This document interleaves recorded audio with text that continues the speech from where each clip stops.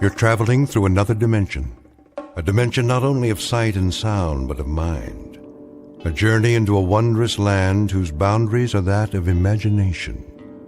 That's the signpost up ahead. Your next stop, the Twilight Zone.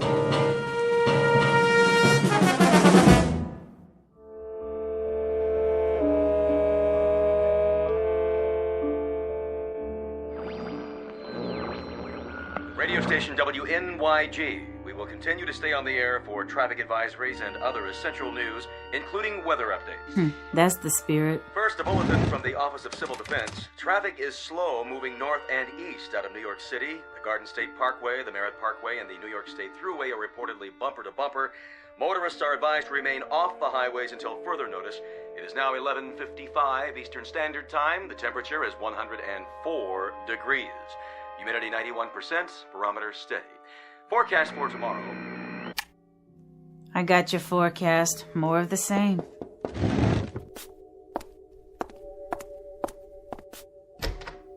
Oh, hey, Miss Bronson. I hope you don't mind, Norma. Not in the least. Come on in. I can't stay. Of course you can. I always like it in your apartment. It's so much cooler. All I have is an old air conditioner and one little fan. That's more than I can say. Well, they don't do much, believe me. Go ahead and leave the door open. We need the circulation. You're painting another picture. Just something to pass the time. Oh, no, you're a real artist. I love the colors. Have you sold any lately? Nobody needs art these days, Miss Bronson. Not with all that's happening. Would you like a drink of water? I couldn't. There's a bottle in the fridge. But you need that for yourself. Nonsense. The repairman's trying to fix my refrigerator. You found a repairman? How'd you do that? It wasn't easy. Betty Ayers has a friend in the appliance business. She gave me his home number. It took him hours to get here. Well, at least he made it. It shouldn't take long to fix. If he can do anything with my old machine. I've heard there's a run on spare parts. I can understand why. In any event, I don't want to get in his way. Then you wait here with me. You sure you don't mind? I'll get the glasses and we'll both have some water. Ice water? Well, almost. At least it's cool. You must be parched. You're very kind. Don't be silly.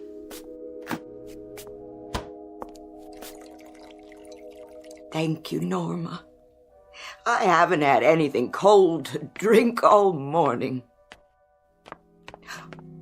Who's there? Well, hey, Susie. I'm thirsty. Are you, sweetie? Yes. Then come on in. Why, that's the first word I've heard the child say in ages. She just stands and watches. I think she's not right. Who is these days? Come here, Susie. Don't be afraid. Would you like some too? Sure you would.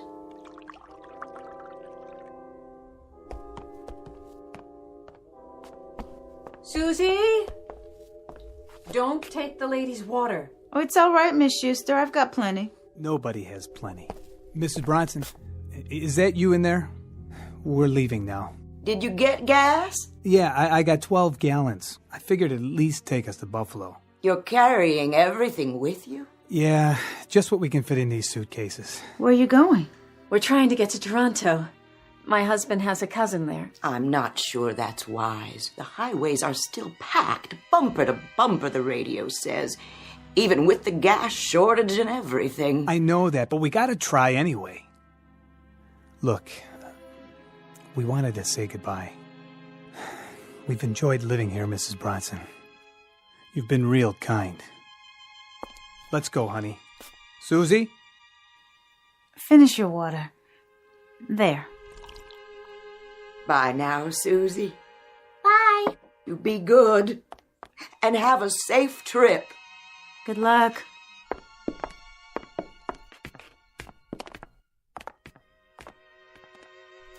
And now we are two.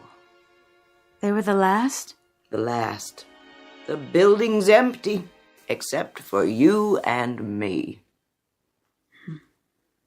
What happens now? I don't know. I heard on the radio that they'll only turn the water on for an hour a day starting tomorrow. They said they'd announce what time. Aren't you going to leave? No, of course not. You'll stay here and paint your pictures no matter what, won't you? For a while, I suppose. I'm not sure what I'll do later. Like this new one, with all the colors. What is it? Can't you tell? Well, it does look like... It's the sun, Miss Bronson, the sun. Oh, my dear. Why do you keep painting that? I can't help it. But I keep getting this crazy thought, Miss Bronson. This crazy thought that I'll wake up and none of this will have happened. I'll wake up in a cool bed and it'll be night outside. Wouldn't that be lovely? And there'll be a wind. Yes. And branches rustling. Shadows on the sidewalk. A moon. Oh, Norma. Traffic noises outside instead of all this nothing. Automobiles, garbage cans, milk bottles, voices, anything. Isn't it odd? Isn't it odd the things we take for granted while we had them? There was a scientist on the radio this morning. He said that it would get a lot hotter. More each day now that we're moving so close to the sun. And that's why we're...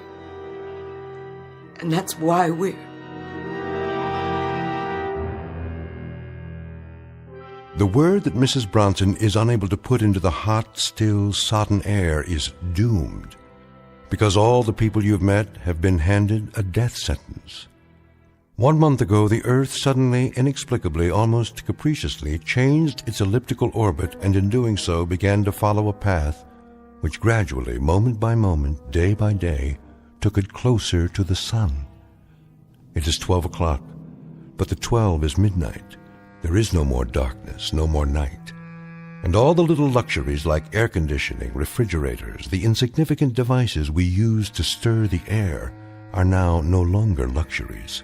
They happen to be pitiful and panicky keys to survival. The time is any time. The place is New York City. And this is the eve of the end. Outside, a city has emptied itself of its inhabitants. They have trekked north toward Canada in a hopeless race against a sun which has already begun to overtake them. This is a world of heat, a brilliant white orb that draws closer with every tick of the clock. It is high noon, the hottest day in history, and you're about to spend it in the Twilight Zone. And now, The Twilight Zone and our story, Midnight Sun, starring Kim Fields, with Stacy Keach as your narrator.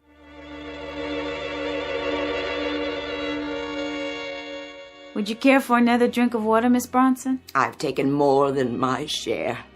Forgive me, Norma. Aw, after all you've done for me, don't you talk that way. Oh, there's the repairman. Hey, you looking for Miss Bronson? She's in here. She's running again, ma'am. Oh, I'm so glad. I tell you, I wouldn't sign no guarantee as to how long she'll run, but she shouldn't give you any trouble for a while. Oh, that's such a relief. You don't know. Yeah, I do. I've been to 4 buildings already today. People treat me like I'm a lifesaver or something. You are. Hey, I'm only doing my job. I don't like to ask, but was you going to pay for this in cash? I have a charge card. Well, the boss says I should start collecting in cash. On account of the banks shutting down and everything. What? Is that true? I didn't hear anything on the newscast. I know they cut back their hours. Yes, ma'am. Most branches don't open at all anymore. And cash machines? Forget it.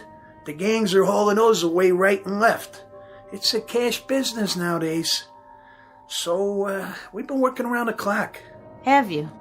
Refrigerator's breaking down every minute and a half. Everybody and his brother trying to make ice. Then, with the current being shut off every couple hours, that's tough on the machines. You know, the compressors.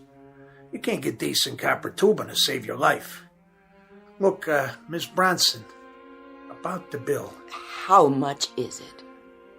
I gotta charge you $100. For 15 minutes work? For 15 minutes work. Most outfits are charging double that. Triple even. It's been that way for a month. Ever since the thing happened. I don't have any money left, but... What are you doing? This ring is gold. Don't, Miss Bronson. It's worth a lot more than $100. It's priceless. Put it away. Go ahead, charge it. I ain't taking a lady's wedding ring. Goodbye, Miss Bronson. Good luck to the both of yous. Thank you. I'm in no hurry to get back out there, let me tell you. Look at that sky. I don't think I ever saw a white sky before. Is that what it is now? White? I'm gonna try to get my family out tonight. Drive north, Canada if we can make it. They say it's cooler there. Not that it makes that much difference, but just kind of prolonging it. Everybody rushing to fix their refrigerators and air conditioners. It's like somebody drowning in the ocean and trying to get hold of, I don't know, a piece of seaweed. I'm sorry. I didn't know what else to do, so I called you. It's nuts. Just prolonging it, that's all. Lordy, it's hot. How do you paint a white sky, Norma? You can't. Not really. Just layer on a lot of paint with a palette knife, swirl it around, mix with some yellow and magnesium, maybe cobalt blue highlights. I'm running out of all of them. I think I got 1 tube left of each. Then what will you do? Paint the things I used to paint, I suppose. I'd much rather do that anyway. If I can remember. That kind of white you're talking about. It's a color that's not supposed to be. That's what I think. It's not the same as you see in flowers, in things that are alive. I know. It's actually no color. The complete absence, at least on the canvas. With light, it's different. Then it's all the colors of the rainbow, but as if they're on fire. So bright you can't tell them apart. Like outside. Don't open the curtain. I'd just as soon not know. I just want to see what it's like now, before I go out. Oh, no, please don't. Just to the store. Yeah, I have to. Before things get any worse. What are they saying on the radio? I'll check. Ladies and gentlemen, this is WNYG. Please remain off the highways until further. You hear that, Norma? And now the weather forecast from the Director of Meteorology. The forecast for tomorrow is... The forecast for tomorrow... Sounds like he's losing it too. Well, just... What did you think? Hot. What is he talking about? I don't care. Who are they kidding with this stuff? Ladies and gentlemen, tomorrow you're going to be able to fry eggs on the sidewalk. Heat up soup in the ocean and get yourself the sunburn of your life just by standing still in the shade. Turn it off. Wait, I want to hear this. What? Stop it! You're going to cause people to panic. What do you mean, don't panic? Who's left to panic? Ladies and gentlemen, I'm told that my departing from the script might panic you. But my name's not Orson Welles, and this isn't an invasion from Mars or some such. That's it. I'm pulling the plug. Don't you try it. Excuse me, ladies and gentlemen, boys and girls, but it's my contention that there aren't 12 of you left in the city who are listening to me anyway. So I'm starting a special contest right now. Anyone within the sound of my voice can tear off a box top. Oh, no. Make that the top of their thermometer. Mail it to me. I'll send them my own specially devised booklet on how to stay warm when the sun is out at midnight. Now, maybe I can find a couple of commercials with real pizzazz for you. How about a nice cold beer? Wouldn't that taste just great right now? Let me alone. Fool, stop it. Do you hear me? Let me alone. Come on. I said let go. You see, honey, you're not the only person who's frightened. What about you? How much longer can you go on? As long as I can. There isn't much choice, is there? So you can keep painting your pictures. Oh, I don't know that I care about that now. But you should. They're a record of how it was. I suppose. But there's no assurance that anyone will be around to see them, is there? Then why do you still paint? Because I always have. It's the one thing I can do. Even if it doesn't matter to anyone else. I don't know how you keep going. I really don't. Neither do I, Miss Bronson. Neither do I.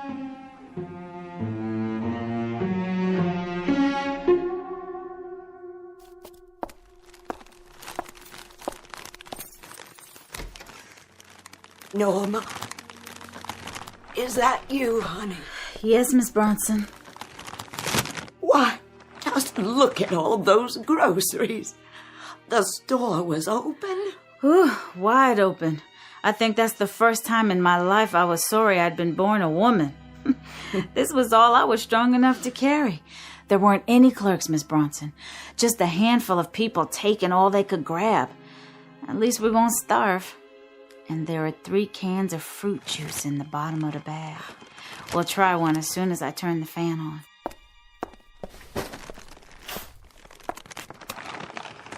Fruit juice.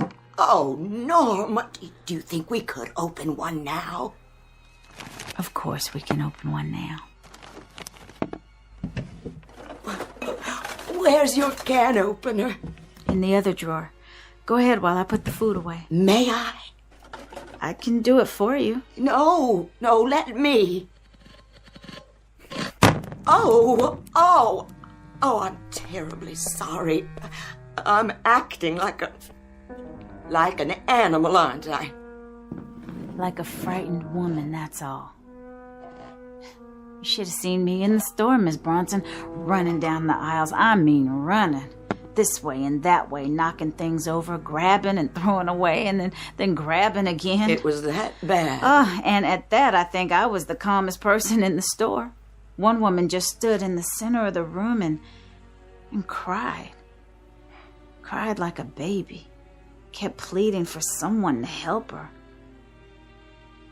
Go ahead. It's grapefruit juice. I can't just live off you, Norma. You'll need this yourself. We're going to have to start living off each other, Miss Bronson. Here's looking at you. Well then, here's looking at you too.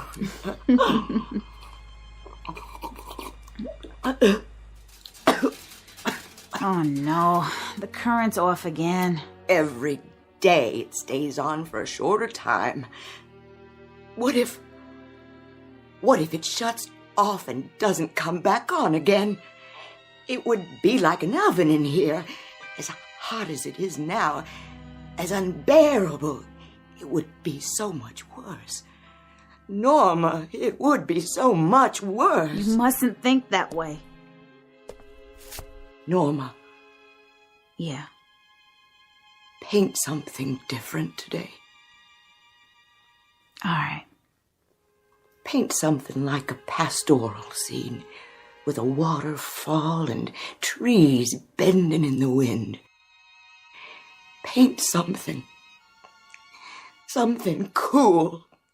Not like this. Please, don't paint the sun anymore. I'll try. I'm working on a new one for you. How about that waterfall? Oh, Norma.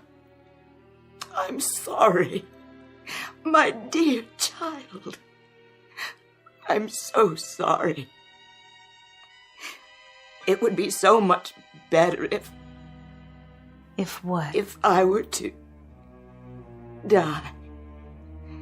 So much better for you. Please don't ever say that again. We need each other now. We need each other desperately. Hello? Anybody still up here? Yes, officer. Can I help you? Say, are you the only one in the building? Just me and Miss Smith. Well, have you had your radio on lately? It's on all the time. Norma, honey, what station did we... It doesn't make any difference. There are only 2 or 3 on the air now, and they figure by tomorrow, well, there won't be any. Point is, we've been trying to get a public announcement through to everyone left in the city. What announcement? There isn't going to be a police force tomorrow. We're disbanding. What? Over half of them have gone already. A few of us have volunteered to stay back and tell everyone we could to keep your doors locked. Why? You don't mean... Every wild man, crank, and maniac around will be roaming the streets. It's not going to be safe, ladies. So keep your doors locked. You got any weapons in there, miss? No. No, I don't. I don't either. I wouldn't know how to shoot a gun. Well, here. You better hang on to this. It's a .45, all loaded. Safety's off. Just pull the trigger, if you need to. Officer, what's going to happen? Well, don't you know? It's just going to get hotter and hotter. Then maybe a couple of days from now, 4 or 5 at the most, it'll be too hot to stand it. Then, well, at least you got the gun. Then, you use your own judgment, ladies. Good day.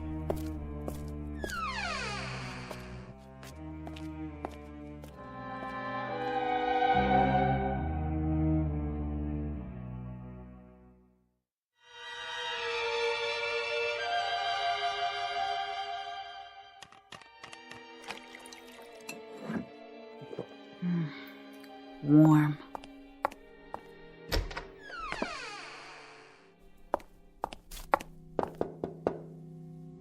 Miss Bronson? Miss Bronson? You all right? I'm all right. It's been so quiet. I haven't heard a sound. What time is it? My watch is running slow. About 3. 3 o'clock. Yeah. In the afternoon. Were you able to sleep? I laid down for a while. Good for you. I tried shutting the curtains to keep the light out. You had them open? I couldn't fight it anymore. It gets so stifling when they're closed. I guess it's psychological, isn't it?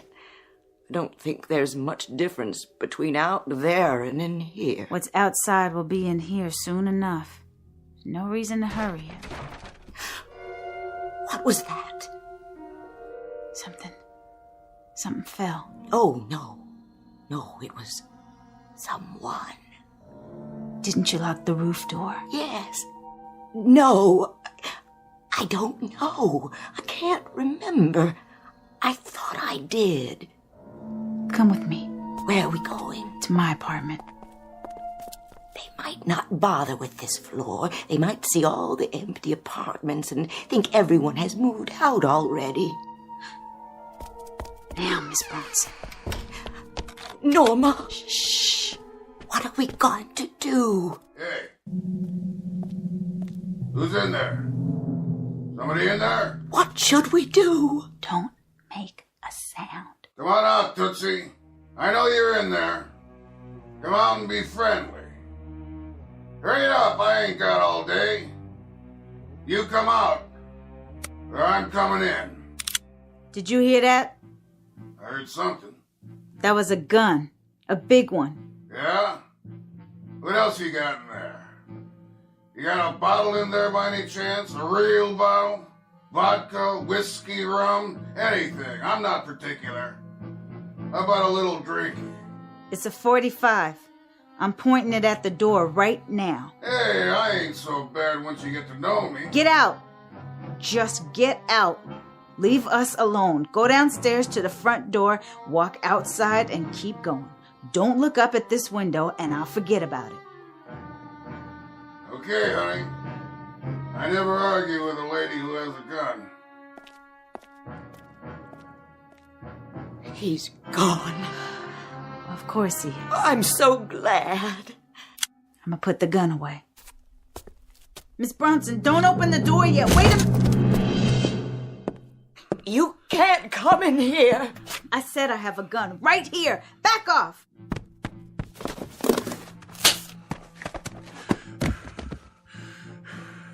Crazy dames. It's too hot to play games. Much too hot. You got that drink now? No. Sure you do. I got the gun, see? So I'm asking you one more time, real polite like. You can make it easy on yourself or not. Don't make no difference to me. There's water in the fridge. You might have just said the magic word. It ain't cold. It's all I got. It's all she has. It'll do.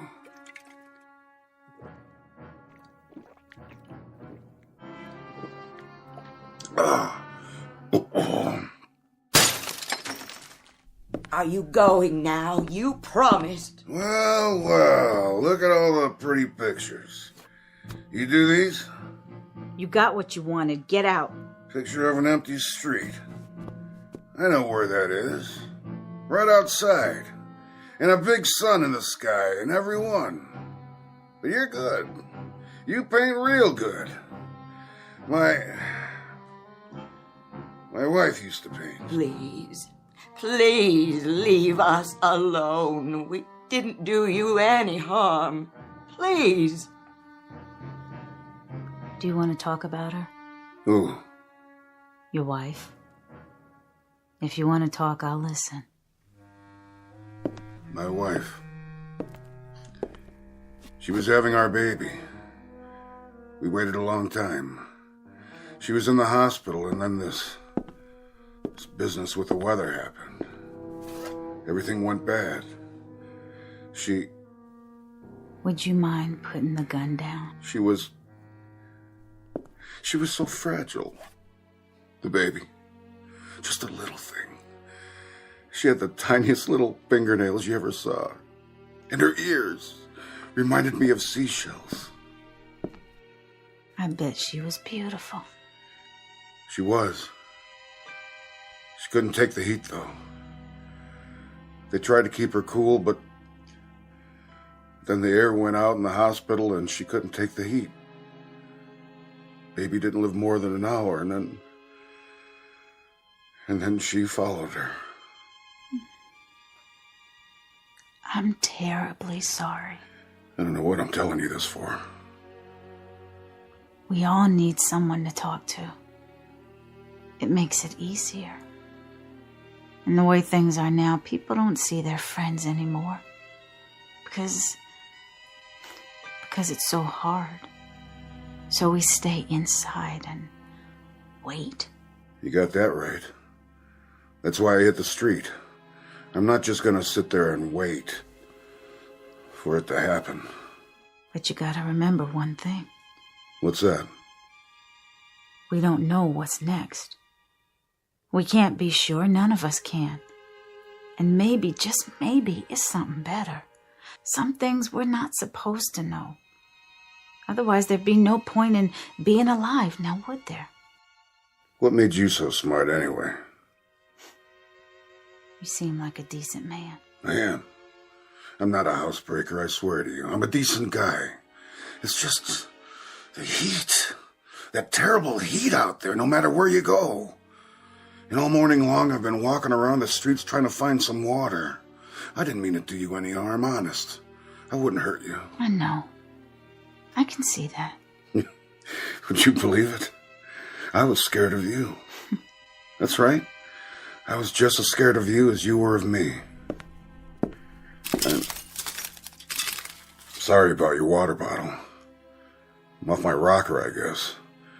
I was just so thirsty. Forgive me. Would you? Would you please forgive me? Yeah. That means a lot. Where will you go now? Think I'll go home. Here's your gun. I don't want it. I wouldn't have used it anyway. I don't think I would have either. Will you tell me one thing? If I can. What I want to know is, why don't we just burn up and get it over with? That's all that's left now. Just to have it end. All of it.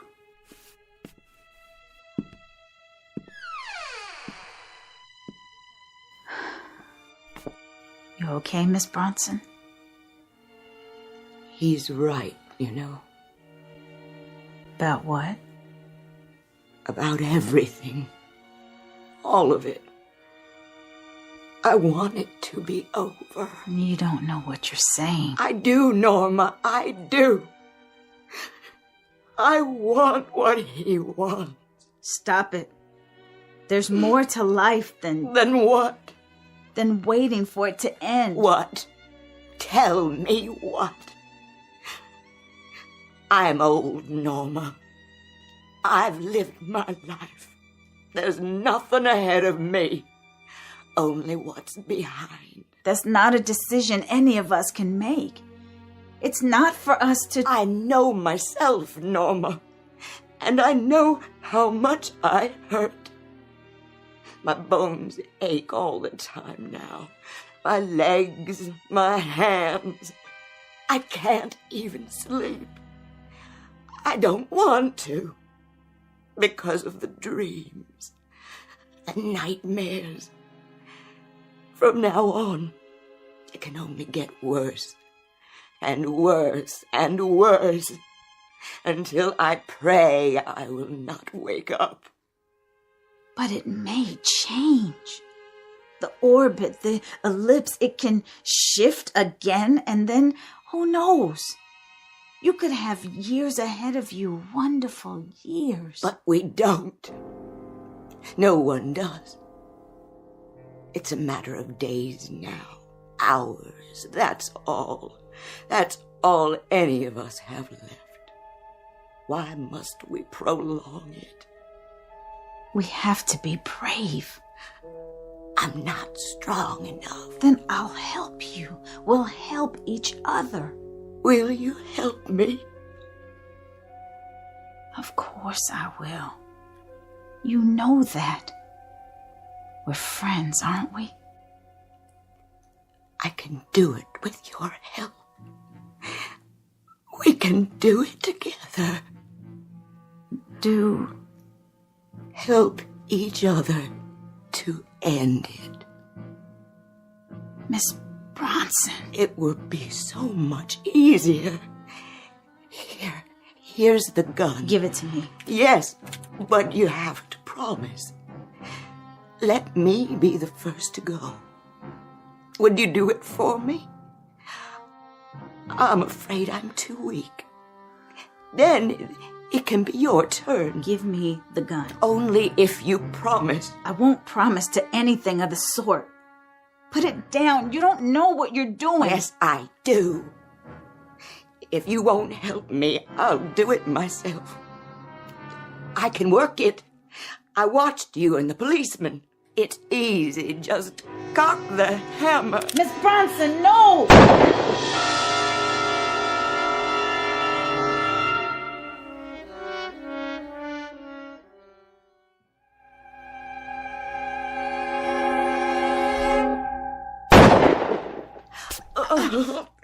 I said, give it to me.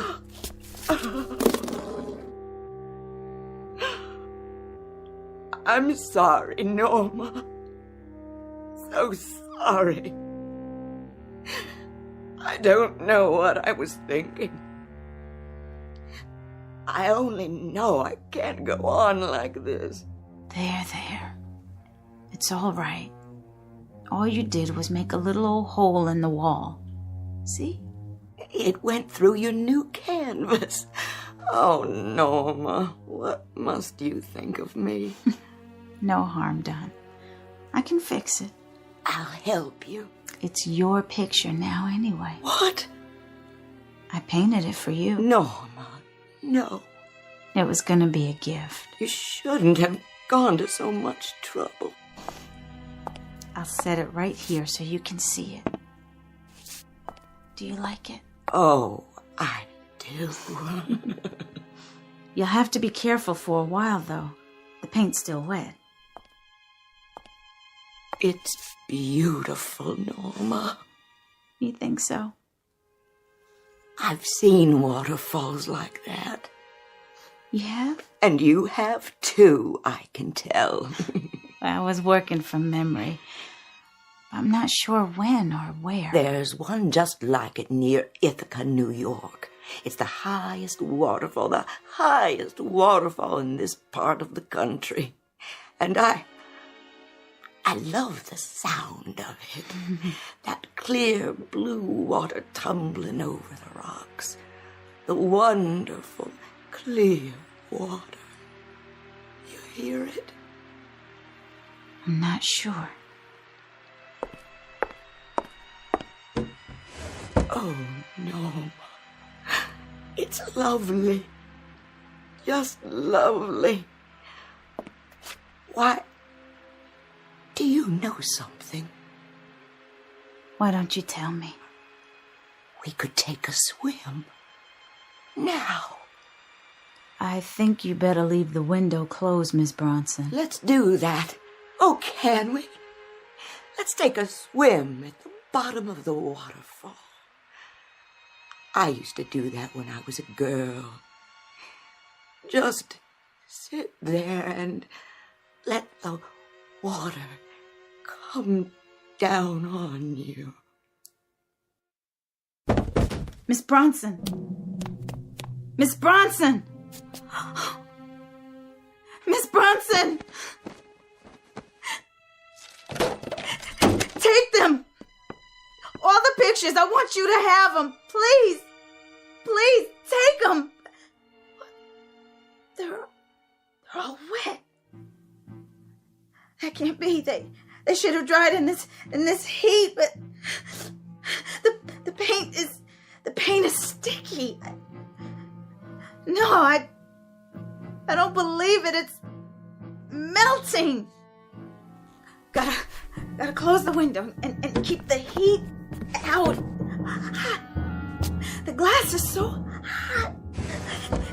Even the curtains. Help! Help! Fire! Help! Someone, anybody, please! Fire!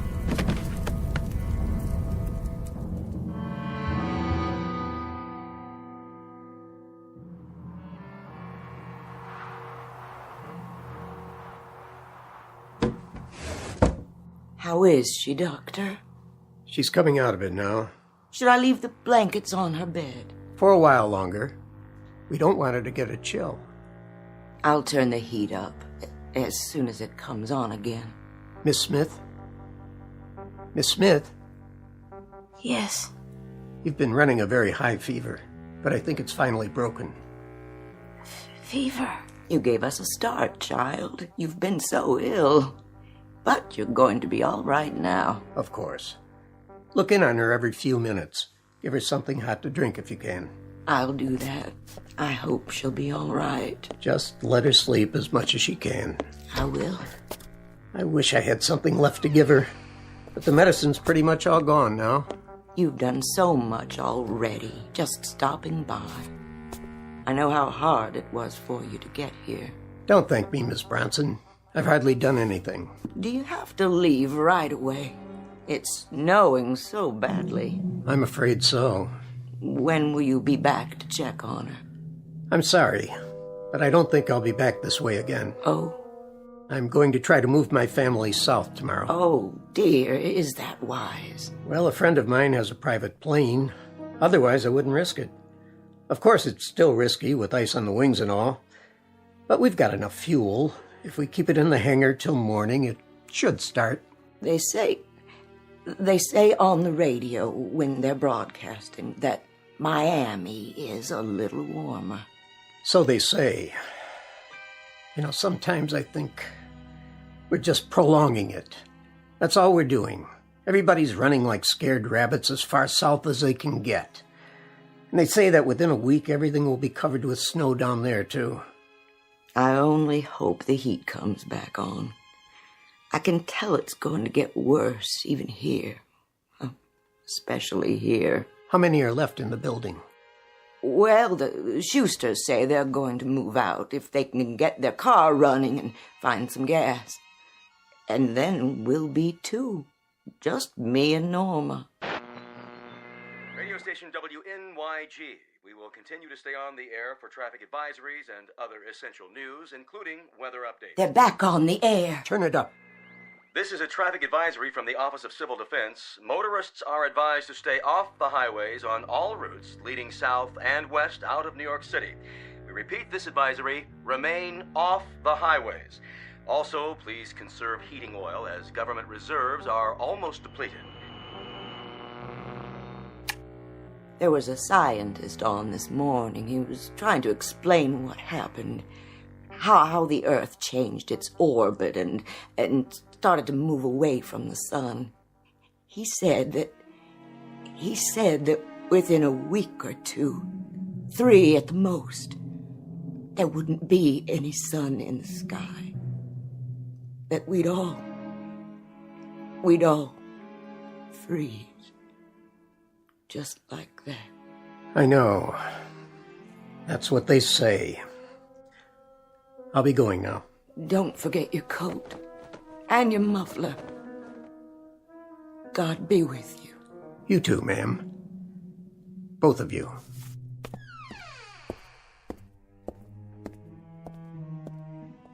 Miss Bronson. I'm right here, dear. And how are you feeling, Norma?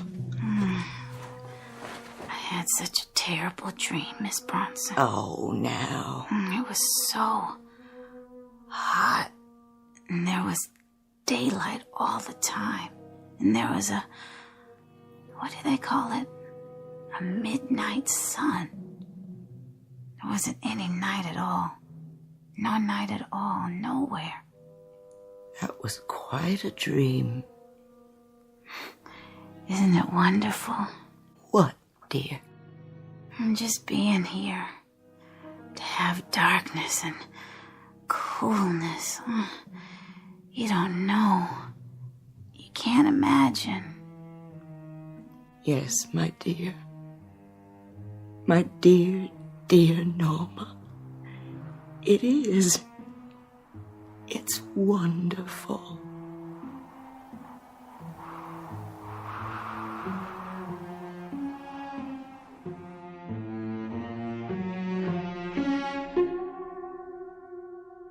The poles of fear, the extremes of how the earth might conceivably be doomed.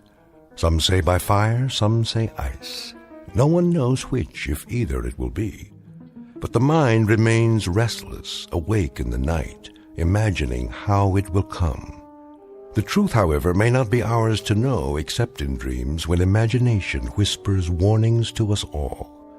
And who can say what truths lie in the messages from that much maligned region, where there are no road maps to point a way out of endless darkness or endless day? But don't lose any sleep over it, not just yet. It's all a trick of the mind, that vast uncharted continent explored only by the bravest and most reckless among us, the ones we call seers and artists. For now, this simple exercise in the care and feeding of a nightmare, respectfully submitted by all the dreamers and thermometer watchers in the Twilight Zone.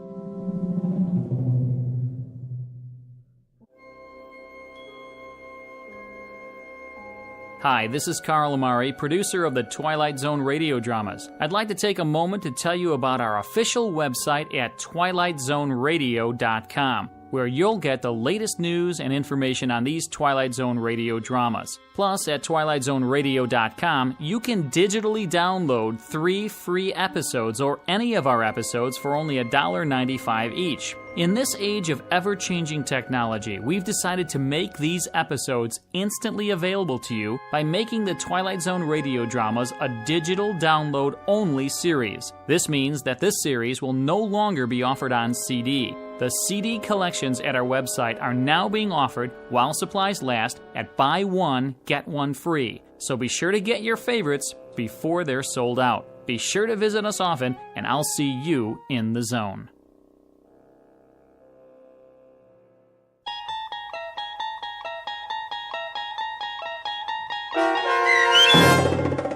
Midnight Sun, starring Kim Fields, with Stacy Keach as your narrator, was written for the Twilight Zone by Rod Serling and adapted for radio by Dennis Etchison. Heard in the cast were Taylor Miller, Doug James, Linda Ryder, Lauren Patton, Rich Kominick, Turk Muller, Lynn Foley, and Guy Burrell. To learn more about the Twilight Zone radio dramas and to obtain audio cassettes and CDs of these programs, visit our website at twilightzoneradio.com. The producers of The Twilight Zone wish to thank CBS Enterprises, Carol Serling, Dennis Etchison, Dick Brescia Associates, Claire Simon Casting, Don Longo, Terry Jennings, the American Forces Radio and Television Service, our sponsors, and our radio affiliates for helping make this series possible. This copyrighted radio series is produced and directed by Carl Amari and Roger Wolski for Falcon Picture Group. Doug James speaking.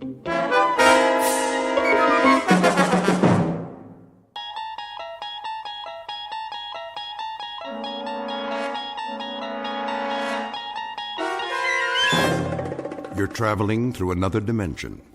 A dimension not only of sight and sound, but of mind. A journey into a wondrous land whose boundaries are those of imagination. Your next stop, the Twilight Zone.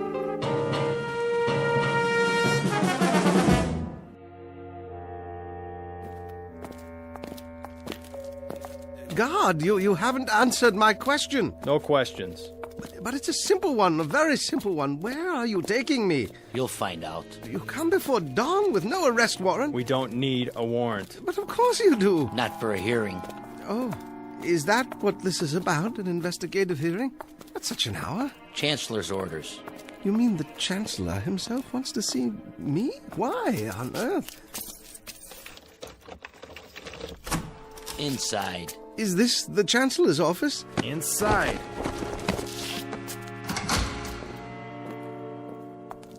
Hello. Hello.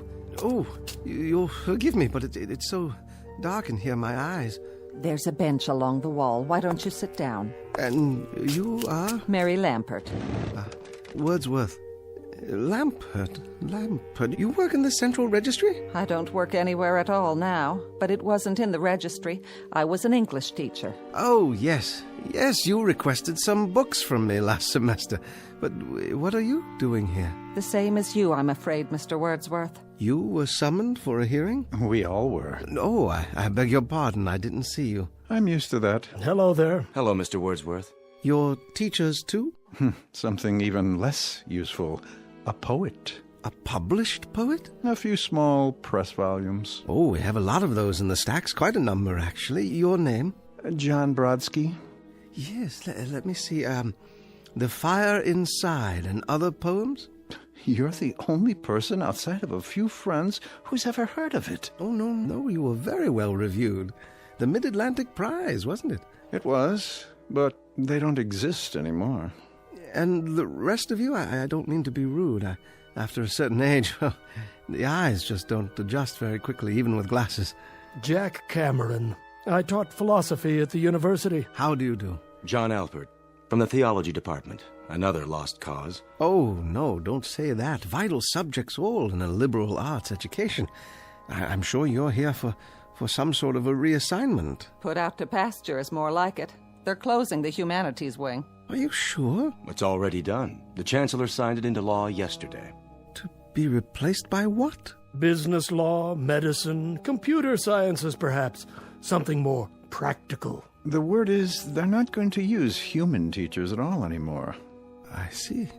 And what of books? They'll be obsolete too, what with the standardized software. In other words, will all be obsolete? That's the handwriting on the wall. But that's absurd. Well, what will they do with us? Pay us not to work? I think they have in mind something a bit more efficient. Such as? Lampert. Yes? This way. Yes, of course, I'm ready. I'll go first. Please, that's not necessary. Lampert, Mary, now.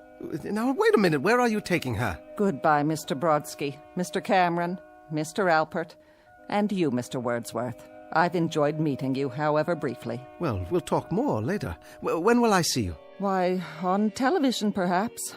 I'll hold a good thought for you. For all of you. Wait! Where are you taking her? You walk out of this room and into the next at your own risk, because it leads to the future. Not a future that will be, but one that might be. This is not a new world, brave or otherwise. It is simply an extension of what began in the old one. It has patterned itself after every dictator who ever planted the ripping imprint of a boot on the pages of history since the beginning of time.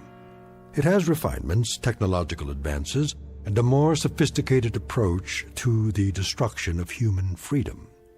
But like every one of the superstates that preceded it, it has one iron rule. Reason is an enemy and truth is a menace. This is Mr. Romney Wordsworth in his last 48 hours on Earth. He is a citizen of the state, but will soon have to be eliminated because he is built out of flesh and because he has a mind. Mr. Romney Wordsworth, who very shortly will draw his last breath in the Twilight Zone. And now, The Twilight Zone, and our story, The Obsolete Man, starring Jason Alexander, with Stacy Keach as your narrator. Who's next? Wordsworth, Romney. Wordsworth. Ah, yes. You should have the file on your desk, Chancellor. Mm-hmm.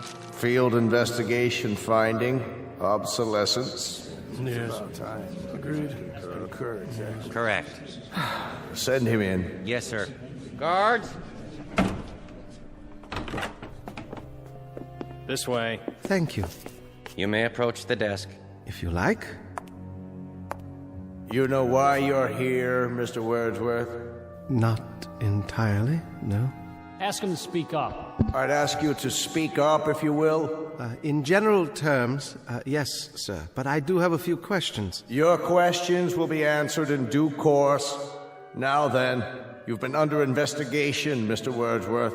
I have? For the mandatory period of 1 year and 11 months. I was never notified of any investigation. Notification is not required under the new edicts. Really? I have the results before me. The determination is that you're obsolete.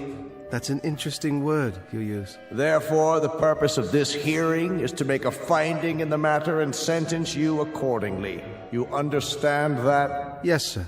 I suppose I do. Your occupation, Mr. Wordsworth? Librarian. They even have those anymore? A what? A librarian, sir. Has this man had counsel? Yes, sir, he has. Are you sure he knows his rights? He's been given orientation, sir. I'm told that you've had counsel and been given orientation, Mr. Wordsworth. Well, in a manner of speaking. Just prior to entering this room, I did have a brief conversation with someone or other. He was wearing a uniform, very much like your own. That would be one of the subalterns. So you've been instructed.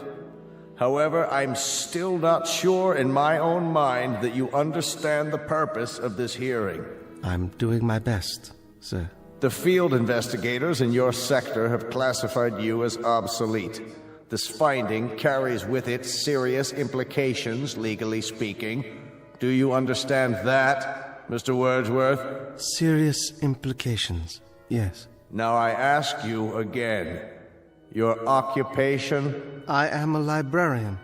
I could lie to you and say curator of records or historian or data manager, but that's my occupation, my profession. It's an honorable tradition.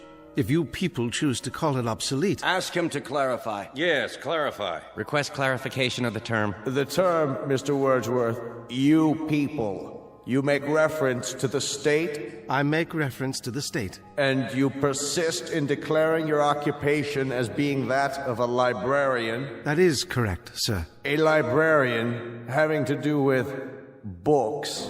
Yes, sir. Books. of all types and description. Since there are no more books, Mr. Wordsworth, there is scant need for libraries. Oh, but there are books. Some going back decades, even centuries. The older ones are in constant need of repair. Even the newer ones require preservation. Well, do you know that books printed on paper containing wood pulp are in danger of deterioration? A kind of oxidation or slow burning, you might say, if there's so much as stored on wooden shelves. Not to mention the effects of light and moisture. Please, Mr. Wordsworth. No, the only safe method is to keep them in metal cabinets, in absolute darkness, if possible, in a temperature-controlled environment. Of course, rag or hemp paper doesn't deteriorate at the same rate. That's why some ancient volumes are unyellowed and still quite usable. What sort of books are you talking about? Oh, anything printed before the 19th century. The older, the better. The Gutenberg Bible is a famous example. To close the subject, with no further need of libraries, it follows that there is little call for the services of a librarian. Now, I must ask for clarification. Did you say no further need? Case in point, a priest or minister, he would claim that his function is preaching the word of God. But of course, since the state has proven that there is no God, that would make the function of such a person somewhat academic as well. Academic? Meaning theoretical, without practical function. But there is a God. You're in error, Mr. Wordsworth. There is no God. You know that? The state has established it. Established it? How? By scientific proof, or the lack thereof. You cannot erase God with an edict. This is not a debate. It's not a matter of laws and proclamations. You are obsolete, Mr. Wordsworth. A lie. No man is obsolete. You have no function. You are an anachronism, a ghost from another time. I'm nothing more than a reminder to you that the state can't destroy words and the concepts they represent by burning pages. You're a bug, Mr. Wordsworth, a crawling insect, a bookworm, an ugly, misshapen little creature that has no purpose here. No meaning. I am a human being, as are you. A human being? Is that what you lay claim to? You're a librarian, Mr. Wordsworth. You're a dealer in books that no one reads, and 2-cent fines and pamphlets, and closed stacks in the musty insides of a language factory that spews out meaningless words on an obscure assembly line called the printing press, whose time has long passed. Words, Mr. Wordsworth, that have no substance and no dimension. Like air, like the wind, like a vacuum that you make believe has an existence by scribbling index numbers on little cards. I don't care what you say. Don't approach the bench until you're told to. And I tell you I don't care. I'm a human being. I exist. And if I speak one thought aloud or in writing, that thought lives even after I'm shoveled into a grave. This I know beyond the shadow of a doubt. Delusions, Mr. Wordsworth. Delusions that you inject into your veins using a needle filled with printer's ink. The narcotic you call literature. The Bible, poetry, essays, all of it, just an opiate to make you think you have strength when you have no strength at all. You're unfit. You have nothing but spindly limbs and a dream, and the state has no use for your kind. You waste our time, Mr. Wordsworth, and you're not worth the waste. I agree. Let's end this. Now then. You've made your point. Instruct him. Romney Wordsworth, you will return to detention.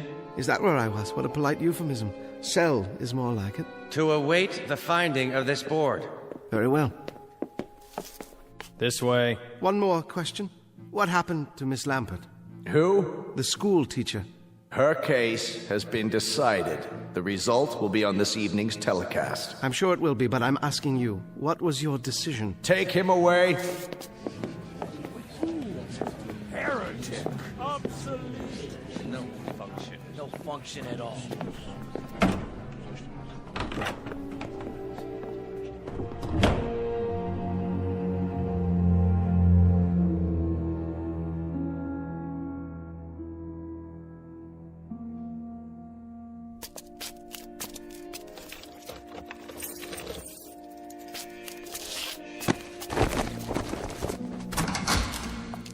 Mr. Wordsworth, how did your hearing go? Well, I'm not honestly sure, but I have a pretty good idea. At least it hasn't been decided yet. Oh, no, not yet, but I don't think it will take them very long. Ambiguity, the devil's playground, and my stock in trade. Miss Lampert hasn't come back yet. That means her case has already been decided. That's what they said. Where would they take her in that case? Back to her living quarters, I imagine, to await the carrying out of the sentence. As for myself, I'd rather carry it out alone. Not thinking about hemlock, are you? Don't tell me you are. That's not what they use nowadays. Too hard to measure the dosage. Get me a bottle of good scotch. I'd like to go out on a bender. Just give me a pen and paper. But they'd only burn it. Not if it's televised. I can recite to the camera. A public reading at last. Some of it has to get through before they cut off the sound. They can't cut it off. It's an official edict. The equivalent of the condemned man's last words. No matter what those words are? Oh, they'll denounce the statement as soon as it hits the airwaves. But until then, for one shining, glorious moment, I'll have an audience. And someone somewhere may hear my words and understand. Gentlemen, you're dooming yourselves. As if you believe in the superiority of the system, in its right to exist at all. But it does, with or without moral justification. Do not go gentle into that good night. Dylan Thomas? But rage. Rage against the dying of the light. We can rage all we like. No one's going to hear it. No? Think about it. What are you driving at? I wonder if they've reached a decision yet.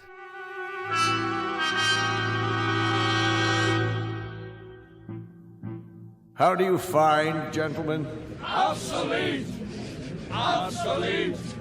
Obsolete! Obsolete! Obsolete. I concur. In the matter of Wordsworth Romney, the board has made a finding. Bring him before me so I can pronounce sentence. Escort him from the detention room right away.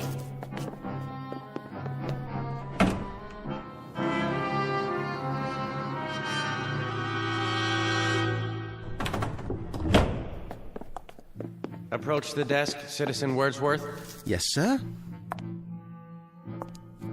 In the matter of your finding, the board declares you obsolete. Mm-hmm. Your rights are as follows. A comment, Chancellor. The lights, it's my eyes. Can some of the lights be directed at the desk so that I can see who I'm addressing? Your rights are as follows, Mr. Wordsworth. You are to be liquidated within a period of 48 hours. They still use that word? Liquidated? But you have an option as to method and precise time. Could you be more specific? There are several prescribed methods, Mr. Wordsworth, including pills, gas, electrocution, lethal injection. It can be done immediately, or an hour from now, or any other time that you request. Are there any other options? The most popular, Mr. Wordsworth, assassination, at a time unknown. This way, the subject is not aware of either the method or the time. Psychologically, it is somewhat easier. In terms of one's mental state, it's the most humane. Then I'd have to say, I'm a very rich man. Louder, please, and step into the light. I was merely saying I'm a rich man. I have such a luxury of choices. A few lines come to mind, perhaps you'll indulge me. Cowards die many times before their deaths. The valiant never taste of death but once. Of all the wonders that I have yet heard, it seems to me most strange that men should fear, seeing that death, a necessary end, will come when it will come. That's from Shakespeare, Julius Caesar. So, since you've given me the luxury of choice, I choose the following. To be given an assassin whom I will tell the method of execution. I don't understand. What does he mean? He will tell? Surely he can't be saying. Mr. Wordsworth, please clarify the nature of the request. You will assign me an assassin, Chancellor, just as you stipulated. But only he and I will know the way in which I am to die. I take it that's acceptable? That will be acceptable, Mr. Wordsworth, so long as your sentence is accomplished within the 48-hour period required by law. And one final request, Chancellor. What's that? I should like to die with an audience. I would like my death to be televised. That, too, can be arranged, Mr. Wordsworth. Thank you. It's not infrequently that we televise executions. It has an educative effect on the population. I have no doubt. Now, as to the time of the liquidation, Mr. Wordsworth? Midnight, tomorrow. And the place? In my room. Gentlemen? Agreed, Mr. Wordsworth. We will choose your liquidator and send him over to you, and he will be duty-bound, just as you prescribed, not to divulge the method you've decided upon. Done. Thank you, Chancellor. Whoever said the state doesn't have a heart?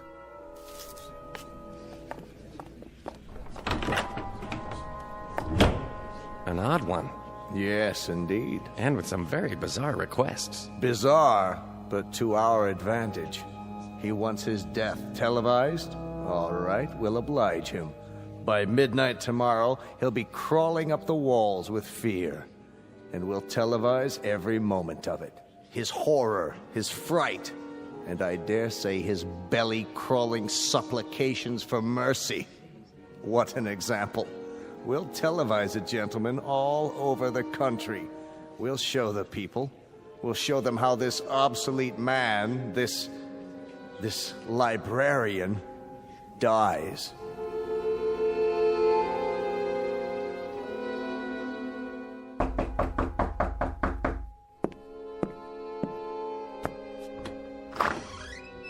Yes?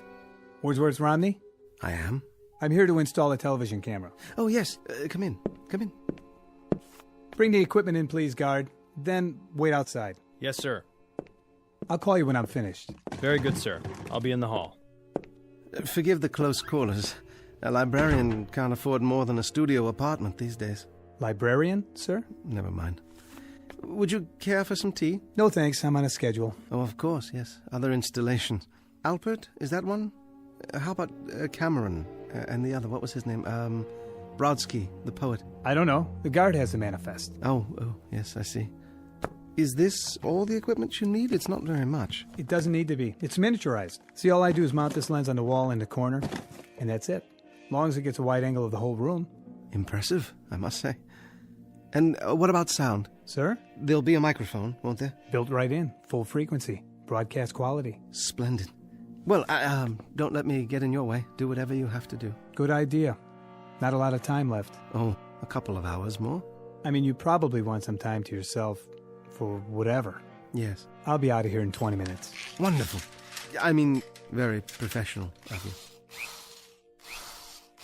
you. Do you happen to know what happened to the school teacher? School teacher? A friend of yours? Not really. I hardly knew her. Not on my list. Oh. You ought to turn on the TV. That'll tell you. Why didn't I think of that? You know, I spend every evening reading. These things are your books, huh? You mean you haven't seen any before? I remember when I was a kid. They had pictures in them. Oh, they have much more than that.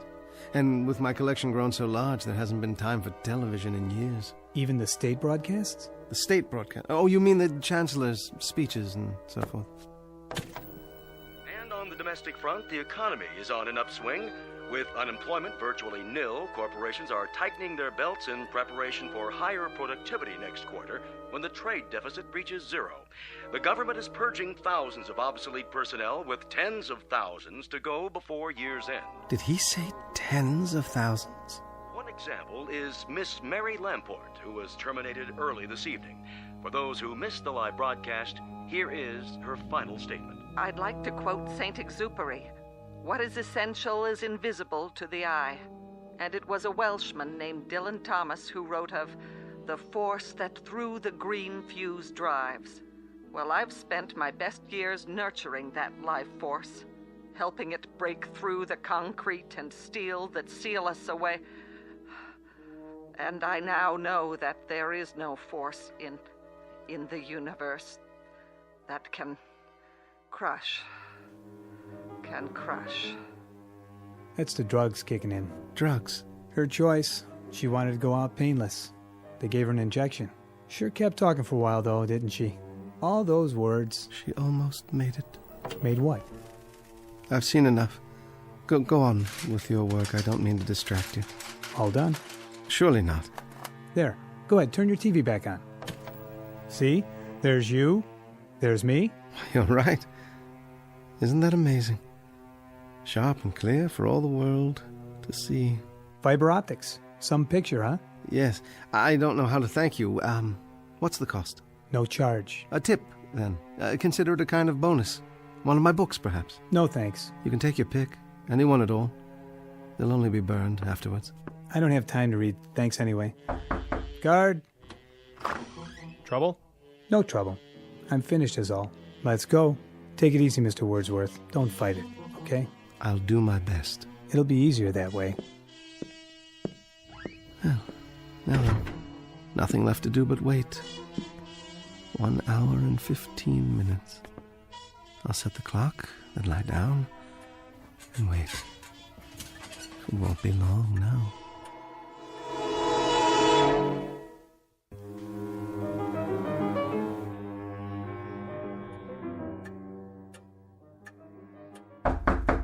Mr. Wordsworth?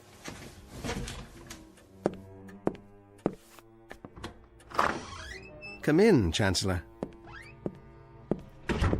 So, this is how a librarian lives. Have a seat, please. I'm sorry there's only the one chair, but with so many books. Thank you for coming. Very irregular, Mr. Wordsworth. Is it? Highly irregular. That you came at all? Do you know why I came? Do you? I invited you. By all means, you invited me. But why would I honor such an invitation? A cryptic note from a condemned man asking me to visit him during the last hour of his life. Not normal, I take it? Hardly the norm, Mr. Wordsworth. Hardly what I'm accustomed to.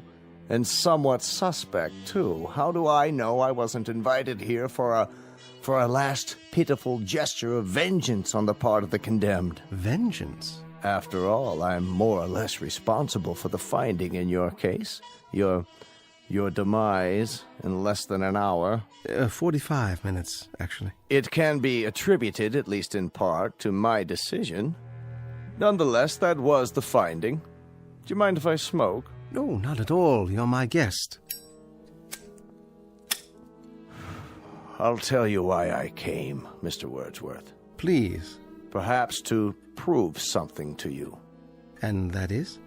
To prove to you that the state has no fears. None at all.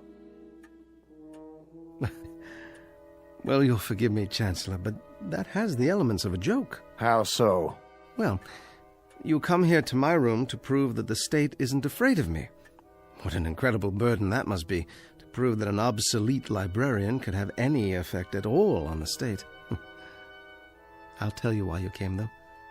I'll tell you the reason that you won't even admit to yourself. And what might that be? I don't fit your formula. Somewhere along the line, there's been a deviation from the norm. Your state has everything categorized, filed, and tagged. You are strength. People like me represent weakness. You control and order and dictate. My kind merely follows and obeys. But something's gone wrong. I don't fit, do I? Oh, you fit, Mr. Wordsworth. In a few moments, you'll be cringing and pleading just like they all do. Yes, indeed, you fit. You've got a miserable, worthless little life, but you've also got an instinct for survival. And very soon now, when you know that life is slipping away, when your survival is just a question of minutes, we'll see which is stronger, the state or the librarian. All the country will see. Yes, they will. I take it you've had a discussion with whoever is assigned to your liquidation. Whomever. What? Whomever.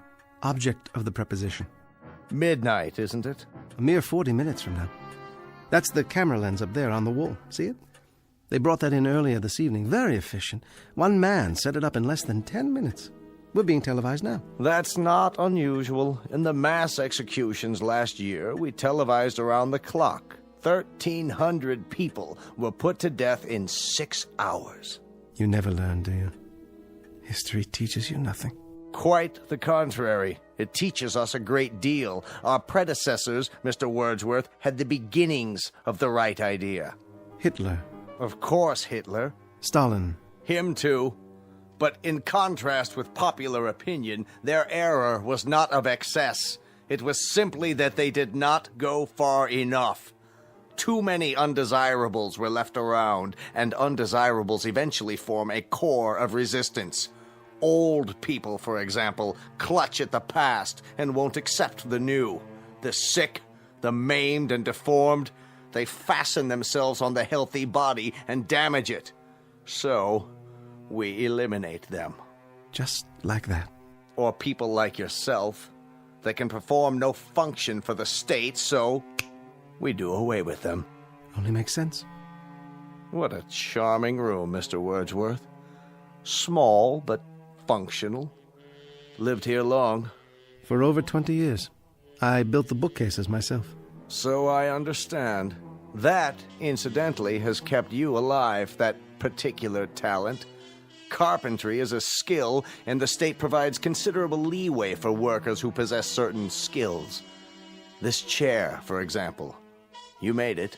I would have made more furniture, but there wasn't enough space with the books. Unfortunately, you went as far as you could go, which was insufficient. So in a little while, it will be the end of a rather fruitless life as Mr. Romney Wordsworth goes to his own private nirvana. That's what they call it in your books, isn't it? In some books. You're not facing the camera, Mr. Wordsworth. You're cheating the audience. They'll want to see how you die. Sorry? Please, Mr. Wordsworth, show the lens your best side. And don't stifle your emotions. If you feel like crying, go ahead and cry. Or if you want to plead, why don't you do so? Let it all out. Perhaps a high state official might take pity on you. You'd appreciate that, wouldn't you? A little chest-thumping, hand-wringing, some moaning, sobbing histrionics. Suit yourself. Unfortunately, I don't have the time to be enthralled when they do come. I have another appointment this evening. Chancellor? Make it brief, Mr. Wordsworth. You have plenty of time. Smoke as many more of your cigarettes as time allows. How's that? I haven't been entirely fair with you, Chancellor. I invited you here for a very special reason. Would you like to know the method I've chosen for my liquidation? I've had a bomb placed in this room. It has a time fuse set to go off at midnight, a few minutes from now. Thoughtful, Mr. Wordsworth. A relatively quick and painless death. Isn't it, though? And yet, knowing that you're going to be blown to smithereens is not the happiest of thoughts, is it? That depends on the individual. Yes, it does indeed. I'll bid you goodbye, then. What kind of idiocy is this? You've locked the door. Yes, I have. You're not going anywhere. You're staying here with me. Open this door at once! I'm not sure I remember where I hid the key. Question: how does a man react to such a situation? Answer: it depends on the individual. As for myself, I shall sit down and read my Bible. This is insane. Hidden for over 20 years, but the only possession I own that has any value at all to me now.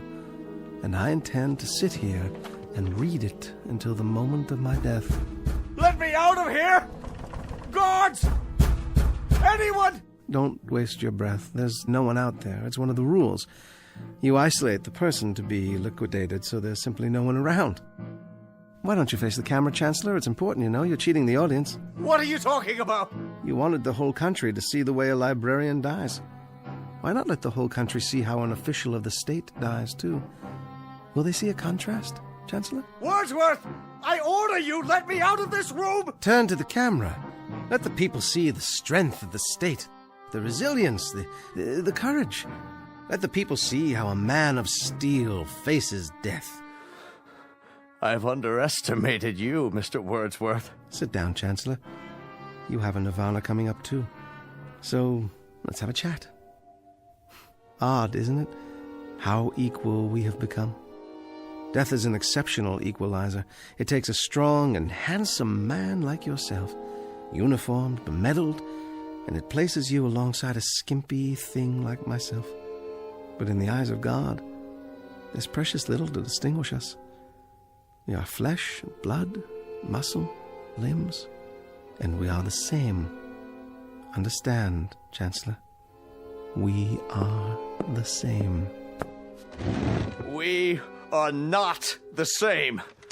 A man of the state dies with dignity. We shall see. That is, they will see. The Lord is my shepherd, I shall not want. He maketh me to lie down in green pastures. He leadeth me beside the still waters. He restoreth my soul.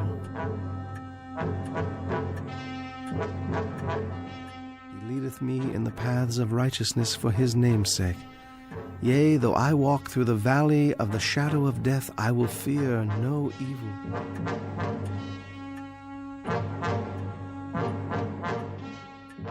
Thou art with me. Thy rod and thy staff, they comfort me. Thou preparest a table for me in the presence of mine enemies. Thou anointest my head with oil. My cup runneth over. Surely goodness and mercy shall follow me all the days of my life, and I will dwell in the house of the Lord forever. Please! Please! There's only 1 minute left. Let me out! In the name of God, let me out! Yes, Chancellor. In the name of God, I will let you out. Here's the key. Goodbye, Chancellor.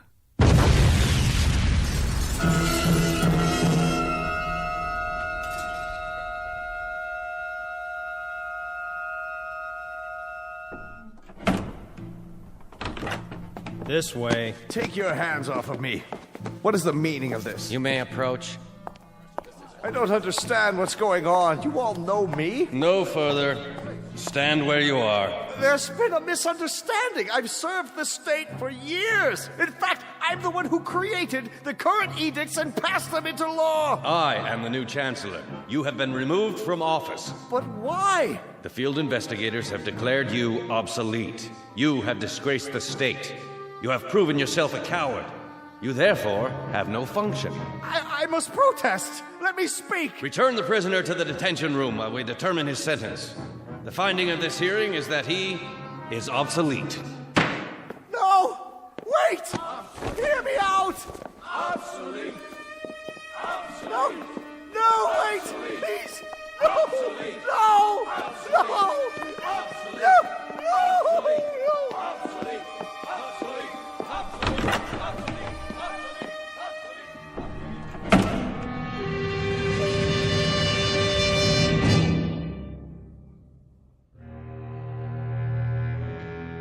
The time is the future. Not a future that will be, but one that might be. Not just this story's lesson, but a lesson for all time. So long as men would speak their mind, and so long as tyranny would seek to muzzle them. File this case under M for mankind in the Twilight Zone.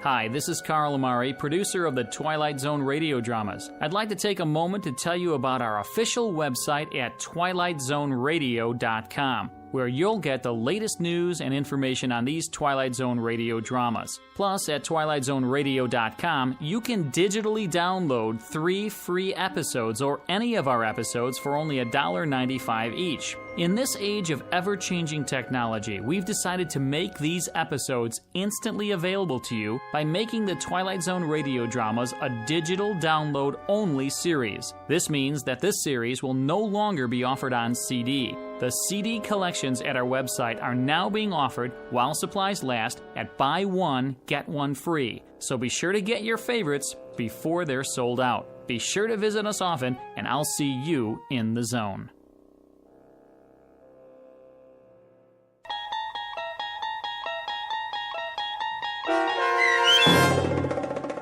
The Obsolete Man, starring Jason Alexander, with Stacy Keach as your narrator, was adapted for radio by Dennis Etchison and based on a script by Rod Serling. Heard in the cast were Christian Stolte, Joe Forbrick, Meg Thalken, Rick Plastina, Doug James, Rob Riley, Lynn Foley, Carl Amari, Roger Wolski, and Vince Amari. To learn more about the Twilight Zone radio dramas and to obtain audio cassettes and CDs of these programs, visit our website at twilightzoneradio.com. This copyrighted radio series is produced and directed by Carl Amari and Roger Wolski for Falcon Picture Group. Doug James speaking.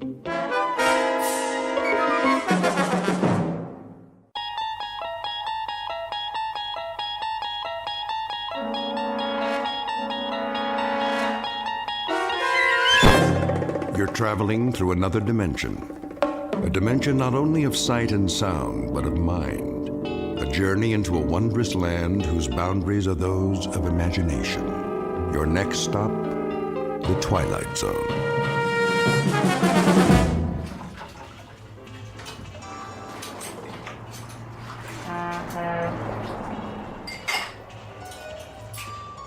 All right. Everybody ready? For what? The evening rush. That's a laugh. What do you mean? It's that time of day. Truckers, moms, and dads, everybody gets hungry. They have to eat before they get to Vegas, don't they? Fix your hair and get your uniform on straight. Nobody's been in here for 2 hours. And that was for a donut and a cup of coffee. We'll be lucky if anybody stops between now and closing. You've got some attitude, Kitty. All right, well, do something. I mean, fill the napkin holders, get setups on all the tables. Look at this salt shaker. It's half empty. You never give up, do you, Ace? Give up, you kidding? The Happy Days Diner is my livelihood, yours too. And don't forget it, all a question of attitude. You gotta think positive. How's that floor coming, Jimbo?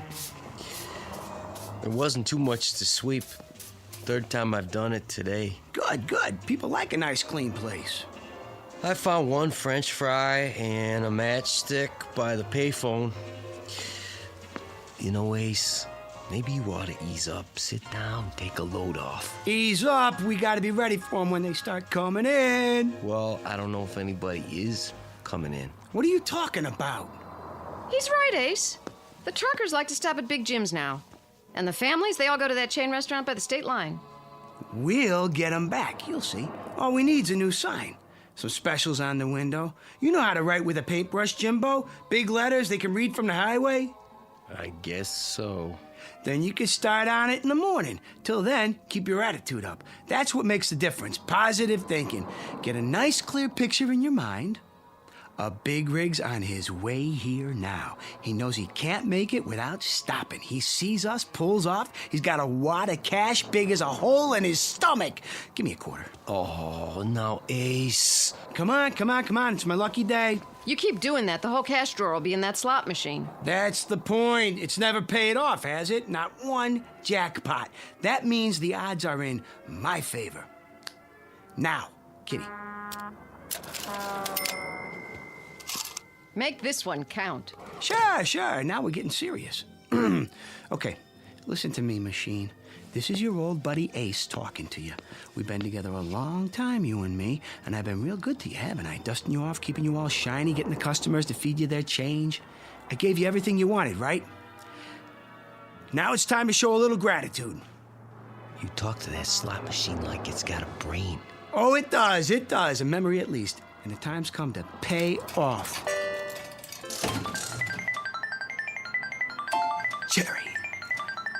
Cherry. And a prune. Well, at least I doubled my money. Take my advice. Hold on to them. That's 100% profit. Nah. I'm just getting her warmed up. Okay, sweetheart, you had your fun. I'm warning you for the last time. Pay up or get out. Ace? Don't bother me. Ace, I think we've got a customer. Yeah? Yeah! Hey, a big rig, just like I said, see? You were thinking of it, weren't you, Jimbo, like I told you to? Oh, I don't know, Ace. I might have been... Sure you were. Mind over matter. That's the ticket. It's all in the concentration. Well, what are you waiting for? Go in the kitchen, put the soup on, heat up the grill. We got ourselves a live one.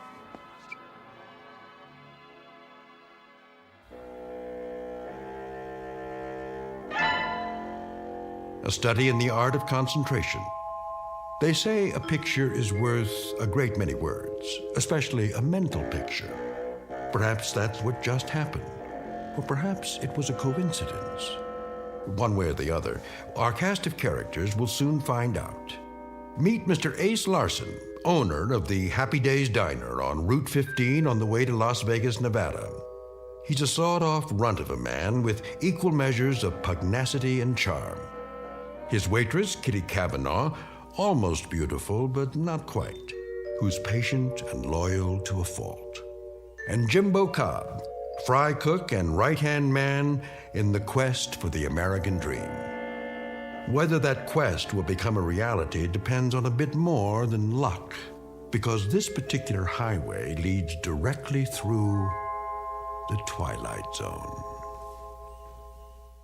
And now, The Twilight Zone and our story, The Prime Mover, starring David Eigenberg, with Stacy Keach as your narrator. That's better. Enjoy your meal? Yeah, it's great. Here's the check. Feel pretty good, huh? I do now. So do I. Kitty, give me a quarter. Oh, Ace. Come on, come on. Are you gonna play that one-armed bandit? Oh, yeah. She's ready to pay off. I can feel it. That'll be the day.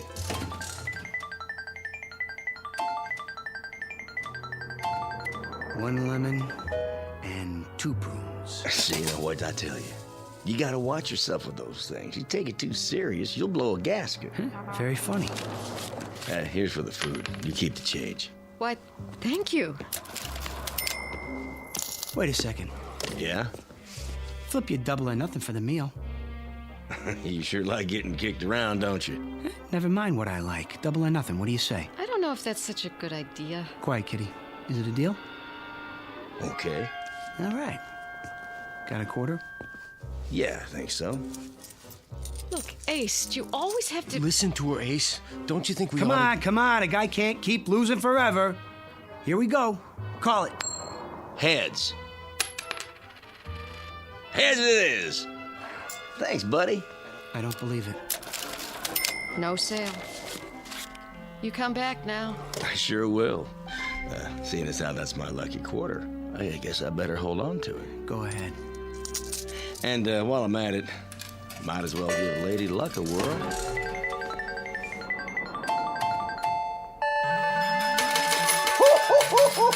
Jackpot! Just like that. Oh, hand me a paper bag, will you, sweetie? I'll take him to go. Sure.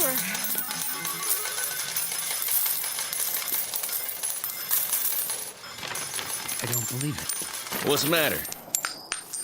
Would you mind hurrying up? Sure. Oh, hey, I got a tip for you. Yeah? You gonna give me a cut? How much you figure? No, lay off the gambling. Nothing good ever came of it. You have a nice day now.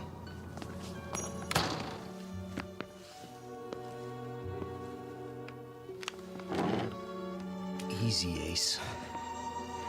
It ain't fair, Jimbo. It just ain't fair. Oh, don't take it so hard. That's easy for you to say. Maybe your luck will change. Yeah. Maybe I'll get electrocuted or something. Night, boys. Where are you going? Home and to bed. Any objections? Nah, honey. I wouldn't blame you if you quit. I can't. You owe me 3 months' salary. So long, you big-time operators.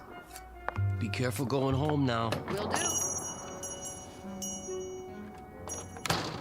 Gee, what a nice girl, huh? Yeah. Too nice. Ace, how come you and Kitty don't get married? On what? With what? I got a little saved up. You could use that. A little ain't enough, Jimbo. A chick like Kitty deserves the best. And the best comes high. Well, we could fix up the back room, make it real nice, just for now. Oh, then where would you sleep? Don't worry about me. I could take care of myself. Sure you can.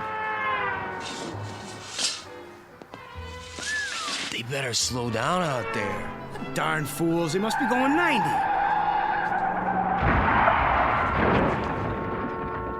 What in the... Jimbo, we gotta do something, quick!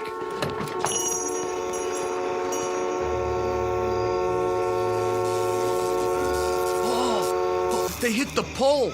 The power lines are down. Let's get him out of there. Can't. It's gonna catch fire. Stay back or we'll get burned up with them. Car's upside down, Jimbo. There's people in there. We just can't leave them. Quiet. Go inside. Call for help. No use. They knocked the telephone pole over. Well, don't just stand there. Think of something. That's what I'm trying to do. Quiet, please, Ace, if you don't mind. What's happening?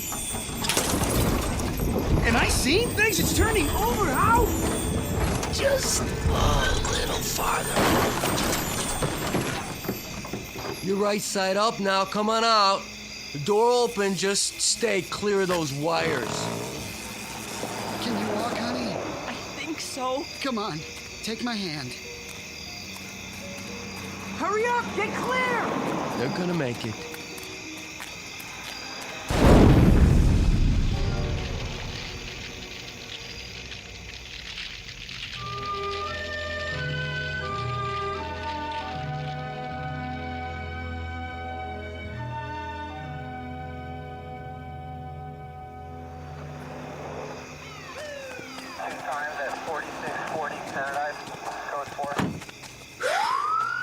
They're taking him to the hospital.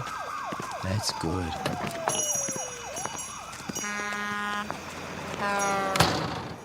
They're gonna be okay, the doc says. A few broken bones, nothing too serious.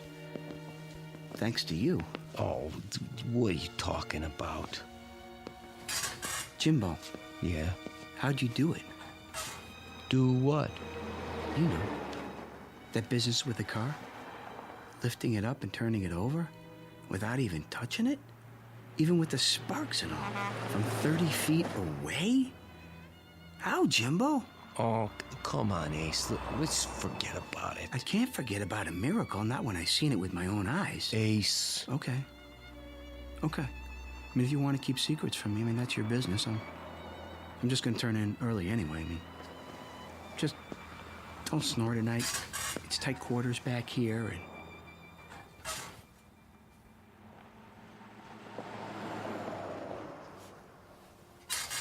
Ace. What? All right, I'll tell you. Yeah, it's up to you. I can't exactly explain it, Ace, but you see, I guess you might say it's a power I got. What kind of power? Well, it seems like I can move things around just by thinking. What? Oh, I know it sounds stupid, but it's true. I don't know how come. I can, that's all. Since when? Since always. You never told me about it. I never thought it was anything special. What? Nothing special? I thought everybody could do it. You know, like breathing. I guess I was wrong. Yeah, I guess you were. How come I never seen you do it before? Oh, I had to give it up. Why? Well, you know. No, I don't. Why don't you tell me? It got me in a lot of trouble at school. Besides, I started getting these real bad headaches after. Like now. Jimbo? Could you do it again? Sure, I suppose. Like right now? Yeah, but... Show me. Oh, Ace, I got a headache. I'll give you an aspirin. Come on. Come on, prove it. Do something to my bed, for instance. If you say so. Huh? Go on. Just a second.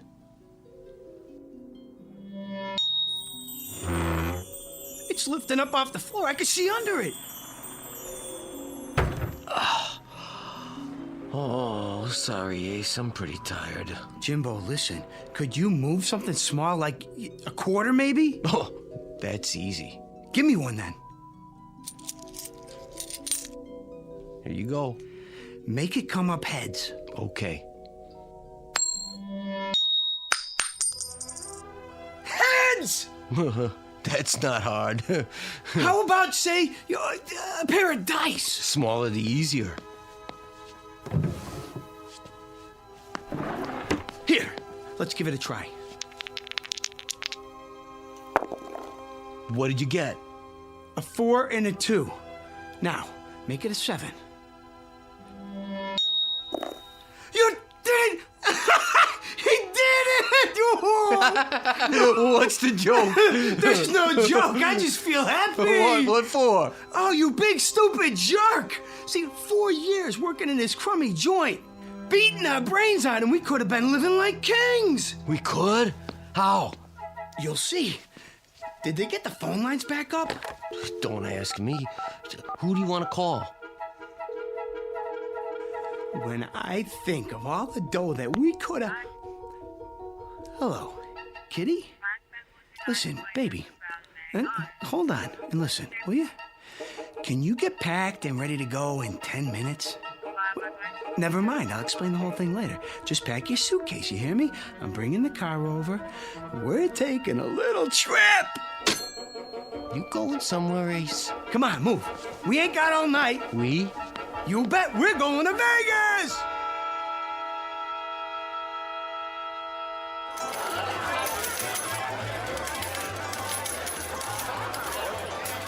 Cigars, cigarettes. Drinks? Bring me a scotch and water. Coming right up, sir. Oh, wait. What do you two want? We just got here, Ace. Besides, they'll probably charge you an arm and a leg. Ain't you ever been in a casino before? Drinks are on the house. No kidding? Would I kid you? Now let's get to it. Where are we going? Let me see. How about the roulette wheel? Isn't that a little out of our league? I saw some nickel slots when we came in. Forget about it. We're going for the big money. Place your bets, ladies and gentlemen. Place your bets. $100 on number 8. Ace, that's all we've got. Relax. $100. Set your money on the table, sir. Yeah, sure. Here you go. Your chips. All bets down. You got that, Jimbo, number 8? Yeah, I heard you. What is going on? Watch this. 8. Red. Even. Oh, you see that? I told you. The gentleman wins. Oh, look at all those beautiful chips. 30-something to 1. Ace, how did you do that? Quiet, baby. What's the limit here? Oh, Ace. Huh? Maybe we should take it easy. Why? So we don't draw attention. Oh, yeah. Place your bets. Number, sir? Not this time. We're gonna play something else. Yeah, that's it. So long, and thanks. Kitty, help me with these chips.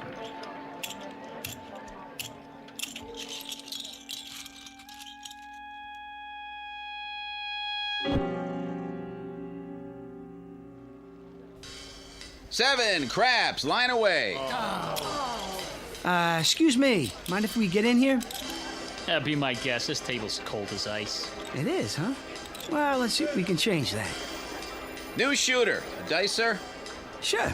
I'll give it a shot. But you don't even know how to play craps. Quiet, kitty. Well, do you? I know plenty. You ain't seen nothing yet. New shooter coming out. Here we go. Hey, Jimbo, where are you? Right here, Ace. Hey, good. That's good. Just a minute, sir. What's the matter? You need to have a bet down.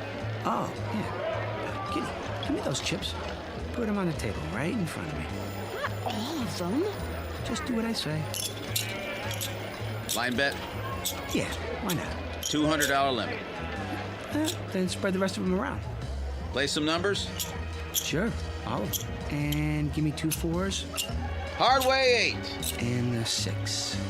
Let me see. 4, 10. All the hard ways. Got that, Jimbo? Yup, I got it. Then here we go. Everybody ready? Let's roll up. Scooby-Dooby-Doo!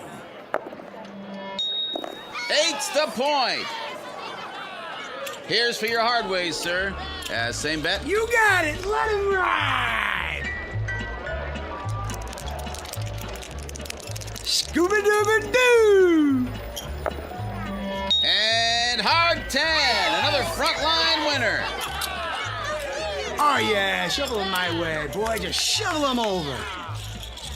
I don't believe it. He won again. That's 17 passes. I never saw anything like it. It's every proposition there is. Move over. I gotta get in on this.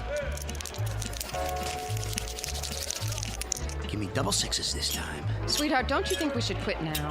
Quit? What are you talking about? But your luck's bound to change. No chance. Jimbo and I got a system worked out, don't we, Jimbo, huh? Ace. Hey, what's the horn bet? I ain't played that yet. Ace, I gotta take a break. Are you out of your mind? We're just getting started. I gotta. My head's killing me. It is? I'm not kidding. Okay, Jimbo. Okay. I wouldn't want you to burn out. Going to roll the dice, sir? Nah, not this time. My arm's getting tired. We'll just cash these in. Aw, did you hear that? They ought to shut down the table till he comes back. I'll change your chips up for color. You do that. Got any aspirin? Sir? For a headache? Try the gift shop. Hear that? Let's go. We'll cash in, and then we'll get an aspirin and lie down till you feel better. Thanks, Ace. I appreciate it. Nice going, fella. Hey, don't leave yet. Hey, I made a bundle on you. Hey, when you coming back? In a little while. Wait up for me. Will do. Hey, anything you bet, I'll bet. Me too. All right, place your bets. New good shooter coming out.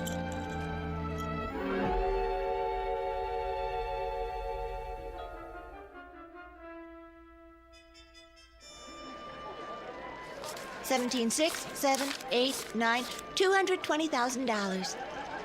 Thanks, babe. Jimbo, help me carry it. Are you staying at the hotel, sir? Maybe, maybe not. What's it to you? I was just going to suggest they have a safe in the office if you're a guest. Don't worry about it. I like to keep a little petty cash on me. You know what I mean? Of course, sir. Yeah, see you, Toots. Don't wave it around like that. Not bad, huh? For starters. You did pretty good, I guess. Pretty good. We've got more money here than I've ever seen in my life. Headache go away? Not yet. Then we better do something about that. Cigars, cigarettes, chewing gum. Got any aspirin? Let me see. Bromo, candy bars. Here, aspirin in the 2-pack. Great. Oh, I'm afraid I can't change a bill this size. Oh, who asked you to? Why, thank you, sir. Don't mention it. Ace, that was a $50 bill. So? Plenty more where that came from. Let's see what kind of rooms they got in this dump.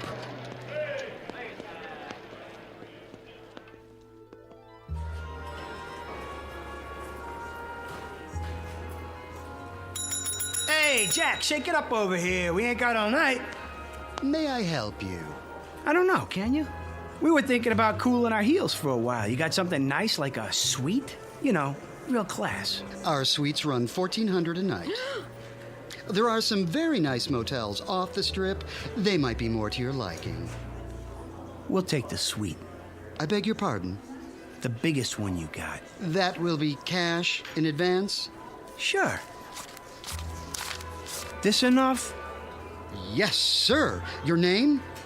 Benjamin Franklin. All three of us. Yes, Mr. Franklin. Right away. Bellboy.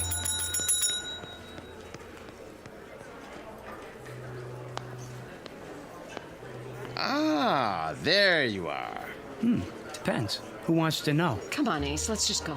I'm the manager. The pit boss told me about you. He did, huh?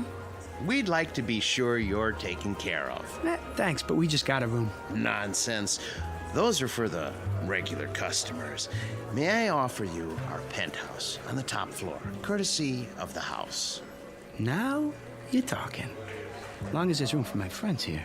Oh, plenty, I assure you. 3 king-size beds, plus a sauna and dining area. I can put a car and driver at your disposal as well. Already have a car. Maybe you could have somebody move it, though. It's the Chevy out front, parked in the loading zone. As you wish. I'll send up a fruit basket right away. Anything else you need, just call the concierge. Oh, Ace, should we? Don't think twice, baby. You deserve the best. Where's the elevator? I saw one in the hall. Then let's get moving. A little downtime, Jimbo, and you're gonna feel like $1,000,000. We all will. Guaranteed.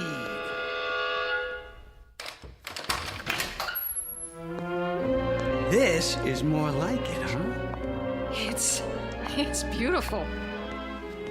Is this all your luggage? Yeah. Here you go, Junior. Go buy yourself a pair of roller skates and pick me up some toothpaste, toothbrush, and all that jazz. This ought to cover it. Thanks.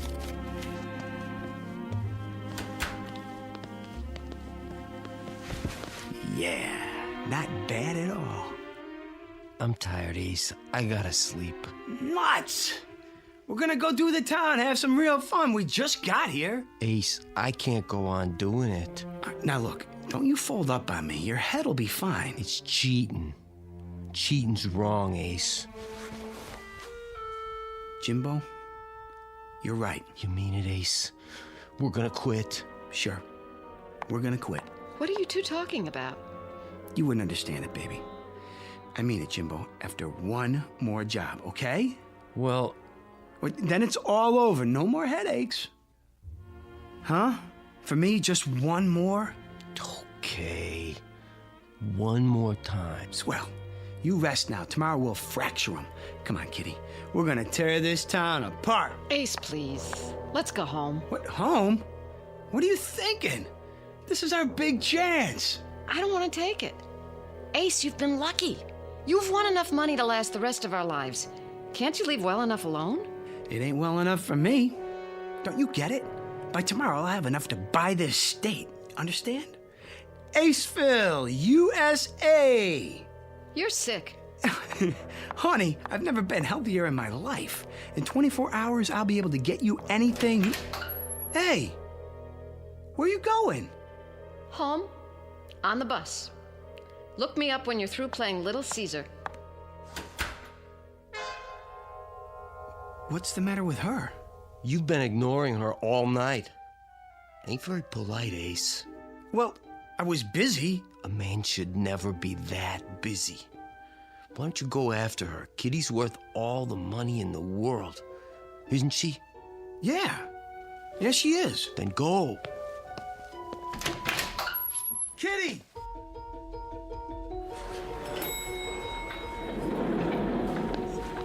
Kitty? Kitty! Cigars, cigarettes. Oh, hi. Something wrong? No, nothing at all. It's. What's your name? Sheila. Sheila, how would you like to quit this crummy job and work for me? Doing what? Spending money. Well? Gosh, I don't know. Here's a little advance. Say, $1,000. When do I start? Right now. We'll have a ball. We'll... Everything all right here? I'd like to hire your cigarette girl for the evening. That be okay? Why, I suppose. This help you make up your mind? Yes, I'm sure it will be. I thought so. Oh, one more thing. Who's the biggest gambler in town? Let me see. I mean big. No limits. I believe Mr. Nolan is visiting us this week. Big Phil? Yes. Well, you tell him to get in touch with Ace Larson tomorrow morning and bring all the lettuce he can carry. You know, greenbacks. Got it? Certainly, sir. Now let's live a little. We're gonna do the town. What'd you say? Great. Can you wait till I get dressed? Sure. Just not too much. Nice and easy does it.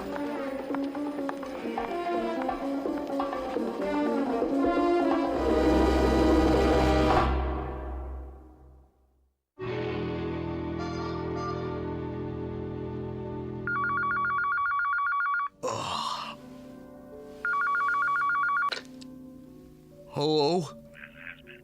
Yeah, he's here. Just a minute. Ace, you're wanted by the... Who's calling? Mr. Nolan? I'll tell him. Ace? Let me alone. Phone call, Ace. Mr. Nolan. Oh, yeah. No, I'll take it in here.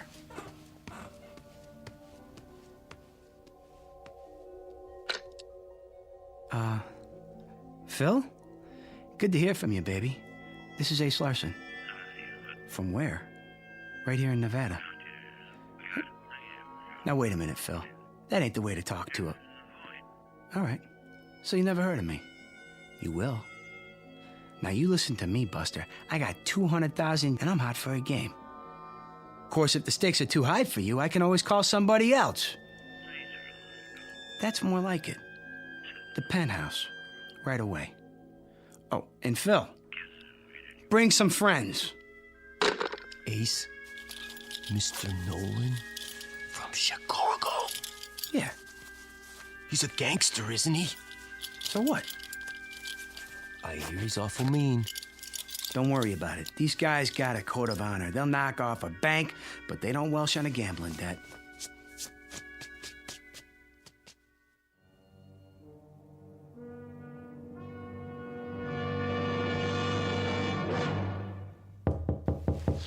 Get the door, Jimbo. Don't keep the gentleman waiting. You Larson? No, sir. My name's Cobb. Come on in, Phil. I'm Ace. Who are your friends? Let's see the stuff. Jimbo. Sure, Ace. I put it in the suitcase.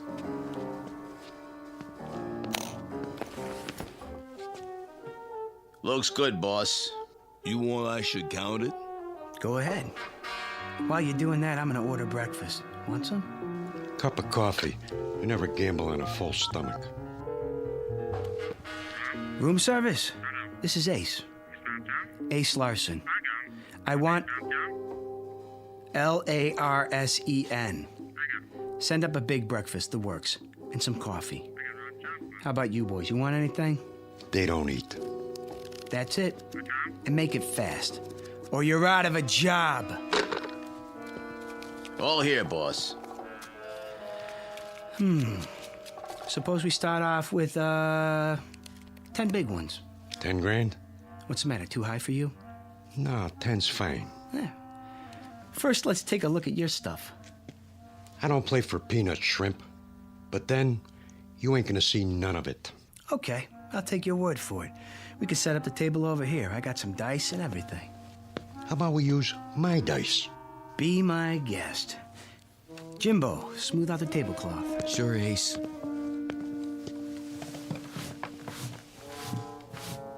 I'm shooting for a natural. How does 7 sound, Jimbo? Think I can make it? I'd say so. All right, then. Scooby-Dooby-Doo. And 7 it is. I guess that means I win. Huh, fellas? This time. One more. Shooting for an 11 this time. Yo. 11. 11. Let's see those dice. They okay, boss? Yeah. One thing, Larson. People cheat on me once. Only once. Understand? Absolutely. Now that we got that straight, I'll let it ride. Am I covered? You're covered. Coming out for a point. 8. How much odds you'll give me? How much you want? Say 50 grand. 20. 20 it is. You're on. Here we go. Shooter, shooter. I'm hot today. Sometimes you just can't go wrong. 7! Win a 7 on the come out. Like I said, this is my day. How long you gonna hold those dice? I'm setting them down, but don't worry. They won't get cold. Hi. Sheila, hi. You ready to take me to Lake Mead? Who's the dame? My good luck charm. Any objections? Uh-oh. Ace, can I talk to you for a minute? Come on in, baby. Sheila, these are some buddies of mine. We're playing a little penny ante type game. Stick around. It won't take much longer. Ace, there's something I Come need... and watch. Roll 'em. You know, this is getting to be a drag. Let's separate the men from the boys, huh? What do you say we shoot the works? Jimbo? Ace, I dump it all out. Now, hold on. What's the matter, Nolan? I thought you were a big operator. You chicken? Hey! Hey, go ahead, Larson. Shoot the works. And where's the dough? My credit's good. Sure it is, Phil. Sure it is. This is the life, huh? Win $1 million, lose $1 million, just like that. Okay, I'm looking for an 11 or a 7. Ace! Don't bother me. Ace, listen. Scooby-Dooby-Doo, and there it is. Load up the suitcases, Jimbo. This game is over. Tough luck, trooper. Huh? Read 'em and weep. Snake eyes. But... Pick it all up, boys. I don't understand. You got nerve, pal. I like that. Anytime you want to play some more, just let me know. For now, I'm out of here.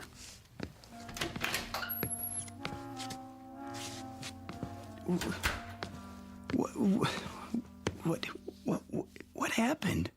Sorry, Ace, but I was trying to tell you. I lost it. The power. I can't do it no more. Maybe I blew a fuse or something. You ain't mad at me, are you, Ace? I mean, I couldn't help it.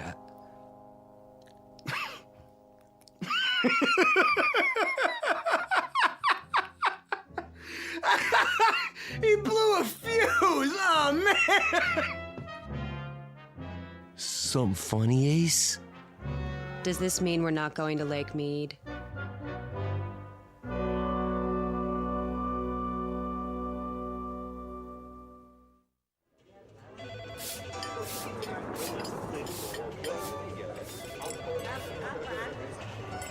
We did okay, Ace.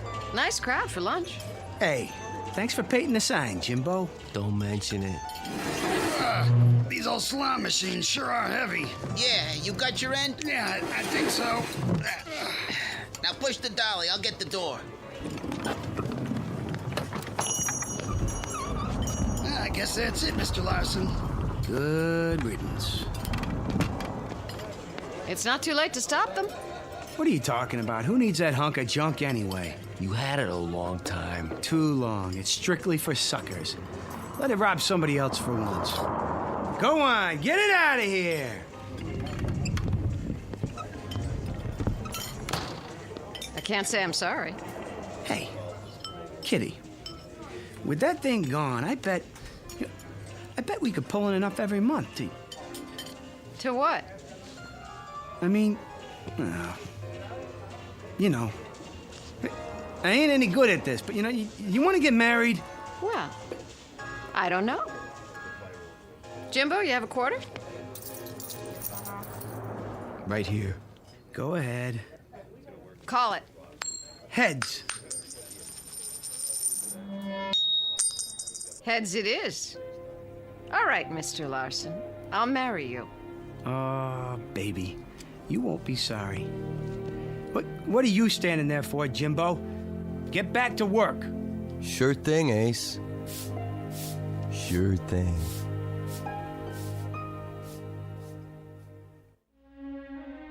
Some people possess talent, others are possessed by it. When that happens, the talent becomes a curse.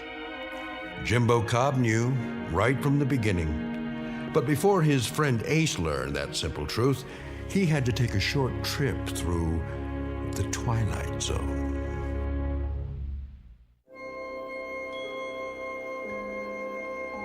Hi, this is Carl Amari, producer of the Twilight Zone radio dramas. I'd like to take a moment to tell you about our official website at twilightzoneradio.com, where you'll get the latest news and information on these Twilight Zone radio dramas. Plus, at twilightzoneradio.com, you can digitally download 3 free episodes or any of our episodes for only $1.95 each. In this age of ever-changing technology, we've decided to make these episodes instantly available to you by making the Twilight Zone radio dramas a digital download-only series. This means that this series will no longer be offered on CD. The CD collections at our website are now being offered while supplies last at buy one, get one free. So be sure to get your favorites before they're sold out. Be sure to visit us often, and I'll see you in the zone.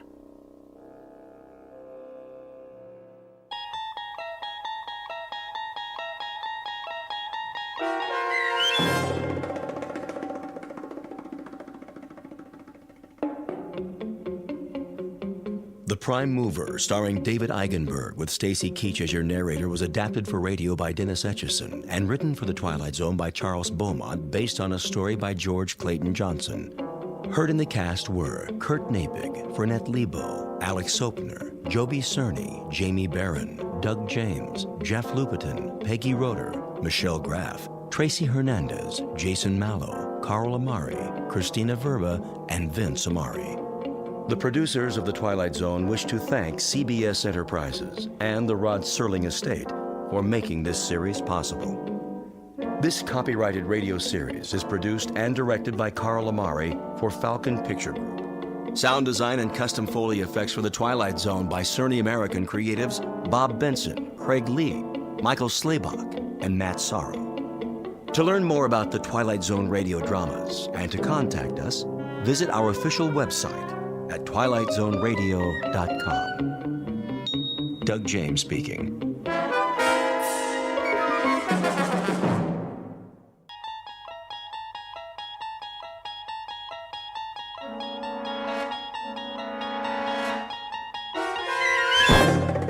You're traveling through another dimension. A dimension not only of sight and sound, but of mind. A journey into a wondrous land whose boundaries are those of imagination. Your next stop, the Twilight Zone. Okay, honey, sit down. Okay. I got a little gift for you. Here Oh, it you is. shouldn't have. Oh, it's heavy.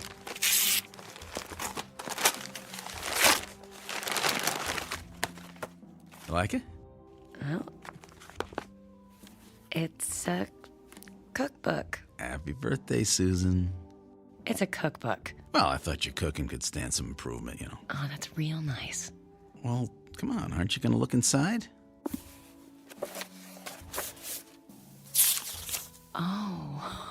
Oh, now that's more like it. Well, I'm not good at buying jewelry on my own. I had to guess the size of the ring. Think it'll fit? It's a little snug. I can get it resized. Do you have the receipt? Is that important? Kind of. Think of it as Exhibit A, Officer Sternwood. Right. I'll try to remember what I did with it. In the meantime, I gotta go. Crime's not gonna fight itself. Oh, Paul, do you have to go? Look, I don't like it any more than you do, but I have to book leave in advance, and today kind of snuck up on me. And My birthday snuck up on you? that didn't come out the way I meant it to. Uh-huh, I bet. Can't you call in sick?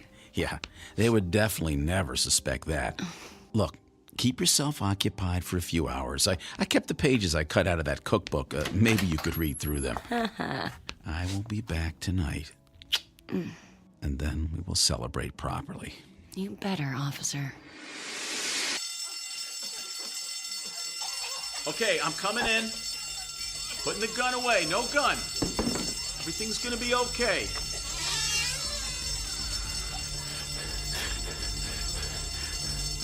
Now listen, Benny. Can I call you Benny? Look, I know you're not angry at these people. They haven't done anything to you. They just want to grab a burger and get on with their day. Now, whatever it is you're upset about, it's not right to take it out on them. Now, you're the one with the gun. You can do whatever you want. And I believe you are a decent man. You don't really want to hurt anybody. Look, we all just want to go home. You, them, me. Especially me. My wife's already mad at me for working on her birthday. And if I'm late for dinner, she's gonna kill me.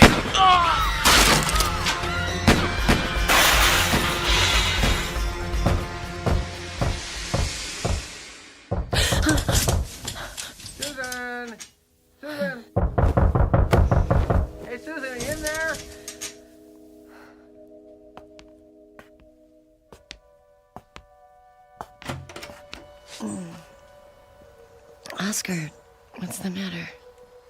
Susan, your paper? It was on the porch.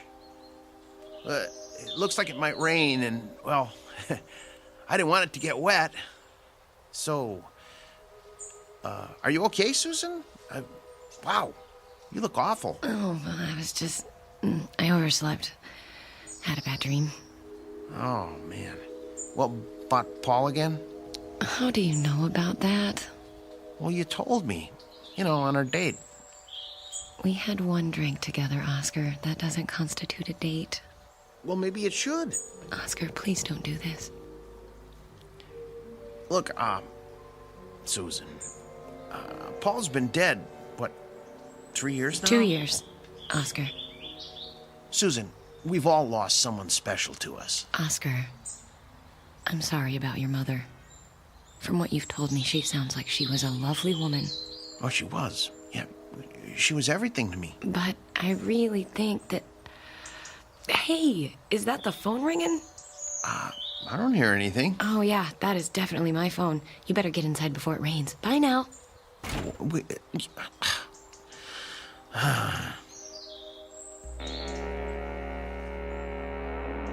Into everyone's lives, opportunity in one form or another is apt to come knocking.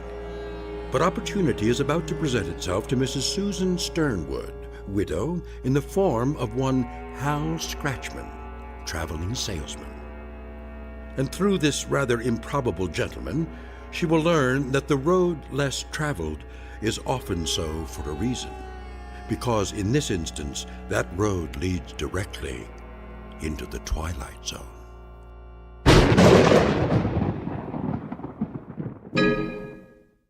And now, The Twilight Zone and our story, The Time of Your Life, starring John Rhys Davies, with Stacy Keach as your narrator.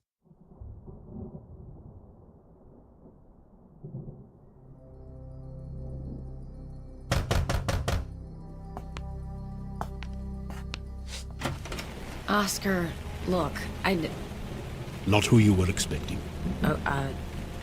I'm sorry. I thought... can I help you? Well, I'm supposed to sell you what's in here. I'm afraid I don't buy from door-to-door salesmen. I'll settle for coming in out of the rain. I'm sorry. I'd like to help you, but... Lady, I'm begging you. I'm drowning here. Okay. Just for a minute. But I'm not buying anything. Understood.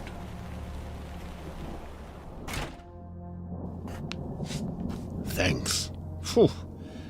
Can't get used to the weather in this city. Oh? Not from around here? No, I come from someplace warmer. Can I sit down for a few minutes? Well, actually... Oh, I won't ruin your furniture. I'll just sit on this newspaper. Thanks. You're welcome, Mr... Scratchman. You can call me Hal. Like the Paul Simon song. Hal. Hal. Hal. Look, I know you said you're not going to buy anything. I'm not. And I respect that. I really do. But do you mind if I at least show you my merchandise? That way I can scratch you off my list, maybe go home a little early tonight. I guess. But I want you to understand that I'm... Oh, it's clear. I would never force anybody into anything they don't want to do. So what do you have in there? Watches? Clocks? Not clocks. A clock. Here, take a look. Horrible, isn't it? Ooh, it looks like something out of a horror movie. Black with a red dial. I think the man who designed it had issues. But it's so much more than just a clock. It's one ugly clock, and I'm not buying it, Hal. This is no ordinary clock. You see, it doesn't just record the passage of time. It is time. Look, Mr... No interruptions, please. This is a very delicate operation. I'll just set the dial back 5 minutes. Aren't you going to get it? Yes? Mrs. Sternwood, glad to see you again. Okay if I come in? It's raining pretty bad. But you were just over there. You sat in that chair. Yes, and in 5 minutes' time I will be again. Pretty cute, eh? It's impossible. Admit it. You're impressed. And I bet you're wondering... Take me back in time? Yes. And a little more than 5 minutes. How about to the day of your husband's murder? Paul. I guess a wife of a cop has to be ready for the possibility that a husband may not come home one day. But that doesn't make it any easier, am I right? And on your birthday, too. How do you know all this? I like to keep well informed. I have a file on you, but it's back at the office, so what do you say? Say about what? Going back. Back to the morning of Paul's murder. Say, just before he left for work. You could plead with him, lock him in the bathroom, whatever you feel like. I leave that part up to you. Anything to stop him from answering that robbery call on his way to the precinct. So what do you say? Yes. You might want to take a while to think it through. Yes. Okay, we have a sale. But before we start down this path, I think we need to discuss terms. Do I have to sign something in blood? Blood? Eee. No, I'm sorry. I just thought... No signing, and definitely not in blood. I'll settle for a handshake. A handshake? And what's the matter? My hands are clean. Oh, no, it's fine. A handshake is fine. Then put her there, partner. All right. Fine, good. There. What next? Now we turn back the clock. Be seeing you, Susan.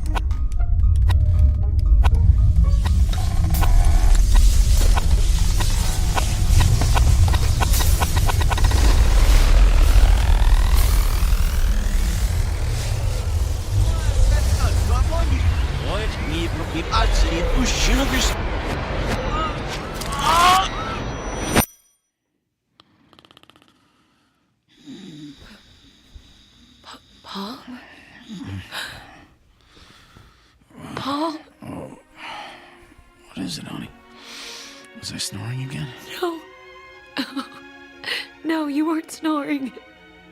So what's the matter? Nothing's the matter. Nothing at all. You're fine, Paul. Everything's fine.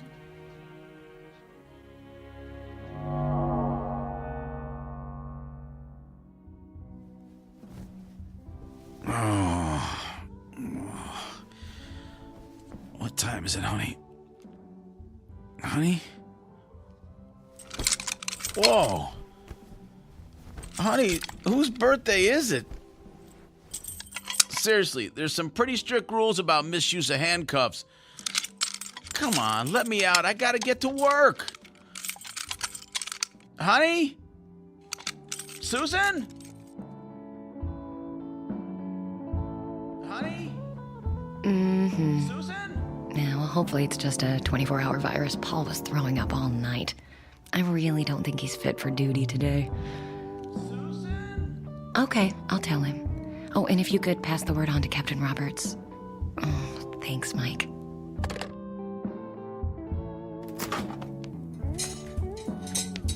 That was not cool, Susan. Paul! Do you know how late I'm gonna be? I am so dead. How did you get free? Think I don't know how to open a pair of handcuffs? Was that supposed to be funny? Because I'm not laughing here. What's the idea? Paul, I just don't want you to go to work today. Look, I don't like it any more than you do, but I have to book leave in advance. And today kind of snuck up on you. I wasn't going to say that. Look, it doesn't matter. You're not going to work today, and that's final. Honey, crime doesn't fight itself. Stop saying that. What? I just thought of it. You always say that. I hear it every time I sleep. Man, I don't know what's up with you today. I didn't forget your birthday, but it's too late to give you your present. I gotta go. We'll pick this up tonight. Too late, Paul. I already called and said you were sick. You did what? Look, forget it. I have to go. You're not going anywhere. Get back, Paul. I mean it. Susan, what the hell? You're staying right Are you here. insane? If you go out of this house today, you are going to get yourself killed. Oh, okay. So you're gonna shoot me to stop me from being killed. Do you know how nuts that sounds? Paul, I am begging you. Don't go.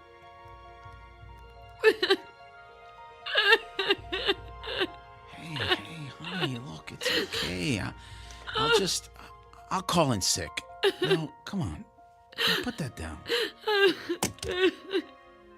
And we can open your birthday present.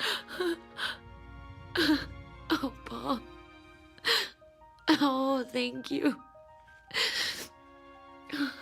Thank you. All right, now, I have to explain. The present is kind of a joke, so don't get mad.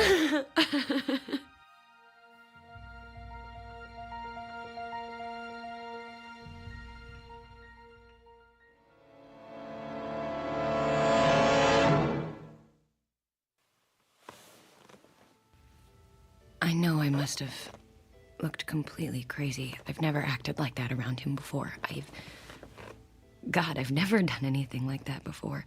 I've had no reason to. But this... Well, and of course, Paul insisted I get some help. What could I say? Mm-hmm. I pulled a gun on him. That's why I came to you, Dr. Paxton. I can't tell Paul what I really think happened. That he was killed. That I lived 2 whole years without him. And that I somehow went back through time and prevented it. It has to be a hallucination. But the thing is... Go on, Susan. The thing is... I guess I went to sleep one night, woke up the next, and in the meantime, I accumulated 2 years' worth of false memories. Like when Victoria Principal got up and found Bobby in her shower. Oh, but why did I hallucinate that my husband was murdered? Why, Doctor? Uh-huh. It's certainly a delusion of an extremely lucid sort. And what about this salesman, this, Al Scratchman? Hal Scratchman. Uh-huh. It really doesn't matter, right? I just made him up too, I guess. But what part of my imagination he came from, I have no idea.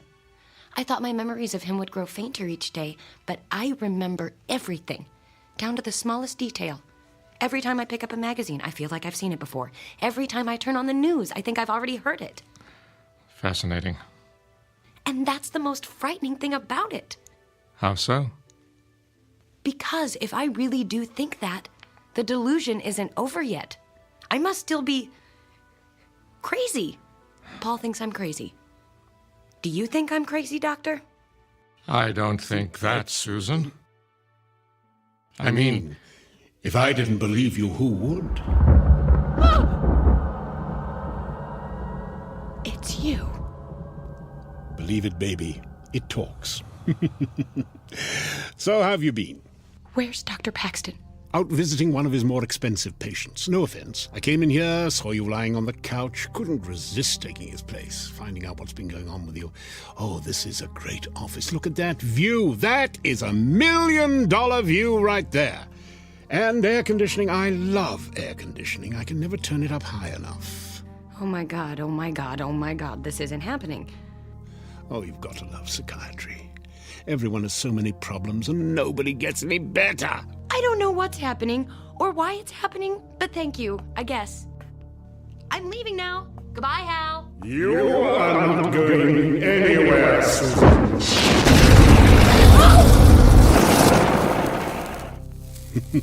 You like that? Sorry, did I send you a little then?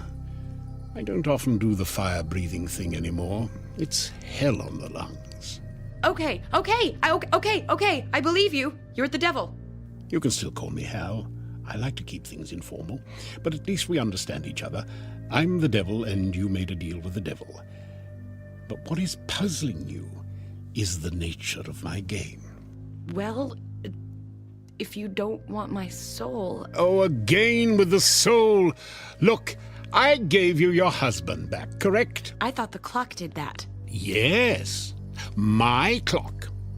You get 1 life from me, so I want 3 back in return. 3 what? 3 lives.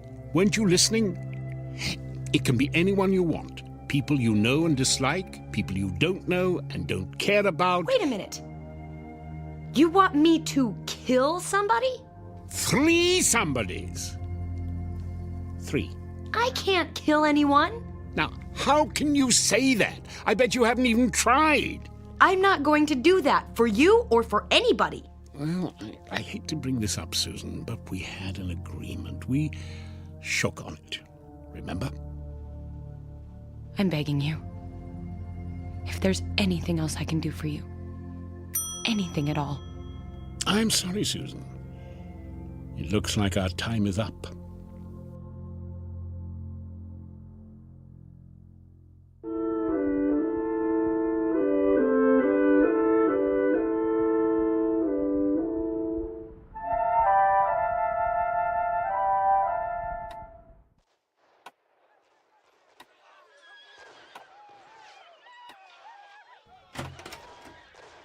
Hi, honey, you're home. Paul, I wasn't expecting you back so soon. Why? Do you have plans? Oh, of course not. You okay? You seem a little jumpy. I'm just cold. So, how was your session with Dr. Paxton? Fine. Same as ever. Are we eating out, ordering in, or what? I thought we could... Paul, where did that come from? Where did what come from? Oh, the clock. Hey, pretty cool, huh? Paul, where did you get that? Oscar found it. Oscar? Yeah, he stopped by, wanted to borrow my power drill. I said it was somewhere in the basement and he could help himself. Half an hour later, he came back up with the drill and this. Isn't it neat? I don't like it. Yeah, it's a little odd looking at first, sure, with all the black and the red dial, but... Paul, I just don't want it in the house. I want to get rid of it. Aw, do we have to? I really like it. Susan, what's the matter? It's so... heavy. I can't budge it. Oh, come on. Here, let me try. Oh, sorry. Good thing that beer can was empty. Clock seems fine to me. You need to work out more. Paul, if you can move it, would you mind putting it back where you found it? Sure, I could, but I don't know. I just don't want to. I think it seems good right where it is, don't you think? Why, are you sorry you bought it? No. No, I'm not, Paul. Not for 1 second. All right, well, I'm going to get another beer. You want one? How about a coffee? Wow, living dangerously, huh? 1 coffee coming up. His fate is tied to the clock. He can't help himself. Hal, where are you? In here. Where? Over here. In the TV. What have you done to my husband? You mean apart from subverting the very nature of time and the universe in order to bring him back to life for you? Nothing. He can't understand why the clock's so important to him, but you can. I don't want that thing in my house. Sorry. Like the 3 lives thing, it's non-negotiable. I moved that clock before. Why can't I move it now? Because I don't want you to. I want it there as a reminder. We have a business arrangement. We could have handled this amicably, gone our separate ways, but no! You had to turn the murders of 3 people into a big deal. So now, I'm playing hardball. Time's running out, and so is my patience. Tick-tock, honey. Remember? Oh, Susan, sweetie, do you think you could change the channel? I think they're showing Ice Station Zebra over... Sorry, Hal. That is the end of our broadcast day. Coffee's up. Hey, why'd you turn off the TV? Bad for your eyes. Let's listen to the radio. That was 3 is the magic number. And that goes out to Susan On second thought, let's go out. I'm hungry.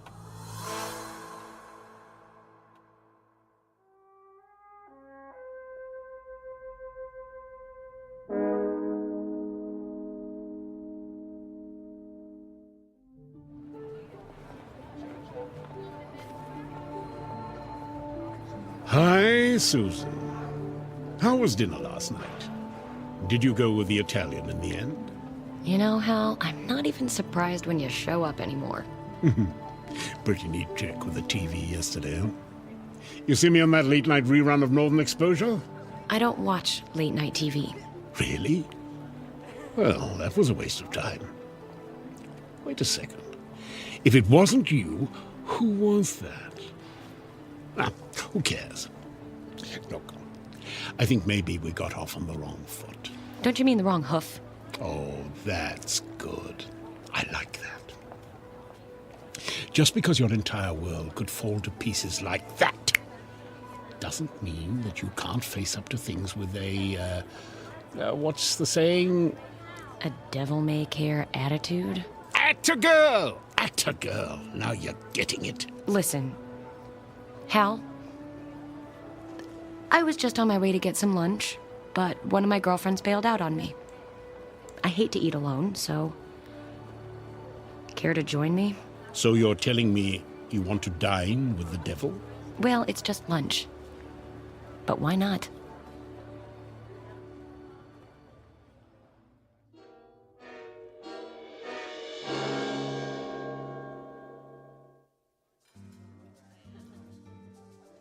Are you ready to order? Oh, I'll have the special. And for you, sir? Do you have any of that soup? The one you serve cold? Oh, gazpacho. I'll have that. Anything to drink? Nothing for me. Yes, something with a lot of ice. Okay. Forget the drink, just bring me a glass full of ice. Just ice. Uh-huh. Come on, minimum wage, hop to it. That wasn't nice. All part of the service. So have you given it any more thought? You mean, who should I kill for you? Hey, you know who's good? The homeless. The homeless? Well, think about it. They're missing persons who aren't really missing. One more or less in the world who cares.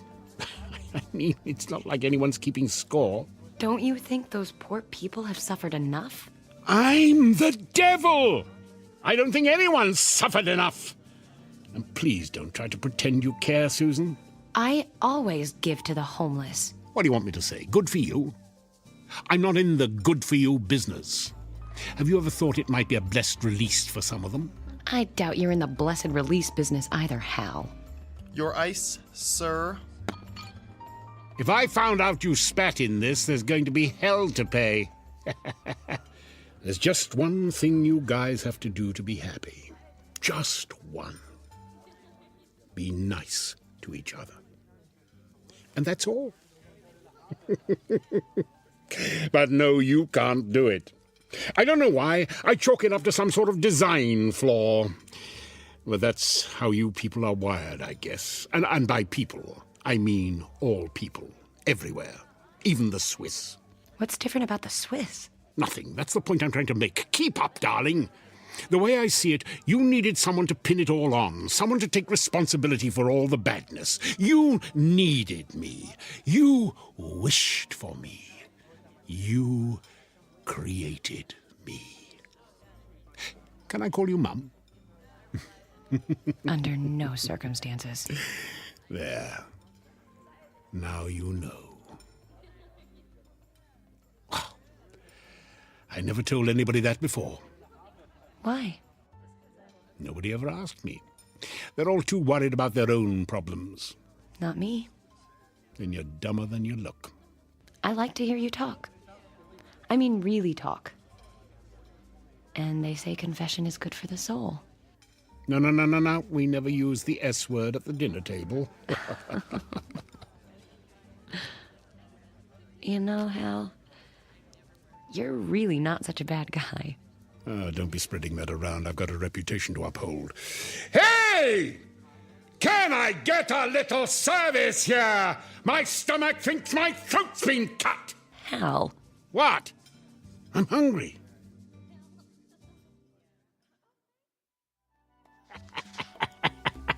It's funny because it's true. Oh, that's a great story.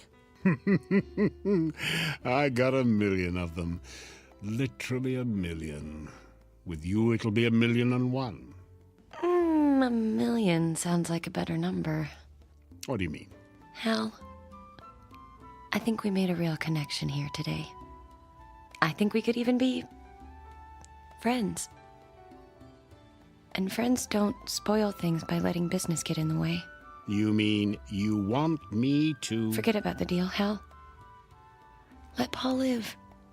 Give me a break. What do you say? Friends? I say... time's up, princess. What? 3 dead. You have 1 hour. Just 1. Or I take the clock, your husband, and your future. But... I told you I couldn't be conned, Susan. I'm not conning you. I really like you. Yeah, sure you do. The one time I let down my guard. The one time. You know how hard it is for me to open up to people? Hal, I'm sorry. I didn't mean to upset you. I'm going now. I hope you'll understand if I don't pick up the check. And if there is a shred of decency in you, you won't touch my lemon sorbet when it arrives. Hal, are you crying? No. I just have some brimstone in my eye. I have to go.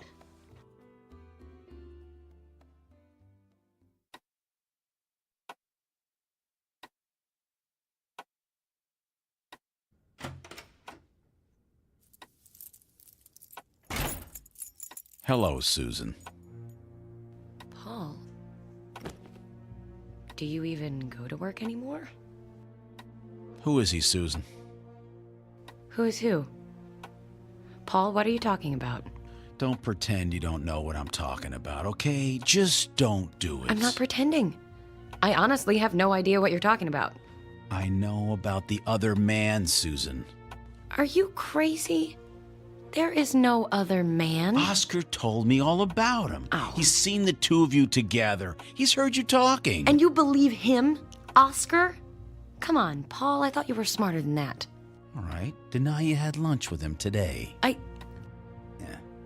Look, it's nothing, okay? It's nothing. Then who is he? I can't tell you that. Why not? It's complicated. How complicated can it be? You have no idea. Then why don't you uncomplicate it for him, Susie? What the hell? Hal, what are you doing here? You never called. And after I gave you my number. You're out of ice cream, by the way. Is this him? Are you him? I'm him. Or do I mean I am he? Grammar. Paul, it's not what you think. This man, Mr. Scratchman Hal, he's a traveling salesman. He came to my door one day. It was raining, so I let him in. Oh, so you're kidding me, right? No, he was selling clocks. Or a clock. The clock over there. I bought it, and that's all. Do you think that's all, Paul? If that's all, why is he here now? How did he let himself in? Did you give him a key? No! See? Always thinking. Natural-born cop. Suspicious, too. I like that about him. We could do business sometime. Go to hell. Not until I'm done here. And you, Susan, you're a real disappointment to me. What is he talking about? Is he crazy? He's the devil, Paul. The Are you crazy? Now, don't make me do the fire breath thing twice in 1 week. It's a real killer. Paul, I know how this sounds, but Hal really is the devil. And I made a deal with the devil. For you. Huh? Have you lost your mind? This isn't happening. It shouldn't be happening. You should be dead. For what it's worth, Paul, your wife really does love you, but not enough. She'd be happy to die for you, but not to kill for you. So today, I'm the repo man. I don't believe in the devil, and I don't believe... Paul, shut up! What did you do to him? I stopped the clock, which stopped him. He was boring me. Paul? Can you hear me, Paul? He can't hear you. As far as he's concerned, there's nothing to hear. We're in a gap between seconds. Hal, We need to talk. I need you to understand. It's too late, Susan. You're out of time. I'm out of patience. We both know that you'll never give me those 3 lives. You're right. There's nothing I can say to you, is there? Anything that you could say that I'd want to hear would just be a lie, wouldn't it? I guess so. Just take the clock and go, Hal. Will I ever see you again? Probably not. Good. Now do what you have to do. I can't take this anymore. Do you just turn the hands forward again, or...? Something a little more final. Bye, Susan. Bye, Hal. Be good. Fat chance.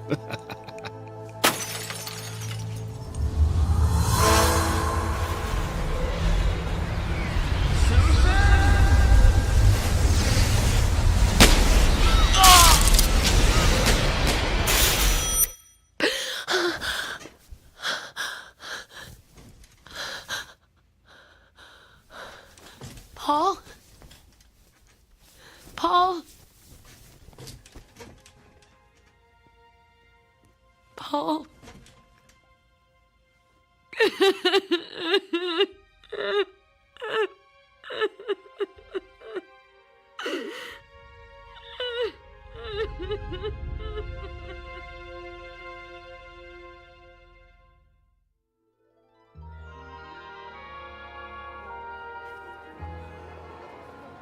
So, how have you been?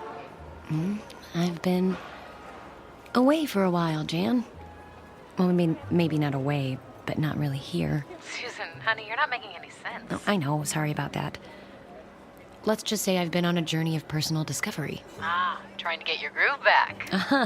Oh, believe me, Jan, I did not go willingly. Oh. But I found something out about myself. What was that? That I'm gonna be fine. Just fine. I knew that. We all knew that. But what I really want to know is, did you meet any men on this personal journey of yours? Oh, I met... Oh, look, I'll be there in half an hour. I'll tell you all about it when I see you, okay? Okay, you'd better. Or I'll tell you as much as I can. Susan, my dear. Today is the first day of the rest... Oh, God! He hit her! I don't believe it, he just hit her! Oh, my. Oh, my.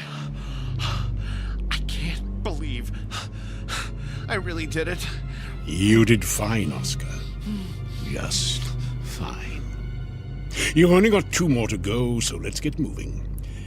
Tick-tock, Oscar. Tick-tock. Okay, just tell me I'm doing the right thing. Oh, it is the right thing, Oscar. Remember, you're doing this for your mother. That's right. I did it for Mom. I did it for Mom. For Mom.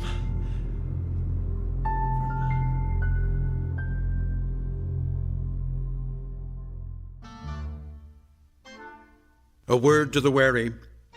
If you should happen to receive a visit from a man who makes you an offer that seems too good to be true, don't even think twice. Lock your doors, bolt your windows, and check your clocks, because the time of your life might just be the end of someone else's in the Twilight Zone.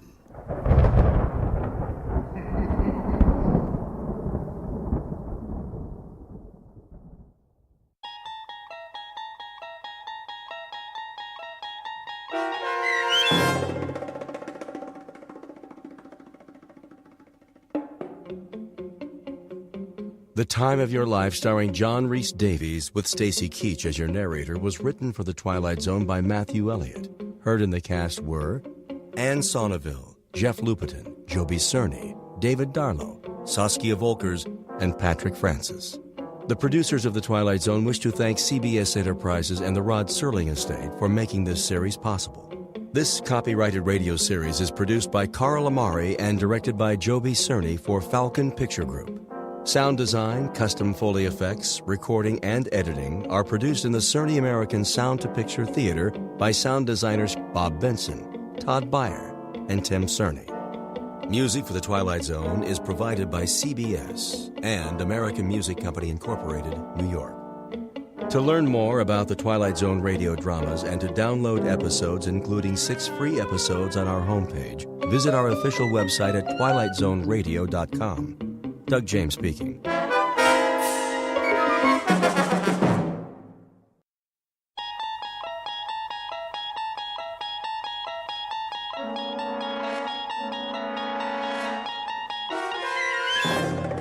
You unlock this door with the key of imagination. Beyond it is another dimension, a dimension of sound, a dimension of sight, a dimension of mind. You're moving into a land of both shadow and substance, of things and ideas. You've just crossed over into the Twilight Zone.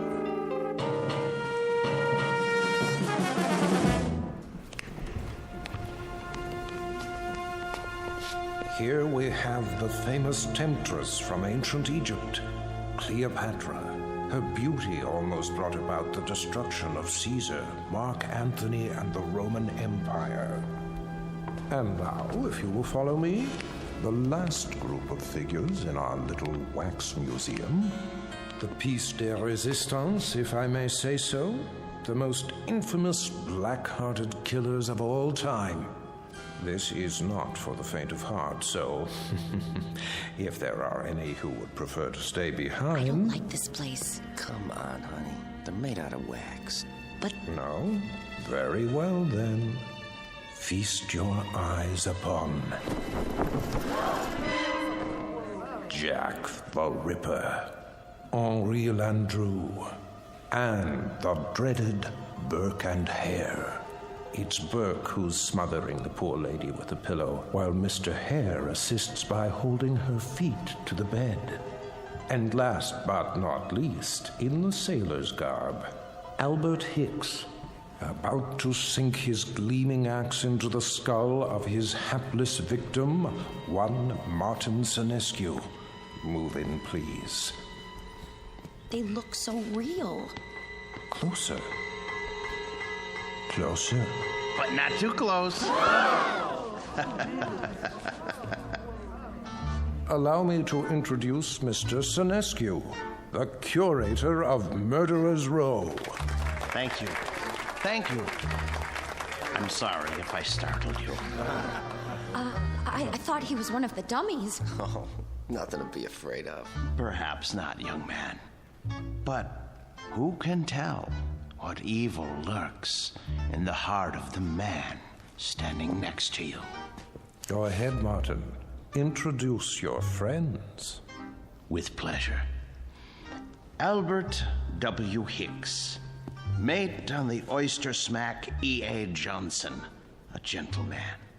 Yet one day, in 1860, off the Atlantic coast, he murdered everyone in his crew with an axe, exactly like this one.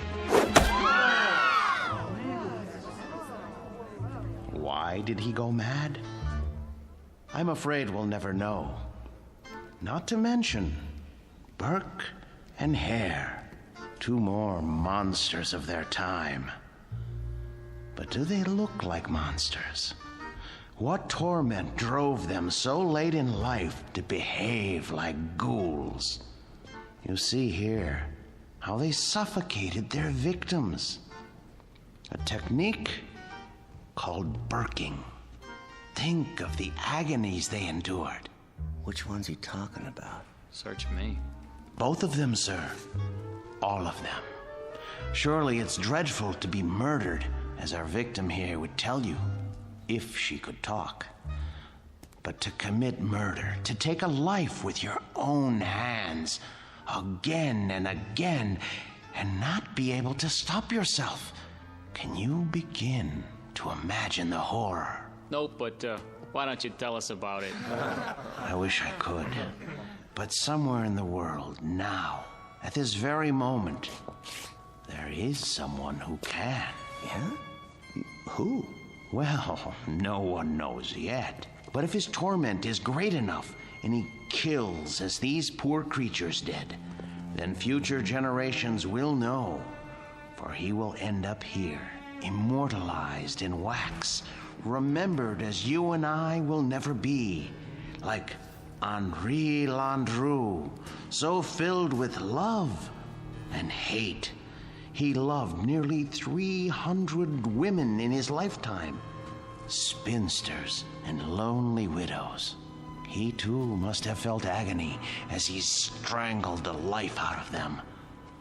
A master of the garret, identical to the one you see in his hands. That looks like some kind of cord. Just a piece of string.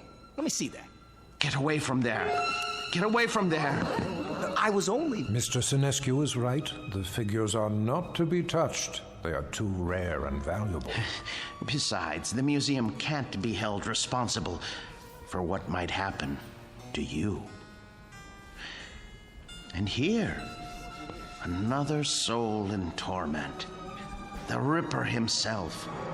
Of all the faces in London's Whitechapel district, which was his? And why did he feel driven to kill those pathetic drabs with one sweep of his knife? Identical to the blade you see before you. Step closer, young lady. What? Go on. It's only a prop. Lean forward. There.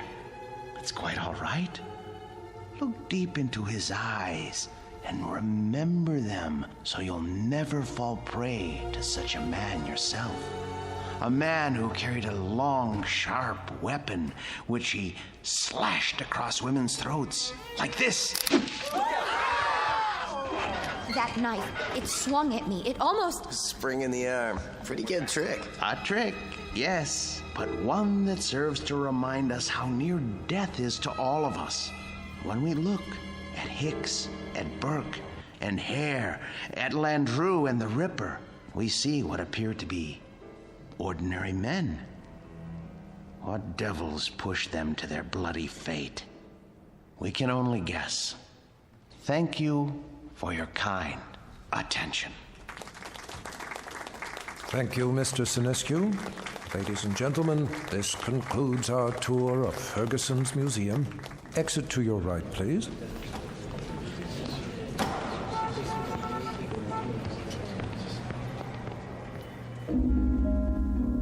Mr. Martin Sinescu, a gentleman, and the curator of Murderer's Row in Ferguson's Wax Museum. He looks after these replicas with care and dedication, and he ponders why ordinary men are driven to commit mass murder. What Mr. Sinescu does not know is that the groundwork has already been laid for a special kind of madness, a torment found only in the Twilight Zone.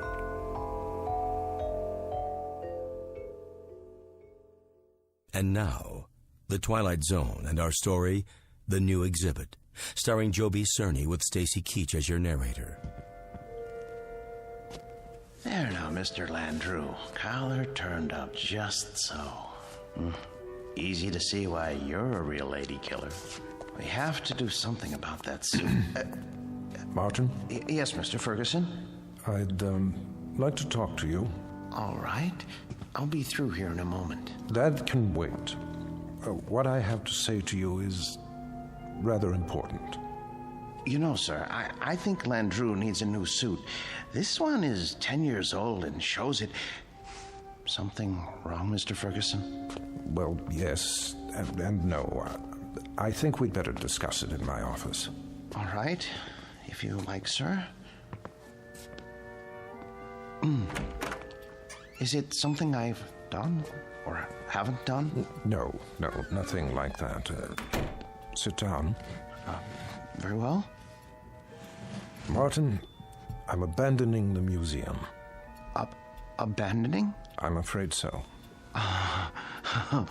Is this a joke, sir? No. But you can't. You mustn't, sir. I know how you feel, Martin, but there isn't any choice. I don't understand. I've been offered a large sum of money for this property. Some people want to build a supermarket here. A supermarket? When I first opened the museum 30 years ago, I'd never dreamed I'd see this day. But the day is here, Martin, and we will just have to face it. 30 years, sir. Oh, for heaven's sake, don't make it more difficult than it is. I'm sorry. I hate this, Martin. You're the best employee a man could have. The way you've run the Murderer's Row exhibit, why, I don't think you ever missed a day's work. No, never. How many more days? None. This was the last. They start wrecking the building next week. What about the wax figures? I haven't decided yet. Sir, we can open another museum. We'll move everything somewhere else. I'm not as young as I once was. I could use a rest. But, sir, I'll do all the work. You won't have to lift a finger. I appreciate that, Martin, but it would be foolish. Foolish? Foolish? Why? We have become passé. People aren't interested in wax museums anymore. Look at the numbers. It's all here. Our attendance figures, our profits, but mostly our losses. This year has been the poorest of all. There's even a news story about the closing of the Grand Guignol. Surely not. The handwriting's on the wall. Seriously, what do we offer? The great lovers of history? The discovery room? Scientists? That isn't why people came here. That isn't why at all. What they really came to see was your Murderer's Row. We've always known that. But they've been coming in decreasing numbers. And you know why? Because the evening news offers them fears we could never match. The wars, the atrocities, the perversions, they've all ruined our Chamber of Horrors. People are blasé. They think they've outgrown the need to be frightened. They already live in fear day in, day out. It's the world, Martin, and the world has changed. No, it would be foolish to open another museum. Maybe it's the location or the exhibits. Remember how people came after we installed the Ripper's arm with the knife and the spring mechanism? That was years ago. They're simply not interested anymore. But what's going to happen to them? Landru and Hicks and the others? If I could sell them, I would. But there is no market for wax figures. Mr. Ferguson, you're not thinking of destroying them, are you? I mean, they were meant to live forever. Martin, I tell you, I don't know what I'm going to do. You're forgetting something. Come with me. Martin... Look at Landru. His eyes. Don't you see the shy, frightened little choir boy he once was? The bookkeeper who so longed for freedom. Of course, but... Even the cheek feels real, like flesh with pores, and the mouth. Isn't it about to say something? Oh, Landru was an elegant man, full of tenderness. It's right here, in the lips. The way... What are you trying to say? Mr. Ferguson, you seem to have forgotten that these figures are the work of the great Henry Guillemond, the only ones he created outside of Europe. I haven't forgotten. There was genius in everything he did. They're not just so much candle wax. It's as though they were alive. I'm afraid it doesn't make any difference now. I don't think I could stand it if these figures were destroyed. It would be like losing 5 close friends. I won't destroy them, Martin. I give you my word. But where would I store them? You know how vulnerable they are to changes in temperature. I could take them. You? Yes. What would you do with them? I wouldn't put them in an ugly warehouse, I'll tell you that. They need constant care. I'll put them in my basement. That's ridiculous. Think about it. What would Emma say to having the figures of 5 famous murderers in her basement? Oh, she wouldn't mind. She rarely goes in the basement. It's my space. She'll understand. I'll put air conditioning down there and a heater for colder days. Oh, you'll see. I'll take care of them, just as I always have.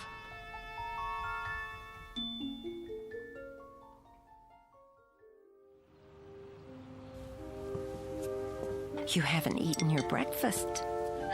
I'm not hungry. They should have arrived by now. They'll get here when they get here. Now, how long do we have to store them?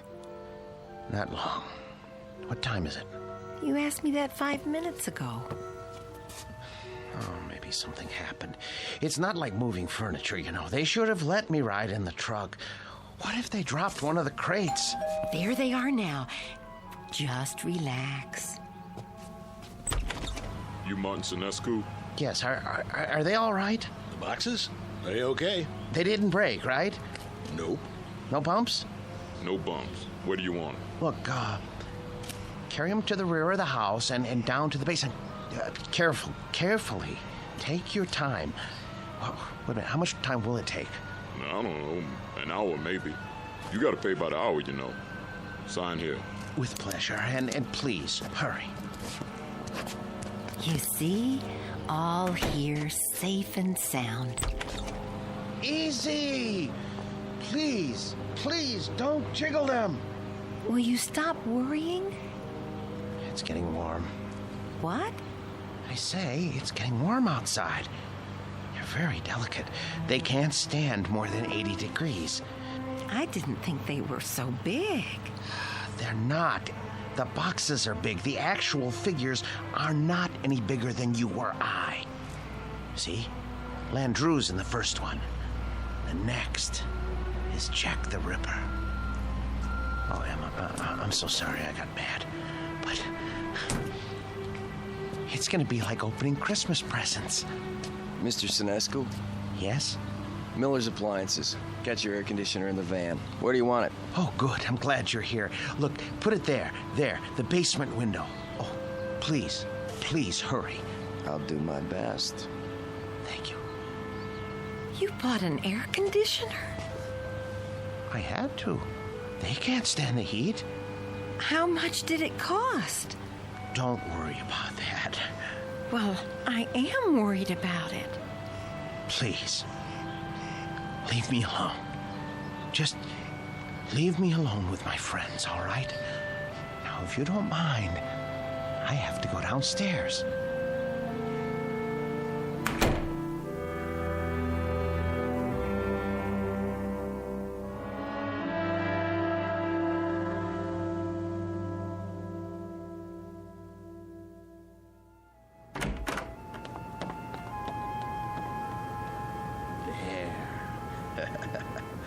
Ooh, feels cool enough.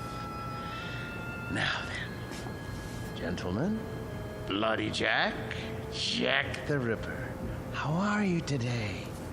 None the worse for wear, I see? Oh my. Cape's a bit shabby, though. Martin, are you down there? Yes, sir. Positively threadbare. Martin! Yes? Are you fussing with the Ripper's cape again? No. Yes. No. It's his hat. His hat is going to need cleaning and blocking before long. In fact, all their clothes could stand it. It's been almost a year since Mr. Ferguson let me do that. Martin!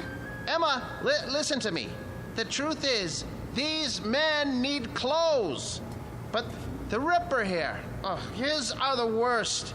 Part of his coat back's come undone, and... Martin! What is it, dear? We're not buying them any clothes. Oh, Emma, listen. It's not just buying. It's tailoring to fit their bodies. I don't care, Martin. Oh, you don't mean that. Yes, I do. No, you don't. Honestly, Martin, you pay more attention to those murderers than you ever did to me. Oh, Emma, listen, that's not true. You practically live down there. Emma, they're a trust, a sacred trust. These figures were made by Guy Lamont. They're masterpieces. All right, so they're masterpieces. But you told me it would only be for a few days. Now, they've been here for weeks. I've been nice about it, Martin. You can't say I haven't. How long is this going to go on? I'm sorry, dear. I didn't lie. I thought they'd be here only a little while. I really did. But Well, I can't find anybody to finance the museum. How can you find anyone if you spend all your time down there? Well, I phoned, but everyone I talk to never even has heard of Henry Guillemont. Can you imagine that? What's that? The electric bill. You see how much this air conditioner is costing us running around the clock? Well, you know how hot it's been. Oh my. That is high, isn't it? I'd like to know how we can go on paying it. Martin, there's no more money in the bank. I know. But you mustn't worry. I promise you, I'll think of something. There must be somebody somewhere. Mr. Ferguson. No. Why not? You've told me he loves these things as much as you do. Besides, isn't it up to him to take care of them? Emma, I don't know anyone in the world I respect as much as Mr. Ferguson. And I would never trust these figures to him. I couldn't be sure they were cared for properly. I don't even think I could sleep if I... So we're stuck with them. Stuck? Emma, it's an honor, a privilege. For you, maybe. But how do you think I feel? I am afraid to go into the basement because of these monstrosities. I mean, I just about get a heart attack, Martin. The way they stand there and stare at me, they're frightening. They're supposed to be frightening. Live with them as long as I have, and you'll come to love them. Love them? One day, they cease to be strangers to you, and you want to say good morning to them and ask them how they passed the night. And when that happens, Emma, I tell you, Emma, where are you going, Emma?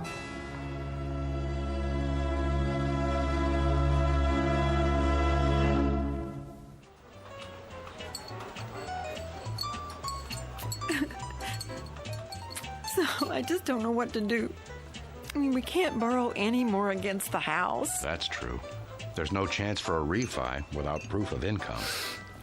And then today, when the electric bill came, I realized we've been spending a fortune just to keep the basement cool. You should have told me about this. I know, but I didn't want to bother you. I'm also your brother, remember?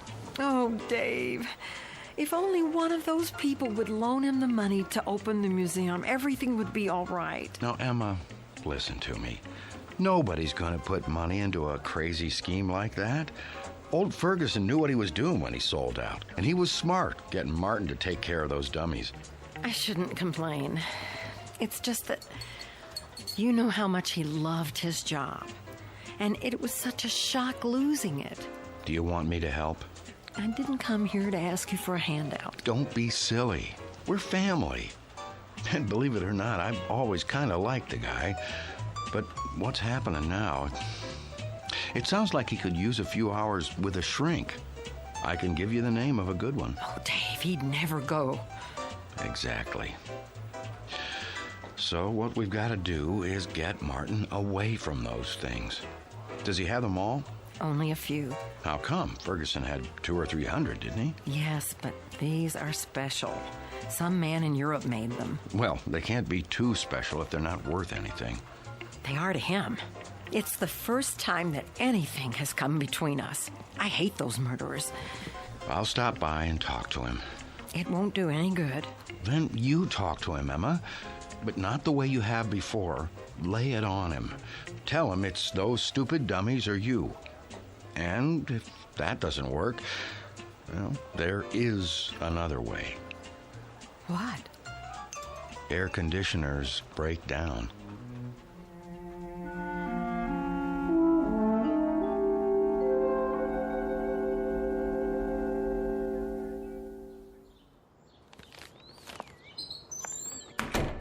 Emma? Emma? Is that you?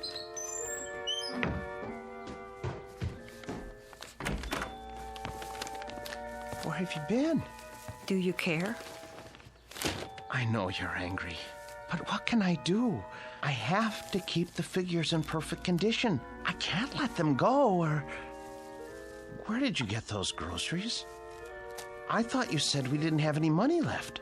Dave gave me some cash. Oh, no. Oh, my, oh, my, oh, my. You told your brother. Martin, we can't go on living like this. I'll borrow some money from Mr. Ferguson. Borrowing isn't going to solve anything. Now, Martin, I know what those figures mean to you, but... But what, Emma? What? I simply will not have them in this house 1 minute longer. Martin, once they're away from here, you'll be a different man. You'll see. You've lived with wax dummies so long, you've forgotten how to be a human being. No, I haven't. What kind of friend do you think I am? I cannot desert them now, not after all these years. They need me. They'd be lost. Martin, they're not alive. They don't need anybody. I want you to see a doctor. What? A doctor? Yes. Just once. What do I need a doctor for? Because, Martin, there's something the matter with you. You haven't been yourself lately. Oh. Well, who have I been then? Well, I'm not sure. Somebody I've never known. But Martin, staying down in the basement all day and talking to those things, honey, it's not natural. I know it's not natural, but it's my job. I'm not the only husband who brings his work home with him. This was your brother's idea, wasn't it? Well, you go back and tell him to mind his own business.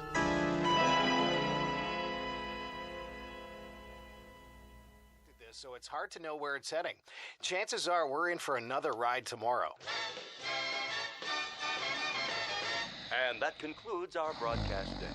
This channel will return to the air at 6 a.m. with the early report.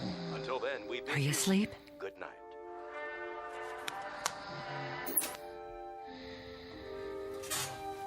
God forgive me. It's time for the air conditioner to break. Oh, it's so dark down here and cold. Well, it won't be for much longer. Oh, where's the fuse box?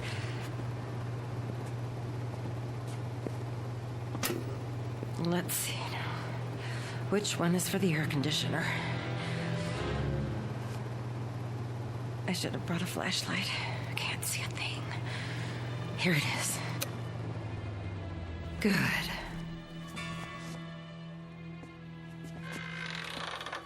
What? Who's there? What's happening?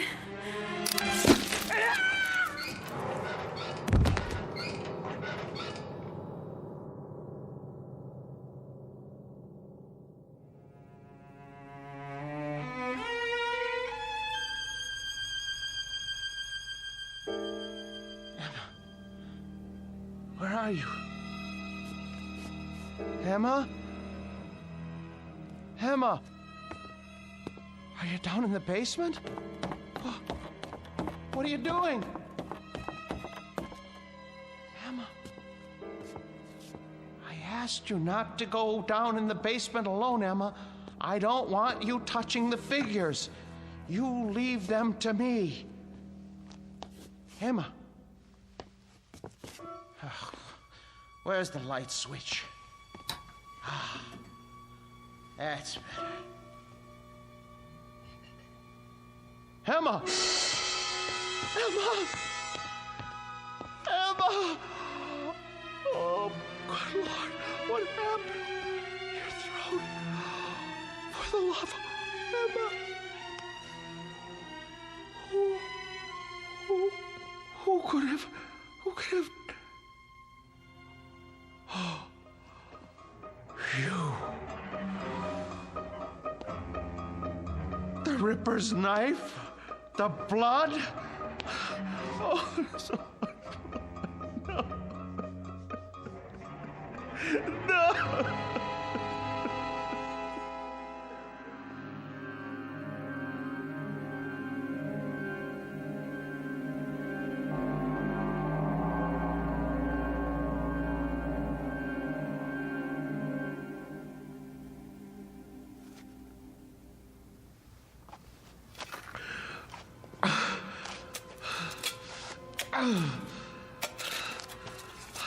I hate to bury you down here, Emma. I know how much you hate the basement, but I don't have any money. I know I should report it to the police. Who would believe me if I told them you had your throat cut by Jack the Ripper? You just bumped into the Ripper in the dark and his spring arm went off. It was an accident. Besides, if I go to prison, who will take care of the figures? It's better this way.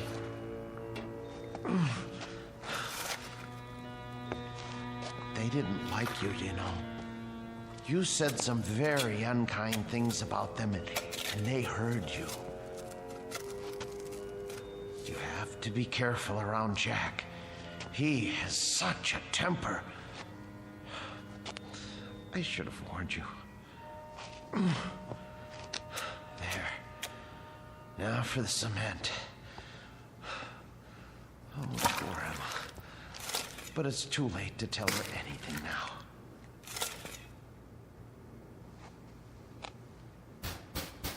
Yes, man. Come back later.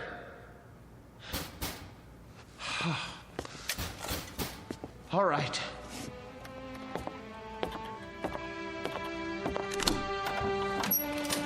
Hi, Mr. Sinescu. I gotta read the meter. Hey, careful of the cement. It's wet. Oh, yeah. Doing a little patching, huh? Floor must have been pretty bad. Yes, it was cracking. I had to do the same thing. These old houses, holy mackerel! Something the matter? Woo! For a minute there, I thought they were real. How'd you ever get statues like that? Yes, well, they're wax, actually. From the museum, I'm taking care of them. Boy, they're the most realistic things I ever saw. You sure they ain't alive? Well, not altogether. Well, you could have fooled me. Should be a fine thing come Halloween. Something like this will really throw a scare into people. Man, oh man. Even close up, they... What's this? What? Whoever made these thought of everything. Even put blood on a knife. Well, I gotta go. You've got quite a layout here. Hey, tell me something. Yes? Don't they ever give you the creeps? Not when you know them as well as I do. You're a real joker, Mr. Sinescu. Wait till I tell the wife about this. Hey, do you think it'll be all right if I bring her over for a look? No. Well, I mean, we're going to be gone. I don't know when we're going to be back. Oh, okay. Well, I'll see you next month. Fine. Goodbye. Best to keep the outside door permanently locked.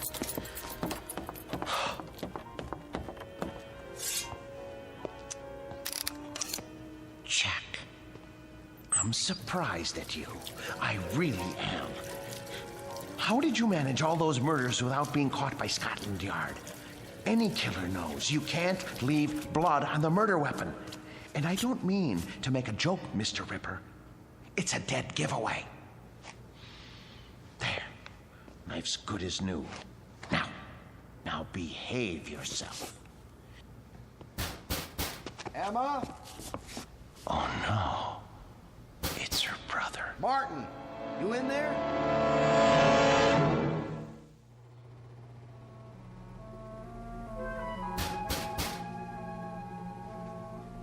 Emma? Martin? Where are you? I gotta lock the basement door. Martin, if you're in there, open up. Now. Martin, are you in the basement? Yes. Yes.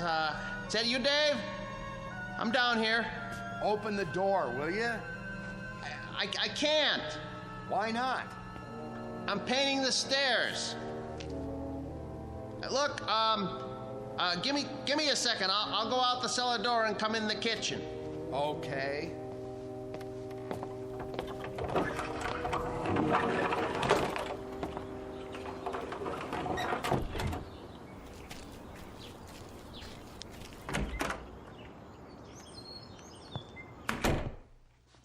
Where's Emma? She went out to get some air. Just as well. Mind if I sit down? Why? What do you want? You sit down, too. Dave, look, I don't have time. I'm in the middle of something. Now, just tell me what you want. Emma came to see me yesterday. I'm very embarrassed. She told me about it. She did, huh? Well, that'll make it easier. Perhaps. Oh, you two have an argument? Yes.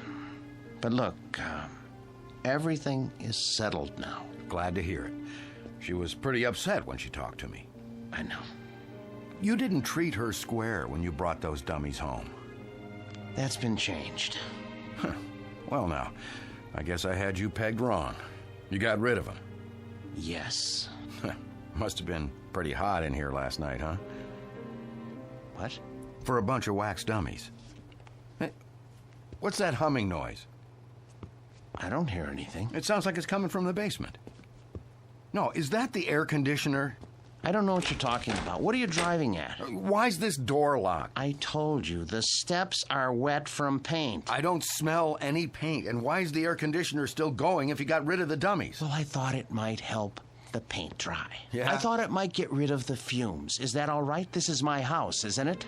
I think you locked it because you don't want me going down there. You better open up. Are you threatening me in my own house? You didn't get rid of those things at all. Where's Emma? Look, I am tired of answering questions. I've had a busy day. I'll thank you to leave now. All right. I don't want to cause trouble for Emma, so I'll go. But have Emma call me when she gets back, here? I will.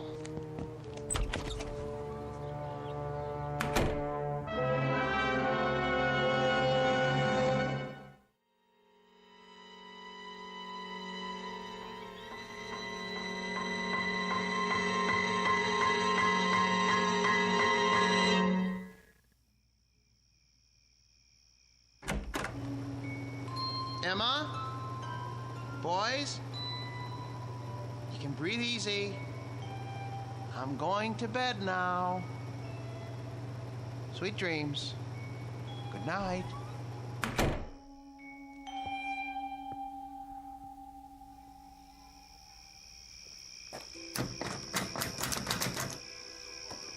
Huh. Locked up tight as a drum, huh? Now, what's so important down there he didn't want me to see? Ugh, window's too dirty to see in. So, I guess I'll just have to force it open. Whoa, air conditioner's on all right. Cold as a tomb down here. It's so dark. Now, let me light a match. Oh, a dummy in a sailor suit with an axe.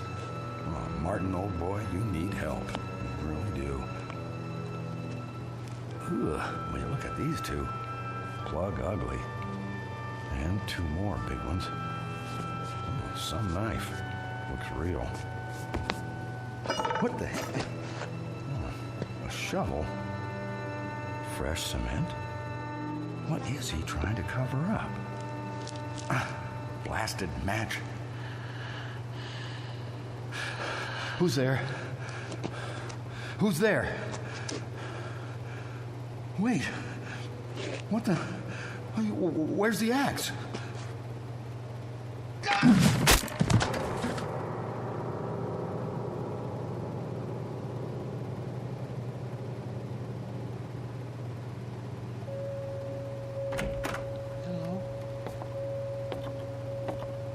Hello?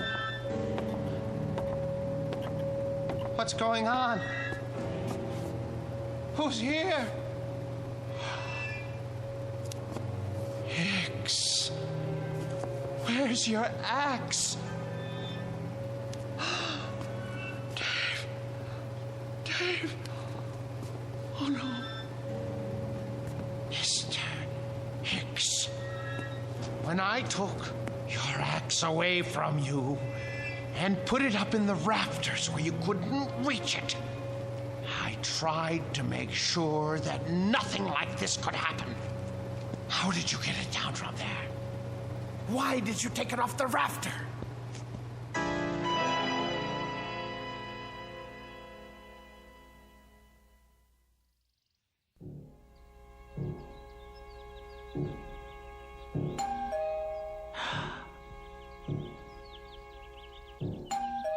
Martin? Martin! Mr. Ferguson. Martin, let me in, would you please? Just a moment. Hello, sir. Hello, Martin. Waking you is like raising Lazarus. Don't you answer your doorbell anymore? I was sleeping. Actually, I overslept. I was, doing a lot of cleanup work in the basement. Well, it's nice and cool down there with the air conditioning anyway, right? Yes, sir. How's Murderer's Row? Oh, fine, in rare form. Good, let's go see. I would have come 2 days ago when you first called, but things hadn't been finalized yet. What things? I must say, you've kept them up well. But I have done my best. We get along so well. You don't know what a relief it is to see you. They've been threatening to cut off the electricity because I haven't paid the bill. Think what would happen to the figures. Well, you won't have to worry about that anymore. Oh, I knew I could count on you, sir. Thank you. But it isn't just the electricity. Look at the Ripper's coat. It needs to be fixed. The threads are falling out. Look at all of their clothes. Maybe it's too humid down here after all. You won't have to worry about that either. Oh, I was going to have Emma repair this little rip in the sleeve, but... You have a remarkable wife. Thank you. There aren't many women who would have put up with an exhibit like this in their basement. She got used to it. You're looking a bit grubby. Have you been sleeping down here? Yes. I wanted to show you. I came across an item in this book last night. Martin? I forgot I even had this. It's got a letter in it written by Landru himself. Martin, listen to me. I'll read it. But for you, whose very walk is beautiful, whose sweet eyes and smile make a just claim to happiness, whither am I bound, my dear little friend, under your tender leadership? Oh, isn't that touching? It's the one Landru wrote to Fernand Segret. Ha! You know it then. He also strangled her as he did all the others. Martin, are you all right? Yes. Well, that isn't so. I'm not all right. Some strange things have been happening. Strange? Yes. You see, my house guests haven't exactly been behaving themselves. Who? Oh, come on now. It's true. I swear. You have no idea what they've been up to. Martin, you've been so close to these figures for the past 3 months, you're beginning to imagine things. Oh, no, it was not my imagination. Well, that's neither here nor there now. I can't keep it from you any longer. What, sir? The best news in the world. Martin, old friend, when I told you nobody would ever want them, I was being pessimistic. The fact is, somebody does, but not just anybody. The Marchand Museum. Did you hear me? Marchands in Brussels. Aren't you pleased? You won't have to take care of them anymore. I want to take care of them. I know you do, and I appreciate what you've done. But it's all signed. You don't mean that you've sold them? Yes, and for what I'm getting, there will be substantial compensation to you for the years you put in. But my museum? I was going to buy them. You know you could never do that. say you have another buyer. I'll get the money somehow. Please, Mr. Ferguson, they're all I have left. Martin, time moves on. There's no longer any need for our specialty. I thought with the closing of the Grand Guignol in Paris that things must be the same in Europe. But Marchand's is actually expanding. They were delighted to make an offer. The transaction was consummated only this morning. But what am I going to do without the figures? I'd die without them. Oh, come on now, man. You'll get over it. Why don't you go upstairs and prepare us a cup of tea or something while I take some measurements? The Marchand people want the exact dimensions. All right, Mr. Ferguson. If you're sure that that's how you want it. I'm sure. Very well.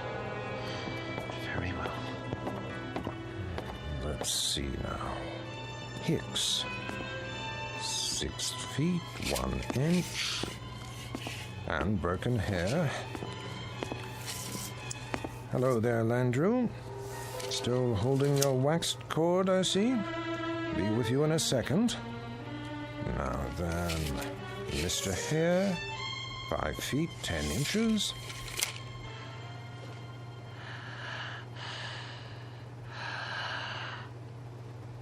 What? What?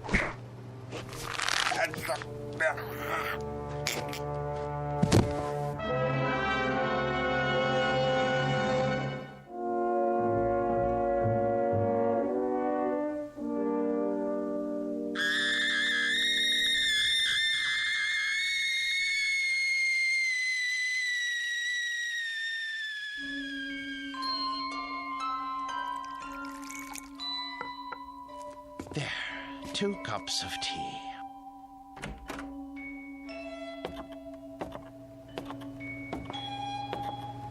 Mr. Ferguson, I don't remember whether you take cream and... Mr. Ferguson? Mr. Ferguson! Your throat. The cord.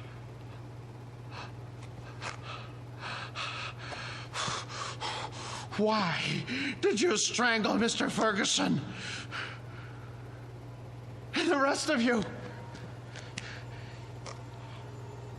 I know you didn't have any part in this, but you didn't stop it either.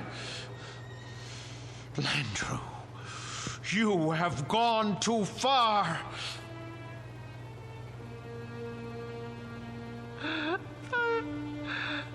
I gave all of you my best years. You wanted for nothing. I washed you. I cleaned your clothes. I waxed your shoes.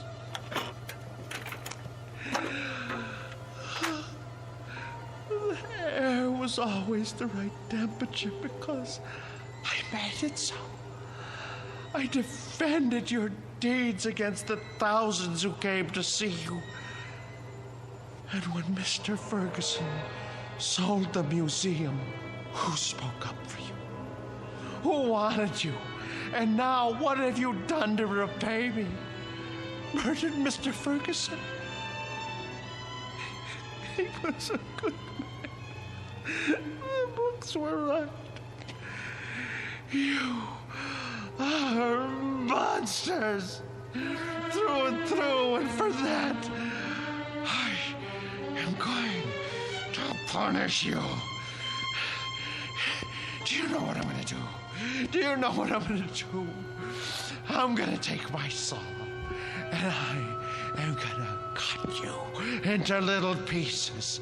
Then I'm going to turn up the heat and let you melt into pools of wax. It's no more than you deserve. Who's going to be first? You, Landrew? Because it was you who murdered Mr. Ferguson. It was not I, Martin Sinescu, who strangled your friend.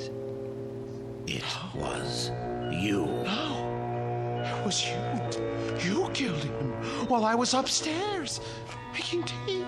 No, maid, it was always you. With my blade, you murdered your wife. You killed her while I was asleep. You used my axe to kill your wife's brother. Get away from me, Hicks. Get away from me. You are the murderer. Perk, stay back. You are the murderer. You killed them all. You lie. You're monsters.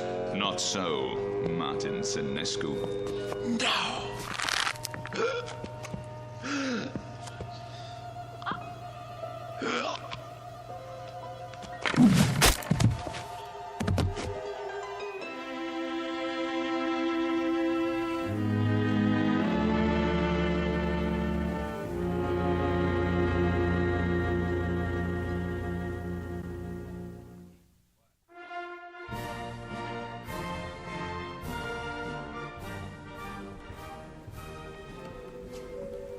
And here is the latest addition to Marchand's Wax Museum, Murderer's Row, complete with its newest cast member, Martin Lombard Senescu, a remarkable and most versatile man. Who knows what thoughts went through his mind as he dug the grave for his wife, Emma, whom he killed with a knife. His brother-in-law, David, whose skull was split with an axe. And his friend and employer for 30 years, Mr. Ernest Ferguson. We'll never know. We can only guess what fierce devils tortured Senescu's soul and drove him to his destiny. But he has taken his place with the infamous and depraved. Next to Albert X, Burkander, Landru, and Jack the Ripper himself. This way, please.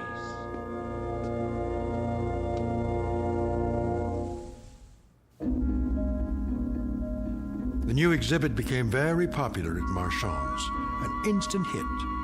But of all the figures modeled so lovingly in wax, none was ever regarded with more dread than an American named Martin Lombard Senescu. There was something about the eyes, people said, dazed, vacant, as if he had seen too much and come to understand it a moment too late. But they shouldn't have been surprised. It's the look one often gets after a quick walk through the Twilight Zone.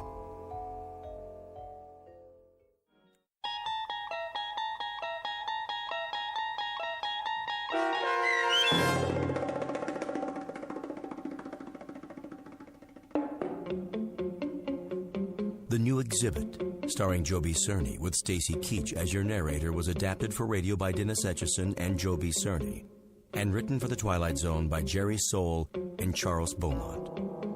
Heard in the cast were Jim McCants, Nancy Baird, Richard Hensel, Nick Sandys, Tom McElroy, Christian Stolte, Damian Arnold, Roderick Peoples, Craig Harris, Martin Aestro.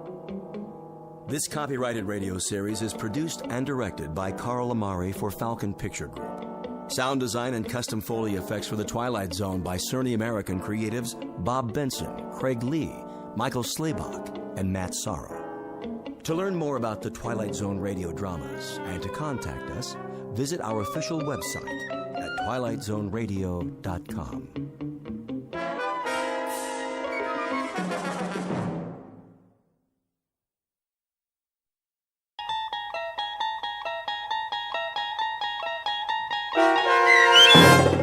The Silence, starring Chris McDonald with Stacy Keach as your narrator, was adapted for radio by Dennis Etchison and written for The Twilight Zone by Rod Serling. Heard in the cast were Craig Brawley, Christian Stolte, Jeff Lupetin, James Schneider, Derek Purcell, Turk Muller, Kurt Nabig, Carl Amari, Roger Wolski, and Vince Amari. To learn more about the Twilight Zone radio dramas and to obtain audio cassettes and CDs of these programs, visit our website at twilightzoneradio.com. The producers of The Twilight Zone wish to thank CBS Enterprises, Carol Serling, Dennis Etchison, Dick Brescia Associates, Claire Simon Casting, Terry Jennings, XM Satellite Radio, Sirius Satellite Radio, our sponsors, and our radio affiliates for helping make this series possible. This copyrighted radio series is produced and directed by Carl Amari and Jason Mallow for Falcon Picture Group. Doug James speaking.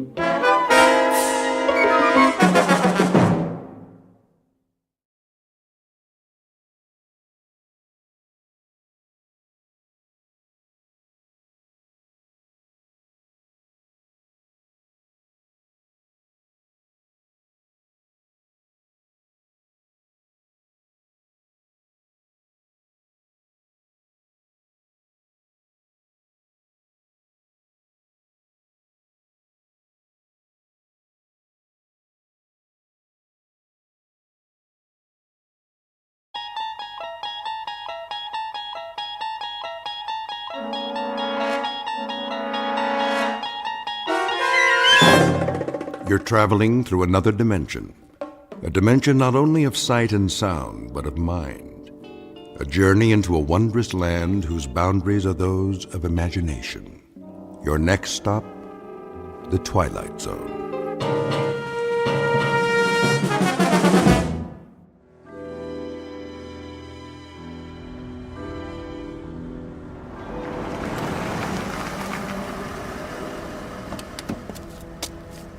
Good evening, Colonel Taylor. Evening, Patrick.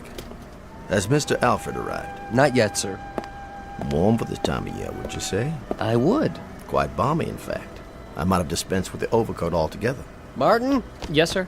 See to the Colonel's car. Right away. Is he new? Just started this evening. Mind you, drive carefully now. Park it all the way in the back away from the other cars. Yes, sir. Here's a little proposition for you, my boy. See this bill? That's $50, sir. Indeed. And if there are no dents or scratches when you bring it back, not a one, mind you, this is yours. All of it. I promise, sir. Good. A man should always keep his promises. You shouldn't spoil the lad. Nonsense. A little incentive, that's all.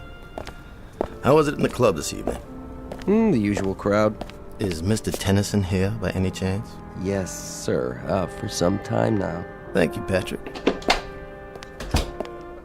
Colonel Taylor, how nice to see you. Let me take your coat. Is there a table in the oak room? Yes, but I'm afraid the fireside chairs are all filled at the moment. Mr. Tennyson, I presume. Yes, sir, it is. If you'd care for a seat in the card room. No, I'll find my way. Mr. Alfred arrives, please send him to the oak room. Of course. Well, I'll tell you something else, gentlemen. The most idiotic thing occurred in the market today. Just idiotic. I've been doing a little dabbling in the syndicate. It still has some oil holdings in the western part of Texas. Well, anyway, Jack Brewer, he handles our New York operation for us. He comes in on the floor, and I happen to be there. This was, about 10:30 this morning, and he waves to me, and he's got a sheaf of papers in his hand, and I can assure you, if there's anyone I don't want to see before noon on any given day, it's Jack Brewer. Raucous sort, a little crude. Nouveau riche, you know the type. Yes. Give you a light, Jamie? Not necessary. Not at all. Oh, this lighter? Solid gold. Gift from my dad when I got out of Princeton. Now, where was I? Jack Brewer. Oh, yes, of course. Charlie Sport, let me sit there, would you, old man? Your chair's much softer, and I'm afraid I'm just worn out. Not a problem. Much better. Now then. Oh, yes. Anyway, Brewer, I call him Brewer the Boar, walks across the floor to me with an intense voice, a voice absolutely shaking with intensity, sidles up and whispers. He's got a miserable habit of whispering sotto voce when everyone in the world can hear him. Anyway, he says to me, Jim, I've got to scrape up $250,000. Can you imagine? $250,000. And I'm the usual, sir? What? Oh, yes. The usual. It might be quieter in the blue room. No, this will do. Young Mr. Tennyson is in rare form tonight. Yes, sir. You're the only one who can handle it for me. This is Brewer speaking. To me. Well, anyway, to make a long story short.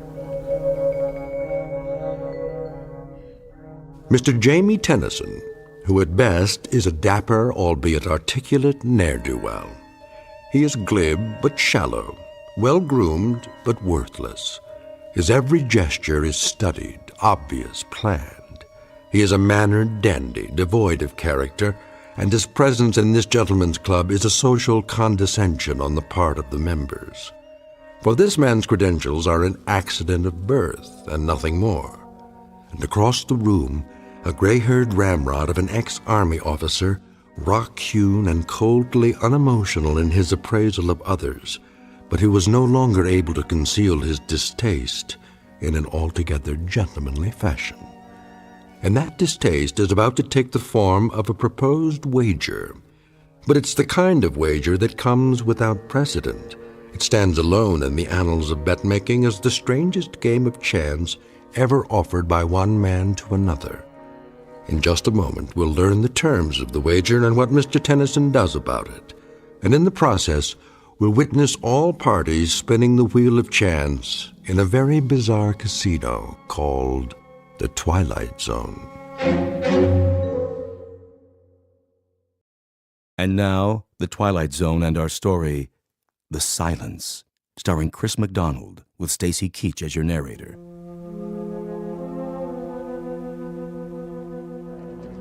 $250,000, mind you. And I'm supposed to scrape it up for him. I'm supposed to scrape it up as if it were some kind of residue lying around that literally can be scooped off a floor. There you are, Alfred. I just got your letter. Sit down, please. Look, Archie. Shh. Our young friend is discoursing again. The opening salvo and then the attack. That may well be. The only thing worse than his loquaciousness is his transparency. In about 30 seconds, Alfred, he'll very nonchalantly request a loan, a sizable loan, from anyone within earshot. Mark my words. The letter you sent me is the most incredible thing I've ever read. Is it? You must be out of your mind. Not at all, but that's a medical appraisal. What I'm looking for from you is legal advice. Archie, we're old friends, but I must tell you. My communication to you, Alfred, was not as an old friend. It was directed to you as my lawyer. Is the wager I have in mind legal? No wager is legal in this state. Is it against the law, then? Is there anything criminal about it? I don't see anything criminal in it, no, but the thing is so incredible. In substance, that's what I wanted to hear from you. Franklin? Yes, sir? Would you take this over to young Mr. Tennyson across the room there? Tell him it's from me and ask him to read it immediately. Why, all right, sir. Well, as I'm sure you know, gentlemen, I'm familiar with the plastics business inside and out. Inside and out. And Brewer has obviously stumbled upon a golden goose. But the man is just too incredibly stupid to know what to do with it. Can you imagine what I could do with $250,000 in this kind of deal? Well, I'll tell you this. I can treble it. I can quadruple it. With an initial investment of $250,000, I can take this plastics thing and I can... Excuse me, Mr. Tennyson. A note for you, sir. From Colonel Taylor. Just put it down there, Franklin. Now then. Excuse me, sir. The Colonel's instructions are that you read it immediately. I beg your pardon? The Colonel, you say? Across the room, sir? Yes, the Colonel. He's waiting, sir. Oh, all right. Let's see what he has to say. What's the matter, Tennyson? He looks like he's seen a ghost. Why, this is just absolute nonsense. What about it, Tennyson? See here. Yes? Is this some sort of joke? I mean, really, Colonel. If it's a joke, then I suggest you're employing a sense of humor that's quite beyond me. It's not a joke, Tennyson. You know me reasonably well. Humor is perhaps the least developed aspect of my character. You're in earnest, then? Oh, quite in earnest. What's it all about? Come on, Tennyson, let us in on it. Yes, please. The suspense is killing us. Would you mind terribly, Tennyson, if I acquainted the gentleman with my proposition? That's quite your business, Colonel. Quite your business. But I do believe you will make yourself highly suspect. I'll take the risk. I propose a wager with Mr. Tennyson here. A wager that takes the following form. I bet Mr. Tennyson $1 million that he will be unable to remain silent for 1 year. What? Surely you're not serious. He's joking. The wager carries with it the following conditions. He will be placed in a room to be observed by me or anyone else at their discretion. He will not be permitted to speak a word for a period of 12 months. Not a single syllable. He will be supplied with food, television, books, anything he wants by way of diversion. But he will make his wants known by pen and paper, not by voice. Incredible. Are you pulling her legs? $1 million? I don't believe it. What about it, Tennyson? First, let's establish that you're quite serious. Beyond any doubt. Then, may I ask the purpose of this wager? That should be obvious. That is, to anyone but you. I'm afraid it eludes me, Colonel. So perhaps you'd be good enough to explain to me why you're willing to risk $1 million? Risk? Hardly a risk, Tennyson. Well, hardly a risk at all. But if the wager is genuine... What I'm about to say would horrify the average man, but to someone as insensitive as you, it will probably mean nothing. Oh, is that right? I dislike you intensely, Tennyson. It goes well beyond the normal distaste I would feel for anyone without manners, without breeding, without principle. Beyond and much deeper. You've become a call celeb with me. Your voice has become intolerable. See here. Each night I sit here and the sound of it makes me wince. I cannot ask you to leave the club because I don't have the right. So, the thought occurred to me that I would be happy to risk, as you say, a large sum of money, just to have quiet. You see, Tennyson, you couldn't possibly remain silent for a year. It's not in your nature. You're a shallow, compulsively talkative, empty-headed ne'er-do-well, and to remain silent would destroy you. Your kind has to seek out an audience. So what I assume will happen, what I more than assume, I fully expect, is that you will very likely be able to withstand the pressures for 3 or 4 weeks, perhaps a couple of months, and then you'll have to succumb. Again, that's your nature. So you won't cost me anything, but what I'll derive from it is a month or 2 of delightful and very precious silence. What about it, Tennyson? Appeal to your sporting blood? Oddly enough, it does. It does appeal to my sporting blood. And that, of course, is patently ridiculous. There's nothing sporting about you, Tennyson. But I happen to know you're rendering your nightly financial folderol because you're in desperate straits. You've run out of your inheritance, and your debts are insurmountable. In short, you're a desperate man, and you do just about anything for money, except, of course, to remain silent for 1 year. Colonel, if this were Europe and the company were a bit more sophisticated, I should be forced to invite you outside for the things you've just said. Would you now? Yes, but the ground rules here are somewhat different. As it stands, I can either ignore you or call your bluff.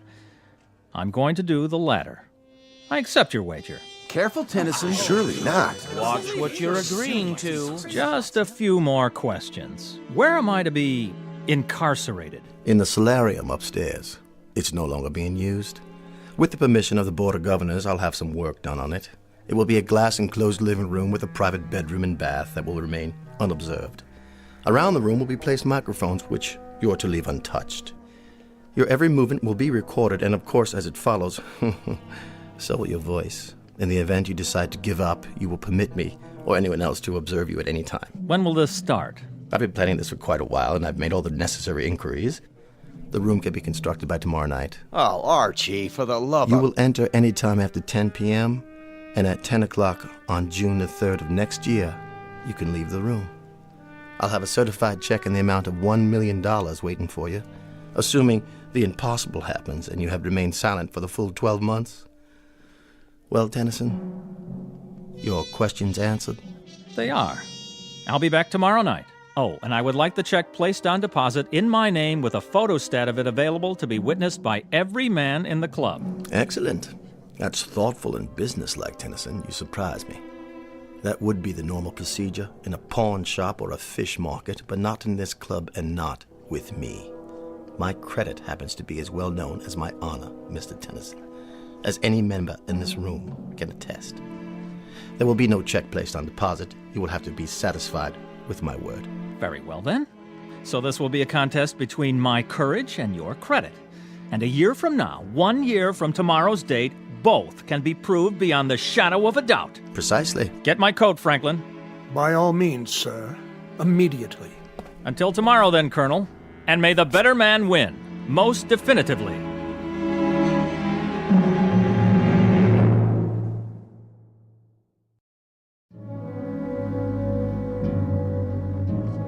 Mr. Tennyson. What is it? This is none of my business. You're right, old man, it's not. But I've known Colonel Taylor for a long time. This is not a capricious man.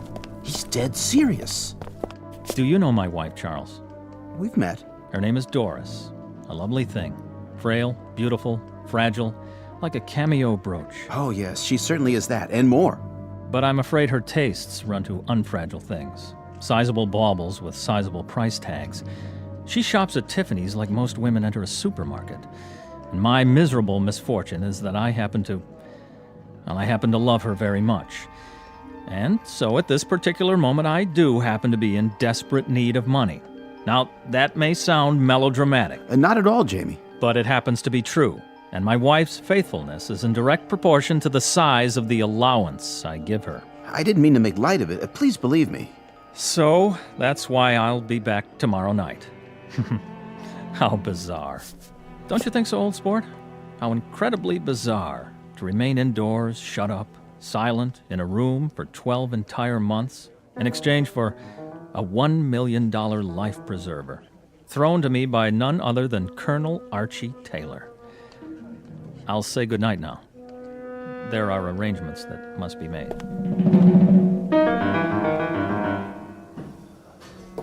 How's it coming, gentlemen? Right on schedule, Mr. Taylor. Almost finished. On the plumbing, the electrical outlets.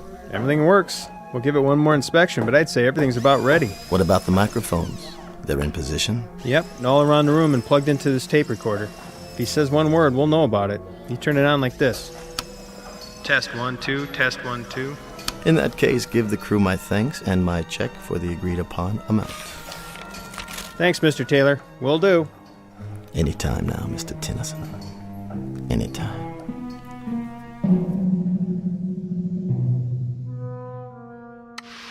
Hey, Debbie, get back in the flying saucer. Pick up those booty bags. Hey, no problem. Trouble rolls off my back. Tonight on Classics Revisited, we bring you the BBC's dramatization of that timeless masterpiece, Peter Ibbotson. Masters of Darkness and our terrifying story, Down There. Money got you down? Pick up the phone and dial now for the lowest interest rates. Do not attempt to adjust your television set. We control the transmission. Tonight you will travel from the height of man's dreams to the absolute limit. What's the matter, Mr. Tennyson? Nothing on television to your liking? Perhaps you should try reading a book.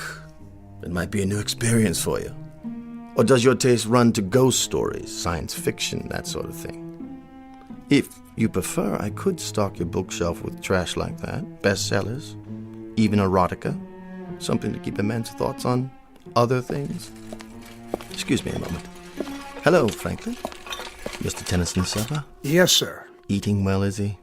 Appetite good? Well, not very much up to a week ago, sir. But he's eating very well now. Oh, nice.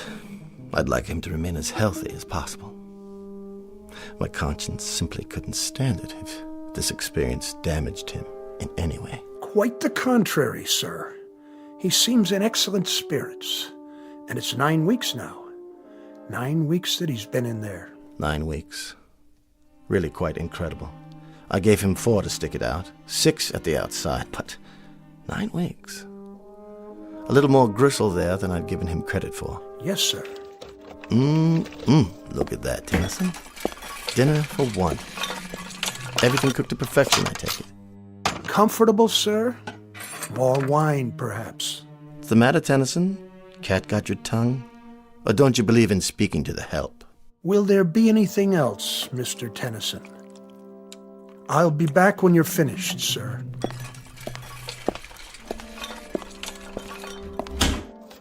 Enjoy your meal, Tennyson. Sorry I can't stay, but I have another engagement with friends. A lovely little spot downtown, so warm and friendly. Perfect for conversation. You understand, I'm sure.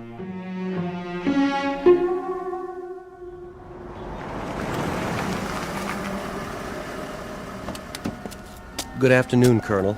Patrick. I'll take care of your car, sir. I know you will, boy. Mr. Alfred inside, is he? Yes, sir.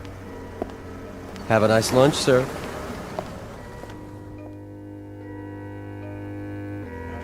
There you are, George. I reserved a table for us, a quiet one. Good.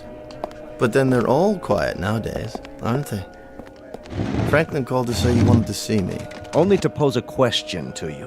What sort of question? Very succinct, Archie. Very brief. Yes? How long? How long what? How long are you going to keep this up, this prolonged practical joke? Not much longer. What exactly does that mean? You should see our boy up there. 4.5 months and not a sound from him. That's what I wanted to talk to you about. Incredible. I've just been wondering how my fortune might accommodate the loss of a cool million. For the sake of argument, of course, quite theoretical. That fop couldn't take it another month. This, I'm certain of. For your sake, I hope that's the case. My sake? You have the money, of course. I find that insulting. I'm sorry if it is, but I think he's going to beat you, Arch. Especially from you, George. I'd say you owe me an apology. How are your holdings? What are you talking about? It's no longer theoretical. You might want to double-check your holdings now in preparation. My holdings? They're solid, dependable, 100-year-old firms. Why should I rearrange anything? You're insane. Merely careful. Look here. There isn't one chance in a million he'll last out the year. Not one in a million. I've watched him every day. He's beside himself. He's becoming bored to the point of irrationality. A week longer, 2 weeks, 3 at the most, he'll be crawling up the walls, screaming for us to let him out. I hope so. I sincerely hope so, but I think that boy up there will remain silent for the entire year. And I think you're going to owe him that cool million. Nonsense. I just hope you've got it. That's all. I'm not going to sit here and listen to this abuse. It's not in the least personal, only something I feel you need to hear from someone you'll listen to. The voice of reason, a word to the wise, that sort of thing. Then from now on, I'll thank you to disperse your wisdom elsewhere. Oh, for the love of... Consider yourself discharged. What? As of this hour and this day, you are no longer my attorney. But Archie... Goodbye, George. Goodbye to you, old boy, and good luck. Because by the look of things, I'd say you're going to need it.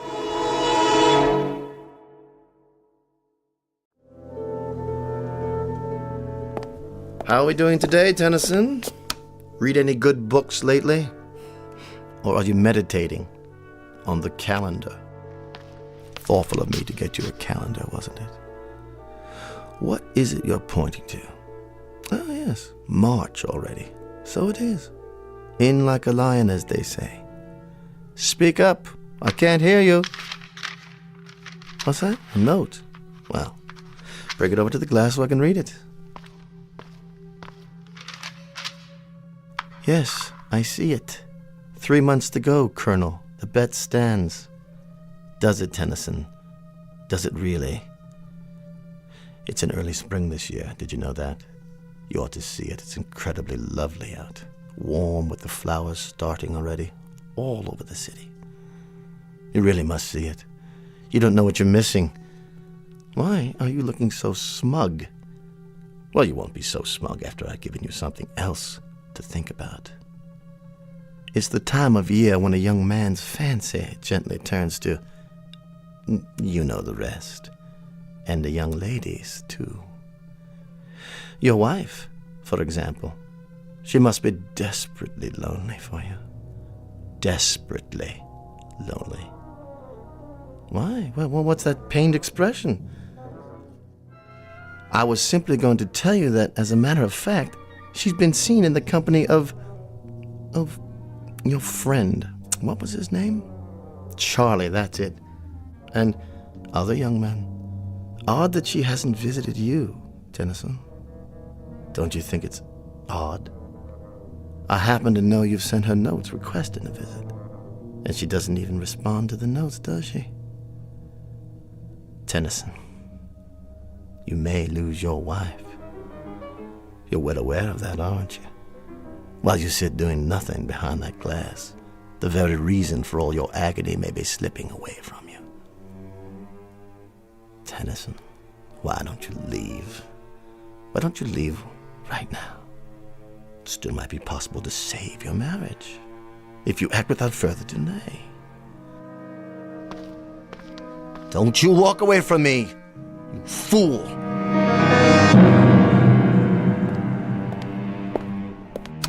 Tennyson, I know you can hear me.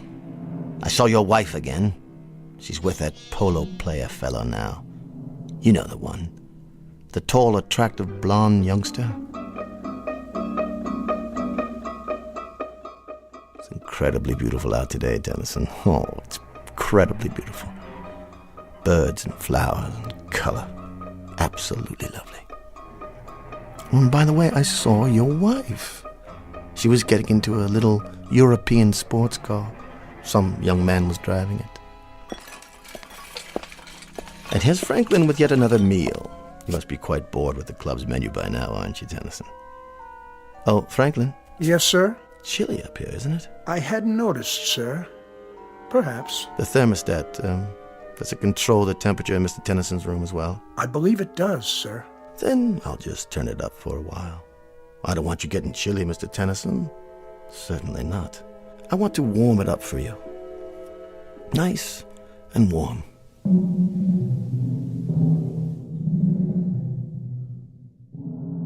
It's April Fool's Day, Tennyson.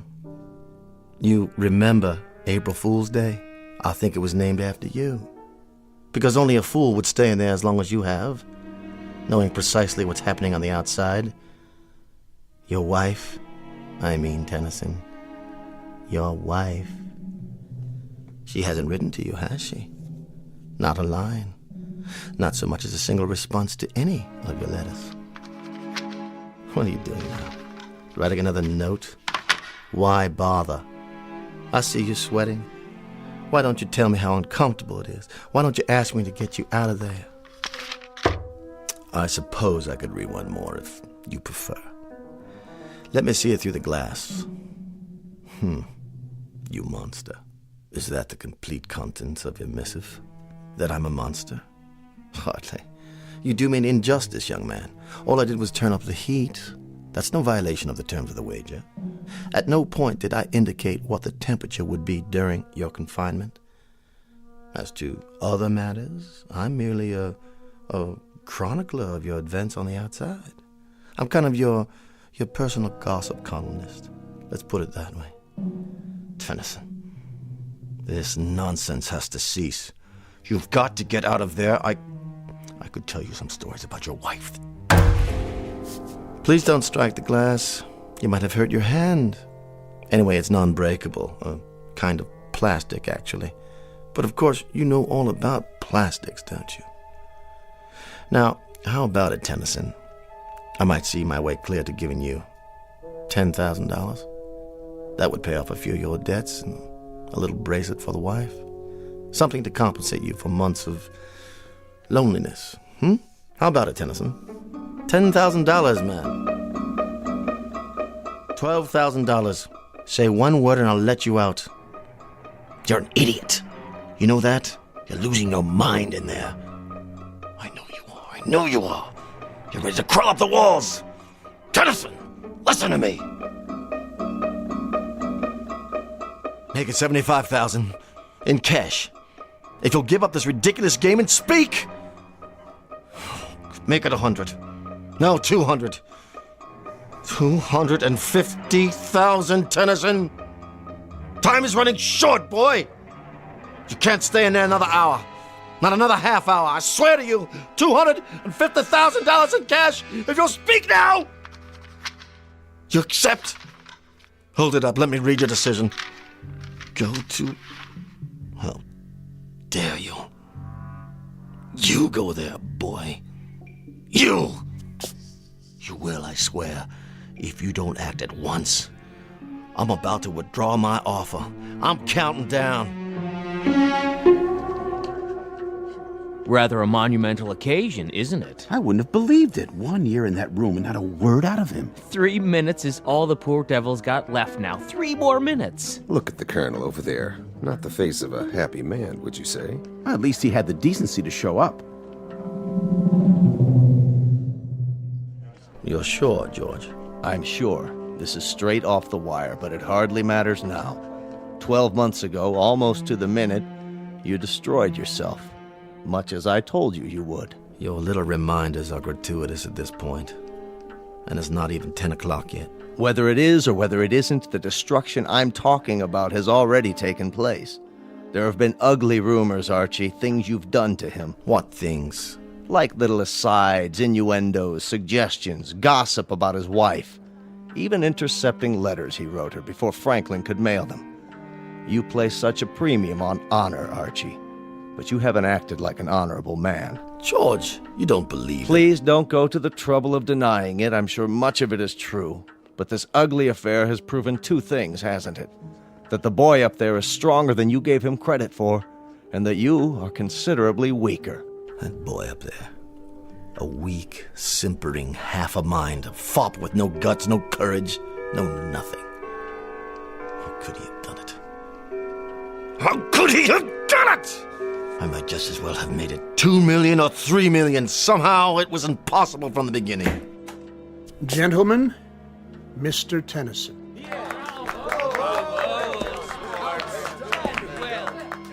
He's so pale, thin as a rail. But he's done it. You hold out your hand to me, Mr. Tennyson. Not to shake it, I presume, but to receive payment. Well, sir, you have me at a disadvantage, a rather compromising situation.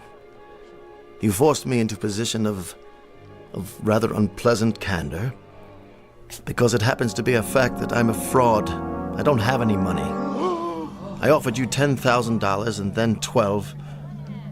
The truth is, I would have had to go out on the streets to beg even that amount, let alone $1 million. I received a cable from London. Both the Birmingham Tool Company and Edinburgh Motors have filed suit for bankruptcy. Blue-chip companies. Every nickel I had was invested with them, and they no longer exist. In short, I'm busted. Broke. Yes, it happens also to be a fact that I have pride, bearing, taste, and exceptional breeding. But I've lost. Proving, Mr. Tennyson, proving that you are by far the more substantial of the two of us. I will naturally resign. You have both my resignation and my apologies. I will not ask you to suffer my presence any longer. Look at Tennyson. They won't let him walk out like this. He'll demand satisfaction. Talk to him, Tennyson. Tell him whatever you like. Your time's up. You can talk, gurgle, sing, chortle, anything you want. You've won the bet, son. What's he doing? Writing another note? But why? What is it, Colonel? What did he write? Why doesn't he speak? Let me see. It says, 1 year ago, I had the nerves that my vocal cords severed. Good Lord. He's opening his collar to show you, Archie. There are the scars on his throat. I underwent this surgery because I knew I'd never be able to keep my part of the bargain. For the love of God, man. For the love of God.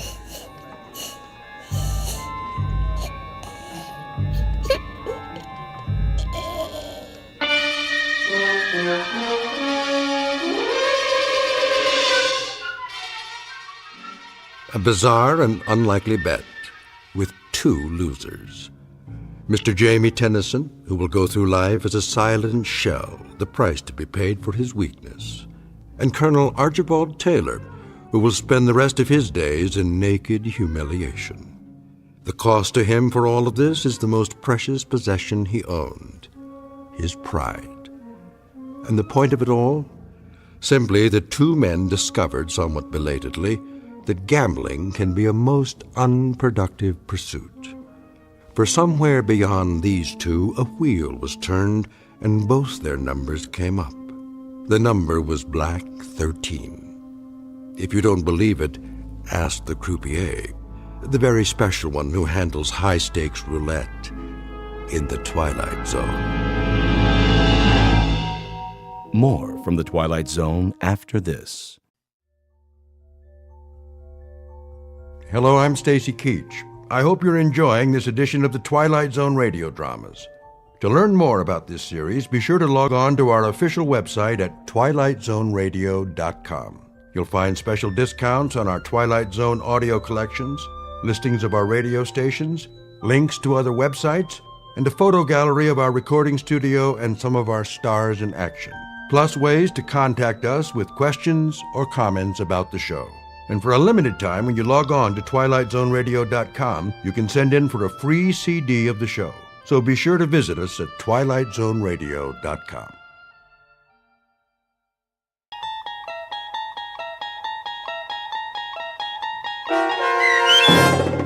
The Self-Improvement of Salvador Ross, starring Luke Perry with Stacy Keach as your narrator, was adapted for radio by Dennis Etchison and written for The Twilight Zone by Jerry McNeely from a story by Henry Slesser. Heard in the cast were Alyssa Fraden, David Darlow, Doug James, Jeff Lupetin, Joseph Minoso, Ivan Vega, Tim Rose, Meg Falcon, and Mike Castle.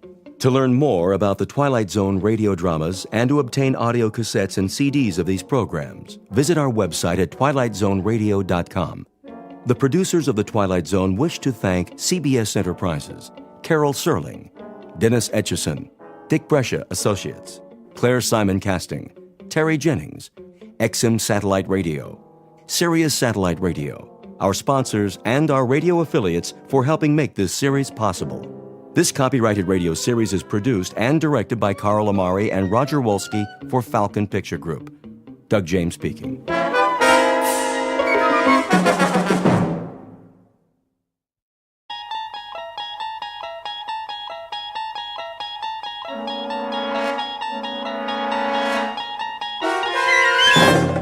You unlock this door with the key of imagination. Beyond it is another dimension. A dimension of sound, a dimension of sight, a dimension of mind. You're moving into a land of both shadow and substance, of things and ideas. You've just crossed over into the Twilight Zone.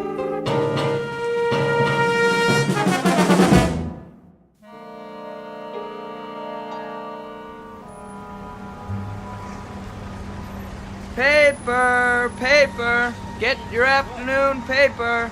Many are dying and many are dead. Oh, hi, Miss Maitland. Hello, Vincent. How are you today? Can't complain. Paper? Of course a paper. What would Daddy say? Well, maybe he'd be better off. Not much good news today. Oh, I'm sure you're mistaken about that. Take a look around. Isn't it a beautiful day? If you say so, Miss Maitland. Paper! Get your paper here! Hey! Hey, you with the rich boyfriend. Don't be so stuck up. Sal? Come on. Just because I'm a big success now, that don't make me stuck up. Whose convertible is that? Oh, it couldn't be mine, huh? Just like that? I asked you a question, Sal. Whose is it? A guy named Halpert. Halpert. He's about 174 years old and he owns half of Connecticut. Can you imagine wheels like this, wasted on a creep who's all ready to get planted? How do you know him? I got me a new job, washing cars in his building, and I noticed this gadget was getting anxious for some action. I'm serious. The battery could have run down. He doesn't know you have it. What's the difference? He wants to go somewhere, he's got a chauffeur. Drives him around in a big black battleship. He doesn't use this baby once a month. So you took it? I borrowed it. It's okay, honest. He digs me. I've been doing little favors for him. He wouldn't care. Come on, get in. Thanks anyway, Sal. I'm not lying. The only time old man Halpert uses this is to go to try to pick up chicks. Reminds him of when he was a kid or something. Sal, I'm tired. I've been at work all day. So what? And I promised Dad I'd stay home with him tonight. Ah, for the love of... Bye, Sal. Okay. Watch how I can make nice. Gee, that's too bad. So, I'll borrow the wheels again Friday night and pick you up, okay? Now, wasn't that polite? Just like one of those college boys? Sal, I meant what I said last time. No, you didn't. I don't think we should see each other anymore. What's that supposed to mean? I shouldn't have let it get started in the first place. Yeah, so long as you're the saintly social worker and I'm one of the crumbs, then it's okay, ain't it? It's only when we get real close. You notice I got dirt on my hands. You know that has nothing to do with it. Plus, I don't talk like your old man. I've tried to explain. We're just not two people who... Two people who could ever get along. With all the education you got, you ought to be able to swing a better Dear John than that. I'm sorry, Sal. Listen, I ain't always gonna have dirt on my hands. And I don't need books to tell me which way is up. I know the map, and I'll get there. You'll see. Is anything wrong, Leah? No, nothing, Dad. Nothing at all, Dad. I heard your voices. Hello, Sal. I'll wheel you back in. That won't be necessary. I can do it. Feel better? Now that you finally convinced her she's too good for a bum like me? Sal, I won't pretend that I'd pick you for my daughter. I wouldn't. But ultimately, it's not my decision. It's hers. I'm willing to admit I may have been wrong about you. She's obviously seen you quite differently from the way I have. Not anymore. Come on, Daddy. I'm sorry, Sal. Just once in my life, why can't I want something and get it? Just once. Ow! My hand! My hand!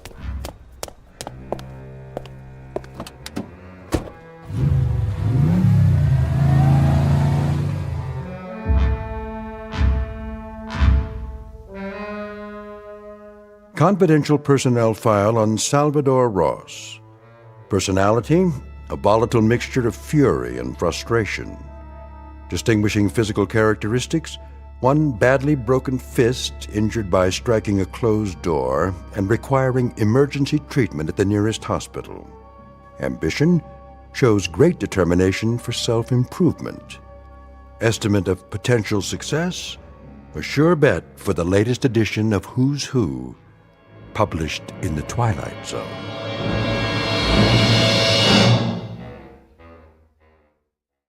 And now, The Twilight Zone and our story, The Self-Improvement of Salvador Ross, starring Luke Perry with Stacy Keach as your narrator. Blue team to ICU, please. Blue team, ICU. City Hospital emergency room. That would be general admissions. I'll transfer you. Emergency, please hold. There, I filled out your forms. Now can I see a doctor? Take a seat, sir. I already took a seat 45 minutes ago. Is your name on the list? Yeah, right there. See? Ross. R-O-S-S. Well, you'll have to wait your turn, Mr. Ross, like everybody else. How long? I'll call you. When? A doctor will be with you as soon as possible. Hey, I got me a busted hand here. I'm in pain. So is everyone else in this waiting room. Now, if you won't sit down and wait your turn... When is my turn, huh? Next week? Next year? I've been waiting as long as I can remember for somebody to pay attention. I got problems too, you know. I ain't some mug off the street. Lower your voice, or I'll call security. Go ahead, call them. If that's what it takes to get respect around here. Security to the front desk, please. Who's next, Miss Olson? Oh, doctor, I was just... Something the matter? This patient doesn't want to follow procedure. Damn right I don't. What are you running here, a hospital or a torture chamber? I got me a little problem, and if you don't want to do something about it... What's the injury? His hand. You see this? I got broken bones in there. If you'd ever busted your hand, you'd know what I'm talking about. Abrasions on the knuckles. In a fight, were you? Forget it, I'm getting out of here. Hold on. I said don't worry about it. Are you in serious pain? Oh, you don't think I can take it? I ain't some wimp. All right, clean up the abrasions, then send him down for an x-ray. Yes, doctor. This way, Mr. Ross. Now, who's next? Miller?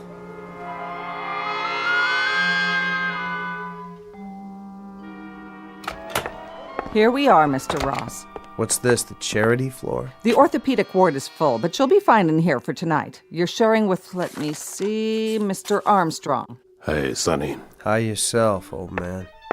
I'll put your clothing bag in the closet. Bet if I was some rich guy, I'd have my own private room, right? It's just for one night. Look, why don't you let me go on home?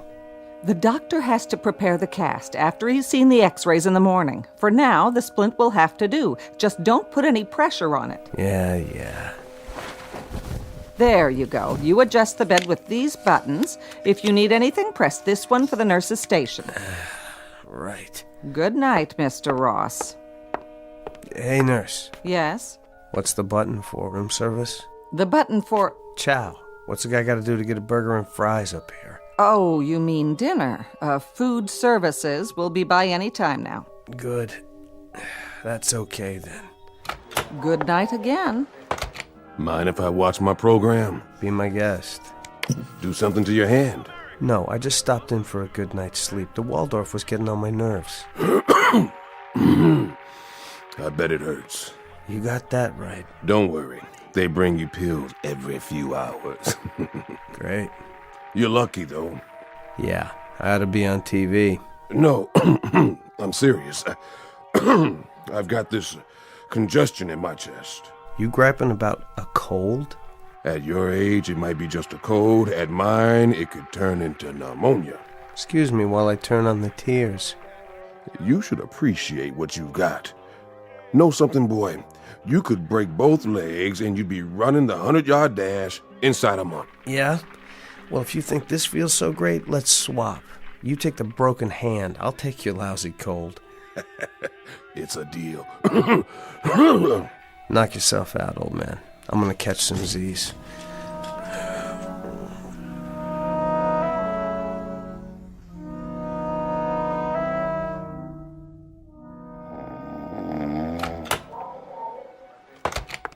Mr. Ross, are you awake?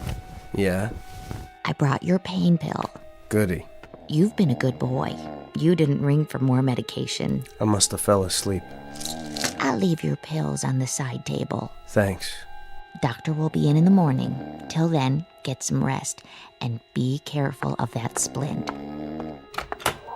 Yeah, right. Hey, what's going on? My hand don't hurt anymore. I didn't even take the pill. Old man. Old man. What? Oh, my hand. What's the matter with my hand? Hurts, huh? Oh. Sure it does. And me, all I got's a head cold. Some bargain we made, huh, Pops? Oh, no, please. I want to swap back. Sorry, all deals are final. Please. It'll never heal. Not at my age. Later, Pops.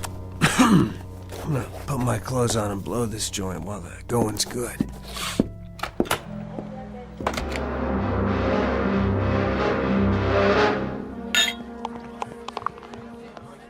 Here you go. One draft. Thanks, Dan. Can you put it on my tab? Afraid not, Billy. Cash on the barrelhead. But you know I'm good for it. Sure you are.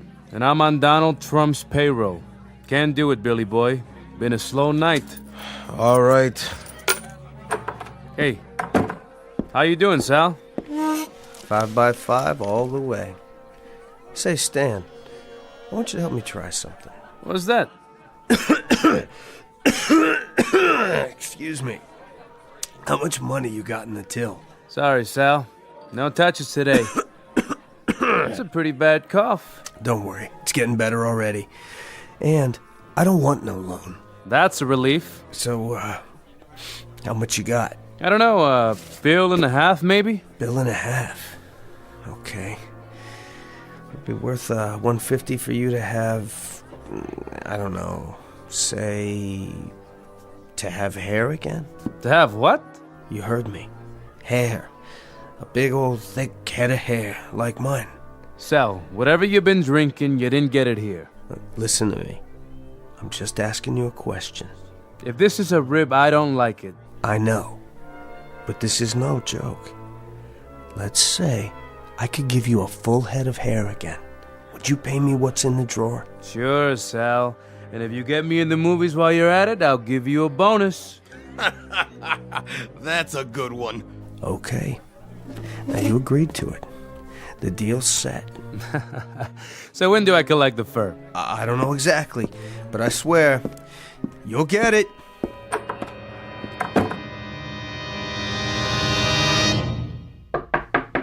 Mr. Ross! Mr. Ross, you've a telephone call. Sal, are you in there? Yeah, Mrs. Olaf? There's a phone call for you. Please tell your friends not to call in the middle of the night. There's a limit. Okay. I was sound asleep. You're not the only one. Why, Sal, what happened to your... Hello? Yeah, this is me. Stan? I know. Never mind, Hal. You got what you wanted, didn't you? I said it ain't your business, Hal. Good. Well, tell her to run her fingers through it. I'll be by in the morning to collect. Bye.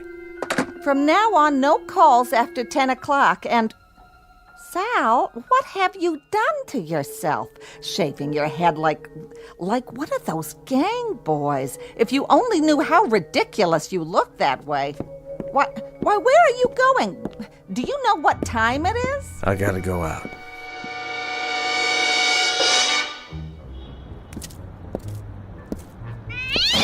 Out of my way, cat. Who's there? Does somebody want to roll me? Well, I ain't got nothing, so leave me alone. Billy, I thought that was you. What are you doing here, Sal? To tell the truth, I was looking for you. What for? How's Stan doing? Oh, Stan? He's great. Oh, you should have seen him. Once it happened, he called free drinks all around. You mean his hair? That's right. I took me a little nap, and when I woke up, he must have had a wig or something. So happy to have hair he could spit. How'd he look? Like a new man. Hey, Sal, what happened to you? Is something wrong with your head? It looks like you shaved yours. You like the way Stan looked, Billy? No, you wouldn't. You got yourself a nice full head of hair, thick and black. Same as mine used to be. Of course, it could use a good washing, but that's no problem. What are you talking about? Oh, nothing much. Just a little deal between you and me. Strictly business. Could you use some extra money, Billy? Sure. Because I'm about to come into some cash as soon as I see Stan. If you want, I could see my way clear to let you have, say, 75? How does $75 sound? In exchange for something you won't even miss. Just think. You won't have to worry about combing it or anything anymore. Say what?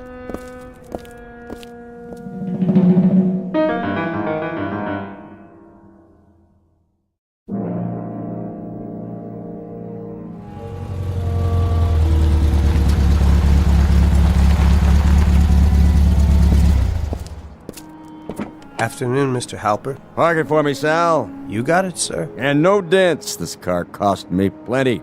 It sure must have. Don't you worry. Here, give me a hand. Here you go, Mr. Halpert. You had to drive yourself today? I didn't have much choice. Everybody's got to have a day off.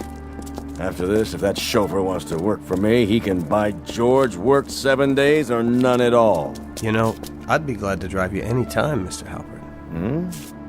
Yes. Traffic's bad these days, full of madmen. It sure is. Here's the elevator. I was hoping for a chance to talk to you. About what? I've got, well, you might say I've got something to sell.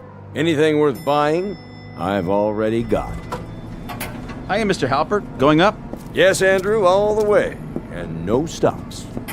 No stops it is. Not this, you haven't. Haven't what? Hold the door for me, Andrew. Yes, sir. You haven't got what I'm selling. Well, what is it? Something you can't buy anywhere else in the world, from anyone else but me. You'll say it's the best purchase you have ever made in your life. The best, Mr. Halpert. Get in, we'll talk. No problem. The penthouse, Andrew. That's what I figured, sir. Now as to this item you mentioned.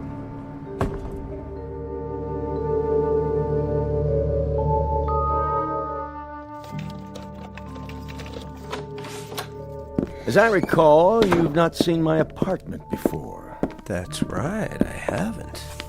It's, quite a pad, Mr. Halpert. And a strange one for a man of my age. Is that what you're thinking? You mean the modern art and everything? Oh, no, I always figured you still knew how to swing. I keep it this way for my new friends. I bet you really wow the chicks, don't you, sir? Well, let's see it. What? This marvelous item you think I should purchase. You're looking at it, Mr. Halpert. What am I looking at? Youth. That's what I want to sell you. All right, boy, that's enough. Get out of here. I know it sounds wild, but I mean it. Sir, I'm telling you the absolute truth, and you can take that to the bank. I warn you, if you have any half-headed idea of robbing me, the security devices I've installed... I ain't interested in robbery. I don't have to be. I'm telling you, I got something to sell. Something that you want more than anything else. Youth, eh? So you bottle it? Is that it? Some sort of tonic? If you'll just give me a chance. Now, I read in the paper where you're 76 years old. That's correct. I'm 26. Congratulations. Now, if you don't mind... What would you give to be 26 again, Mr. Halpert? I'm beginning to think you're the craziest kid they ever let out onto the streets. Okay, think that. Just play along with me for a minute. It ain't gonna hurt you one bit. Now, what would you give? Let's say $1 million? All right, let's say $1 million. I'd gladly give that to be 26 again, if such a thing were possible. Tell me about this pad. What about it? You own it? Of course I own it. I don't see what that has to do with... Would you throw it in? What? Into the deal. Just how do you propose to deliver this fountain of youth you're raving about? By selling you years. My own years. Off of my life. Well, boy, I'll tell you what you do. You gift wrap those years and mail them to me. Just be sure you don't send them COD. For now, if you don't mind, I'll show you the door. The apartment. You didn't say. Is it part of the deal? Why, of course it is. I wouldn't want to take your years for a penny less than they're worth. $1 million. And this apartment? Done. What is? You just bought yourself 50 years. I'm sure I did, boy. No, you're not sure. But trust me, Mr. Halpert, you've got a pleasant surprise coming real soon.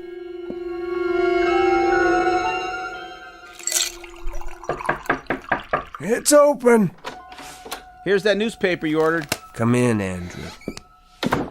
You know my name? Sure I do. Mr. Halpert told me about you. He did, huh? Oh, you must be the new owner of this place. That's right. Did we ever meet before? I don't think so. Funny, you look kind of familiar. Oh, I've been staying in, but I know you run the elevator. Yep, that's me.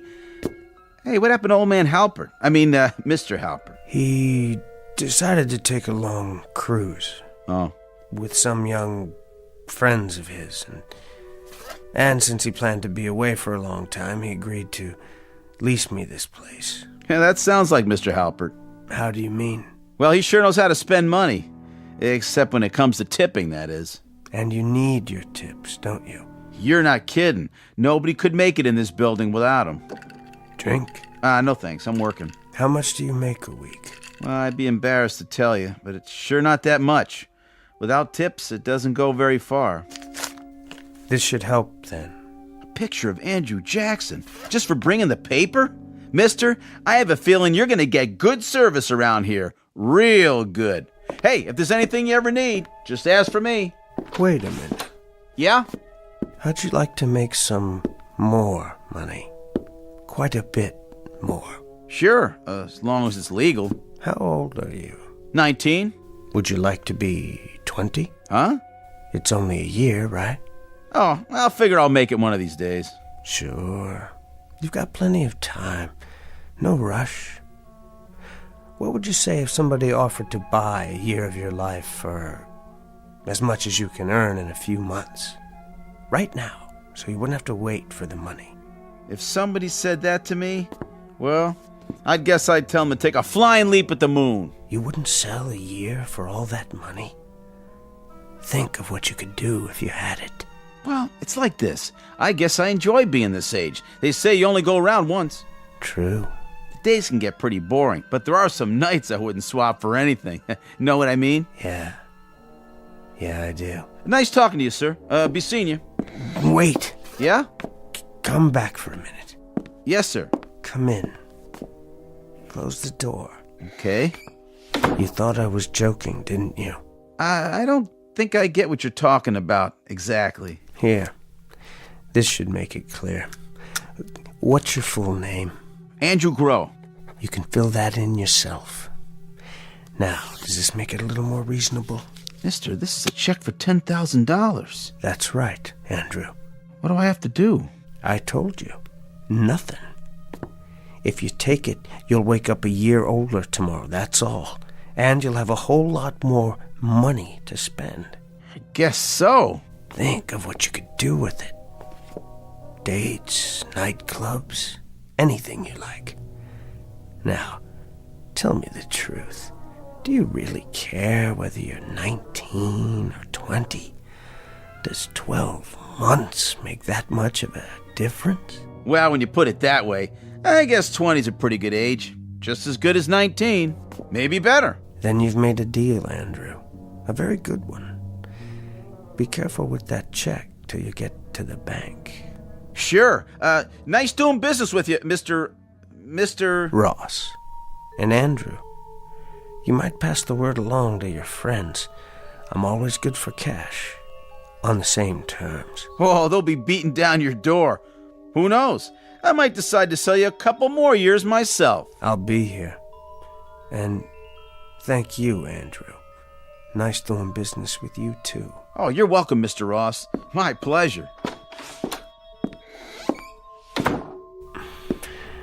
Believe me, the pleasure's all mine.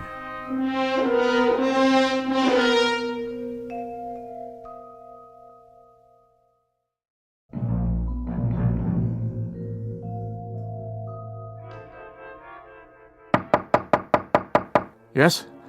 Who is it? Give me a moment. Sal. Hello, Mr. Maitland. Is Leah home yet? No, she isn't. What are you... You don't mind if I wait, do you? You're certainly looking successful. We haven't seen you for quite some time. Well, you see, I've been busy, Mr. Maitland, moving up, making myself worthy of your daughter. You should be happy. Do something for me, Sal. As a favor, please, leave her alone. Come on, look. The fingernails are clean now. Manicured, even. I've got the right shoes, the right clothes. Yes, you certainly do. I told you I was going to improve myself, and I always keep my word. You're obviously doing very well, Sal, and I applaud that. I'm glad for you. Well, then, don't ask me to leave her alone anymore. I'm a catch, Mr. Maitland, a real catch. Not for Leah. Well, we'll just see about that, won't we? Sal, I don't want to play on your pity, but the truth is, I'm going to die soon, and when that happens, Leah will have no one. Now, don't you worry, Mr. Maitland. She'll have someone to take care of her from now on. You've got my word on it. Not you. It mustn't be you. Yes, as a matter of fact, it must be me. I don't know what made you so superior. I just don't get it. What have you ever done that's so great? Teaching in that rat trap school all your life? No, not even teaching, just babysitting. I think I've heard enough. Even in the war, what did you get? A gimpy leg and a few souvenirs. A couple of crummy guns to hang on the wall. Old, same as you. You're a loser, you know that. Even worse than I used to be. I suppose you want Leah to marry someone just like you. I'll have to admit you're making some sense, Sal. Do you think you'd be a good husband to her? I can buy her anything if I want to. Anything. And do you love her? I want her, Mr. Maitland. Unfortunately, that isn't enough, Sal. She needs a man who can be... I picked up a few things for dinner on the way home. Daddy, how was your... Oh. Hello, Sal. Hello, Leah. Your father and I were just having a little chat. Were you? I should have gotten to know him better before. But back then, I couldn't have talked to him on this level. I can now, can't I, Mr. Maitland? I've spent a lot of time improving myself. You're certainly looking prosperous. Oh, you know how it is. I hit some luck, that's all. You even sound different. You noticed that. Well, I met this young fellow who was going to college. He needed some extra money, so we made a deal. He helped me out on the side, gave me lessons to improve the way I talk. You must have worked very hard at it. Oh, yeah. I've discovered some talents I never knew I had. Seems like I learn quickly. Very quickly. Just what is your new job? I can tell you all about it over dinner. Dinner? Any place you like. Oh, that's something else I've learned. Where to go and how to act. I don't think I'd better this evening. I told my father I'd... But now that I've improved myself so much, not even your father has a reason to object. Do you, Mr. Maitland? You're a grown woman, Leah. I've never tried to tell you what to do. You know that. Well, I would like to hear all about what's happened. If you're sure. As you wish. Just give me a minute, Sal. Take your time. Don't worry, Mr. Maitland. I'll have your daughter home early.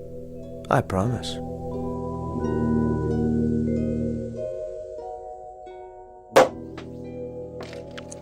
Let's take our champagne onto the balcony, shall we? I'll open the French windows. If you like, Sal. Like the view? It's lovely. Your entire place is lovely. But, Sal... Don't worry. Every dime is not only legal, but honest.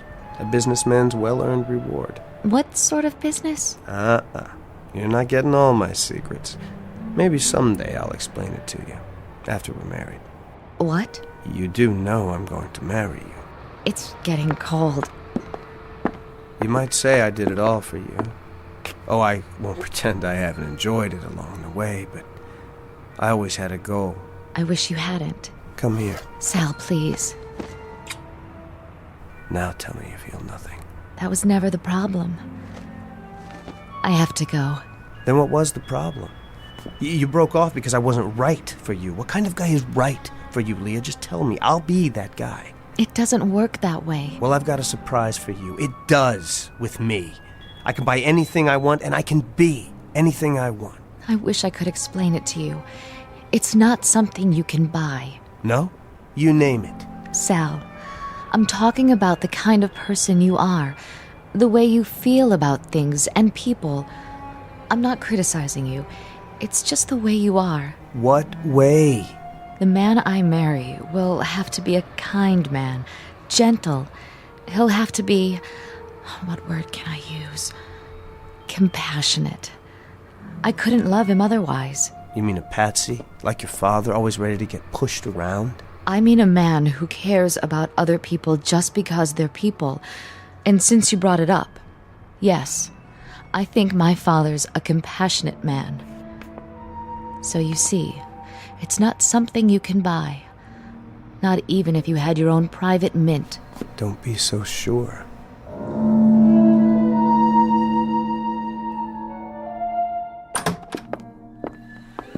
Oh, there you are, Leah. Sal? You didn't have to wait up for us, Mr. Maitland.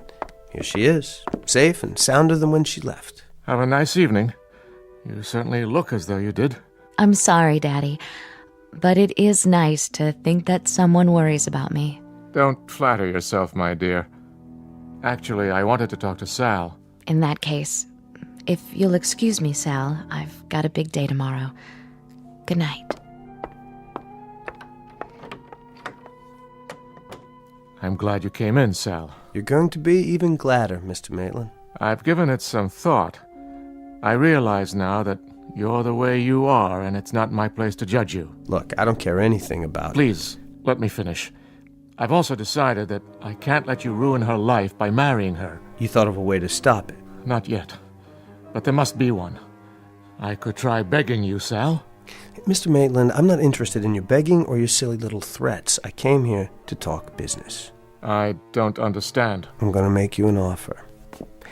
I want to buy something from you, and I'm prepared to give you $500,000 for it.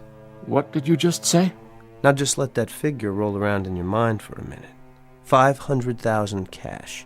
That's enough to take care of you for the time you've got left, and to provide for Leah so that she can do whatever she wants. Now, you say you're worried about what will happen to her when you die. Okay, here's your chance to fix it up just the way you want it. What do I have that's worth that kind of money? Mind if I sit down? It's a little difficult to explain.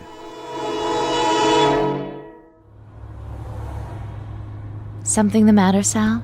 Oh, no, not at all. You seem so quiet. I was just thinking. About what? You. Oh, Sal. It must have been hard. For you, working, going to school, taking care of your father. Oh, I never really thought about it. Well, I have, since yesterday. I never understood you before, but I think I'm beginning to now. You're a wonderful person, Leah. You deserve the best from now on. And I'll do my best to see that you have it. Sal, honestly, what's gotten into you? I'm finally seeing things clearly. Is your father home? I want to tell him how I feel now so he won't be concerned. Don't worry about Daddy. He only wants what's good for me. But I'm a grown woman. Hold on. Let me get the door for you. I think I'm capable of getting out of a car. I'm sure you are. But I want to.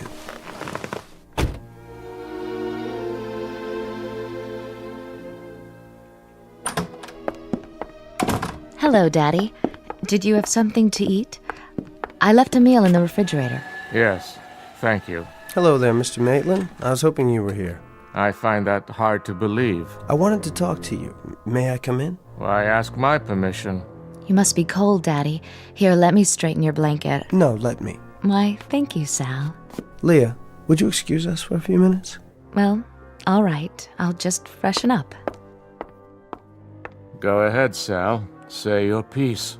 If you don't mind, sir. Well, I do have something to say. Just that I'm sorry. What? For all the worry and grief I've caused you. You were right about me. I wanted to marry Leah to prove something. She was a prize, a symbol. But that's all changed, Mr. Maitland. I realize now how much I love her. And I will make her a good husband. I promise you. I warned you I would not let it happen. Please, Mr. Maitland, hear me out. It's different now. I've changed. Have you? I'm asking you for forgiveness, Mr. Maitland. Compassion. Oh, yes. A sterling human quality. Sir, your blanket. Let me fix it. Wait. What's in your hand? Isn't that one of your war souvenirs? I hope it's not loaded. Be careful. Compassion. But don't you remember, Sal? I don't have any left. I sold it to you yesterday. No, please. Wait! The Salvador Ross Program for Self-Improvement. The all-in-one, surefire course that lets you lick the bully, learn the language, dance the tango, and anything else you want or think you want to do. Oh, and there's a money-back guarantee. But the offer is strictly limited to the Twilight Zone. More from the Twilight Zone after this. You are about to enter another dimension. A dimension not only of sight and sound, but of mind. A journey into a wondrous land of imagination. Next stop, the Twilight Zone. Hi, this is Stacy Keach. I'd like to take a moment to tell you about our Twilight Zone website at twilightzoneradio.com. At twilightzoneradio.com, you'll find the latest information on these Twilight Zone radio dramas, including behind-the-scenes photographs, plus the newest product releases, trivia contests, ways to contact us, other Twilight Zone-related info and merchandise, plus links to other fascinating websites. So make your next stop twilightzoneradio.com.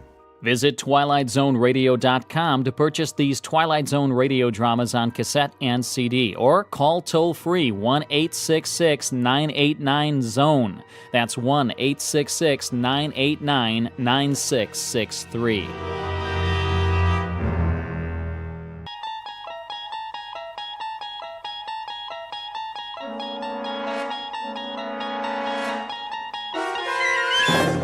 You unlock this door with the key of imagination.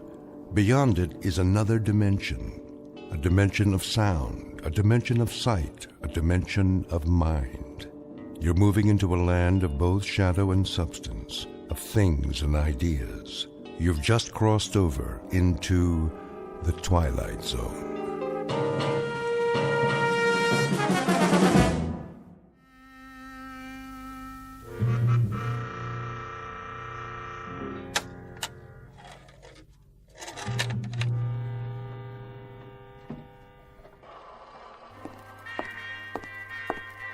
Jason, Yes.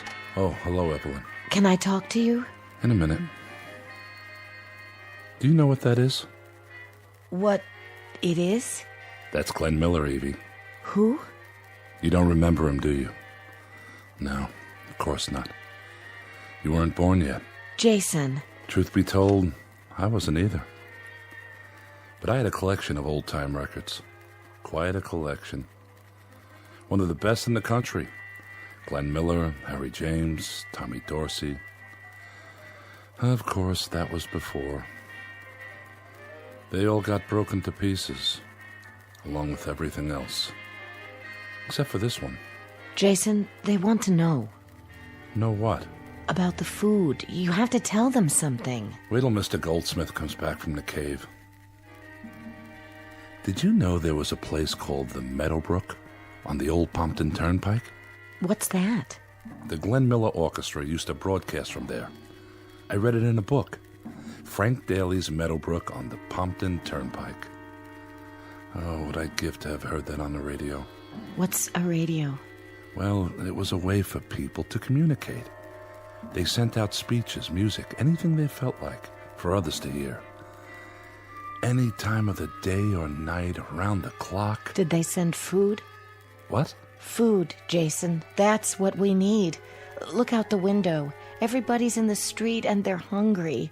They have to know about the food we found. It's not food unless we can eat it. Till then, it's just cans. Tell them to wait for Mr. Goldsmith. Tell them he's gone to ask the old man. I'm telling you, they're not going to wait any longer. Looks like there's a crack in this one, too. I'm sorry. It doesn't make any difference. All that was 1,000,000 years ago. That's where this music came from. 1,000,000 years ago. Just a ghost, like me. What about the canned goods? They're not ghosts. Hey, Jason! Is he back yet? Yeah, where is he? Sure been gone a long time. Maybe he's not coming. Are we supposed to starve or what? All right, I'm coming. Hold your horses, everybody.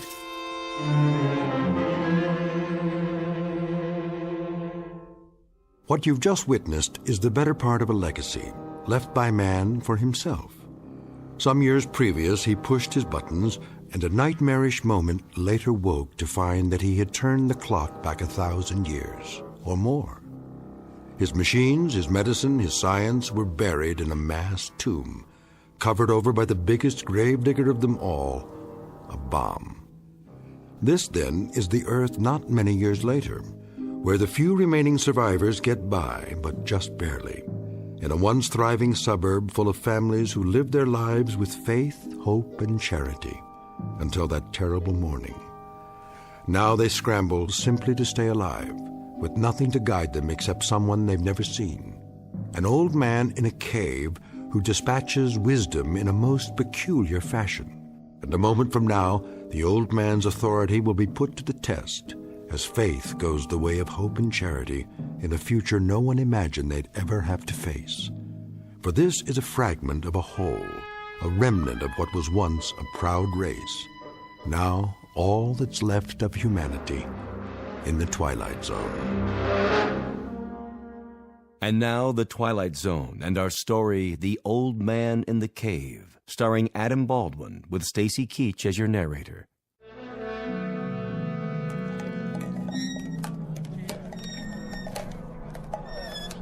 Put that can down. Look at this. It says peas and carrots. And sliced beef from Argentina. You know the last time I had beef? I said, leave it. You been to the cave, Jason? Did you see Goldsmith? What's the matter with you people? Are you worried the old man's gone away? He's always been there. Well, hasn't he? But did he talk to Goldsmith yet? Goldsmith's waiting for the message. As soon as he gets it, he'll bring it down and share it with us.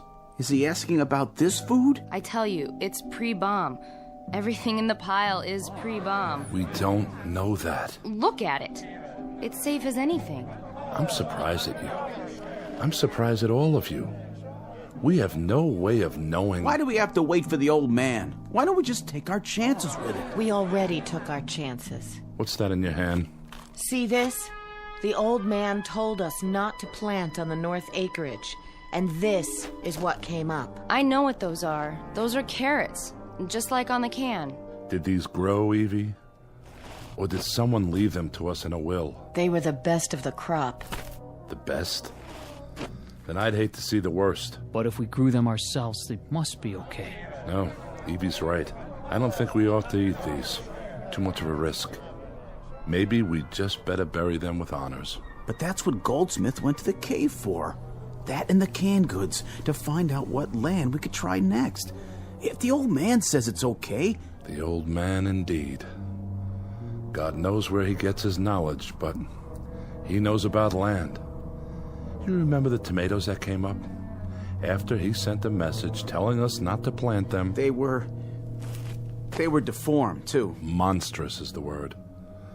Looked like rotten watermelons, and tasted like nothing fit for a human. But these cans, they didn't grow. We found them buried by the road. Let's wait till Mr. Goldsmith comes back. Wait till he has a chance to ask.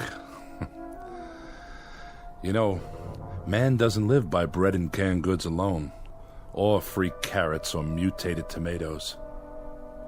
But do me a favor, will you? Just don't ask me what he does live by. In this 20th illustrious year after the bomb, I wouldn't be able to tell you. Attention! Attention! There's Goldsmith. We'll find out once and for all. We have just had a communication from the old man in the cave. And? There is an 80% possibility of rain tomorrow. The wind is from the northeast. This means there will very likely be a high radioactivity count in the precipitation. All of you are asked to remain indoors and stay there until otherwise advised. All barrels should be placed upside down and all water troughs covered. See to it that no one touches any rainwater till it's been thoroughly examined. What about the canned goods? The old man says they're probably contaminated. What? If so, they should be destroyed. How does he know that? He hasn't even seen them. There's no telling where it came from or when it was canned. I think we'd best leave it alone for a while, at least till I ask the old man again. Why can't he tell us now? He has a lot on his mind, but he's never told us wrong before, has he?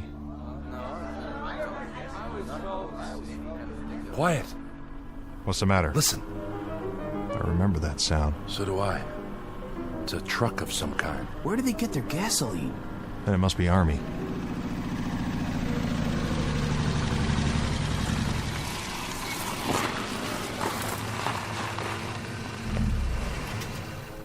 Private, stay with me. Yes, sir. The rest of you wait by the Jeep. You won't need those guns. We're not armed. Who's in charge here? I guess I am.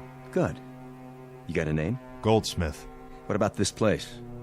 Does it have a name? And if it does? Well, if it has a name, Goldsmith, we'd like to hear it. And you are? Major French, Central States Command. Never heard of it. Well, you will from now on. We've been sent out to organize. What? Organize? That's what I said. On whose order? You better clean out your ears, Pops. I told you, Central States Command. How many people here? We haven't counted lately. What about food? What about it? There's sufficient. You grow your own? Some. We have a supply of pre-war canned goods. So I see. It's quite a stash. Well, that's not part of it. Haber, take a look around. Right, sir. Douglas, stay close to the car. Furman, you stay with me. Yes, sir. Major, what do you want? Oh, painless things. Nothing, really. Quarters for the four of us. Agreed. Let's see. Rations for as long as we're here. And no trouble. The last one goes on the top of the list. No trouble. I don't think you understand, Major. No? You can speak freely? We don't recognize your authority here. We've had other transients pass through the town on occasion. Did you say transients? They didn't stay. Like you, Major, they represented themselves as authorities, and we discovered they had no headquarters. They carried it with them. They represented no one but themselves. Well, now, this is the new breed, Mr. Goldsmith.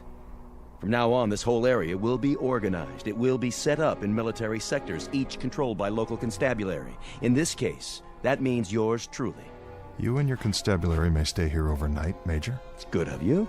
We'll share our food and provide you with a place to bed down, but tomorrow morning you best do your organizing somewhere else.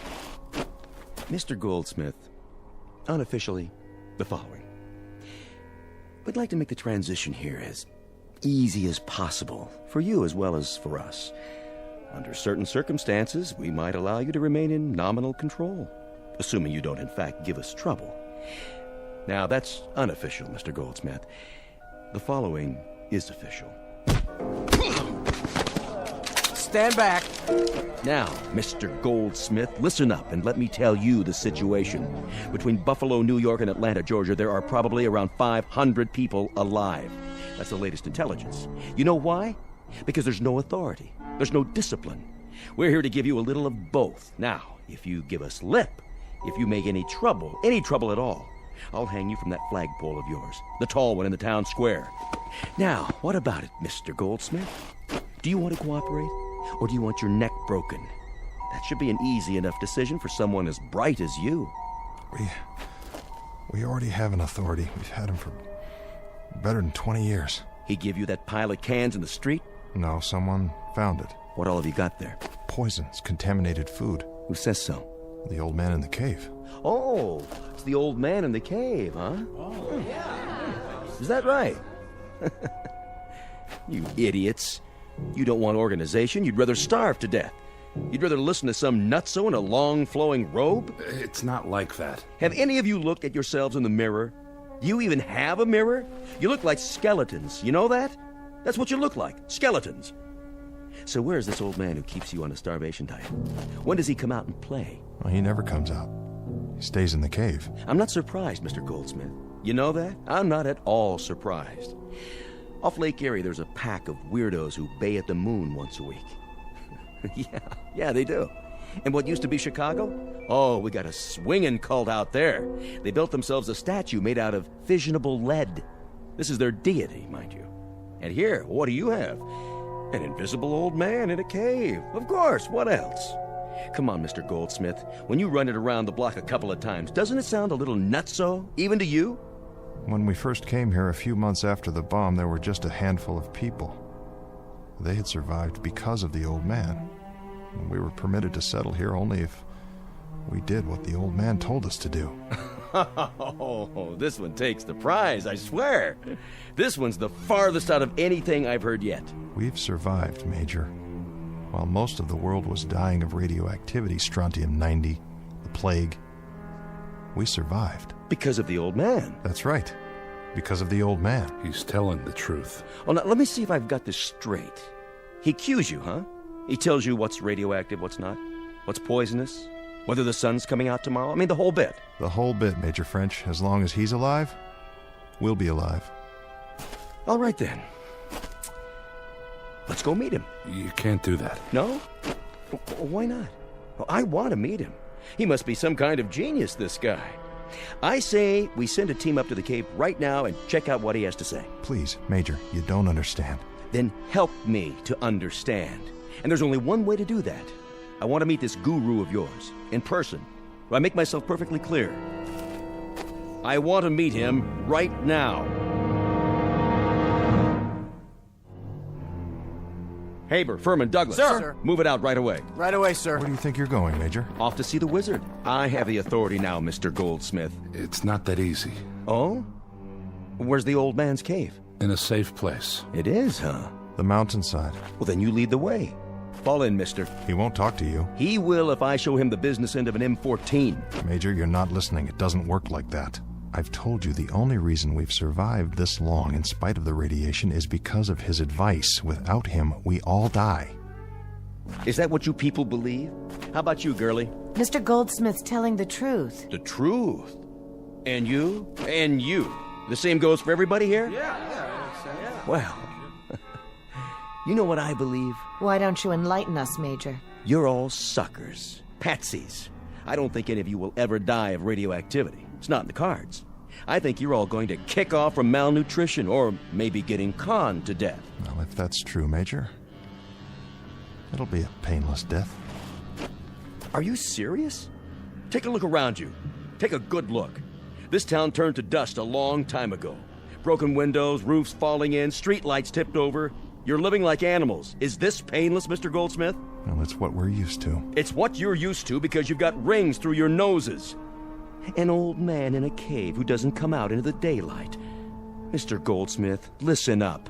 The booking odds are as follows. I'll give you 100 to 1. No, Make it 500 to 1 that your old man is some soft-in-the-head hermit who smells like a garbage heap and doesn't even know what year it is. Get me? That's not for us to say. You got that right. It's for you to ask.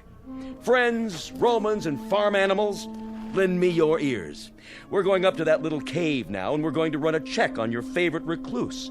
We'll haul him out into the light of day and get a good look at him. And then I'll decide. Decide what, Major? If he's worth keeping alive.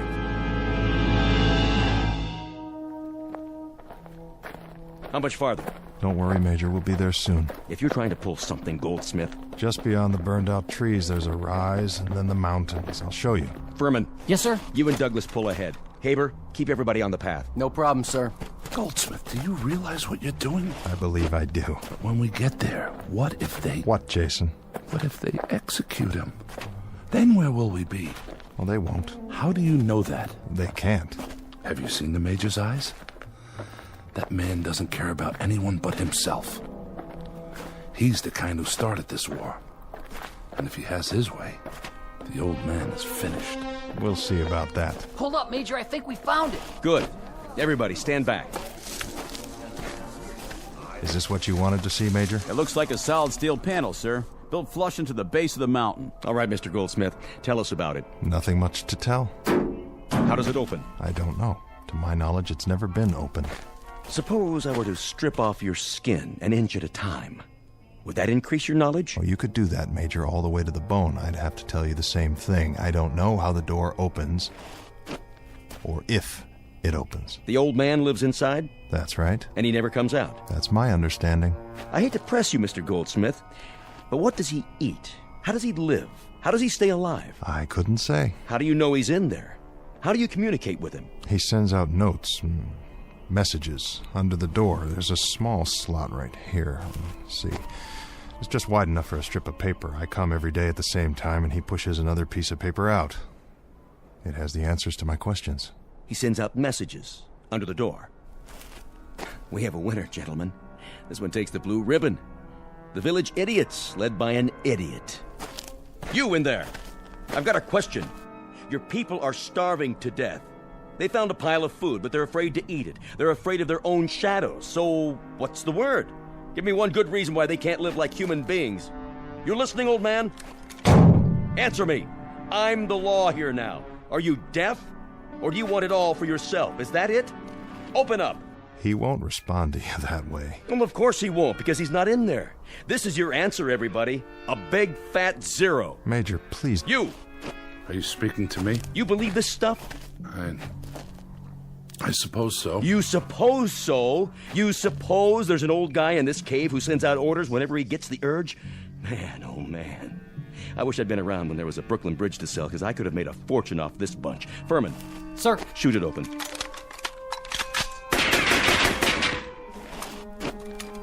No dice, Major. It must be an inch thick. Maybe 2. Douglas, give me a grenade. Here, sir. What's he doing? Better make tracks, friends. This one's going to do some damage.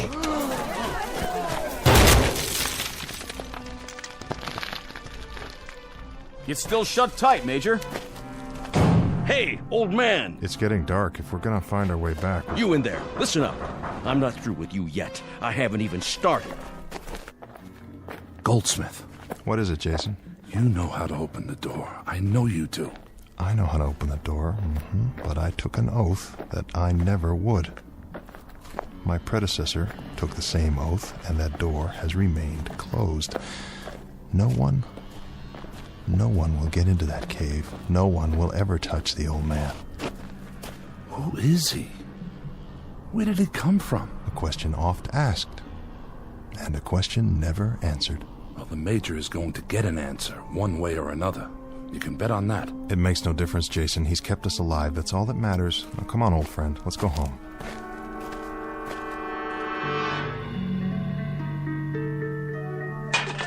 Now time, people. Dig in. It looks all right. But the old man didn't say. But I'm so hungry. What should we do? Come on. What's the matter with you? Everybody choose 5 cans. Take your pick. Tonight, we're going to celebrate the new order.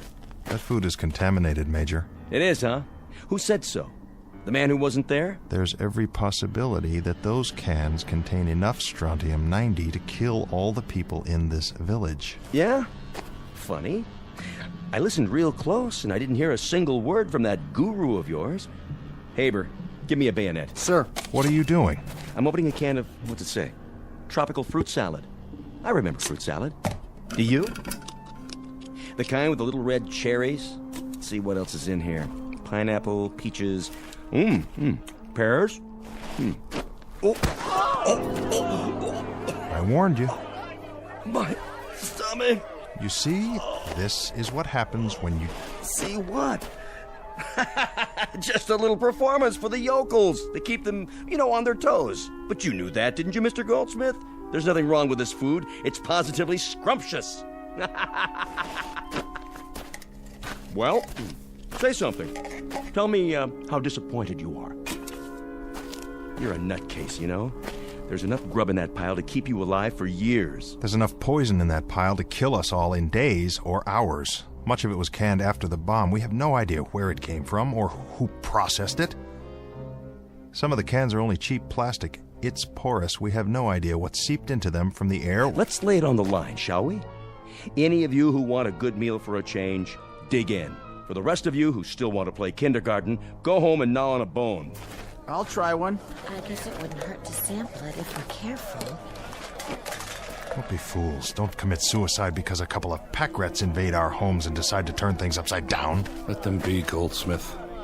If they want to eat that stuff, let them eat it. The old man warned us about this. He told us it might be contaminated. We've got to bury it. Get out of my way. I say it's all right.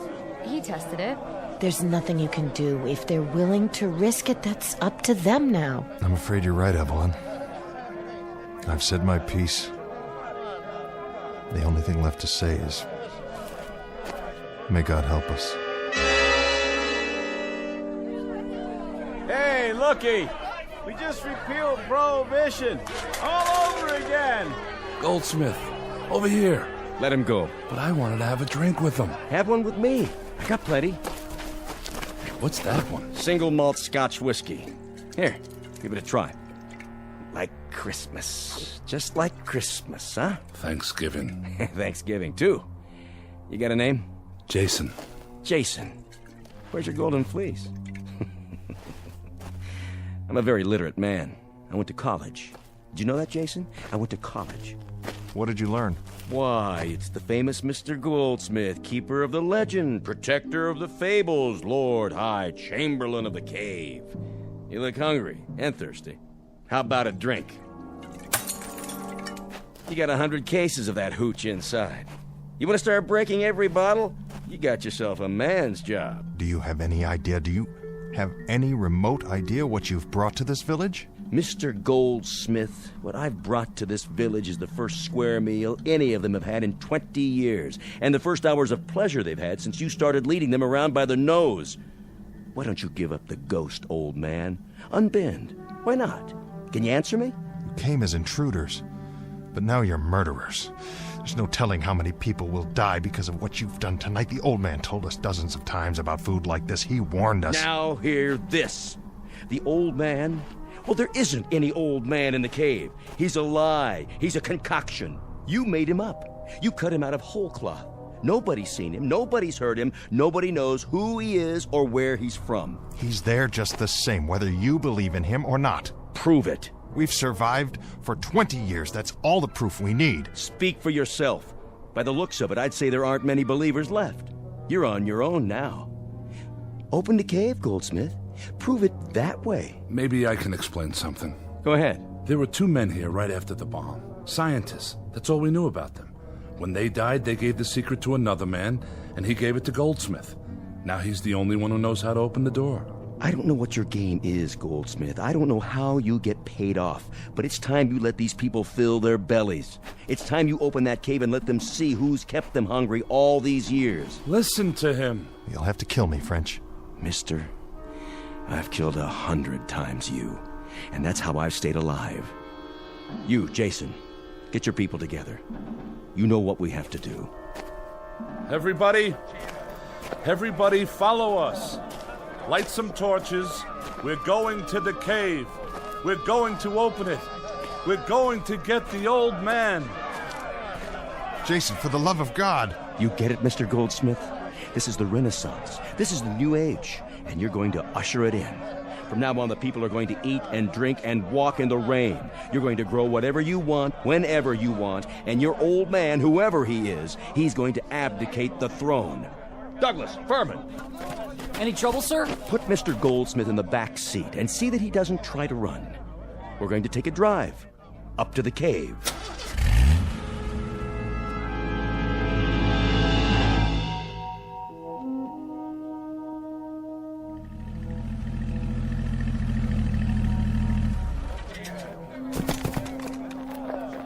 Drag him if you have to. Mr. Goldsmith here is going to open the cave. He knows how. He can show you the old man. One thing he can't do is explain why you've been half-starved, half-frozen, and half-baked to death for all these years. Please, all of you, listen to me. There's no reason under the sun for this cave to be open. The only thing you need to know is that the old man has kept us alive. We're hungry. Do you understand? We're hungry. We've survived, but we haven't lived. He's never let us. He didn't drop the bomb, Jason. He didn't kill off the world. That's what we did to ourselves. All he's done is let us survive our mistake. All he's done is give us a chance to plant a seed again and let it grow. In that cave is all the compassion that's left on Earth. No more talk. Do it. Now. There's a switch under this rock. Let me tell you all something. Now the damage has been done. The destruction is complete. Irrevocable. You, Mr. French. When we talked about the ways that men could die, we forgot the chief method of execution. We forgot faithlessness. Enough! You've listened to him for years. That's all you've done. You've listened, and then, when he said jump, you jumped. When he said breathe, you breathed. And when he said starve, you starved. I'll tell you what's in this cave. Here's my prediction. It's a fanatic, a madman, who had to be kept locked up behind a steel wall, not to protect you, to protect him. Now you'll see for yourselves. What are you waiting for? Get him!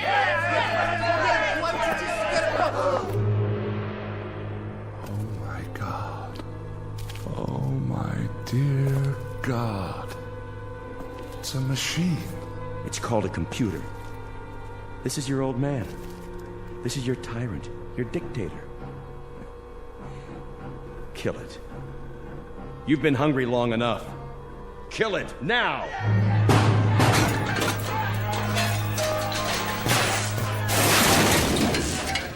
You're free now. Hear me? Burn it. Burn every last trace of it. You're all free.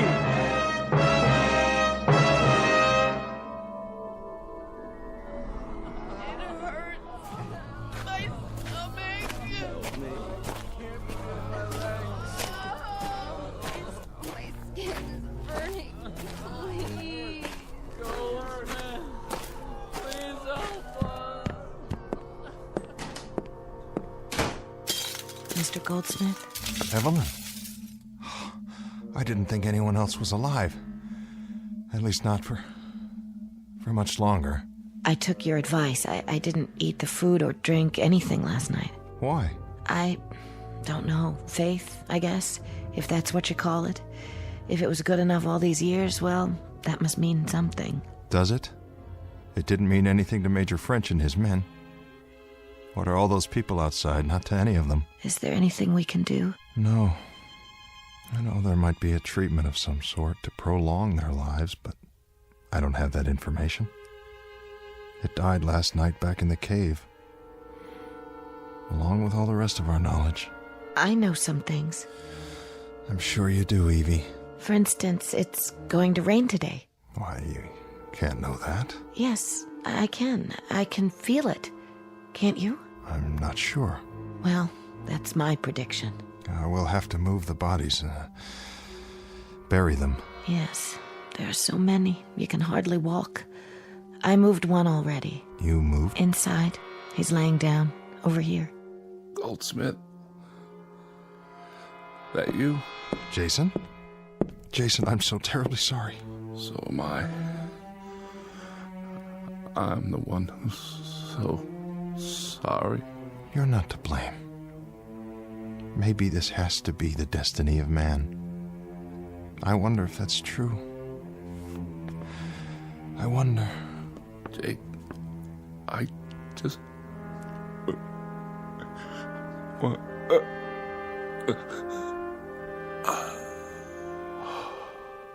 Oh. He was a good man, wasn't he? A good man. He was always good to me. That's why I helped him in. He said he wanted to hear something one last time, and now it's too late. Wait. I think I know what he wanted. And what was that? This.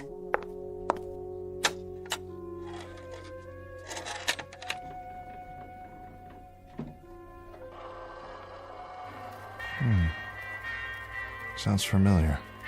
Can't quite place it. I can. A man named Glenn Miller.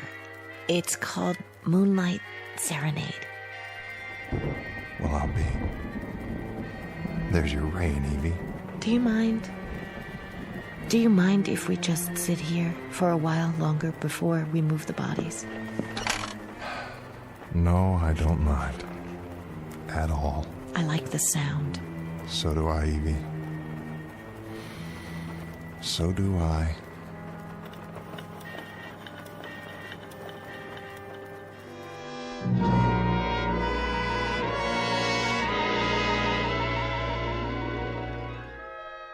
Mr. Goldsmith, survivor, an eyewitness to history and man's imperfection, an observer of the very human trait of greed and chronicler of the last chapter, the one reading suicide. Not a prediction of what is to be, just a projection of what could be in the Twilight Zone.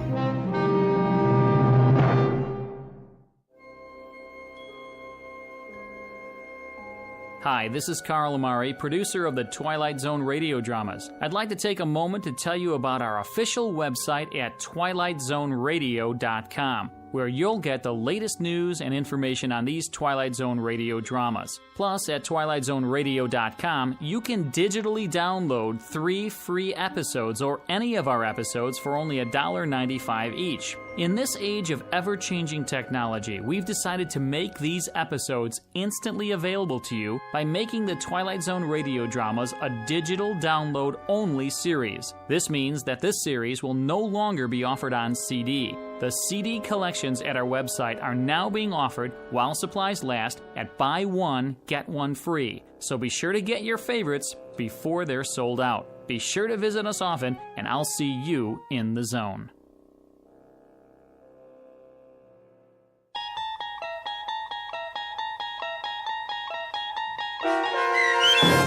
The Old Man in the Cave, starring Adam Baldwin, with Stacy Keach as your narrator, was adapted for radio by Dennis Etchison and based on a script by Rod Serling from a story by Henry Slesser. Heard in the cast were Mike Starr, Doug James, Kurt Nabig, Deb Dotzer, Jeff Lupetin, Sarah Marks, Carl Amari, Roger Wolski, and Vince Amari. To learn more about the Twilight Zone radio dramas and to obtain audio cassettes and CDs of these programs, visit our website at twilightzoneradio.com.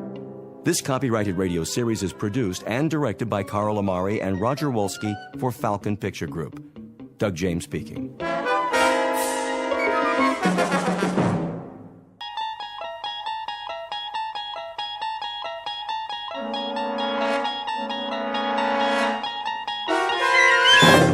There is a fifth dimension beyond that which is known to man. It is a dimension as vast as space and as timeless as infinity. It is the middle ground between light and shadow, and it lies between the pit of man's fears and the summit of his knowledge. This is the dimension of imagination. It is an area which we call the Twilight Zone.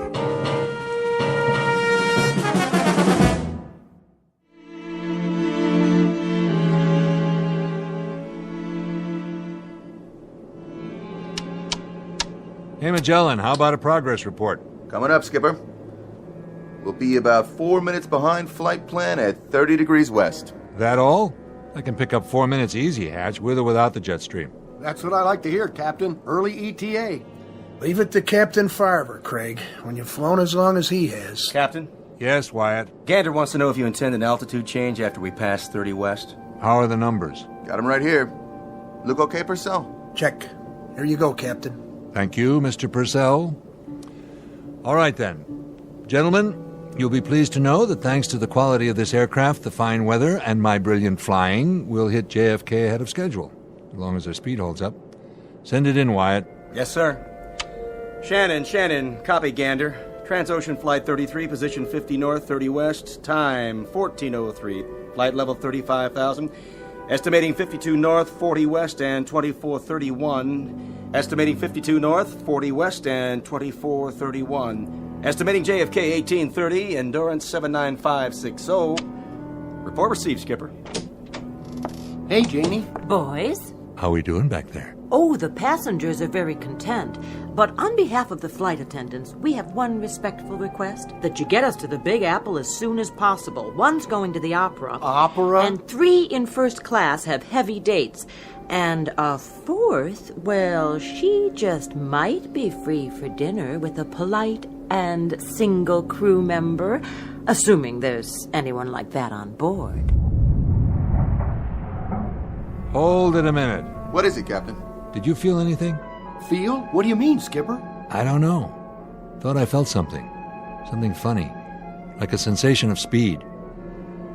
I can't put my finger on it. Guess it's my bones. I must be getting old. True airspeed 440, Skipper.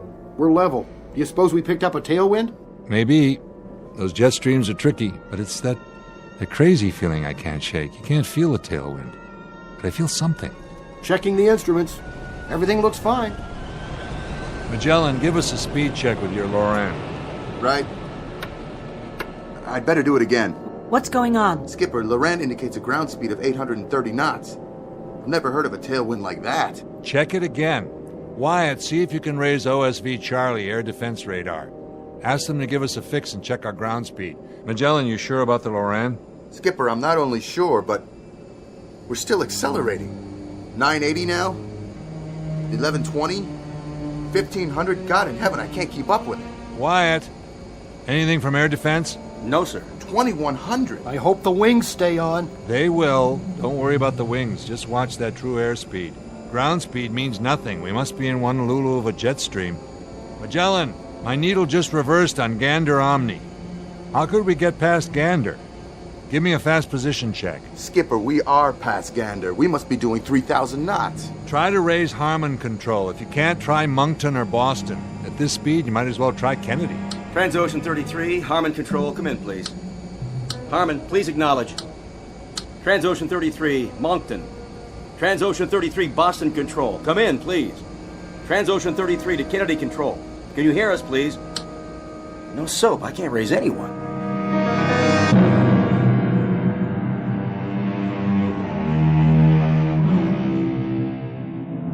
You're riding on a jet airliner en route from London to New York. You're at 35,000 feet atop an overcast and roughly 55 minutes from John F. Kennedy Airport. But what you're witnessing inside the cockpit of this plane is no reflection on the aircraft or crew. It's a safe, well-engineered, perfectly designed machine.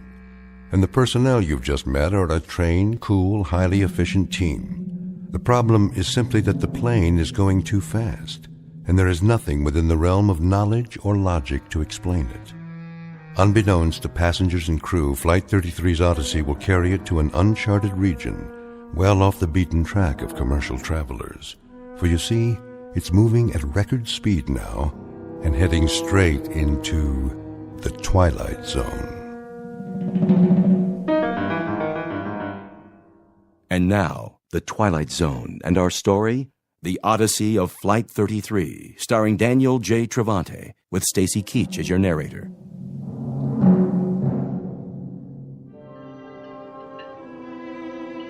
What is going on up there? We're a little behind schedule. The captain's trying to pick up a few minutes flight time. Well, he's going to pick up more than that. If he doesn't ease off, we're going to set a new transatlantic record. Help me, will you, Paula? Oh, sure, but... Get the beverage cart ready. Again? Yes, again. But it's going to roll all over the place. If it does, you'll just have to lock the wheels. Well, maybe we should wait. For what? Well, till the captain turns off the seatbelt sign. He hasn't turned it on yet. Well, why not? He's got other things on his mind. Like? Do as I say. Please. Oh, okay, Jane. Just the beverage service? And peanuts. Got it. I guess you must have told them. What? Delivered my message to the Flyboys. I've got 8 o'clock tickets for the Met tonight, the Ride of the Valkyrie. I told them. Oh, thanks. I've always had a thing about Valhalla. Looks like I'm going to make the curtain after all. Come with me for a minute. Where? Back here, where it's private. We have to talk. About? In the galley. Listen to those engines. Oh, maybe you shouldn't have said anything. The guys are really showing off. They are showing off, aren't they? Let me put it to you this way. I just hope the Valhalla you're talking about is strictly at the Metropolitan Opera on 7th Avenue and 57th Street in Little Old New York, and not the real thing. Are we in trouble? Paula. Oh my God, we Listen are. to me. How bad? They don't know yet. That's the truth. Is the cart full? Oh, yes, but... Go ahead and begin serving.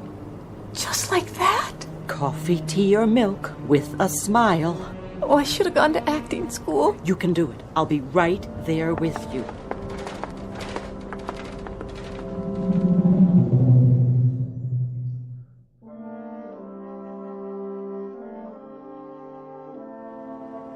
You know, you talk about ailments. I don't believe I was, actually. I had an aunt once in Boise, Idaho, who had one of the worst livers in the history of the state. When that woman passed on, rest her soul, would you believe it? What, pray tell? There were 5 medical associations bidding just to put her liver on display in a bottle, but her mother, that's my father's sister, she absolutely refused to let them show it. And it's like I always said to my late husband, what did you say you were in the Air Force? RAF, madam. A captain. I'm now a military attaché at our British embassy in Los Angeles. A nephew of mine was in the Navy. He was on a cruiser or a PT boat or something, or was it a battleship? I say, did you feel anything? Well, I was a little queasy when we took off, but my late husband used to say that I had a stomach like a... That's odd. A lot of people have queasy stomachs. I have what they call... Quite odd, really. I had a distinct sensation of rapid acceleration, I should say. Well, here we are. This tray is for you, ma'am, and this one is... Got a case of the nerves, miss? Oh, I'm meeting someone in New York. My boyfriend. I don't want to be late, so I'm kind of, nervous. One lucky fella, that's all I can say. You got another one of those cute little trays for me? I just ran out. Well, I see one more underneath. Well, I have to go back to the galley. Excuse me.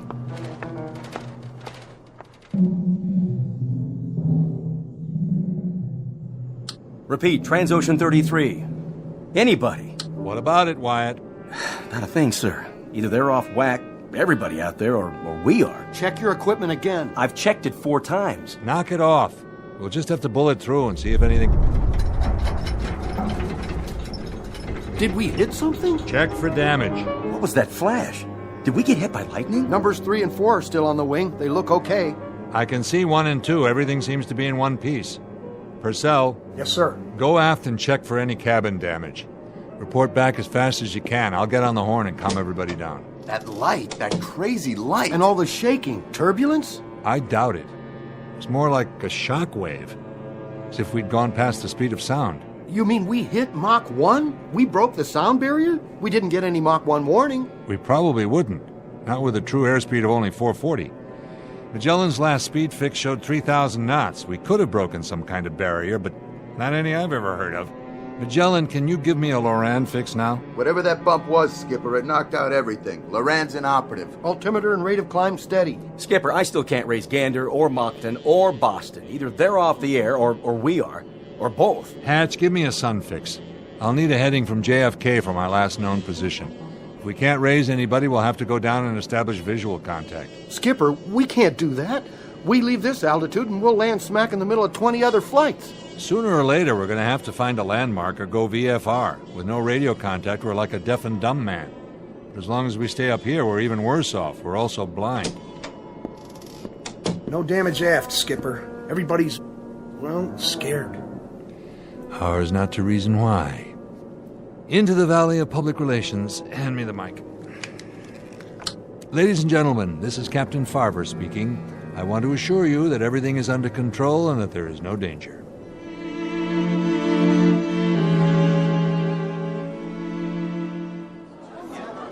What a relief. The captain knows what he's doing. Do you think we're going to be late? I have a connecting flight. Oh, thank God. We encountered a little clear air turbulence back there, along with some kind of atmospheric phenomenon. Miss, I need another glass of juice. I spilled mine. Yes, of course. I just got this dress for the trip, and now... Dear lady, will you kindly listen to the captain? There's been no damage to the aircraft except for some temporary malfunction of our radio. We'll have that fixed in no time. Is it true? Paula, would you get the lady a new glass of juice, please? I repeat, there is no cause for alarm. We'll keep you posted. In the meantime, sit back, relax, and enjoy the rest of the flight. Answer me, will you? Is what he said true or not?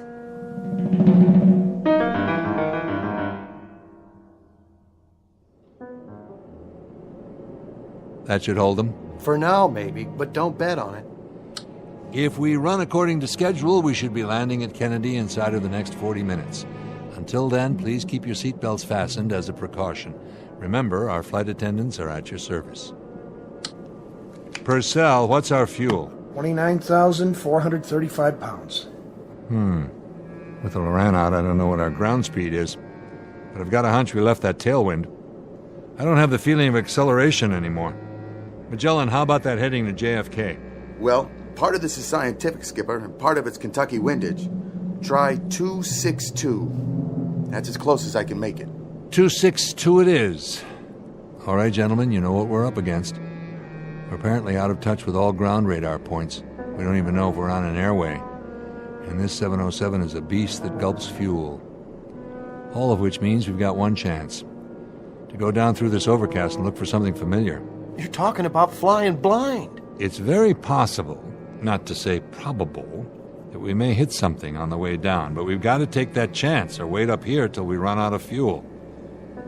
I just wanted you to know where we stand. Now everyone keep a sharp lookout for other traffic. And I don't think a few prayers would be out of order.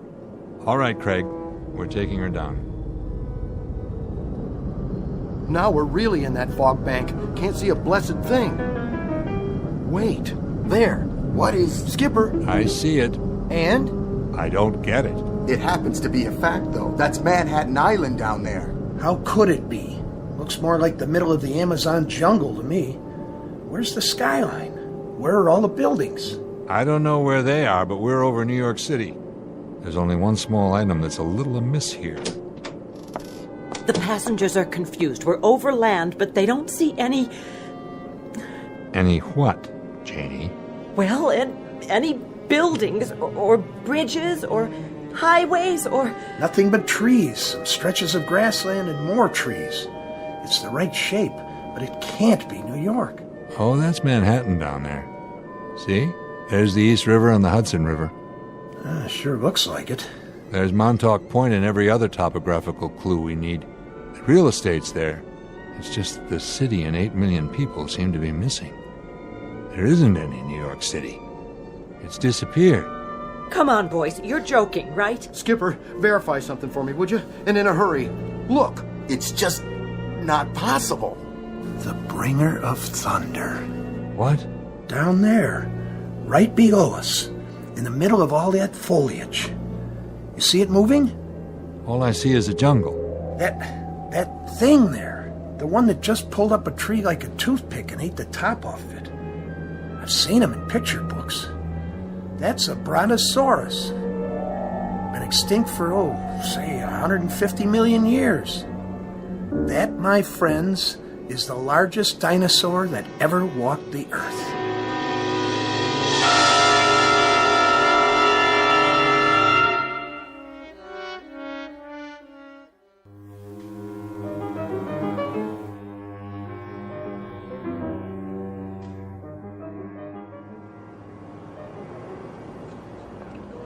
Here's that sandwich and some extra cookies for the boy. Oh, why, thank you. Oh, what is your name? It's Jane.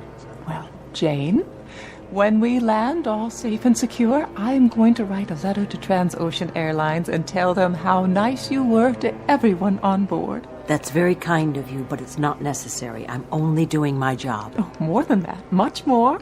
You remind me so much of my daughter-in-law. She's a nurse and... Miss? Yes? You got a drink on that cart? Of course, sir. Would you care for coffee, tea, a soda? No, ma'am. I mean a drink. Drink. Anything you like. Scotch, rocks? Certainly. Yeah, make it a double. All right. How much owe you? Nothing, sir. You sure? I mean, this ain't first class. It's on the house. Everything's on the house today. Here, I'm giving you 2 drinks. 2 doubles. How come? Because you've been such a perfect passenger. We'll be landing soon. Not that soon. I don't see the city yet. You should buckle up anyway. Yeah, sure. Hey, you know what? You're all right. You know that? We're all right. Isn't that great? So what's the score? I mean, we've been circling for 5 minutes now. They said they'd let us know not to come in. Well, that sounds promising, doesn't it? At least we're back to normal speed. That's something. Something? Captain Farver's a pro. So's the rest of the crew. Yes, they are. Definitely. So there's no reason to panic. No reason at all. We just go on like a normal, ordinary flight. Okay, got it. So, shall I go help out in first class for a while? In a minute. I need you to do something else first. What? Pick out a couple of those little vodka bottles. Sure. What passenger? I want you to hand them to me. What are you doing? Rocks are with a mixer. Are you serious? We're on duty. Then I'll drink them myself. Wait. What is really going on? I promise you, if I knew, I'd tell you. But you know something, don't you? When I was in the cockpit, I thought I saw... Oh, Paula, did you happen to look out a window a few minutes ago, right after we leveled off? Why? What did I miss? They were all looking down, and I looked with them. I wish I hadn't, but I did. Oh, is it one of the engines? It's not the aircraft. Oh, then what? That's the trouble, Paula. I don't know. I give you my word, I really, truly don't know. Excuse me, ladies. I'm sorry, sir, but this area's off limits. I know, but you'll see... If you were looking for the restroom, it is at the other end of the aisle. No, you see, it's just that... Are you quite sure your pilot knows what he's doing? Absolutely. Captain Farver's the best there is. In that case, why has he announced an arrival at Kennedy when we're nowhere near that location? I'm not blind, you know. I've made this flight many times, a great many times, and I can assure you that wherever we are, this is not New York airspace. There was a last-minute change in the flight plan. The captain's taking an alternate approach. For what reason, may I ask? Something about the jet stream. Rubbish. I flew for the RAF. The jet stream occurs at different altitudes, not at widely varying longitudes. Whatever it is you're attempting to cover up... Would you mind taking your seat, sir? I'll tell you young ladies something else. I have a camera in my flight bag, and I've documented this alternative flight plan on 2 rolls of 35mm film. Whatever ideas that cowboy captain of yours may have about unscheduled shortcuts, I'm sure the Federal Aviation Agency will be most interested. Thank you very much, sir. I'll pass it along. I wonder what else he got pictures of. What? Nothing, Paula. Cheers.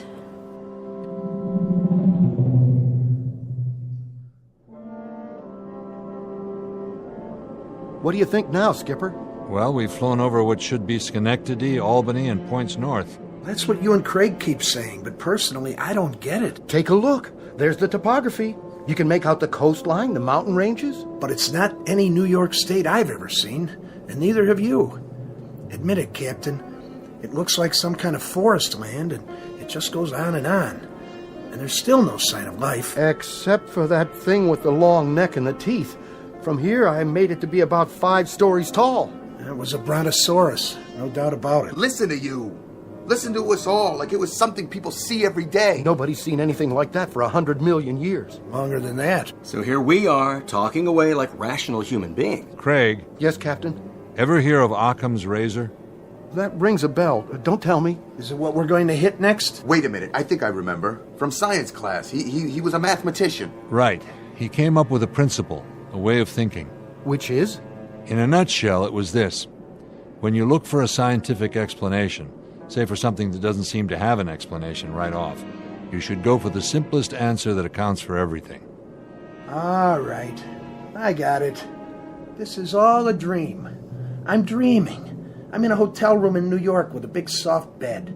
I'm going to wake up any second now. Or you can't wake up, because, see, you're already dead. You died in your sleep. We all did. We just don't know it. You're not listening. I said the simplest answer that accounts for all the facts. That means everything that's happened. There is no way to account for it. All right. What if I said we were swallowed by a whale like Jonah? Would you buy that? No, because whales live in the ocean, not the air. Unless we already crashed in the Atlantic and didn't notice. Pretty big thing not to notice. Exactly. Or could we say we've been swallowed by a flying saucer, and this isn't even the Earth anymore? Flying saucers don't have throttles and altimeters and 400 people in the cabin. And flight attendants like Janie. How do you know? Been on one before? Now you're catching on. Those aren't the simplest answers. You don't buy those theories any more than I do, because they're too much of a stretch, an unnecessary one. It's always possible that they could turn out to be true, but why make such a big jump? You see what I mean? Captain, I'm not real big on science fiction. Why are you telling us this? Because I thought about it, and I came up with a theory myself. A surmise based on everything we know. That I'd like to hear, because I'm flat out of answers myself. I'll give you my surmise then, gentlemen. You may want to trust me up with ropes when you hear this. I doubt that, Captain. You got more flight hours than all the rest of us put together. Keep an open mind. It's the only single rational explanation I can come up with to account for everything that's happened so far. Even the special effect monster back there? Even that. All right, let's hear it. Here goes. The bumps, the acceleration, what we saw with our own eyes. All of us, remember. Everything we absolutely know to be true. There isn't any way to explain all that. Isn't there? Take a look at what we've got to work with. Go ahead. Somehow, in some way, we not only broke the speed of sound, we must have broken some other kind of barrier as well. What other kind is there? We've gone back. Back in time. And you're telling me that's rational? Think about it, all of you, and then tell me if you can come up with an alternative. If you can, I'd like to hear it. Okay. Just for the sake of argument, say you're right. Where does that leave us, Skipper? And what are we supposed to do about it? Skipper, fuel is down to 19,000 pounds. That's about what I estimated. Not much. You know, I've stared at these instruments till I know every number by heart, but it doesn't do me any good. Because without a theory to act on, nothing changes. All this is still impossible. And the clock is ticking. And we're stuck up here, waiting for radio contact or visual confirmation till hell freezes over or we run out of fuel. And guess which one happens first? At which point we set this baby down in Adventureland, without enough clear ground to stop. And we break in half. So, let me get this straight. What you're saying is... What I'm saying is, when you don't have anything else to fall back on, pick the best damn theory you have and act on it. Because that's the only chance you have, even if it's a slim one. Not exactly good science. Too many unknowns. But when the choice is between slim and none... So what do we do about it? We rev this baby up till she's going as fast as she can. We climb until we hit that jet stream, and then we try to follow the same flight plan, and I mean exactly, and go back to where we came from. Is that all? Our instruments are functional. The only thing that's wrong with the radio on the Loran is that nobody's down there to hear us or send up a signal. It's a long shot. It's the only shot. You got a better one? No, sir. Then let's do it. 700 knots. 780 knots. 800. 900 knots. Skipper, I don't know if we're going to make it. Throttle forward. What are you doing in here? Hang on, Janie. Whatever you're doing, stop before you kill us all!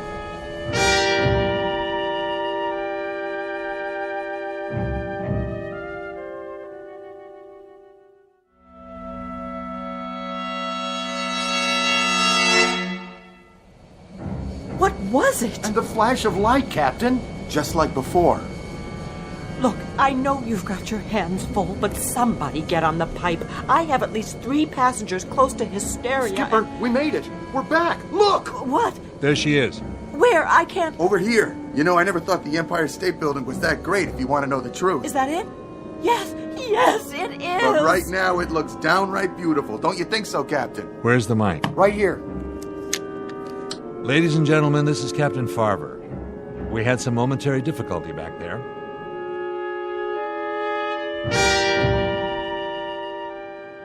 But as you can see, we're now over New York. We should be landing in just a few minutes. Thank you all for bearing with us. Bravo! He did it. I haven't prayed since... Down on my knees and Hey, look, the Statue of Liberty. It's right down there. Kiss the ground. Oh, May, I must have dozed off. Did I miss anything? In a word, madam, dear lady, yes. Well, sometimes I just have to rest my eyes for a second or two. You know how it is. Quite. These seats are awfully uncomfortable, though, right in the small of my back. My doctor said I should never sit in one position for this long. He told me, next time I won't fly, I'll take the train. Miss, you never brought me an extra pillow like I asked. Didn't you hear me? I distinctly remember saying... Here, ma'am. Take all the pillows you want.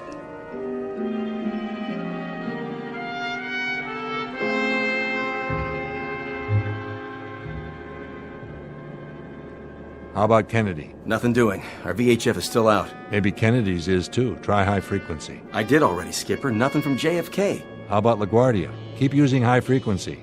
Somebody should hear us. LaGuardia, this is Transocean 33. LaGuardia, Transocean 33. This is LaGuardia.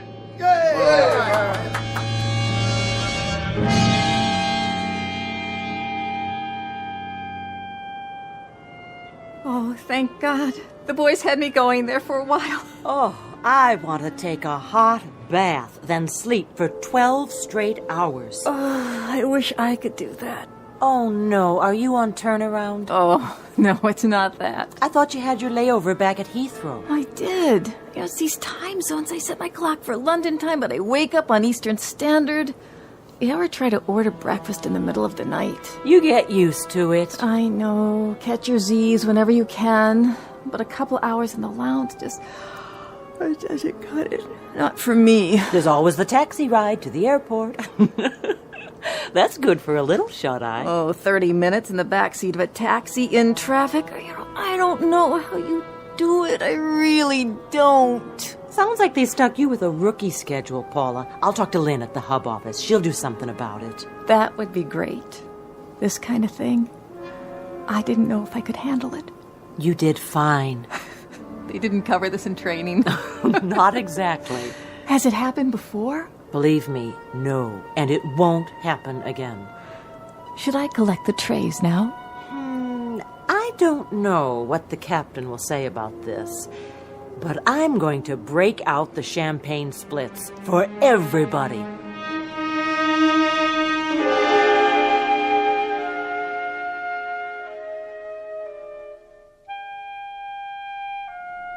Wyatt, try for radio contact. Yes, sir.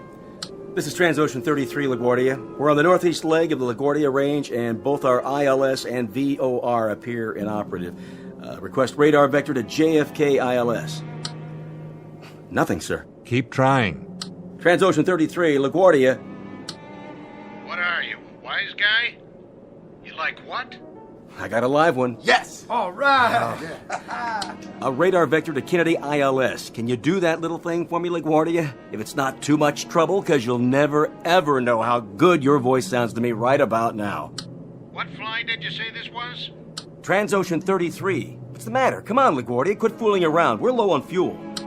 Transocean Airlines? What kind of aircraft is this? This is Transocean 33, a Boeing 707. You heard of that? Did you say a Boeing 247? Let me handle it. Be my guest. This guy's a hard case. LaGuardia, this is a Boeing 707. Don't give us any of this 247 jazz. You're a few decades behind the times. This is a 707, LaGuardia. A jet. 4 big, lovely Pratt Whitney turbines. Only they're getting hungry. We're low on fuel, and all we want is a radar vector to Kennedy. Now, do you have us in radar contact, or don't you? know anything at all about radar or jets or anything else like that. But if you're really low on fuel, we'll clear you to land here. Well, aren't you the generous one? Hey, don't go to any trouble on our account. Captain, the approach chart says their longest runway is less than 5,000 feet. Should we take a chance? Transocean 33, you're cleared to land on runway 22. Altimeter 2988, wind southward 10 miles per hour. The captain is to report to the CAA office immediately after landing. Roger. We'll stay in touch. CAA? Why, they haven't called the Federal Aviation Agency the CAA in more years than I've been flying. What do you want to do? All right, Craig, we're bringing her down. If you say so. It'll be like landing in a phone booth, but... Captain, circle again, will you? Why, something wrong? Take a look. What is it, Hatch? What are you? Still New York, all right. Will you take a good look? What are those two structures? Where? Those buildings right under us. Skipper, do you know what they are? Do you? I know exactly what they are. The Trilon and Perisphere. The who? I saw an old newsreel about it. They built it all and tore it down a long time ago, before I was born. But there's no doubt. That's the New York World's Fair. The 65 World's Fair? They must have left some of it standing. Funny, I never noticed it before. Not the 1965 fair, the one before that. But that was in 1939. I know they tore that one down. They did. So that means we're in 1939. We came back. We did it. We came back, but dear God, we didn't come back far enough. We can't land. We can't land at LaGuardia, not in 1939. We've got to try again. What about the passengers? I think we'd better let them in on it. What choice do we have? We owe them the truth. Ladies and gentlemen, this is your captain. What I'm about to tell you is something I can't explain very well. Your crew is as perplexed about it as you are. But if you look out on the left-hand side of this aircraft, you'll see directly below you an area that was once called Lake Success, and those buildings down there aren't the United Nations. They happen to be...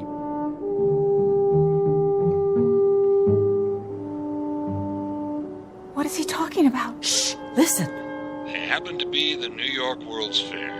That man's gone crazy. He shouldn't be flying an airplane. Madam, would you kindly not? What I'm trying to tell you is that somehow, some way, in some manner, this aircraft has gone back in time, and it's 1939.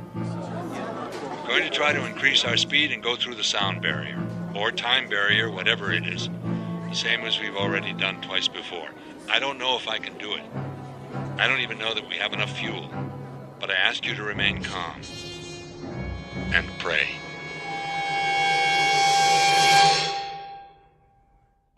A trans-ocean jet airliner en route from London to New York on a recent uneventful June afternoon, but now reported overdue and missing, and searched for on land and sea and in the air by anguished human beings, fearful of what they'll find. But you and I know where she is. You and I know what's happened.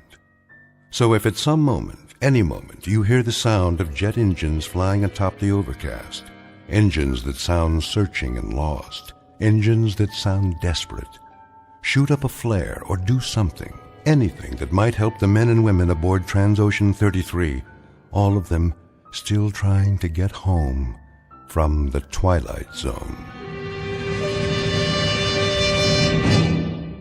We'll return to the Twilight Zone in a moment. Hi, this is Carl Amari, producer of the Twilight Zone radio dramas. I'd like to take a moment to tell you about our official website at twilightzoneradio.com, where you'll get the latest news and information on these Twilight Zone radio dramas. Plus, at twilightzoneradio.com, you can digitally download 3 free episodes or any of our episodes for only $1.95 each. In this age of ever-changing technology, we've decided to make these episodes instantly available to you by making the Twilight Zone radio dramas a digital download-only series. This means that this series will no longer be offered on CD. The CD collections at our website are now being offered while supplies last at buy one, get one free. So be sure to get your favorites before they're sold out. Be sure to visit us often, and I'll see you in the zone.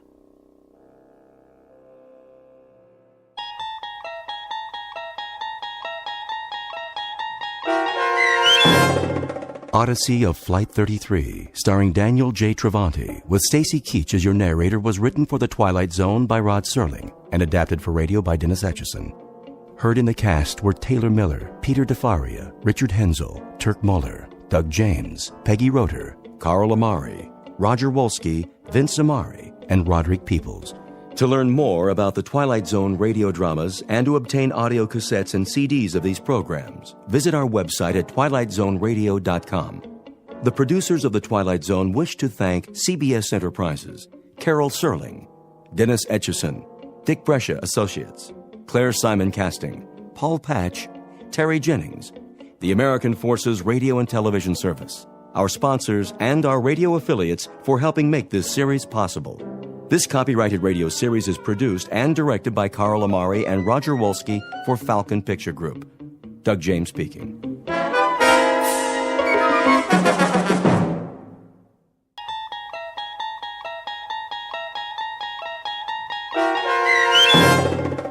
The Mind and the Matter, starring Hal Sparks, with Stacy Keach as your narrator, was adapted for radio by Dennis Etchison and written for The Twilight Zone by Rod Serling.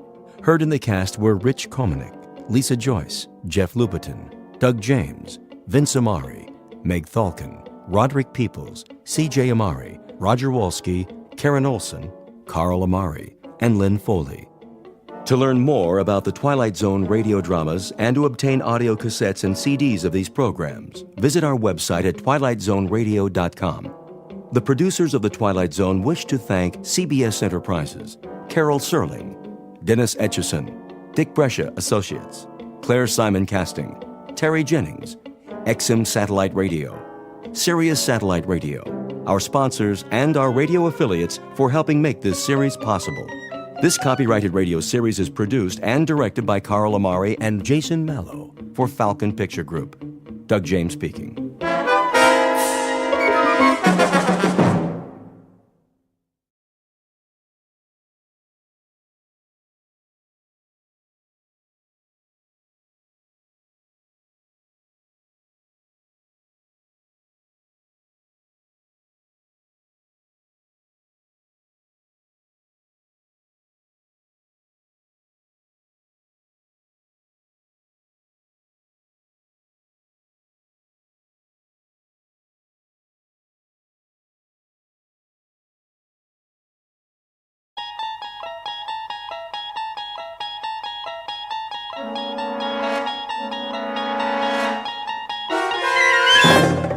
You're traveling through another dimension, a dimension not only of sight and sound, but of mind. A journey into a wondrous land whose boundaries are those of imagination. Your next stop, the Twilight Zone.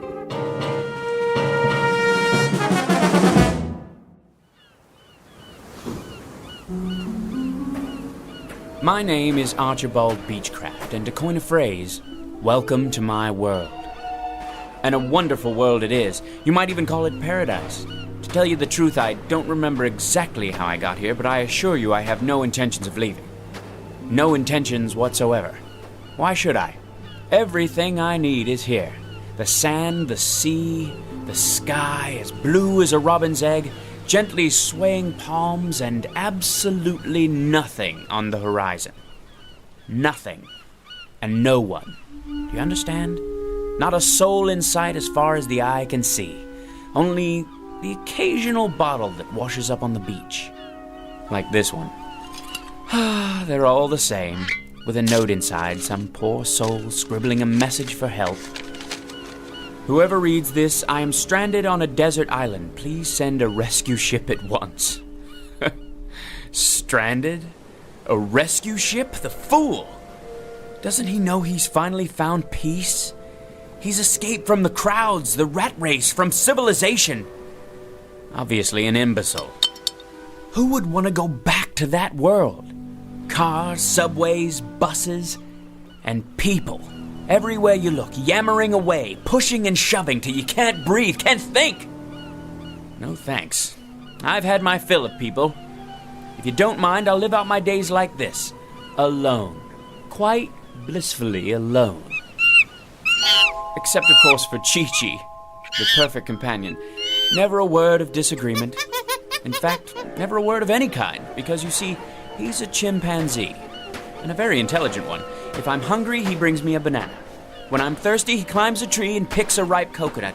Have you ever tasted fresh coconut milk? Oh, you must. It's really quite refreshing. Hold on, Chi-Chi. What's this? A footprint? Well, that means we're not alone after all. But how can that be? This is my world. Wait a minute. Whoever made this footprint, do you suppose his name might be Friday? If so, he'll speak an entirely different language. No communication whatsoever, and plenty of room for both of us. He'll have his half of the island, and I'll have mine. Unless, of course, Friday's a female. You think it's possible? Why, I don't see why not. A lovely native girl in a sarong with big brown eyes like a Walter Keane painting, and a tray of finger sandwiches, poi, that sort of thing. Maybe some Mai Tais. Who can't speak, of course. No, why should she? She'll live in her grass hut and I'll live in mine, and we'll visit from time to time. An ideal arrangement, I'll give her a lei, a flower lei, whenever the spirit moves me. And when the spirit doesn't move me... Now where's that coming from? There aren't any telephones on my island. It can't be! A telephone booth? On the beach? Most ridiculous thing I've ever seen. Yes? Yes, who is it? Who in the... Hello, who's there? Hello? Who? Hello? Tropical Paradise, Beechcraft speaking. Hello? Hello? Oh, the alarm clock. I must have been dreaming again. What time is it? 6:30 already? This is my world, all right. And welcome to it.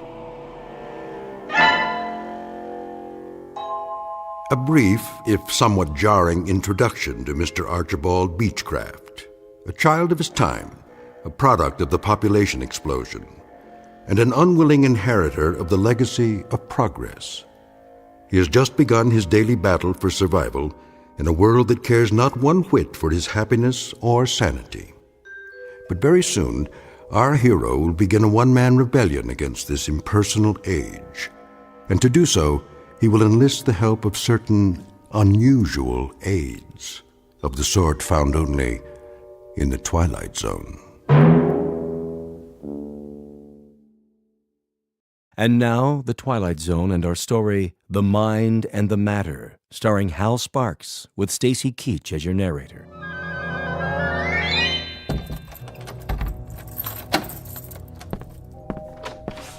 Morning, Beechcraft. I don't see what's so good about it. How's that? If you'll excuse me, I'm late. You're always late. Take it easy. You'll get there. I'm sure I will. And what an unmitigated joy that will be. 91, 92, 93. Stand aside. I don't have to. My mom said I could play. And I said move it. 94, 95, 96, 97. Why do you have to do that here, inside the building? Oh, you made me lose count. Now I have to start all over again. 1, 2, 3, 4. Get out of my way, you little wretch. Ma, that man called me a wretch.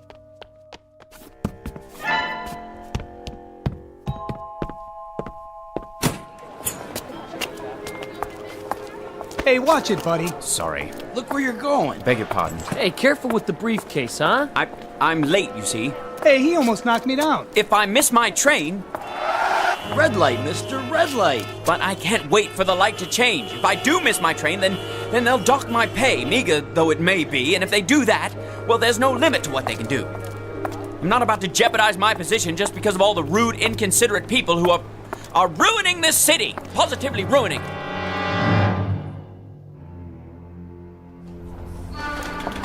That's my train! Slow down, one at a time. But you see, officer, I absolutely must catch the 732 uptown. Keep your shit on, pal. Let me through, please. Watch who you're pushing. You don't understand. This is my... Hands off, buddy. One person per token. I don't have a token. Well, then you better get one at the window. But I overslept. I'm late. One at a time, folks. Let's keep moving. Let me on, please. Hey, you stepped on my foot. Move to the back, please. This elevator's full. But I absolutely must get to the 15th floor. Why don't you wait for the next one? I can't wait. I'm late as it is. I said this one's full. Surely there's room for one more. Sorry, Beechcraft. If I could just squeeze in. Will you watch the elbow? I do apologize. Going up.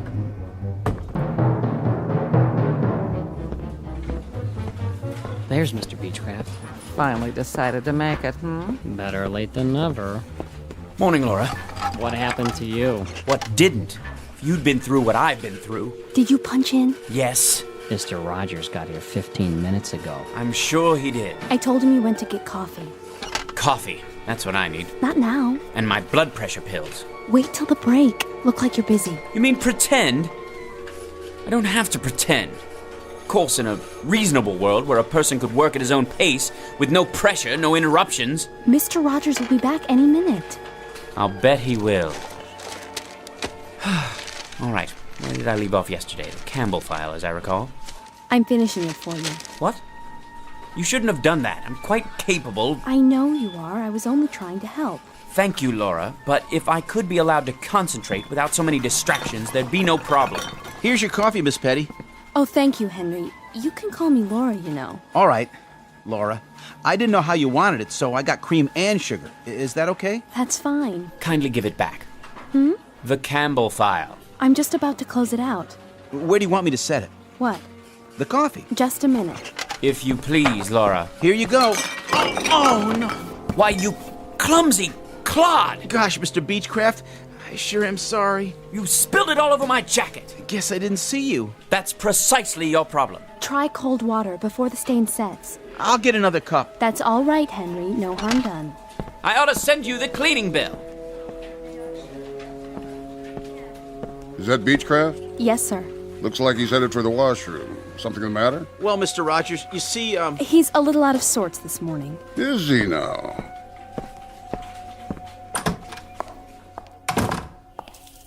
Feeling ill, Beechcraft? No, sir. Nothing like that. If you'll forgive an observation, you're not looking too well. I'm all right, Mr. Rogers. You look tired. You know, Beechcraft, keeping yourself fit is not only a personal responsibility.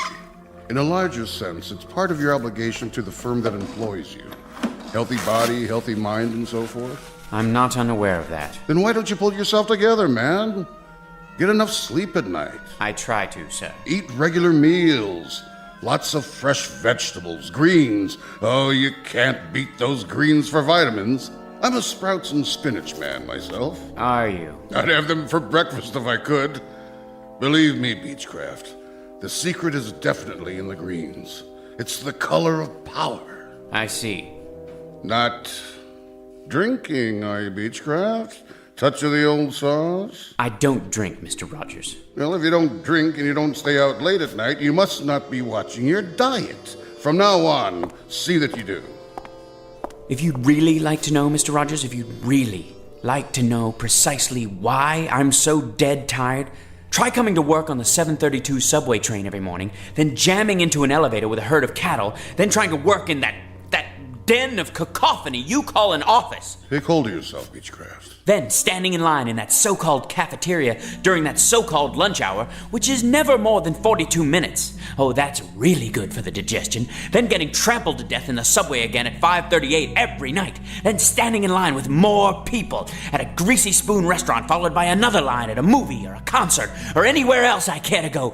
But always standing in line, always getting shoved, always getting jostled, always getting pushed around by more people. For goodness sakes, man, take hold. I'll take hold, Mr. Rogers. I'll take hold when I can achieve that milestone, that millennium, that absolute perfection that only comes with solitude. Understand? Solitude. That means no people. You read me, Mr. Rogers? They're the ultimate insult, and my problem is simply that I can't get away from them. At no time, except during the wondrous 7.5 hours I spend in my bed every night. And even then, I hear them outside. Hear what? People. Raucous, shrieking, shouting people. Herds, droves, legions, hosts, armies, bevies, flocks and coveys of people. I don't like that look in your eye, Beechcraft. I don't like it one bit. If I had my way, here's how I'd fix the universe. I'd eliminate them all. I mean, cross them off. Get rid of them. Send them packing. Destroy them. And then there'd be only one man left. Me. Archibald Beechcraft, Esquire. Let me out of here. You're quite mad. Do you know that, Beechcraft? You're either off or en route away from your rocker. Well, if I am, I very much prefer my madness to the so-called sanity around me. People, as far as I'm concerned, you can have them. If I had my way, I'd make them all disappear. Every last one. Well. Old Beechcraft's finally showing some gumption. Just the same, I'd best keep a close eye on him. A very close eye indeed.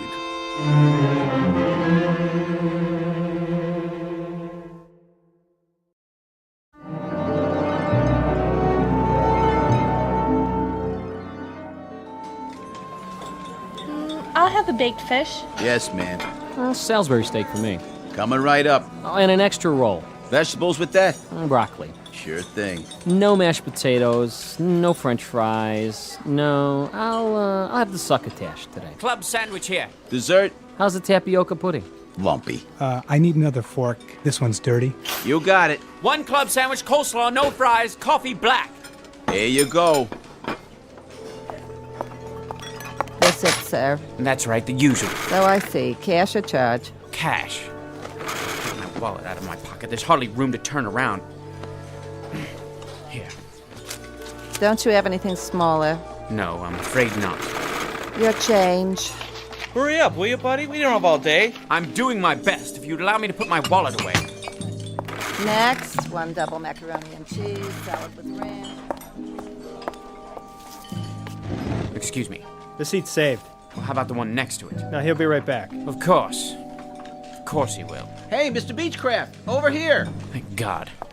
I'm obliged, Henry. Think nothing of it, Mr. Beechcraft. Squeeze right in. That was my plan. Been saving it for you. I was sort of, well, I wanted to make up for this morning. This morning? When I spilled coffee on your coat. I'm really sorry about that. Say, Mr. Beechcraft? I have a friend. You don't say. Works in the used bookstore around the corner. I went there before lunch. Whatever for? Oh, I like to read. All kinds of stuff. Do tell. Horror mostly. That's my favorite. Why am I not surprised? Some of those paperbacks are pretty cool, you know? There was one about these giant worms that live in the sub-basement of an office building. And if you took the elevator down there late at night, these big white old worm things will be waiting for you. And they must have been really hungry, because... Please, Henry. I'm eating. Oh, yeah. Anyway, I went over there today, and I saw this. So I sort of got it for you. What is it? Story of a serial killer who wants to depopulate the earth? Nothing like that. Take a look. I thought you might like it. The mind and the matter. How you can achieve the ultimate power of concentration. Think this is something I need, Henry? It's really rare. There are only a few printed. A little on the occult side, isn't it? Maybe so. But seeing as how you always have so much work to do, my friend is kind of a student of the mind. He swears by this. Says it's the last copy. The publisher was supposed to destroy all of them. For what reason? Too powerful. Tells you how to make people do things. Things? Would you believe it, Mr. Beechcraft? I've seen him. I've seen my friend cause a woman to do something fantastic. How's that? It's true. He was in a department store, and he saw this woman at the sale table, and he concentrated real hard on one particular thing, and Mr. Beechcraft, as sure as I'm sitting here in the cafeteria of the United Tool and Die Company, that woman, you won't believe this. What? Well, that woman picked up a chartreuse and orange scarf, paid for it and everything. She never would have bought it in a million years. Who would? But he made her do it, just like that. It's the truth, I swear. Will you please try to be more careful? Oops, there goes the coffee again. Sorry, Mr. Beechcraft. Thank you so much for the book, Henry. Now, if you don't mind, I think I'll be leaving. I've had more than my fill. Mr. Beechcraft, Chapter 3. Read that one first. Remember, Chapter 3. Right, Henry. Chapter 3. Initial phenomenon of intense concentration. Focus on a single desired outcome, then close your eyes, mental picture, repeat 3 times. Ready to go back? Not yet. I have to fix my makeup. Okay. Wait, I think I'll have a soda first. Want one? Nah. Let me see. Orange, root beer, grape. Might as well give it a try. Concentrate. Tropical punch. Pick tropical punch. I just can't make up my mind. It's delicious. Try it. You'll like it. Why'd you pick that one? I don't know. I really don't. I was going to choose lemon lime, but for some reason my finger pressed tropical punch. How's it taste? Might as well find out. Yes! You'll see. It's absolutely delicious. Puts one in the mind of a Mai Tai. I think I'd better read the entire book. Chapter 4, To Achieve Your Heart's Desire. Heart's Desire, eh? Very interesting. Very interesting indeed.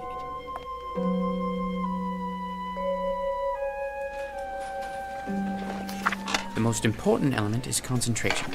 Blot out the quotidian irrelevancies that pollute your day. Quotidian? Nice vocabulary. Mr. Beechcraft? The science of the mind requires absolute adherence to the following rules. Mr. Beechcraft? What is it, Laura? Did you turn in the Campbell file? Campbell? John R. From this morning. I don't see it. I'll get to it. Now then.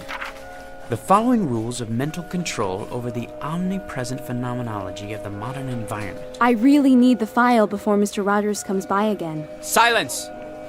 Can't you see I'm reading? Sorry I disturbed you. Oh, Laura, how was your beverage, by the way? Beverage? In the hall, the can of soda. Tropical punch, wasn't it? Oh, yeah. Not bad, actually. Reminded me of a pina colada. Did it now? Delicious, I bet. I'll just get back to my book. A very important book. Very, very important. Distractions which divert 98% of our brain capacity from the more highly evolved regions of the cerebral cortex.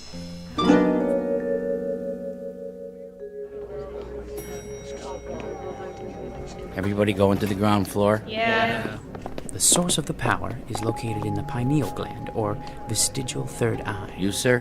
Where the power of the all-encompassing life force. Sir, you going to the first floor too? He's talking to you, buddy. What's the matter, you deaf? What? Of course I'm going to the first floor. Where else would I be going? Watch your fingers. Going down. The more complete the mental picture, the more complete the result. Focus your mind and concentrate to the exclusion of all else.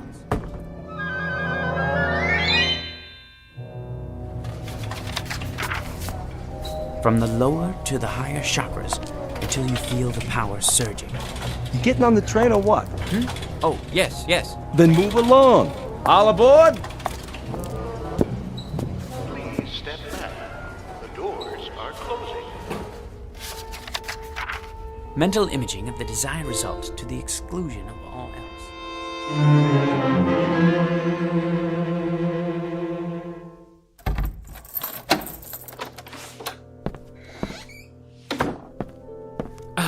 Now, where was I? Chapter 9. The energy generated by pure mind has an electrical coefficient of... Yes. Yes, The numbers are absolutely correct. Unequivocally. That being the case, it stands to reason that the conclusions are correct as well. Why, the mind must be the most underrated power in the entire universe. Given the proper concentration, well, there's really no limit to what a man could do. No limit at all. Look at them down there. People. So many. I wonder, if I concentrated hard enough, could I actually get rid of... But why not? Why not? Concentration, that's all it takes. I have the power here, inside my head. Sheer concentration. Concentrate on getting rid of all those people. I wonder if I could do it in one fell swoop. Or knock them off one by one. Just think of it. Nobody in the elevator, in the office, the cafeteria, or on the street. None! Not in the hall or on the stairs. Nobody except... Mr. Beechcraft. Mr. Beechcraft. Who is it? You know perfectly well who it is. It's Mrs. Weller. The rent is due, Mr. Beechcraft. Do you hear me? The rent. I'm not going away till you pay, Mr. Beechcraft. Mr. Beechcraft. Close your eyes and repeat the following words 3 times. Go away. Disappear. Be extinct. The rent, Mr. Beechcraft. Go away. Disappear. Be extinct. The rent. Go away. Disappear. Be extinct. Mr. Beechcraft. Mrs. Weller? Mrs. Weller? Mrs. Weller? Aha! You're gone! Concentration, that's the key. And I have it. Today the landlady, tomorrow the world!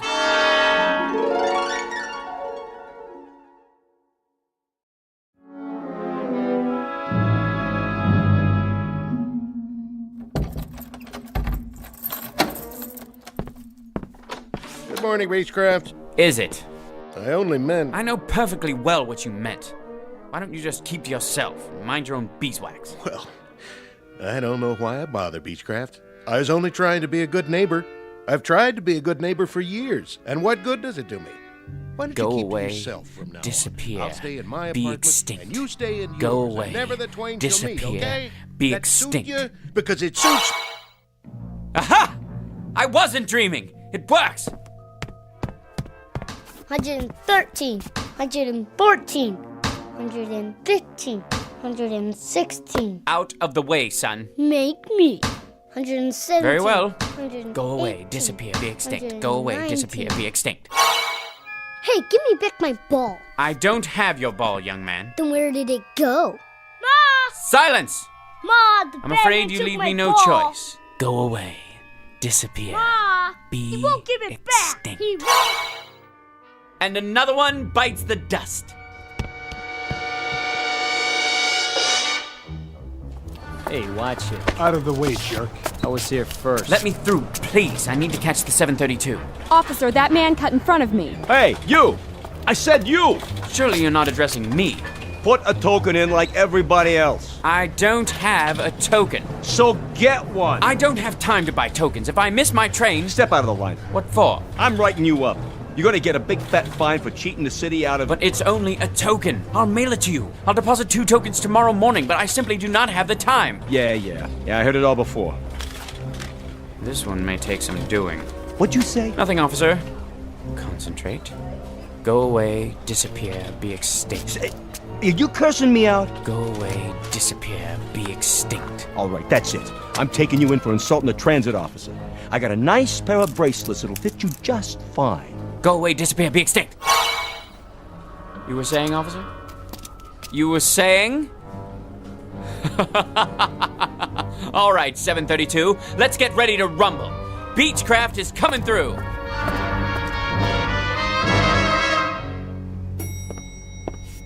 What? No line for the elevator this morning? No pushing? No shoving? My, that is unusual. Anyone else? No? All right then. Going up?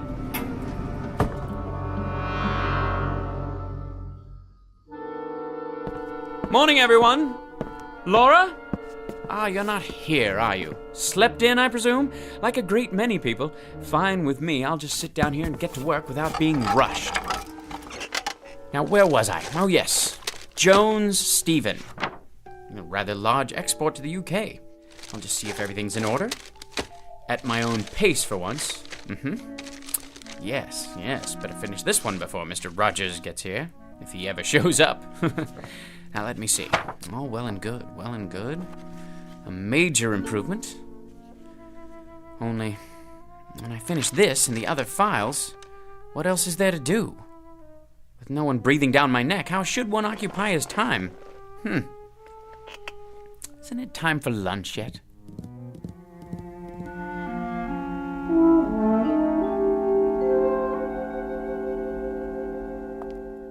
I think I'll just have the salad today. Some soup to start off and crackers. No hurry, mind you. Plenty of time to digest my meal. Where to sit? Why, any table at all? The morning paper. What's new in the world today? White House? Middle East? Federal Reserve Bank? Oh, it's no use. I hate eating alone. And worse than that, I'm bored. If only I had someone to talk to. One person, that's all. Someone quiet, well-mannered, intelligent, someone like me, in other words. That's it. Concentrate, Beechcraft, concentrate. You called? It worked! Of course it worked. Don't you have any confidence in yourself? Pleased to meet you. The name's Beechcraft. I know. And your name is? Archibald. Call me Archie. You too. Call me Archie as well, if you like. I like it just fine. How's tricks, Arch, old man? Bit on the slow side this morning. Look here, Arch. This isn't working. Wouldn't you agree? Why not? Let's be frank. Too much of a good thing. Well, I wouldn't say so. But you're thinking it. Let's just say I'm temporarily accessible to suggestions about how to occupy my time. Face it, you're bored to tears. Solitude is one thing, but loneliness is quite another. Loneliness. I despise people, loathe them. And I, Archibald Beechcraft, have done away with them. For good and all, mind you, for good and all. I'm leaving. You haven't finished your lunch. I don't have much of an appetite. Thought about any alternatives? Alternatives to what? To this. It's like an empty movie set in here. I don't even want to think about what it's like outside. Look at yourself. You don't have idea one about how to fill the day. People are bad enough, but inactivity's even worse. You're talking nonsense. I'm content. I'm honestly and truly content. For the first time in my life, I have managed to rid myself of the worst scourge there is. The general populace. So what are you going to do? Splurge and buy a can of tropical fruit punch from the soft drink machine? Will that do it for you? If the truth be known, I would appreciate a little diversion of some kind. Any kind. You mean like a change in the weather? That's it. Perhaps a little unseasonal rain. Or a lot of rain. Let's make it a tropical storm with thunder and lightning. The works. That should shake things up. All I have to do is concentrate. Not that exciting, is it? Maybe we need to add something spectacular. Like an earthquake. Sure you want to do that? Why not? Here goes. You mean there it goes? I can imagine what the office looks like right now. My desk! All your files on the floor. Gonna take some sorting. Enough! No earthquake and no storm either. Forget it! So now what, Arch, old man? I've had it for the day. I'm gonna take the rest of the afternoon off. And do what? Stroll down the street? Take a ride on the subway all by your lonesome? Boy, I'll bet the old apartment building's quiet as a tomb. It's starting to get to you, isn't it? The thing of it is, I don't care much for people, but it's difficult not having anyone. Present company excluded. I guess it's a trade-off. That's the crux of the problem. Frankly, there isn't a breed of human being that I can stomach. Ever think of a Cocker Spaniel? I never cared much for animals either. Most of all, though, I can't stand people. Thanks. Well, except for you, naturally. But that's because you're a higher class of individual. Wait a minute. That's it! That's what? Why didn't I think of it before? People I can stand. That's what I'll do. I'll create people who are just like me. A world full of Archie Beechcrafts. Now that's a thought. You bet your sweet life it is. I'll will it. I'll concentrate, and from now on, everyone will be exactly like me. It's so simple. And when will this new era be ushered in? Tomorrow morning. I'll re-people the earth.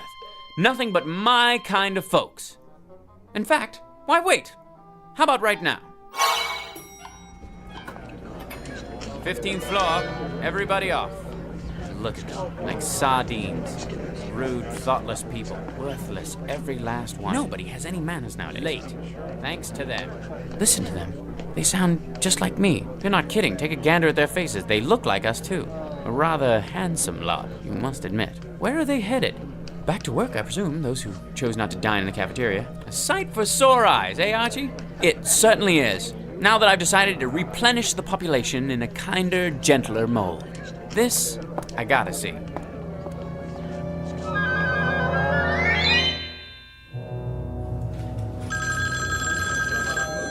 United Tool and Die, one moment, please. Rude son of noise, miserable noise. I'll go out of my ever-loving mind. Keep it down, I'm trying to work. Can't hear myself think. People. Is there no respite? Herds, droves, legions, armies, hosts, bevies, coveys of people. Deliver me, please, deliver me. Hear that, Arch? I've heard more than enough. You asked for it, you got it. A sty. That's what it is. Nothing but a pigsty. A people sty. Had it? Undeniably. Finally getting through to you, huh? Without a doubt. A lot of me is just as bad as a lot of them. You said it. So, what's to do now? Nothing else to do but put it back the way it was. Just like that. Just like that. Mind over matter. Concentrate. Go away, disappear, be extinct. Go away, disappear, be extinct. Go away, disappear, be extinct.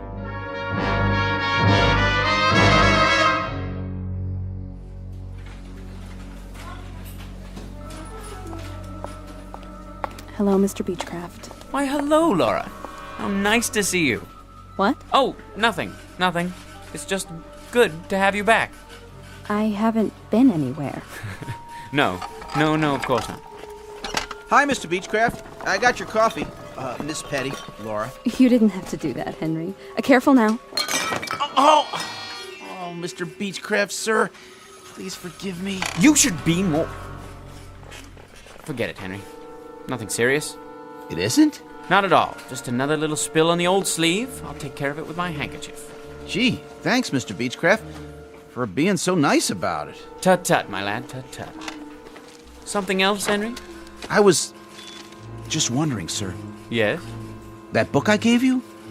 Did you get anything out of it? Not really. Why don't you take it back? You sure? Frankly, it's a lot of pap. Interesting, but totally unbelievable. And now, if you'll excuse me, I think I'll get back to work.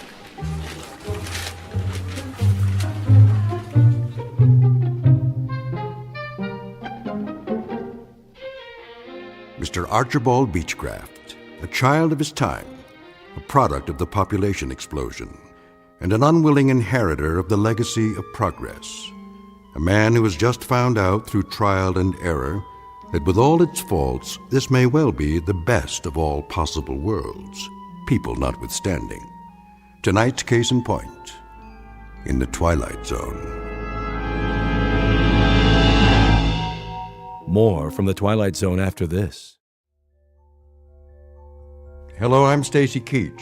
I hope you're enjoying this edition of the Twilight Zone radio dramas. To learn more about this series, be sure to log on to our official website at twilightzoneradio.com. You'll find special discounts on our Twilight Zone audio collections, listings of our radio stations, links to other websites, and a photo gallery of our recording studio and some of our stars in action. Plus ways to contact us with questions or comments about the show. And for a limited time, when you log on to twilightzoneradio.com, you can send in for a free CD of the show. So be sure to visit us at twilightzoneradio.com.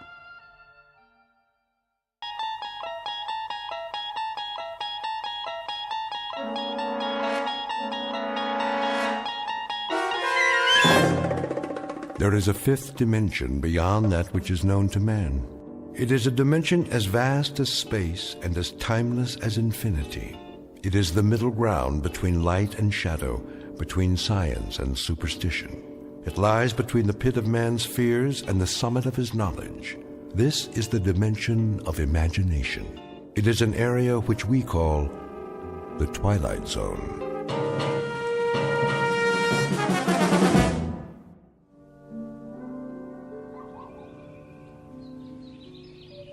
Welcome to Maple Street, USA, late summer. A safe, tree-lined world away from the big city. A nice, old-fashioned place to raise a family. Good friends, well-kept lawns, and the laughter of children at play. There's Mr. Steve Brand, who just finished washing his shiny new car, with some help from a good neighbor. Hand me the rag, will you, Don? I want to polish this baby before the sun goes down. Sure. Hey, I can get the tires for you. It's okay. It's almost dark. Throw me the ball! If you can catch it. Hey, the ice cream man. Look at that. Ice cream before dinner. Why not? They deserve it. Well, as long as their mothers don't find out. What'll it be, boys? Fudsicle. Coming right up. And a rocket popsicle. This one's got your name on it, Tommy.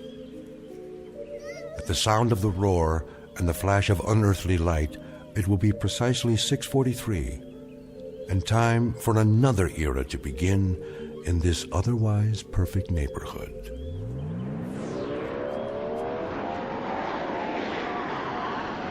Whoa! Look at that! What was that? I don't know. What was it? Must be some kind of new jet. What was that? A meteor? That's what it looked like. I didn't hear any crash, though, did you? No, I didn't hear anything except a roar. Steve? What was that? Beats me, honey. Came awful close, didn't it? Too close to home, much too close. What the heck? A police helicopter? Did you see how fast it was going? 6:44 p.m. on a late September evening, the last calm and reflective moments before the monsters came to Maple Street.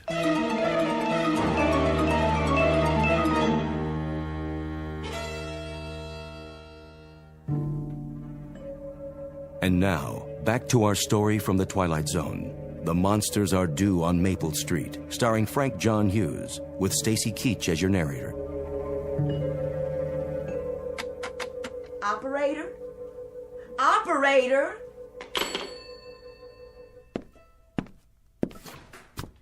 Bill, there's something wrong with the phone. What are you doing out there? Trying to start the power mower. In the dark? Well, I wanted to finish the lawn. The motor wouldn't work. Did you plug in the cord? Sure did.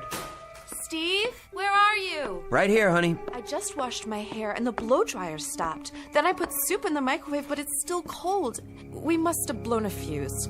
Can you fix it? I don't think so. Why not? It looks like the whole block. The power's off in our house, too. I can't get anybody on the phone, and the TV went out. Electricity's off. Phone's I dead. tried the radio, but Computer doesn't even work. Who's that? Who is that? I can't tell. It's too dark. Hi, neighbor. Oh, hi, Charlie. Who's that behind you? It's just me, Pete Van Horn. Still dark down the street? Yep, all the street lights are out. Where are you going? I thought I'd check it out. That's a good idea. Yeah, I'll cut through your backyard, Steve, if you don't mind. Hey, what for? See if they got power over on Floral Street. Sure. Go ahead. You need a flashlight? Nope, I know my way around. Well, good luck. Let us know. All right, be right back then. We've got some candles in the house. Maybe I should go get them. Not yet. Give it a few more minutes. Did you see what was on his belt? What? A claw hammer. Oh, he always carries that. How come? He's a carpenter. Yeah, but what does he need a hammer for at night? I don't know. For protection? From what? Steve, what's going on? I wish I knew, honey. You know, it just doesn't make any sense. How do you mean? Well, why should the power go off all of a sudden? And the phone lines. Maybe some sort of electrical storm or something. Nah, that don't seem likely. I mean, the sky was just as blue as anything today. No lightning, no thunder, no nothing. How could it be a storm? I can't get a thing on the radio. Not even the portable. So we can't call the power company. Well, why don't we check with the police? How? Well, you could drive downtown to that new car of yours. I suppose I could. They'll probably think we're nuts, though. A little power failure, and right away we get all flustered and bent out of shape. It isn't just a power failure, Charlie. If it was, we'd still be able to get a broadcast on the portable. Well, we ought to do something. I'll run into town and we'll get this straightened out. Are you sure, Steve? Maybe we should all stay together. Just take a few minutes, and then at least we'll know. Do you want me to come with you? No, you wait here. Go in the house if you want and light some candles.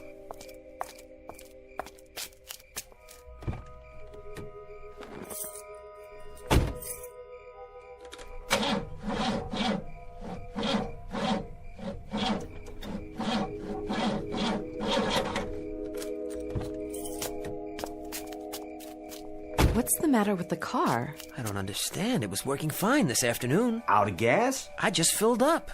Well, then it's not getting a spark. Look under the hood. Well, it could be a lot of things. I wouldn't know where to start, especially at night. That could be the distributor cap. But it's new. It's supposed to be under warranty. What's it mean? Mean? All these things happening at once. It doesn't mean anything. It's just a coincidence. Next time I try the car, it'll probably start just fine. I don't know. It's as if everything flat out stopped all of a sudden. Yeah, that's pretty strange if you ask me. We better walk downtown. How many? I mean, some of us should stay here and watch the houses. The two of us can go, Charlie, you and me. You think it's the meteor? Well, I really doubt it. I don't see how it could be if that's what it was. A meteor couldn't do this. Well, then we'll find out. Turn it over to the authorities. Yeah, they'll know what to do. They better. That's what we pay them for. Come on, Steve. Mr. Brand, Yes, Tommy? you better not. Better not what? Go into town. Why not? They don't want you to. Who doesn't want us to? Them. Them? Whoever was in that thing that flew over. What? Whoever was in it. I don't think they want us to leave here. Fool kid. Wait a minute. What do you mean? What are you talking about? They don't want us to. That's why they shut everything off. What makes you say that? Now, isn't that the craziest thing you ever heard? Tommy, I asked you a question. Whatever gave you that idea? It's always that way. Always? Well, when a ship lands from outer space. Oh, come on now. It's that way in every story. Which story? All of them. It could be the mothership or just, a scout. Yeah, you mean one of those smaller spaceships? Oh, sure. Yeah, a flying saucer, something like that. They watch everything we do. Why? I missed something. I don't know that either. But they're checking us out. All the way from outer space. Sure. That's where they come from. Don't you know anything? For what reason? Well, for the invasion. An invasion from space yet.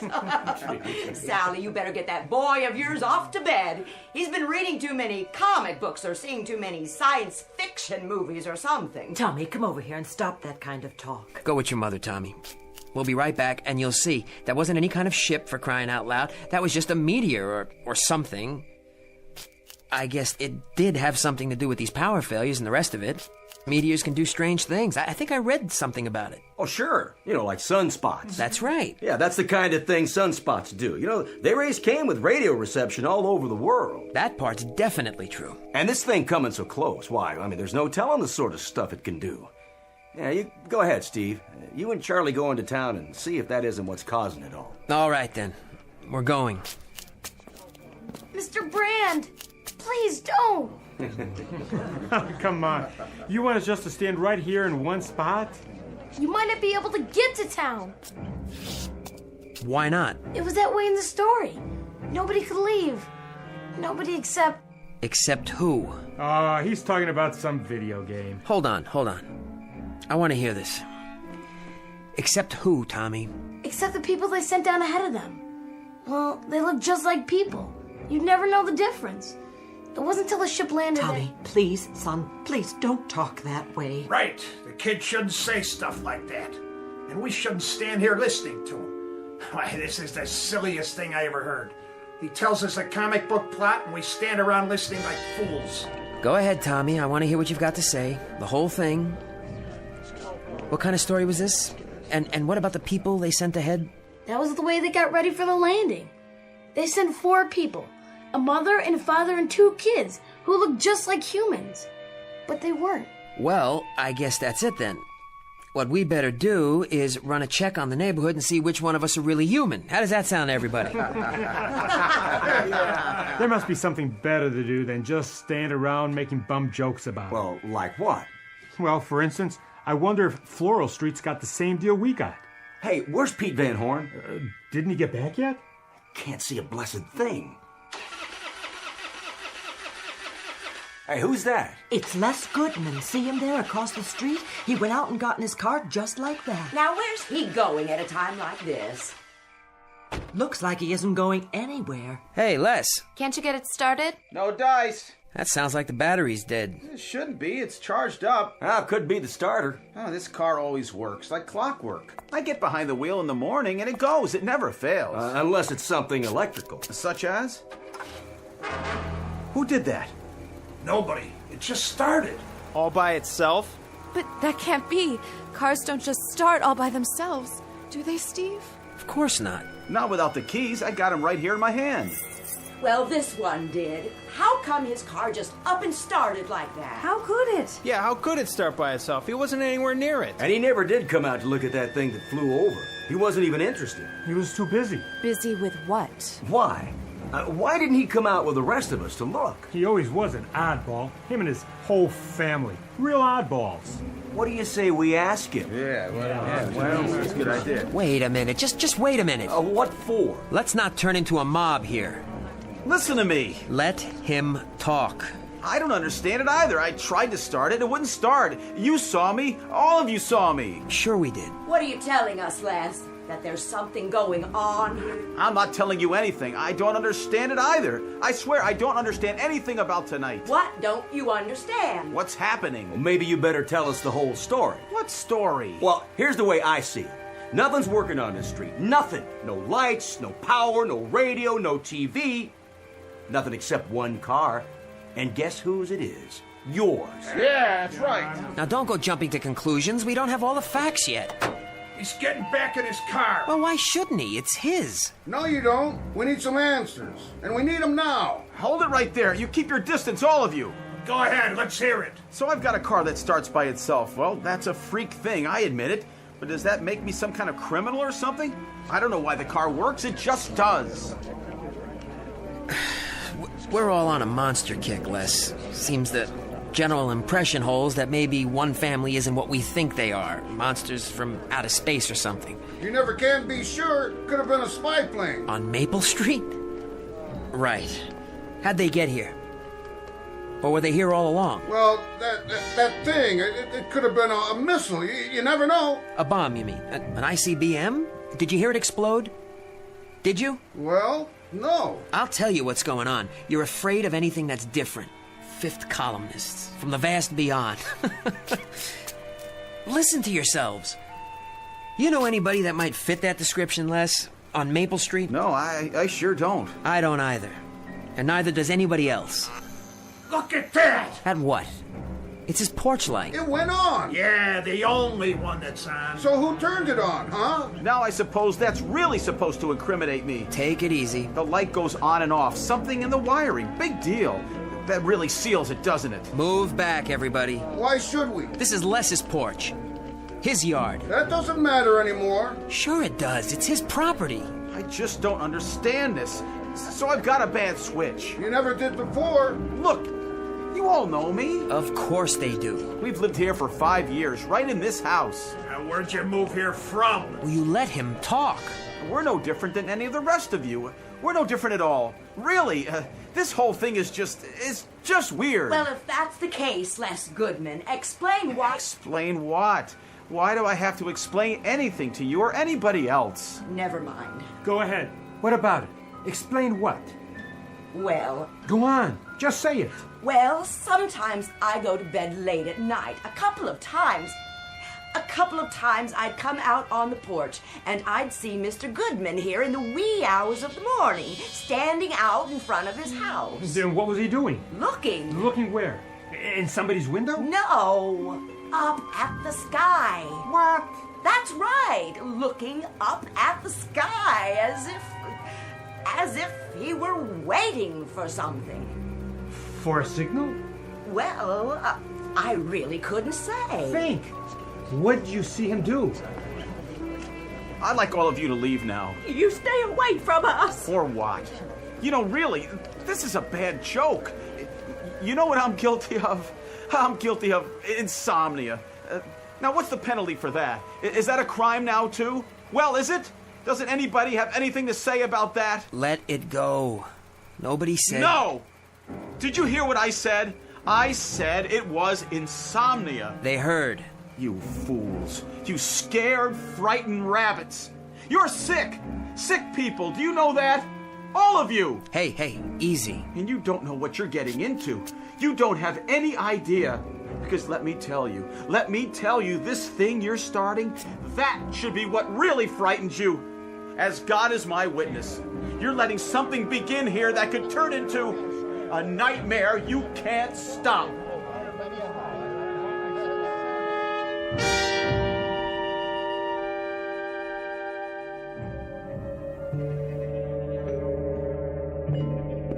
Les, I brought you a glass of milk. Refrigerator's off, but it's still cold. Put the candle out. Why? Just do it. What are all those people doing across the street? Why are they just standing there? I said put the candle out, now. Are they still watching our house? That's right. What do they expect to see? A red monkey. What? I remember a science article I read once. Which article? About an experiment. What made you think of that? It was in a laboratory. They set up a kind of zoo with all these monkeys. They made sure they were comfortable, had plenty to eat, let them go about their business. All different kinds of monkeys. And for a while, they all got along just fine. Les, what does this have to do with all And the... one day, the scientists painted one of the monkeys another color. Red or green or something, I don't remember. Just one of them. And you know what happened? All the other monkeys turned on it, and they tore the red monkey apart. Killed it right there on the spot for no reason. Oh, Les, that is a horrible story. No reason except it was a little bit too different. I suppose that was enough for the monkeys. Do we still have that gun? What? My dad's old service pistol. I had it packed in the attic. I was wondering, do you think it's still there?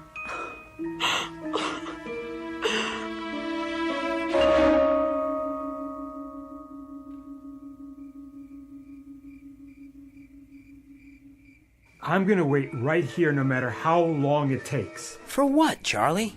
It just doesn't seem right, keeping watch on them like this. Well, what else are we supposed to do? Now, Charlie, he was right when he said he was one of our neighbors. One of our good neighbors. Think about it. Why, I've known Ethel Goodman ever since they moved in. We go shopping together once a week. We've been friends for... That don't prove a thing. Well, it's worth something. Any guy who spends his time looking up at the sky early in the morning, all alone, well, there's something plain wrong with that kind of person. Haven't you ever looked in the sky? And why would I do that? The stars, Charlie. The constellations. I had a pair of binoculars when I was a kid. Knew the names of every one. Yeah, when you were a kid. But there's something about that, well, it ain't legitimate here. Maybe under normal circumstances we could let it go by, but these aren't normal circumstances. What more do you need? Do I have to spell it out for you? I guess you do. Look at the street. Our street. Now there's nothing but candles everywhere. It's like going back to the Dark Ages or something. Yes, it is. Where are you going, Mr. Brand? To visit an old friend.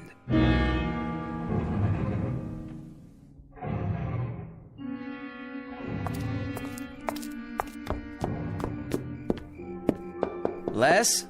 You don't have to knock. Anybody wants me, I'm right here. Come on, Les. Steve, is that you? Stay right where you are. We don't want any trouble. No trouble, I promise. Not if I have anything to say about it. But this time, if anybody sets foot on my porch, that's what they're going to get. Trouble. Look, Les. I've already explained to you people. You people? Is that who we are now? And I'm not going to explain again. You don't have to explain anything. I don't sleep very well at night. Sometimes I get up and take a walk, and I look up at the sky. I keep track of the meteor showers, shooting stars. They come at different times of the year, at odd hours. You can read about it in National Geographic. Don't you know that? Sure I do. That's exactly what he does. He always has. I understand. Why, this whole thing, it's been blown out of all proportion. It's ridiculous. I know. It's some kind of madness or something. That's what it is, all right. Some kind of madness. Then what can we do to stop it? At this point, that is the question. You best watch who you're seen with, Steve. Who's that? You ain't exactly above suspicion yourself. Or you, Charlie. Or any of us, it seems, from age 8 on up. Come inside, Steve. No. There's no reason to hide. What I'd like to know is, what are we going to do? Just stand around here all night? There's nothing else we can do. Till then, we stand watch. One of them will tip their hand. You'll see. They've got to. There's something you can do, Charlie. Oh, you're telling me what to do? You could go home and keep your mouth shut. Oh, yeah? You could quit strutting around like a self-appointed hanging judge and just climb into bed and forget it. You sound real anxious to have that happen, Steve. Oh, I am. In that case, I think we better keep a real close eye on you, too. You do that. I think everything might as well come out now. Good idea. Steve, your wife's done plenty of talking about you lately. She what? About your habits. You're plenty odd, too, it sounds like. And when did you talk to my wife? Go ahead. Tell us what she said. Yes, go ahead. What's my wife said? Let's get it all out. Yeah, let's. Why not? Let's pick out every idiosyncrasy about every single man, woman, and child on this street and put them under a microscope like bugs. Are you afraid of the truth, buddy? You think you know what the truth is? If you got nothing to hide... Then why don't we go all the way and set up some kind of kangaroo court? How about a firing squad at dawn, Charlie, so we can get rid of all the suspects? Narrow them down, make it easier for you. And for you too, Don, old buddy. Hey, look, there's no need getting so upset, Steve. Then why are you? Well, it's just that, well... Well, what? Myra's talked about how there's been plenty of nights when you spend hours and hours down in your basement, working on some kind of radio equipment or something. Oh, for the love of... Got a regular electronics lab down there, she says. Well, none of us have ever seen that radio, now have we? Or whatever it is. How come you never told us about it? Yeah, go ahead, Steve. What kind of radio set you working on? Shortwave or something else? I've never seen it, and neither has anyone else around here. It's a hobby, for God's sake. Who do you talk to on that radio? And who talks to you? What kind of messages you sending, huh? And receiving. I'm surprised at you, Charlie. How come you're so dense all of a sudden? What does that mean? Who do I talk to? Well, who do you think? I talk to monsters from outer space. There, he admitted it. I talk to three-headed green men who fly over in what look like meteors. That is, when I'm not talking to other enemies, other aliens. Steve, please. Go back in the house, honey. It's a ham radio, that's all. I bought him a book on it for his birthday. It's just an amateur radio set. A lot of people have them. It's good for keeping in touch with friends all over the world. Oh, yeah? What friends? In which country? Does it matter? It matters a lot. I can show it to you. Would that make you feel better? It's right down in the basement. Show them nothing. If they want to look inside our house, let them go get a search warrant. Look, you can't afford to... Charlie, don't tell me what I can afford. Stop telling me who's dangerous and who's safe and who's a menace. Come inside now. And the rest of you, you're with them too, aren't you? You're standing here all set to crucify, all set to find a scapegoat, all desperate to point your fingers at your neighbor. Well, now look, friends. The only thing that's gonna happen is that we'll all end up eating each other alive. Get your hand off me, Charlie. That's not the only thing that can happen to us. What's that? Who? Tommy, get inside and lock the door. It's the monster! It's the monster! No, Tommy! We may need this. A shotgun? Give me that. Don't try to take it away from me. Put it down. We can't even see who it is yet. It could be anybody. It don't look like anybody. At least not from around here. It looks tall, real tall and dark, and... That's because the streetlights are off. Well, whoever it is, it can go right back where it came from. Oh, it's an it now, not a who. Give me the gun. But you don't know who... Stand aside if you're not going to help. Good Lord, will anybody take the time to think? We've done enough thinking. Will you people wise up? Even if it is what you say it is, what good would a gun do against something like that? Some sort of enemy? Something you don't even have a name for yet? Something that... No more words, Steve. You're gonna talk us into a grave. Whatever's out there in the street, you'd let walk right over us, wouldn't you? Well, some of us won't. Some of us are man enough to stand up for what we believe in. What do you believe? Quiet! Here he comes!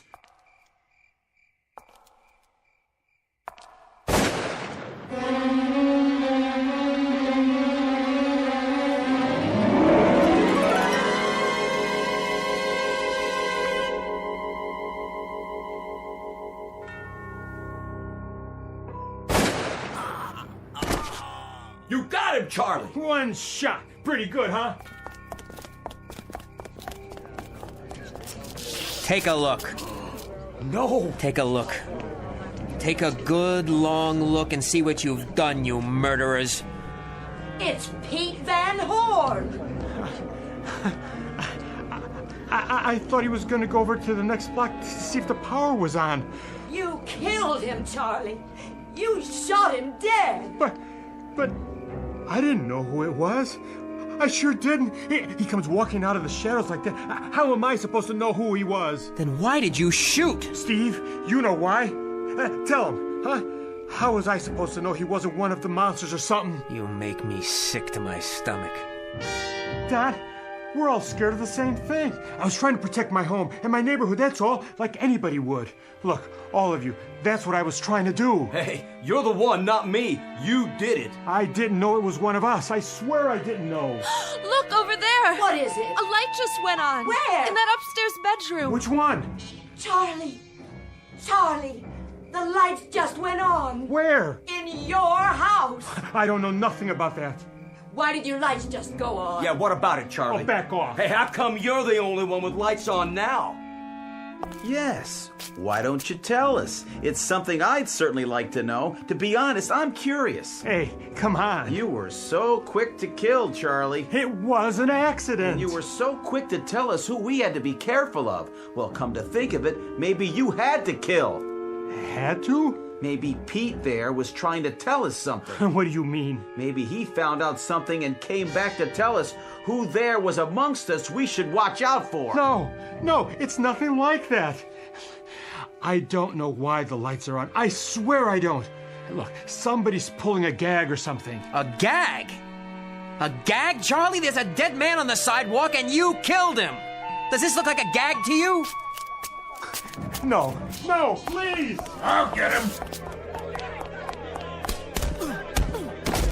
Charlie, over here in the house. It must have been Charlie. We gotta get him. Well, we'll take care of him. Charlie, the glass, you're cut. Get behind me. I'll get a bandage. I don't need it. Quick, they're coming. Now, all of you, listen. Listen to what? Why should we? You said plenty already. I swear to you, I swear it isn't me. Then who is it? But I know who it is. I do. Sure you do. I know who the monster is here. Who is it? I know who it is that doesn't belong. I give you my word. I know. What are you waiting for then? Oh, please, Les, come away. Not yet. What are you waiting for? A flash of red? What are you talking about? The monkeys, Les. Remember, you told me about it. The monkeys. I want to hear this. Go in the house and wait for me. I'll go in the house, but I may not be there when you come home. If you just hear me out. Come on, Charlie, come on. Who is it, Charlie? Tell us. All right, quit stalling. Let's hear it. It's... Go ahead. Give us a name. It's the kid. It's Tommy. He's the one. No. How can it be? It has to be. Mom? That's crazy. Crazy. He's a child. He's my little boy. But he knew. He was the only one who knew. He told us all about it, every little detail. Well, how did he know? How could he have known? Can you tell us that, Sally? Yeah, that's right. How could he? Make the kid talk. What about Goodman's car, though? Well, it was Charlie who killed Old Man Horn. Nobody could argue with that. Just shut him up. But it was the kid who knew what was going to happen the whole time. He was the one who knew. Have you all gone crazy? Stop it, every one of you, now! You better shut up, Brad. Or what? This. Charlie has to be the one. He's just lying to save his own skin. It all adds up now. Where's my shotgun? I'll get the hammer off Old Man Horn. Maybe Les Goodman is the one. His car started. Let's wreck it before he gets away. What about Brand's radio? He's the one who called them. Smash the radio. Les. Give me the hammer. Something. I got a 22. Stop. Stop. Stop. Steve, we gotta get out of here. Too late. It's too late. Get Steve and Charlie. They're working together. You better listen to me. It's our only chance. Where's the kid? No, you stay away from us. Mom! Let's go, Tommy. Stay with me. We're going home now. Hey, he's getting away. Leave us be. I could get a shot. You missed. Give me that thing. You gotta aim. Here. What's that? Where?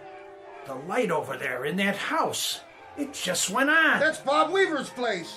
And it isn't the kid. That isn't the Weaver's house. It's Don Martin's place. I tell you, it's the kid. It's Charlie. He's the one. Hold on, there's lights in the house next door to it, going off and on. And that one. And that one. Which one is it? It's all of them. It can't be everybody. It is. Look. Blinking on and off. up and down the block like a Christmas tree about to blow.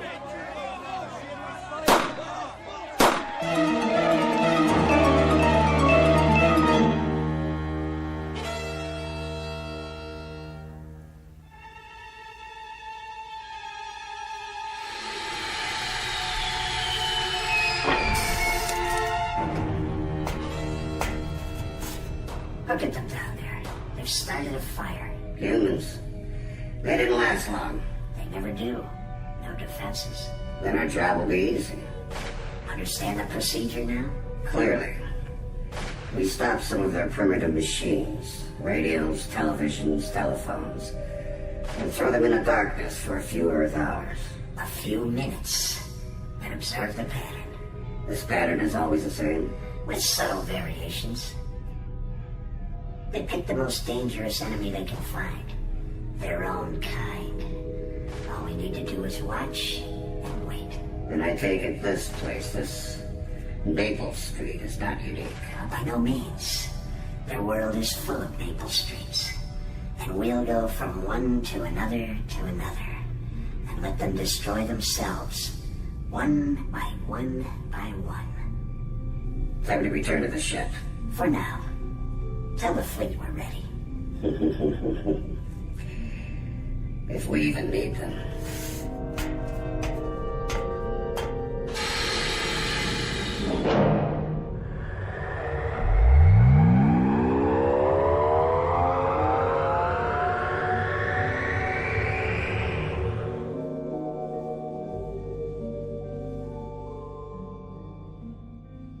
The tools of conquest do not necessarily come with bombs and missiles, with explosions and fallout and invading armies. The most dangerous weapons are simply thoughts, attitudes, prejudices, to be found only in the minds of men. For the record, prejudice can kill and suspicion can destroy. And a thoughtless, frightened search for a scapegoat has a fallout and a contamination all its own. For the children, our children, and those yet to be born. And the vast universal pity of it is that such things cannot be safely confined to the Twilight Zone.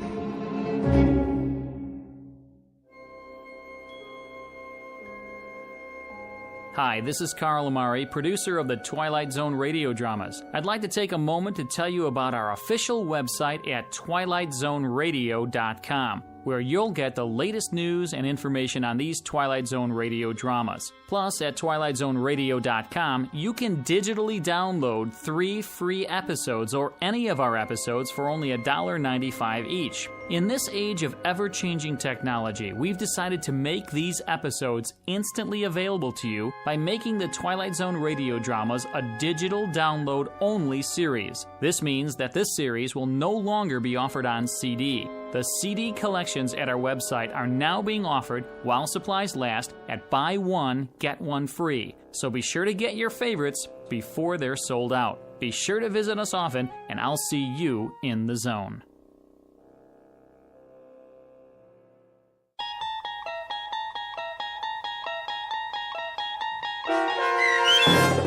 Monsters Are Due on Maple Street, starring Frank John Hughes, with Stacy Keach as your narrator, was adapted for radio by Dennis Etchison and based on a script by Rod Serling.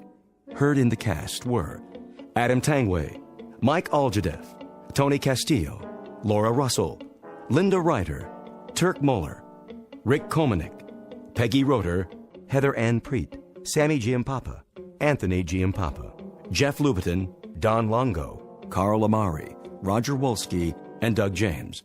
To learn more about the Twilight Zone radio dramas and to obtain audio cassettes and CDs of these programs, visit our website at twilightzoneradio.com. This copyrighted radio series is produced and directed by Carl Amari and Roger Wolski for Falcon Picture Group. Doug James speaking.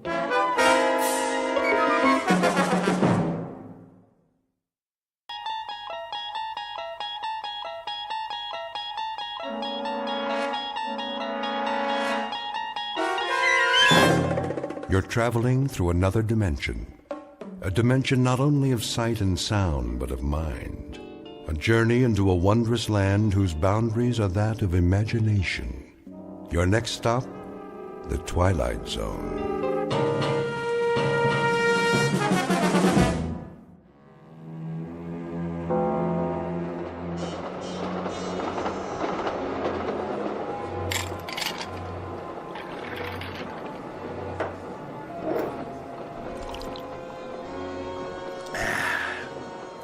Sure make a smooth whiskey sour on this train.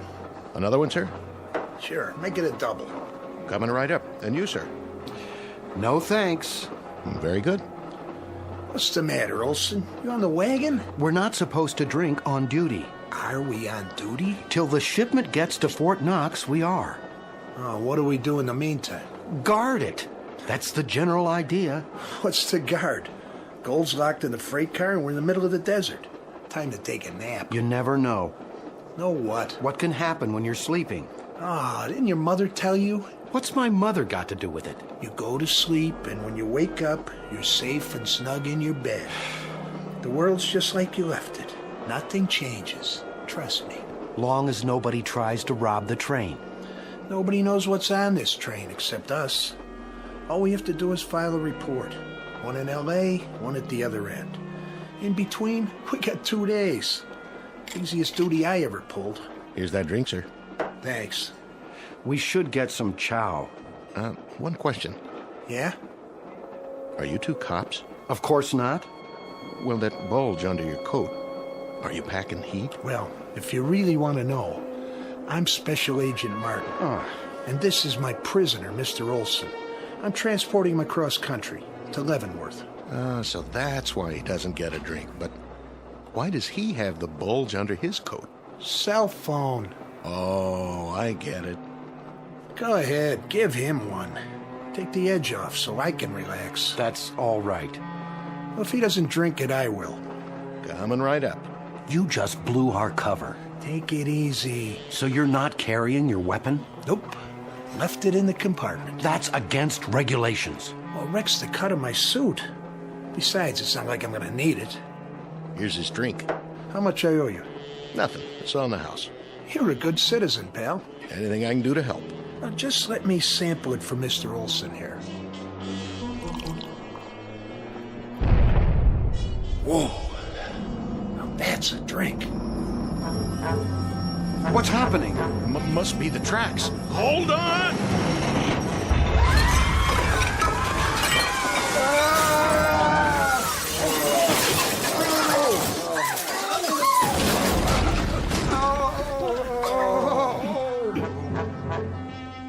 Olson, you okay? My arm's pinned. Here, take the gun. I can't reach it. Some kind of gas. Hold your breath. Give me the gun. Keep your gas masks on. Watch it, Brooks. That one's on. It was. I can't see. Where's the gold? In the freight car. Go on through. What do we do with the passengers? Let them sleep. By the time they wake up, gentlemen, we'll be miles away. Many miles and many, many years.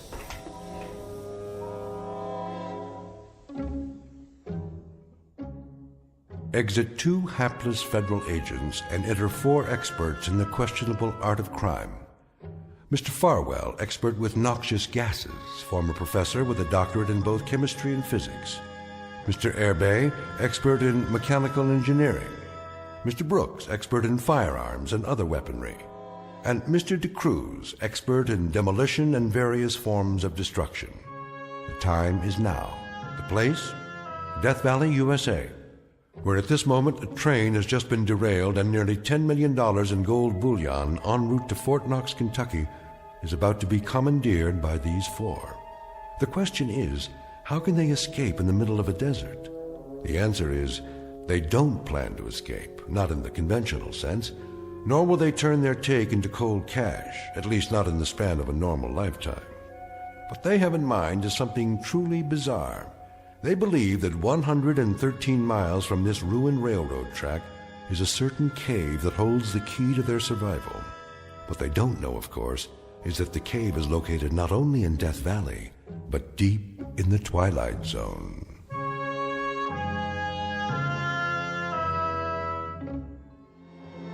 And now, back to the Twilight Zone and The Rip Van Winkle Caper, starring Tim Kazurinsky, with Stacy Keach as your narrator.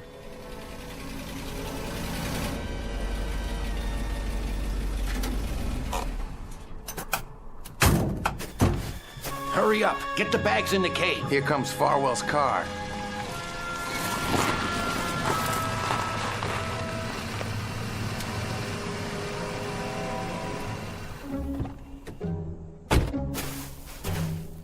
Clockwork, gentlemen.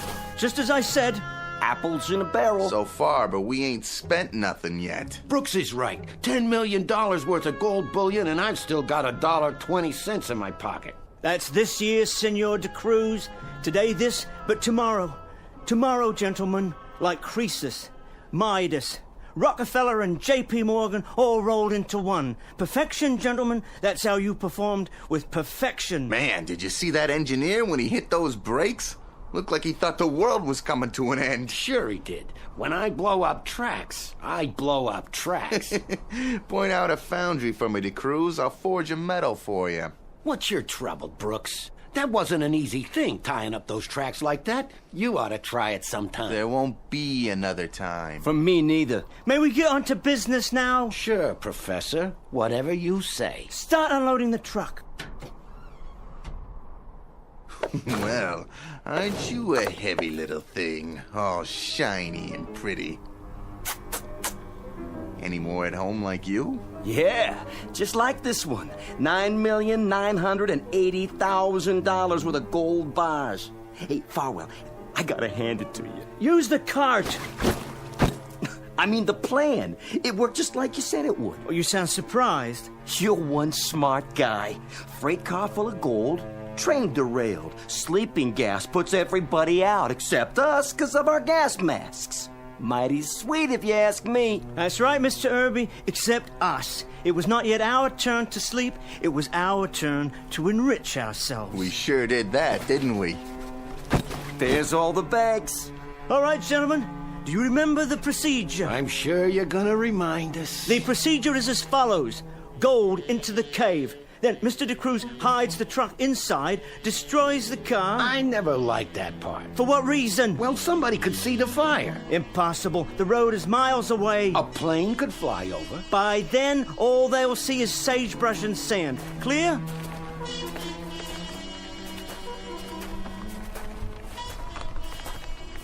Man, I wouldn't have even seen a cave if I didn't know it was there. If you didn't tell us where it was. No one would. That's because it's perfectly camouflaged. The opening fitted with a reinforced door, and the door designed to match the cliff face. And now... I better give you a hand, Professor. Yeah, let me do it. Oh, all right then. Open sesame!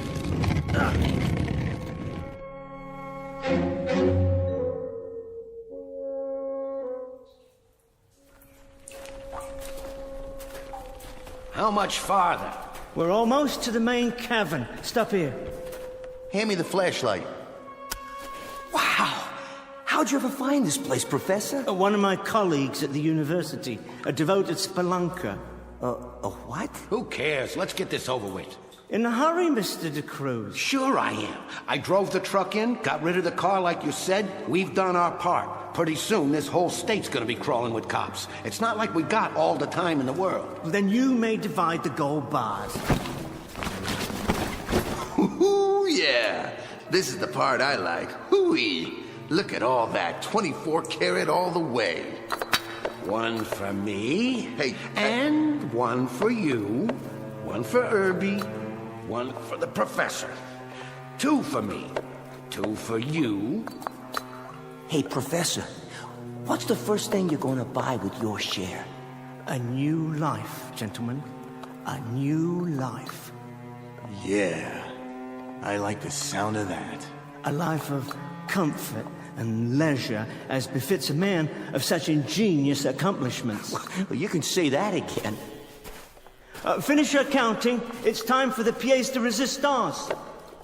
Holy Jehoshaphat. Will you look at that? Is that them? The real culmination. The ultimate ingenuity. Yeah, they look like coffins. Shut up. You told us about them, but somehow I didn't know they was gonna be made out of glass. A new type of plastic, actually, manufactured to my specifications. A completely inert material with no chemical interactions.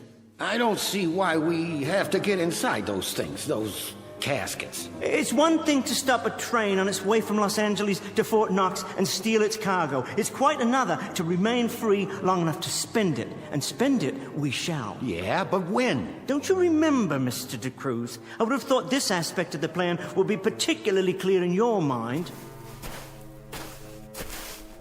I remember, all right. You want us to play Rip Van Winkle. An appropriate analogy, I suppose. And that's what we are. 4 Rip Van Winkles. Only, I'm not so sure. What, aren't you sure of, Mr. De Cruz? The big sleep, Mr. Farwell. Just lying down in these coffins. I like to know what I'm doing. But you do know. I've explained it very precisely. The 4 of us will be placed in a state of suspended animation. Think of it as a protracted rest period, Mr. De Cruz, to gather our strength. And when we wake up, that's when we take our gold and enjoy it. I say everybody should take his cut now. And how far will we get with it? We got a vehicle, we got water. There'll be roadblocks. Yeah, and that guy with the gun on the train, maybe he was a Fed. If we killed a Fed... Not killed, put to sleep. I'll take my own chances. Hey, what's with the knife? Put it away, Brooks. You're not gonna stop me. That's what you say, De Cruz, but that ain't what we agreed on. Quite right. What we agreed on was that we'd stash the gold here and then do what the professor tells us. And so far, he ain't been wrong. The gold, the gas he used to put a whole trainload of people to sleep, everything.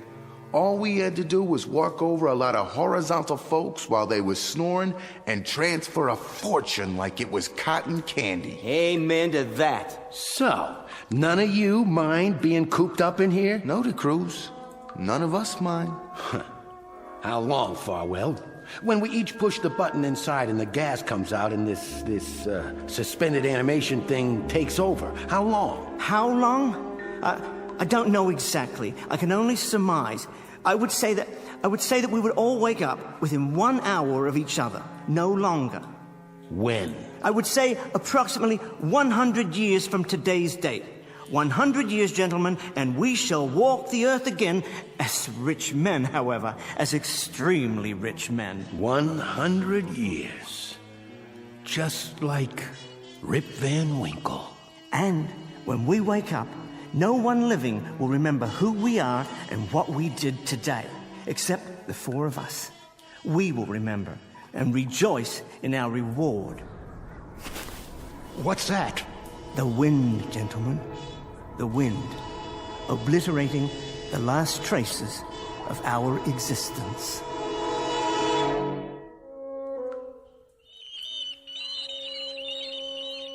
What are those things on the ceiling? Bats, Mr. De Cruz. They're quite harmless. I hate bats. Merely flying rodents who prey on insects. You got a phobia about bats, De Cruz? Of course not. I just don't like them, that's all. Then all the more reason to proceed.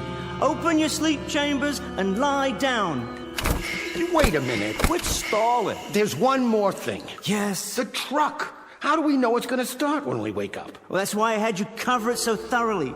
The engine operates on self-generating energy without gasoline or oil-based lubricants. I've prepared it in every detail. Yeah, but what if it still doesn't start? Then we walk to the highway and follow it for approximately 28 miles. We have more than enough water and provisions to reach any of several towns. Enough already. I'm going in. After you, Mr. Irby, and Mr. De Cruz. All right. Here goes nothing.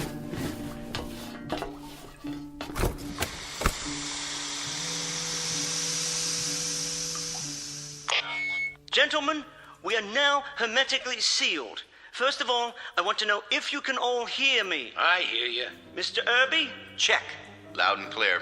Then the microphones are operating perfectly. Now what? Now I'm going to give you the exact sequence. First, check the airlock gauge located to your right. See it? You mean the dial? The red arrow should be pointing towards closed and locked. Once it is, you're to count to 10 very slowly. When you come to the end of the count, reach up with your left hand to the shelf just above your head. There's a small green button there. I see it. You're to press this button. When that's done, you'll hear another hissing sound. That will be the gas being measured into the enclosures. Ready over here. Next, take 3 shallow breaths, followed by a long, deep one. After a moment, you'll begin to experience a heavy, drowsy feeling. Don't fight this. Just continue to breathe regularly and try to remain as still as possible. Now, begin to count, and on 10, release the gas. You shouldn't mind it. It's quite odorless. Good night, gentlemen. Pleasant dreams and a good sleep. I'll see you in the next century.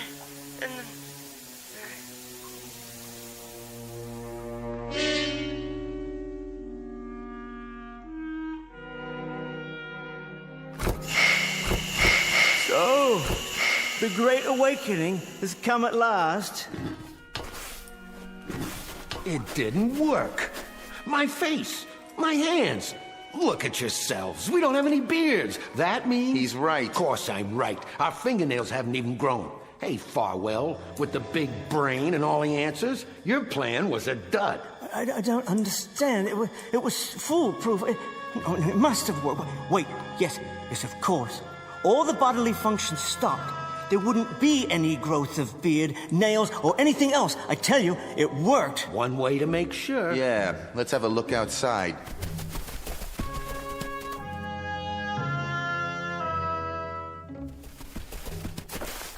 Put your backs into it. Oh, the sun. It's so bright. Cover your eyes until they adjust. I can't see a thing. Well. Take a look. A real good look. There's the highway out there across the sand. Same as always. Exactly the same. Doesn't that tell you something? Like what? It hasn't changed one bit. And neither has anything else around here. So the highway still exists unchanged. That's no proof. Mastermind. Big brain. So instead of 100 years, it's maybe an hour later. A lousy hour, which means every kind of cop you can think of is still after us. Thanks for nothing. A big fat zero. You don't know that... And all that gold in there is just so much garbage to us. Because everybody and his brother's gonna be looking for it. Hold on. Where's Irby? Huh? We forgot about Irby.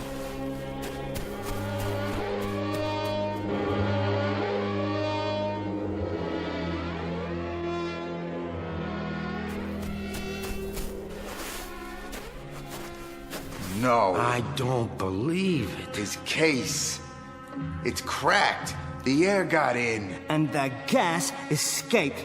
And all because of this rock. I thought you said it was a special plastic. Well, the rock must have fallen from high overhead. It was those bats knocked it loose. So it's high enough to cause a hairline crack in the structure. Yeah, here, look. Just at the edge of the frame. Poor Mr. Irby. He has proven my point, however. A dramatic example, but nonetheless, he has most definitely proven my point. He sure did. There's nothing left inside but bones. There's his wristwatch, his ring. On a skeleton. Hey, Farwell, how long would it take for this to happen to his body? Autopsies are not my field of expertise, but it would take years, especially in this climate. The odds are, Mr. De Cruz, that we are now, indeed, in another century. Just like the plan. So, what's the next step? We get the gold in the truck and we take it to the first city we come to. And we either find a fence or we melt it down. That's the deal, isn't it? Why is it, Mr. De Cruz, that greedy men are the most dreamless, the least imaginative, and the most stupid? Listen, Farwell. No, you listen to me. For the first time in the history of man, we've taken a century and put it in our hip pocket. We've taken a lease on life and outlived our stay. We've had our cake, but we're still going to eat it. That's quite an adventure out there, Mr. De Cruz, though you're a little insensitive to it. Quite a splendid adventure, a world we've never seen before. A brand new, exciting world that we're about to walk through. Only this time with money. That's right. With $10 million worth of gold. That's how we're gonna walk through it. Of course. The only thing left to wonder about is, What kind of world?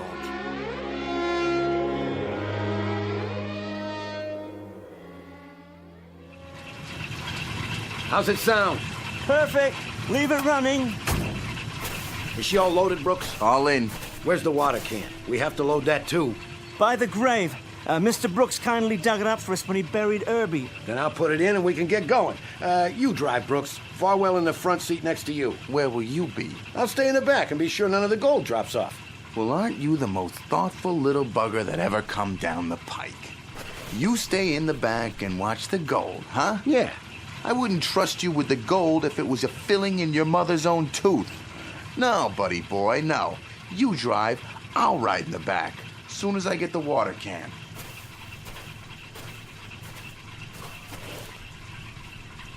Mr. DeCruz, what are you doing? You stupid fool! Brooks, get out of the watch way! it! What? Hey! For the love of God, DeCruz, stop! Where are you going? You're heading toward the ravine!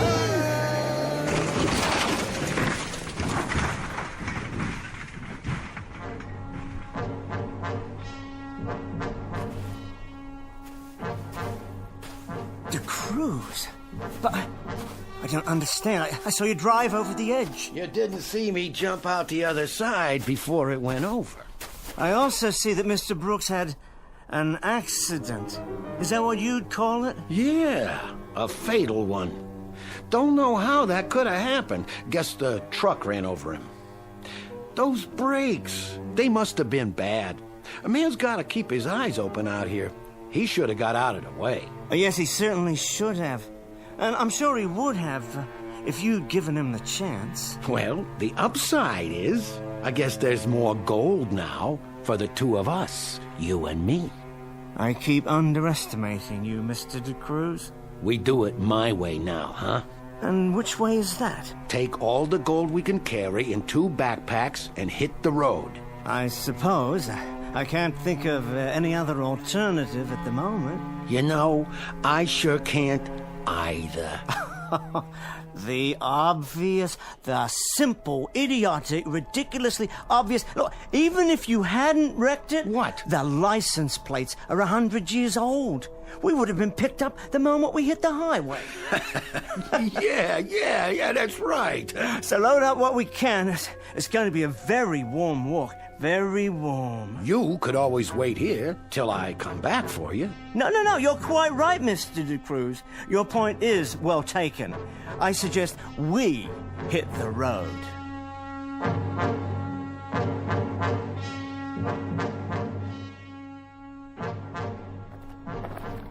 How you doing, Professor? You hold it, DeCruz. I've got to rest. Yeah, I figured. The map said 28 miles to the next town. At this rate, we won't reach it until tomorrow afternoon sometime. At this rate, you may never reach it. No, I just have to take it a bit more slowly, that's all. You didn't have to come. You could have stayed back there and watched the rest of the gold.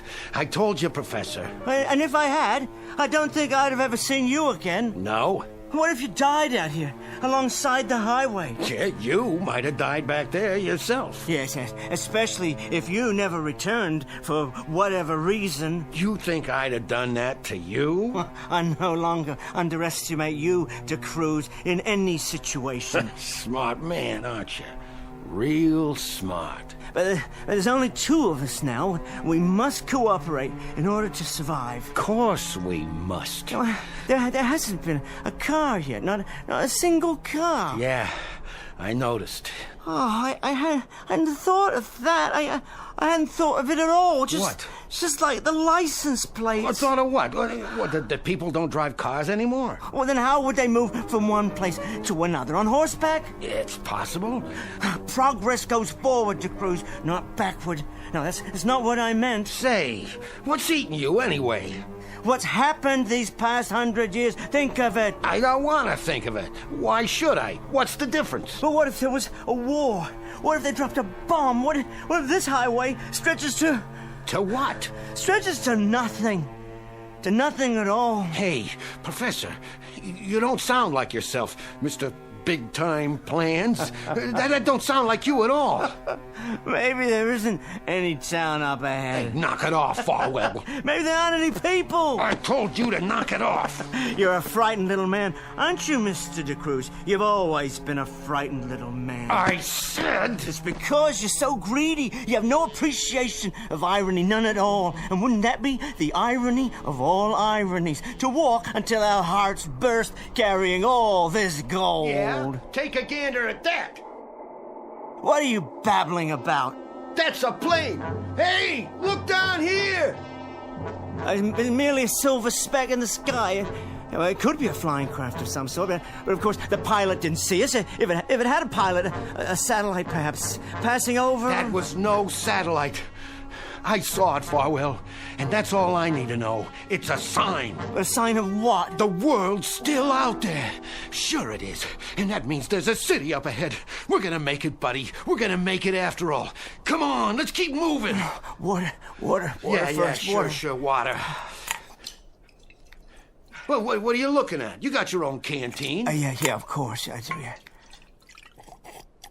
Hey, take it easy, Professor. Better make it last. That's all we got now. 2 canteens. We'll ration it. Yeah, sure we will. I figured it's just about enough to get us where we're going. All the way back to civilization. Just like you said, Professor. Just like you always said.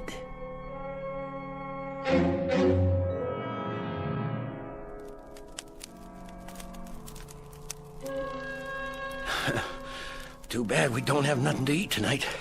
The fire will keep us warm, though. I thought I told you to bring the provisions. I only had room for a couple of freeze-dried packs. But you need to add water, and we don't have any water to spare. Well, at least you know how to start a fire. Didn't I tell you? I used to be a Boy Scout. Oh, you were never a Boy Scout, Mr. De Cruz. They'd have thrown you out. Hey, that's no way to talk, seeing as how we're partners. Soon to be very wealthy partners. We could go into business. Call it the Rip Van Winkle Company. Yeah, if it's all the same to you, De Cruz, I've got plans of my own. I know.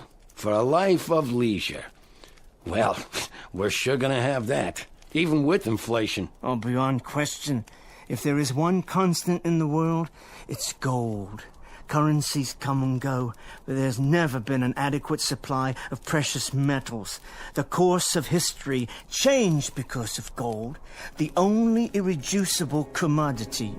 How much do you think our stash is worth now? Oh, that's hard to say, but whatever the currency, gold retains its value. Scarcity, De Cruz. That's what makes it valuable.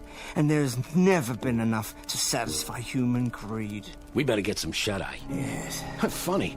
I'm not even sleepy. I had plenty of that already. Oh, we need to preserve our strength. But first, another ration of water. We're seriously dehydrated. I can't recall ever being so thirsty. Yeah, me too. Wait. Well, where's my canteen? On your belt, same as mine. No, it's not there. I must have left it behind when we stopped this afternoon. Now, that's tragic, Mr. Farwell. That's just about the saddest story I've heard all day. I must have water, Cruz. I need it desperately. Water, Mr. Farwell? Why, I believe there's some water around here somewhere. Yeah, sure. In my canteen. Give it to me. Okay. For a price. What are you talking about? 1 drink, 1 bar of gold. Oh, you're out of your mind. Hey, that's the price. I continue to underestimate you, De Cruz. You're quite an entrepreneur. Ain't it the truth, Farwell? Quickly, please. That's enough. Wait, I'm not finished. 1 drink, 1 bar of gold. That's the going rate today. It may go up tomorrow. I haven't checked the market. But for tonight, it's 1 for 1. You better lie down and get your rest. We got a long day ahead of us. What's that? The sound of the world, Professor. The strong feeding on the weak. Same as always.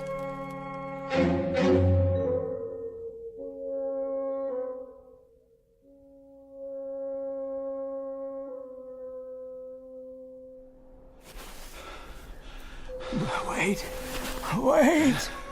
What's the matter, Farwell? You pooping out again? With water. Already? You had a good night's sleep, and we only been on the road a few hours. I can't go on without water. You ain't even carrying that much weight. I got most of it in my pack now. You're getting old, Farwell.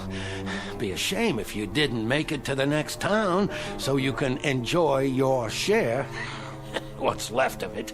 Please. Hey, look up in the sky. What? You know what that is? It's buzzards. Getting closer.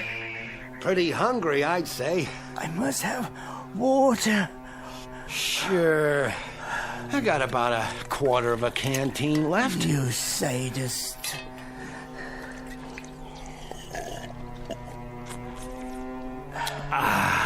That's mighty good. Not cold, of course, but it's nice and wet. Nothing but a sadist. The rate of exchange just changed a little bit, Farwell. Now it's 2 bars of gold for 1 swallow. Worse than a sadist. A tormentor. An extortionist. If you don't want it. Yes, all right. Glad to see you're still a smart man. I'll just put these in my bag. No, DeCruz. Those are yours. The ones in my bag. I'll hold on to these 2. That's all you got left? 4? Well, aren't you the generous one? Just give me my water. As soon as I pick up your bag. I guess I can carry both from now on. I'm sorry, I can't help you. I'm afraid you'll have to bend down and get it.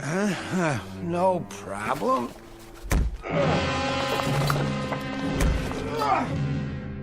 No problem at all. How do you like the gold now, Mr. DeCruz? The feel of it against your skull. Oh, sorry you won't be alive to carry it any further. I'll do that for you. For both of us.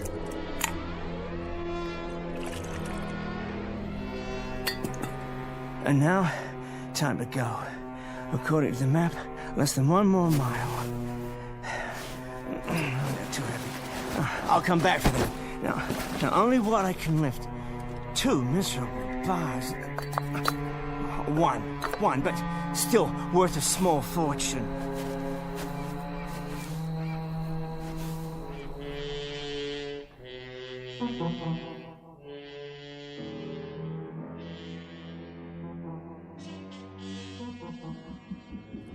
I don't know why we have to leave the city, George. A simple drive in the country, dear. The country? Well, the only undeveloped land within range. I thought it'd be nice to get away. If only for an hour or 2, but... But this is desert land. No one goes here anymore. That's exactly my point. Don't you ever want to get off the beaten track and do something that's not so safe, so arranged? Not really. We have everything we need in the city complex. All right then, dear. We'll turn around. But the sunsets are beautiful here. Well, I suppose it's all right. You don't mind? For a while. Just keep the dome top sealed. The climate outside is ghastly. I suppose that's why it was called Death Valley. Once the sun goes down, though, the temperature should drop. George, look! Lying in the road. Oh, is that an animal? Good Lord. I think it's a man.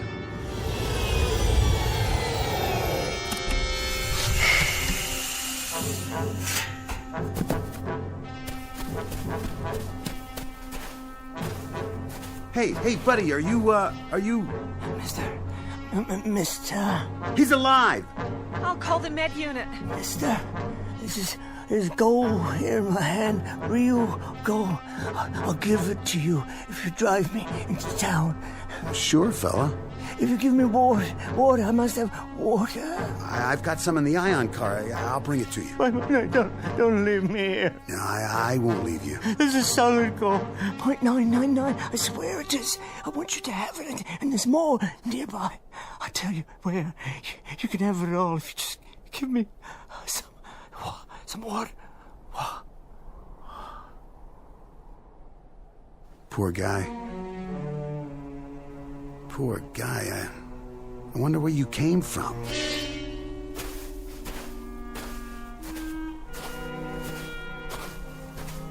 is it, George? What's the matter with him? Some old tramp. That's who he was. Oh. Did you call the med unit? Yes. Oh, then they'll pick him up. No, shouldn't we wait? And no reason to. They can take our statement over the Tri-Vid. What's that? Gold. That's what he said it was. He wanted to give it to me in exchange for a ride into town. Gold? What in the world was he doing with gold? Oh, I don't know, off his rocker. I guess anybody walking in the desert would be. Can you imagine? He offered that as if it were worth something. Well, it was worth something once, wasn't it? Didn't people use gold as money? Well, sure, 100 years ago, before they found a way to manufacture it. I'll keep it as a souvenir. Worth a couple cents anyway. I don't want any more clutter in the house. Please, George, let me toss it. Oh, all right. Can we go now? I don't feel well. Of course, dear.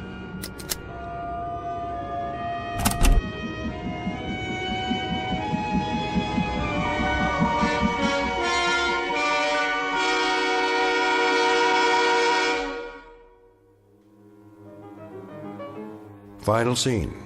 Final act for 4 Rip Van Winkles, whose lives were a protracted cheat and who ultimately had to die in precisely the same way they lived, chasing an idol across the hot, yielding sand of a miserable, valueless, and preordained life.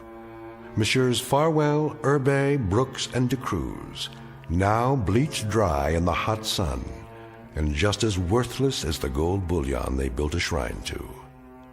A lesson to remember in the Twilight Zone.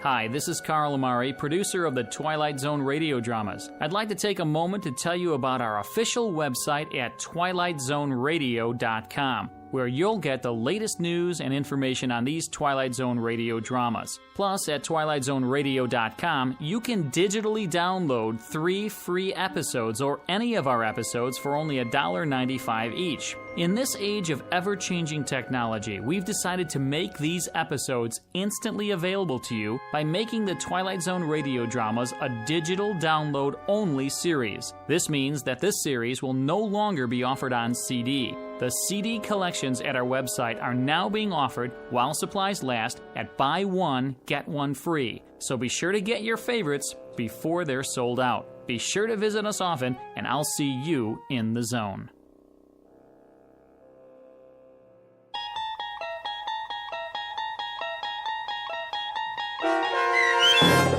The Rip Van Winkle Caper, starring Tim Kazurinsky, with Stacy Keach as your narrator, was adapted for radio by Dennis Etchison and based on a script by Rod Serling. Heard in the cast were Richard Hensel, Doug James, Peter DeFaria, Roderick Peoples, Norm Woodell, Meg Thalken, and Turk Muller. To learn more about the Twilight Zone radio dramas and to obtain audio cassettes and CDs of these programs, visit our website at twilightzoneradio.com. This copyrighted radio series is produced and directed by Carl Amari and Roger Wolski for Falcon Picture Group. Doug James speaking.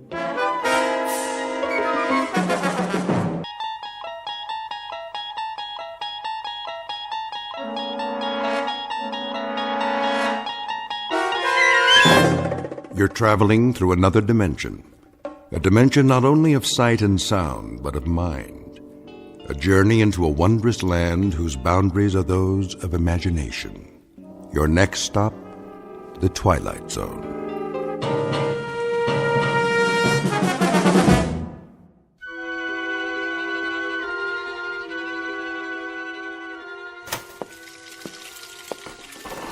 John, dear. John, your breakfast is ready. John? Didn't you hear me? I said... John? I heard you, Martin. You've worked hard, seen the good times and the hard times. What are you doing? Tying my shoes. Are you all right? Oh, yeah, yes, of course. Perhaps we should stay home. Give me a moment. And now now, with the kids grown up, you're ready to retire and enjoy the good life. Shouldn't you make the most of your golden years? If you'd rather go another day, No. I'm sure they'll let us change the appointment. After waiting so long, I won't hear of it, Martha. A whole world out there, yours for the taking. A world of travel, adventure, all the things you've wanted to do. And now you have the time to do them together. Very well, then. I've made your breakfast. I'll be right there. So don't waste another minute.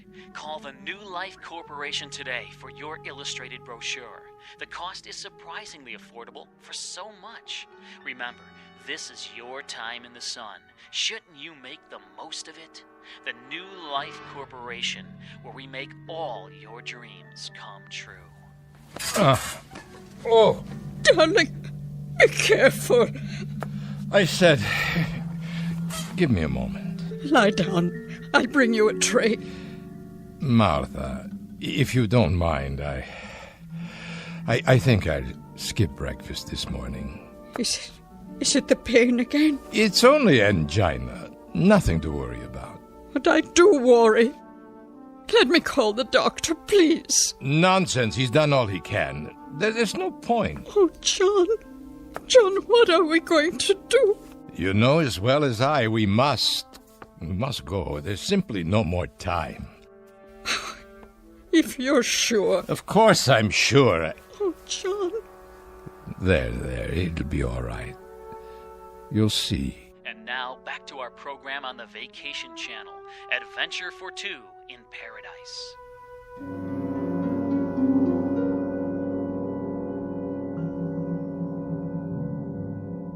Mr. and Mrs. John Holt, two gentle aging people who slowly and with trembling fingers turn the last pages of the book of life and hope against logic and the preordain that some magic printing press will add to this book another limited edition. But these two senior citizens happen to live in the future, only a few years from now, but a time when almost nothing is impossible. Mr. and Mrs. Holt in their twilight years, who are about to discover that they've entered a zone of the very same name.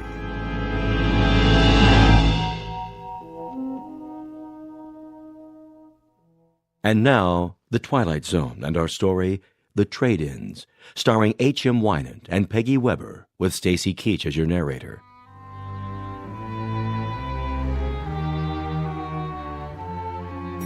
Which floor is it? Be patient, Martha. We'll soon be there.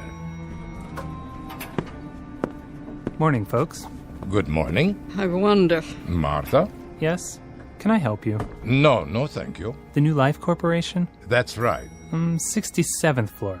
Straight ahead when you get off the elevator. You can't miss it. Thank you, young man.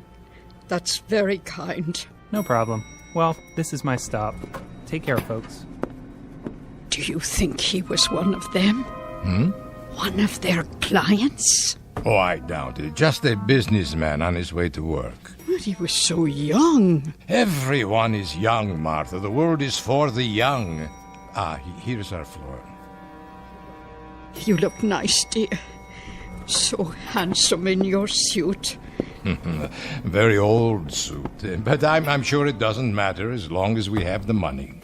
You brought it? In my coat pocket. All of it? Don't worry, it's safe and sound. New Life Corporation, please hold.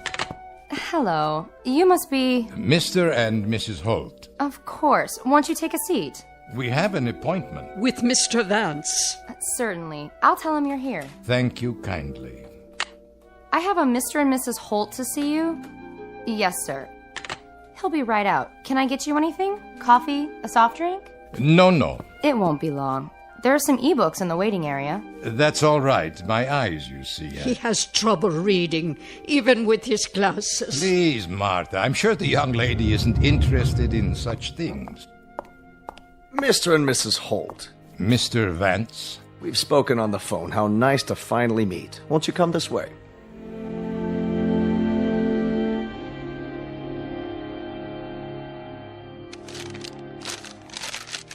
Now then, let me see. You're 79 years old, Mr. Holt? That's correct.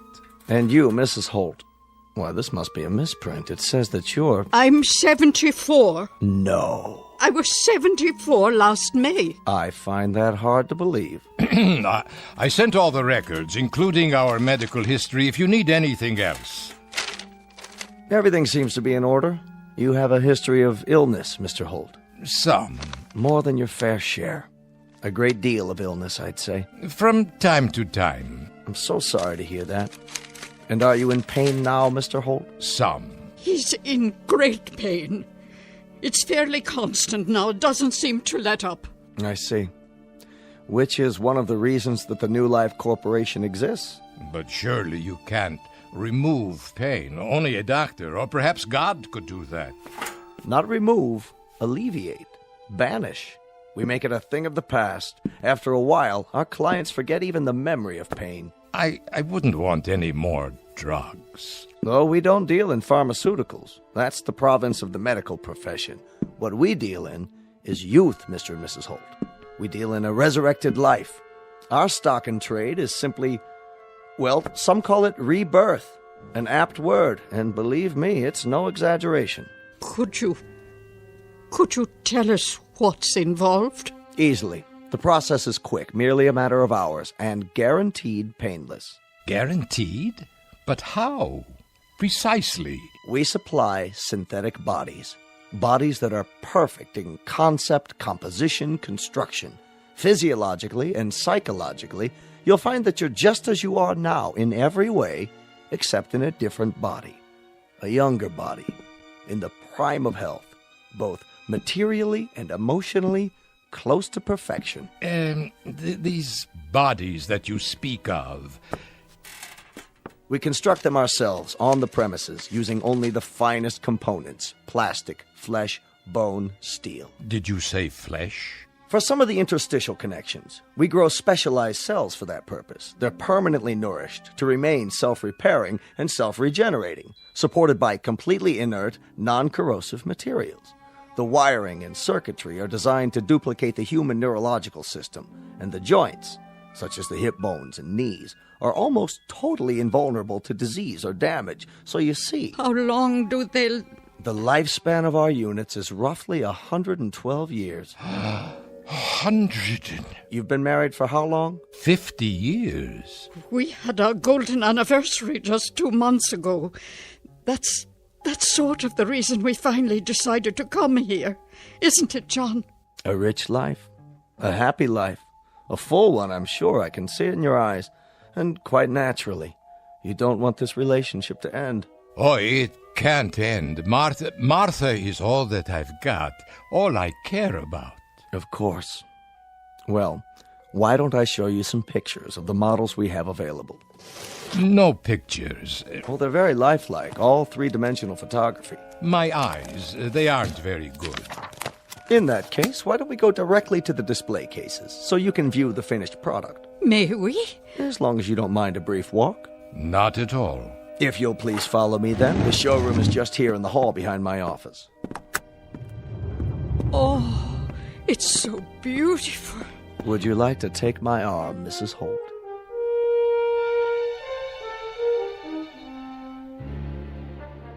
That man under the lights. Is he one of your creations? The young man in the tracksuit? Why don't you ask him? Ask? But if he's only a mechanical device... Actually, he's programmed to answer with the aid of a voice chip. A temporary addition to make the display more lifelike.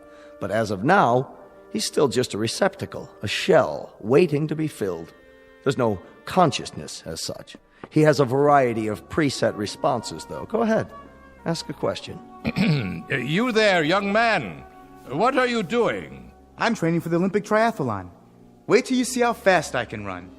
My shoes are manufactured by Mercury Plastics. I come complete with a brand new pair and a gift package of home workout equipment, all courtesy of the New Life Corporation. Oh, my word. He looks so strong. But I wouldn't need such muscles. I was never very athletic. A valid point. If physical achievement isn't important, then you might want to consider another model. Oh, who is the young lady? This is our Queen of the Harvest Moon Ball. I see. She's very beautiful.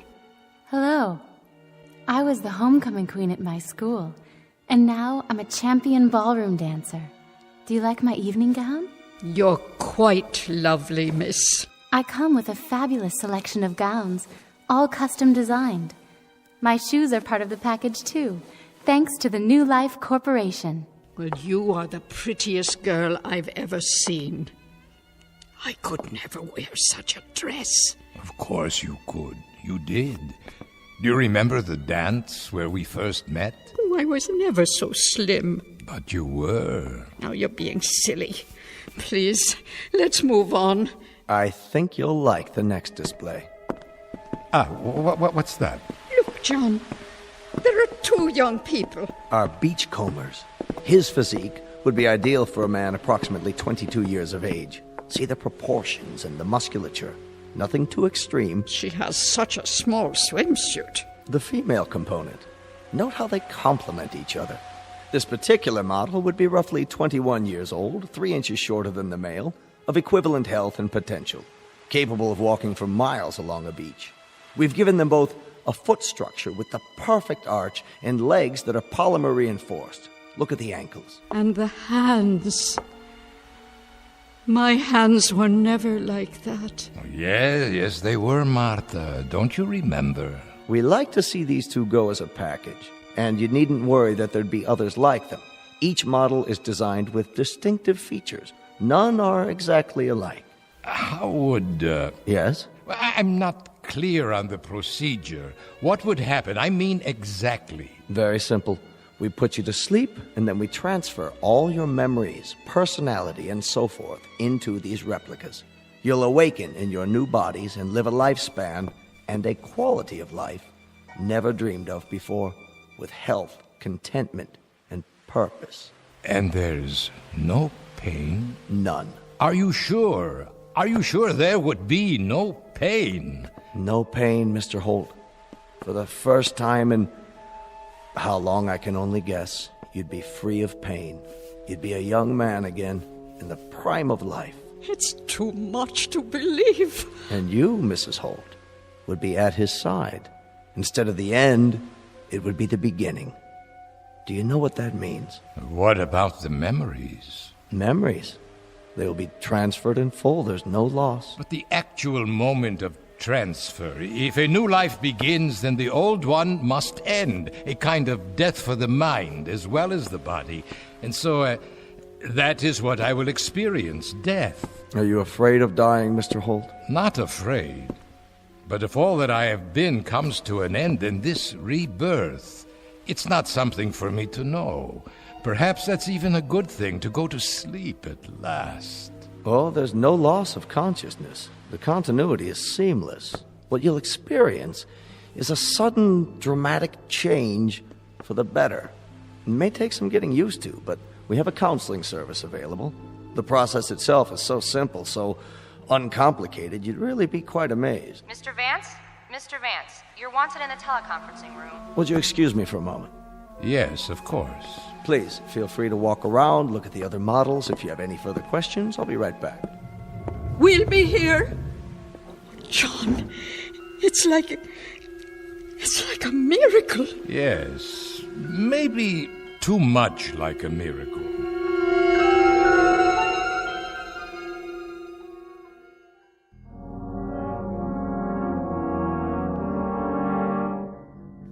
What do you mean, John?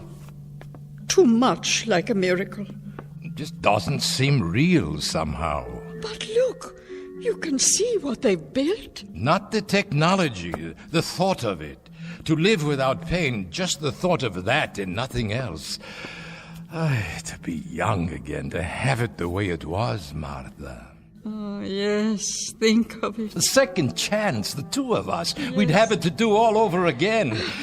You think you can stand me for another entire century? For a century or 10 centuries. Till death do us part, John.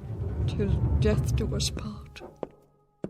I do apologize, folks. That was a call I had to take. We understand. Well, now, have you chosen? These two here. The young ones at the beach. An excellent choice. Two of the finest we have. No, we could begin any time. How about tomorrow morning? Tomorrow, you say? What about...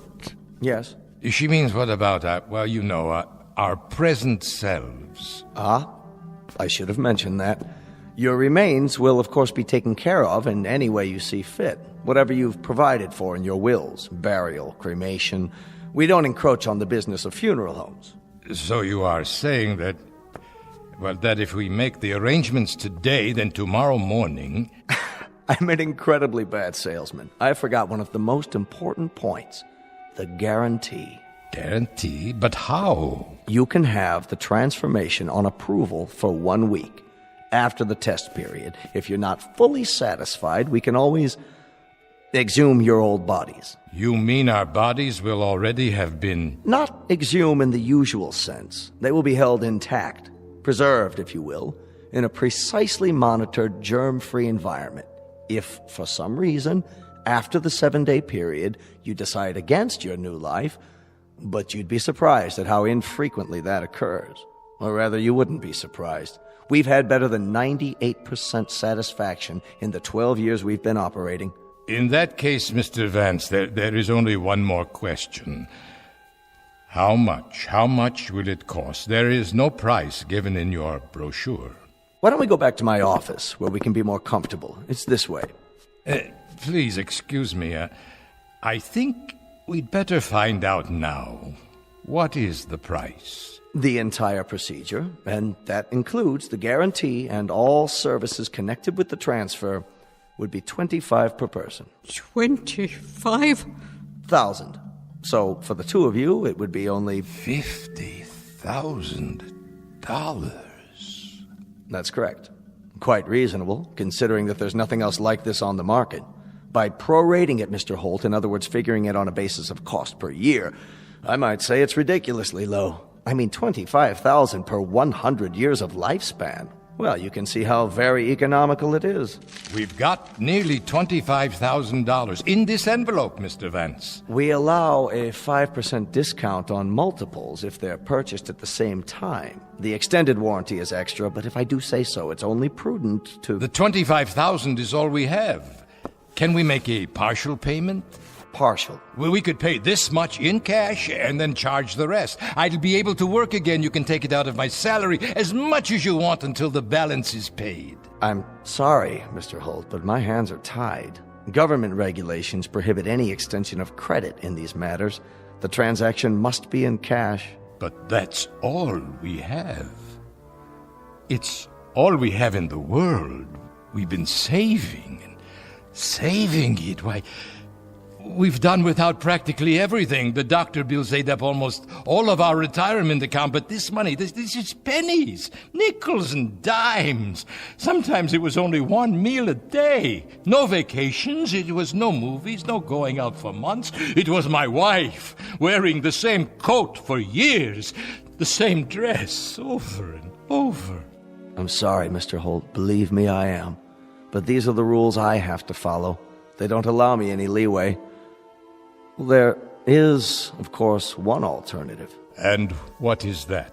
We could perform the transference for just one of you. Yes. Yes, that's the way it should be. No. You have it done, John.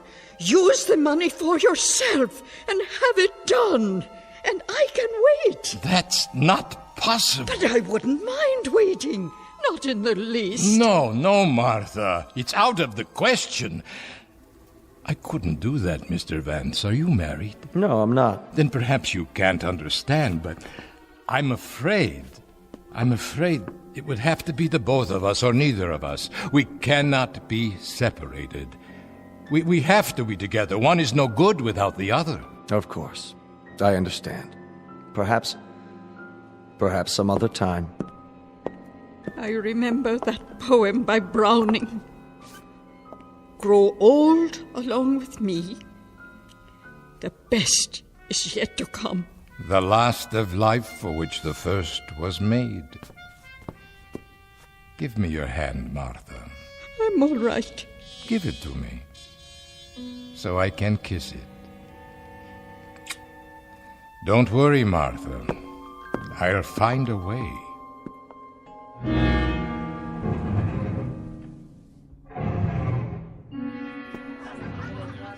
Hi there, mister. Hello. What'll it be? A drink, yes. I'll have a drink. Sure, sit down. What? Oh, of course. What's the matter, Grandpa? Feet hurting you? No, not my feet. Well, take a load off. What kind of drink? What kind? You name it. Beer, scotch? Scotch, yes. That will be fine. House brand, okay? Pardon? Regular or special label? Which is less expensive? Don't worry, Grandpa. I got what you need. Make a new man out of you. Excuse me, well, I've heard. Yeah? What have you heard? That there is gambling in some of these establishments. Is that what you heard?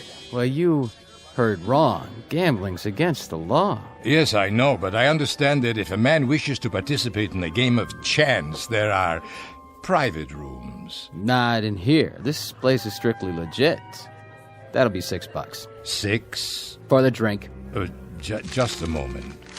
Say, Grandpa, what happened? You sell the farm? No, I sold nothing. Better be careful. There's some types around here that'd like to relieve you of that wad. Oh, I'll be careful. Very careful. Thank you. Where are you going? Oh. I think I'll go home now. I don't feel well.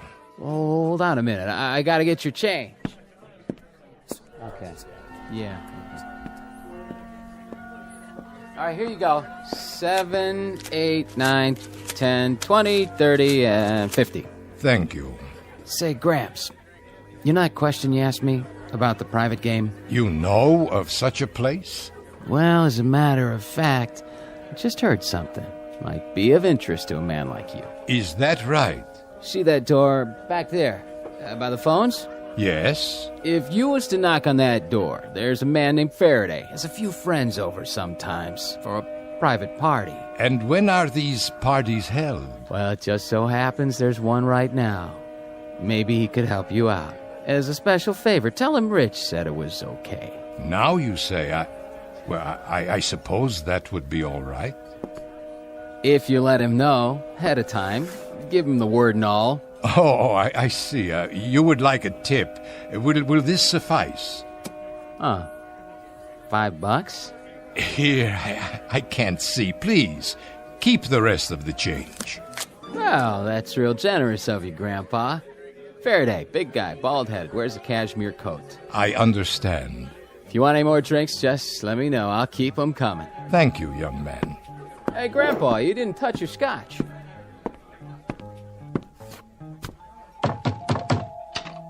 Yeah? Mr. Faraday, please? Nobody by that name. But the bartender, he told me. Which bartender? I believe his name is Rich. Wait here. This is the guy. Uh-huh. Are you Mr. Faraday? What do you want, Pop? I'm told that I can gamble here. Gamble, huh? Well, that might be arranged. If you have something to back it up. You got a bankroll? Yes, it's all here. Yeah, it looks like you do. Horse come in? No, sir, I'm not much for gambling. Is it enough? Why don't you step inside? If it's all right. Place your bets. Insurance. Here we go, down the derby. What's your pleasure? Dice, poker, red dog? I don't know very many games. I used to play a little poker. Did you now? When I was younger. Well, what do you know? There just happens to be a game open. There does? We got a chair for you right over here. Are you sure you don't mind? Oh, don't worry about it. Come on, Pop. Have a seat. There you go. We have a new player, gentlemen. Let the games begin.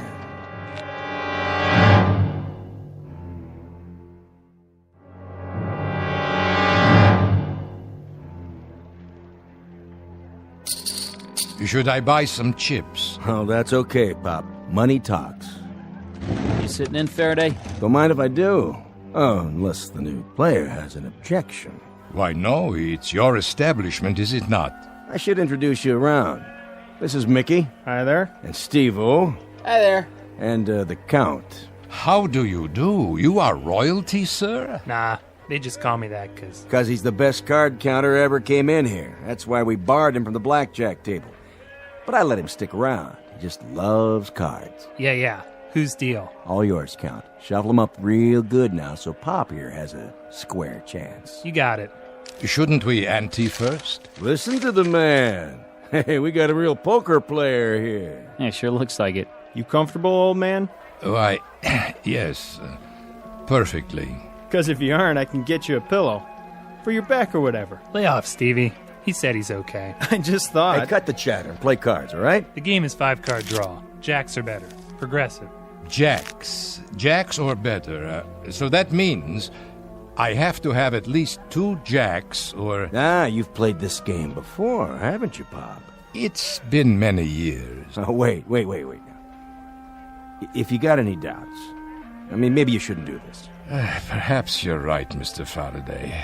You sure you want to be here? I just happen to need the money. Need it bad, huh? Very bad. Hey, we playing poker here or what? Hold it, I said. Don't anybody pick up your cards. Look, you know, Pop, there's 2 sides to every street. Yes? I mean, you can triple what you got in 10 minutes. Or you can walk away from the table with a big fat goose egg. It's been known to happen. You don't have to explain. I understand. You're the boss, Pop. 2 jacks are better, or you can't open. If nobody gets them, next hand his queens are better, and so on. Ah, yes, it's beginning to come back. Deal 'em. Cut first. Go on, Pop, cut the deck. Beautiful. Here we go. To you, Faraday. Check. Now I'll open for $10. Okay, 10 it is. How about you? The smallest I have is a $50 bill. How much do you want to bet, Pop? Well, I suppose I'll bet 50. You mean you raise? I'll raise, yes. Too rich for my blood. I'll see him. You will? 40 to you. I know. Let me think. Okay, I'll see it. Aren't you gonna raise them? You do it. No, thanks. Here's the 40. Cards? Take 2. Mickey. 1 card. Make it a good one. 2 for me. It's up to you, fella. I have a question. Yeah, Pop? Is it required that I take any cards? Well, no. But if you think you can improve your hand... I believe I will play these. Whoa, look at this. He's standing pat. Dealer takes 4 cards. $50. 50? You heard the man. I'm out. No way. Me neither. Not with these cards. Your turn. I'll bet 100 more. All yours, fella. Unless you want to see him, Mr. Faraday. Yeah, not this time. That's it, Pop. Do I show my cards now? No, keep them down. Nobody called you, so you win. Just take the pot. I see, Mr. Faraday. Thank you. Thank you all. See, Pop? It's easy. A nice, friendly table. That's what we have here. All right, next deal. Same game.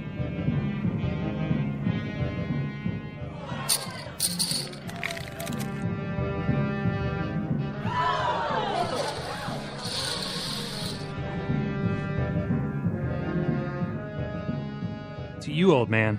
You in or out? How much? 1 to call. 1. Yeah, 1,000 more. Unless you want to raise. I can't raise.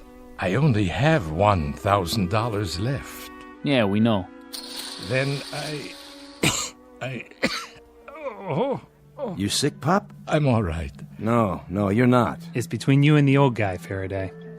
Excuse me for a moment. You're pretty bad off, aren't you? Long time? The last several years. I'm about to clean you out.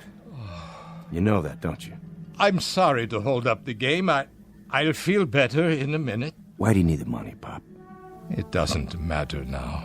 No. Go ahead. I'm interested. My wife, Martha, and I wanted new bodies. It cost $50,000. I only had half of it, but I botched it up. I'm no good at this. I'm no good at anything anymore. Just a tired, sick old man who can't walk to the corner without swallowing a pill, who leans on his wife when he takes 3 steps. Just a tired, sick old man, not worth anything to anybody. I wanted to be young again. I wanted to be strong. I wanted to begin all over. I wanted to wake up one morning and get out of bed and not feel pain. That's all. You're raised, Pop. Then I call you. Look at that pot. Must be 20 grand. 25. Show him what you got. Read him and weep, old man. Pop first. I have these. 3 big ones. Kings. At least he hit something this time. Are you able to beat that, Mr. Faraday? Nope. You don't mean it. Be my guest. Game's over, Pop. You walk away. You came with 25, you leave with 25. Then I still have enough for one. Martha will understand. I can't help it. I can't live like this, not with the pain. She'll understand. I don't have any choice. I don't have any choice at all. Go on, Pop. Get out of here. Yes, thank you. Thank you all, gentlemen, very much.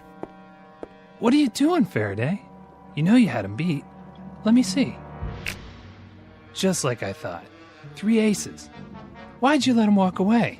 I'm not sure. But look at it this way. I'm even. We're all even. There'll be other games. Plenty of other games. Only... not for him.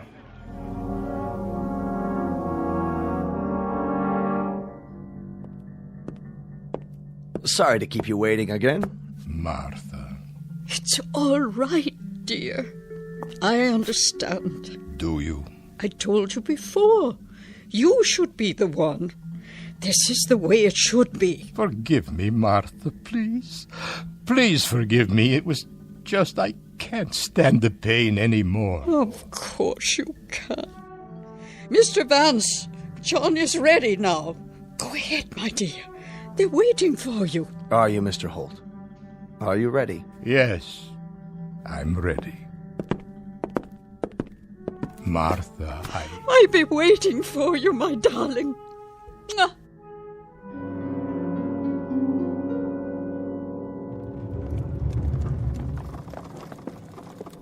Mr. Vance? Just a few more moments, Mrs. Holt. What is under the sheet? It's my husband, isn't it? Only his old form. Go ahead, take it on to preservation. Yes, sir. Your husband is fine. He'll be coming right out. Martha! Martha! Look at me! Oh, John! Oh, you look wonderful! Look at me, Martha! I could run a mile, I could do push-ups, handstands, anything, Martha! Look at how young I am! And no pain! No pain at all! No, thank you, Mr. Vance. Thank you and bless you! Don't thank me. Thank the surgeons. I promise you I'll never forget it. Martha, my darling, do you know what happens now, do you? You and I, Martha. Now we'll really begin to live. We're going to do everything on God's earth we haven't been able to do. The big things, little things, the wild things, the crazy, illogical things. The things we were too old or too sick or too tired to do. Oh, that'd be wonderful. Do you understand, Martha? Every day is going to be a wedding day for us. Every afternoon a reception, every evening a honeymoon, and every 7th day an anniversary. Yes, darling. If only it could be. Martha, my darling, you and I are going to live for years, decades. We are going to... You will, John. You will. But I... Look at my hand. Next to yours. Look at it. It's old, John. So very old. Martha, no. I have some papers for you to sign, Mr. Holt. Would you come with me? No, what have I done? What have I done?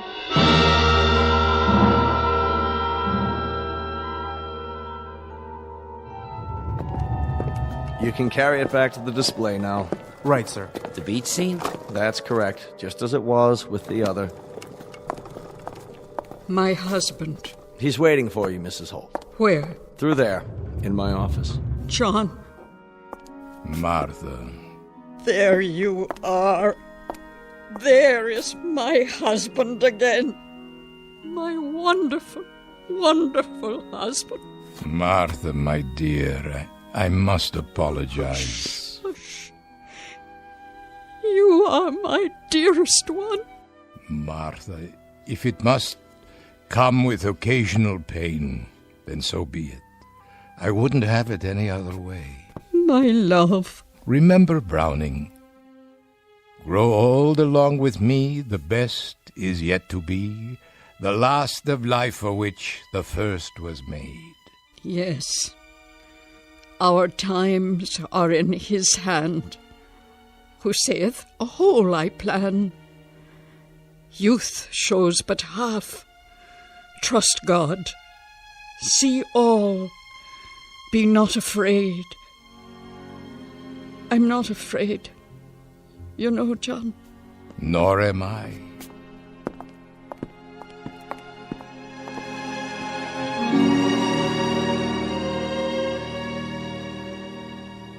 From Cahill Gibran's The Prophet.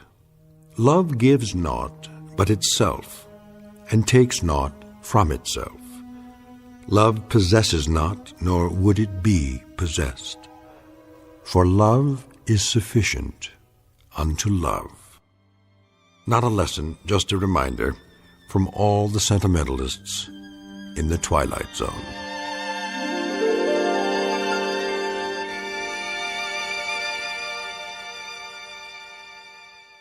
More from the Twilight Zone after this.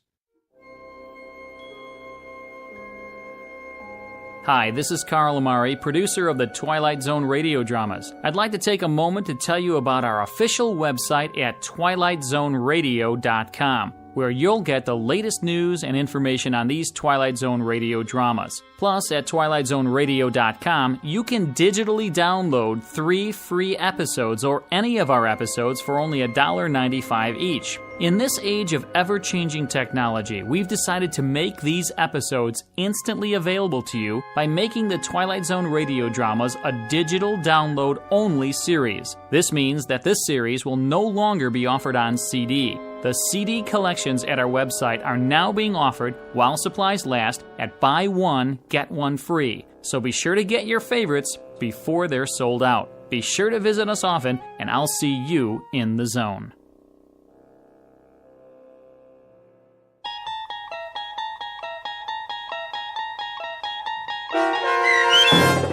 The Trade-In, starring H.M. Wynant and Peggy Weber, with Stacy Keach as your narrator, was adapted for radio by Dennis Etchison and based on a script by Rod Serling.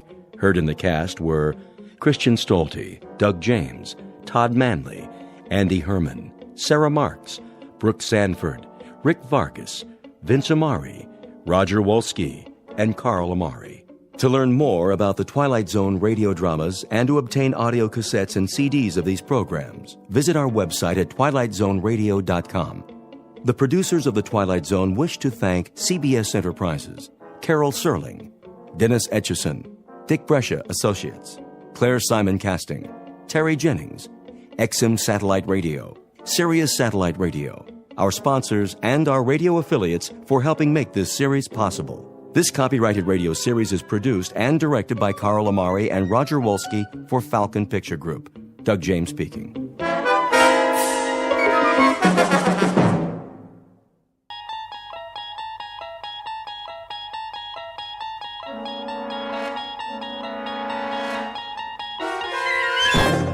You're traveling through another dimension. A dimension not only of sight and sound, but of mind. A journey into a wondrous land whose boundaries are those of imagination. Your next stop, the Twilight Zone.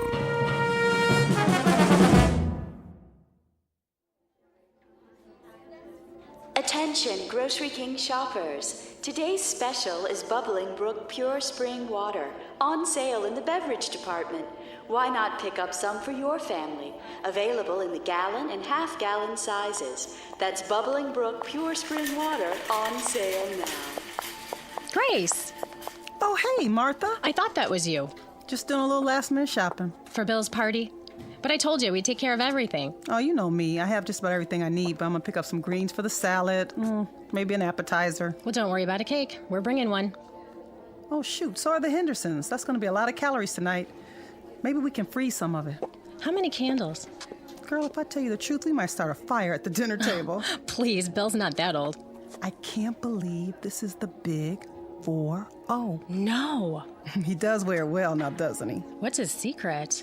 Good genes, I guess. Plus, he's a do-it-yourselfer. That keeps him healthy. I wish some of that would rub off on Jerry. Oh, no, you don't. All that puttering around. Ha, gotcha. Not in the store, Oliver. Sorry. No, that's all right.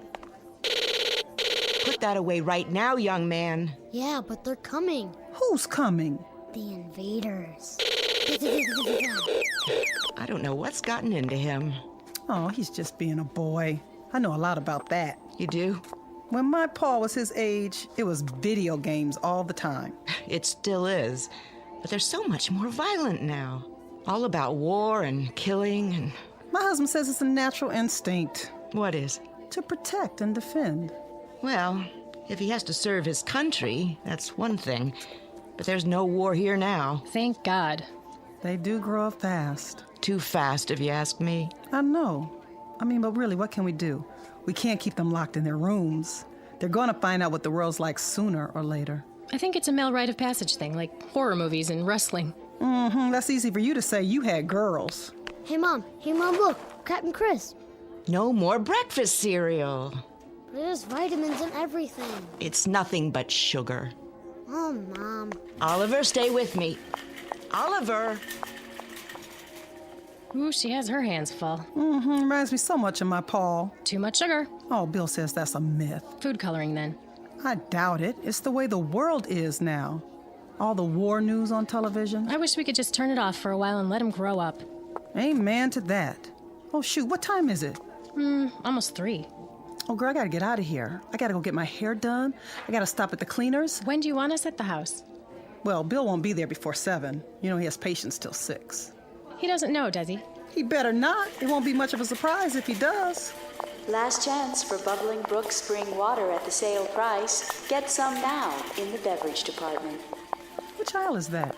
You need bottled water? You know Bill's always restocking. He's just like a Boy Scout. Gotta be prepared. I can't believe you guys built a shelter. Well, we'll probably never need it, knock on wood. But that's his pet project, protecting his family, and I love him for it. At least he doesn't rebuild cars in the backyard. Or collect model trains like Jerry. Pure spring water for all your family needs. You go ahead, I'll get the water. Really? You don't mind? No problem. Oh, I love you, Martha. I'll pay you back tonight, I promise. See you later. See you later.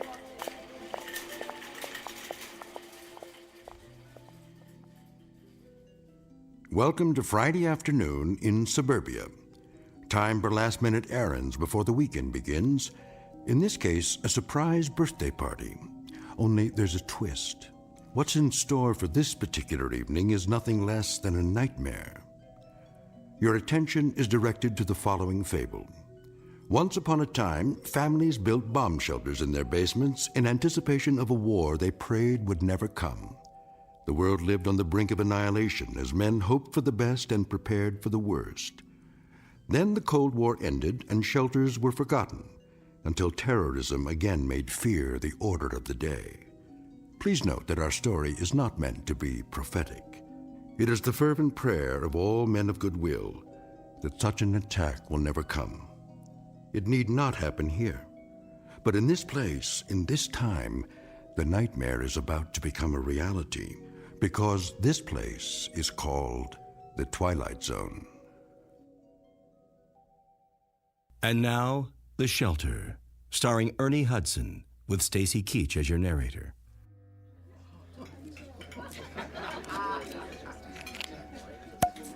There.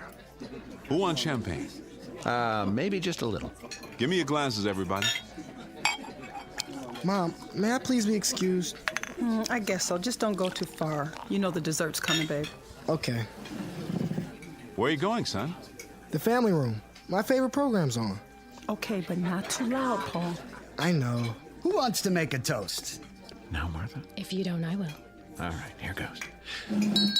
Ladies and gentlemen, may I have your attention, please?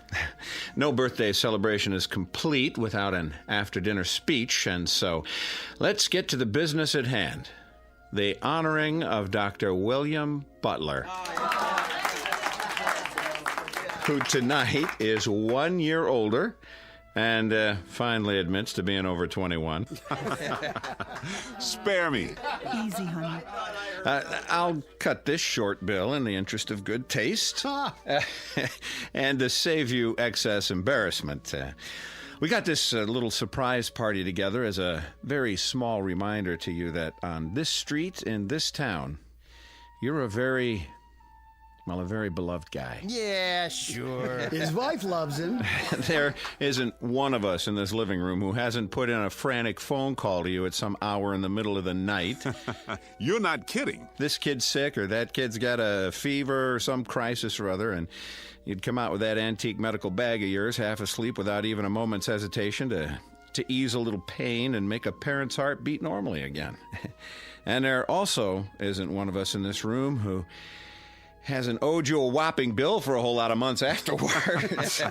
Try years. Some of us still owe you. Let's not forget about the chainsaw. Yeah, don't forget that. Another thing we owe him for. Oh, yes, the good doctor's penchant for construction, his genuine old-fashioned bomb shelter. I resent that.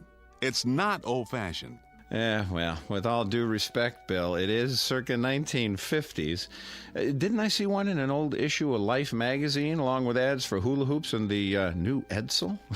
At any rate, I think we might as well go ahead and forgive him for such a quaint little hobby, despite the fact that what he thinks of as farsightedness on his part is a real pain in the neck to the whole neighborhood. Can't take a little noise. A little? Do I have to mention the cement trucks and the nocturnal hammering and sawing and all the rest of it? I mean, don't get me started.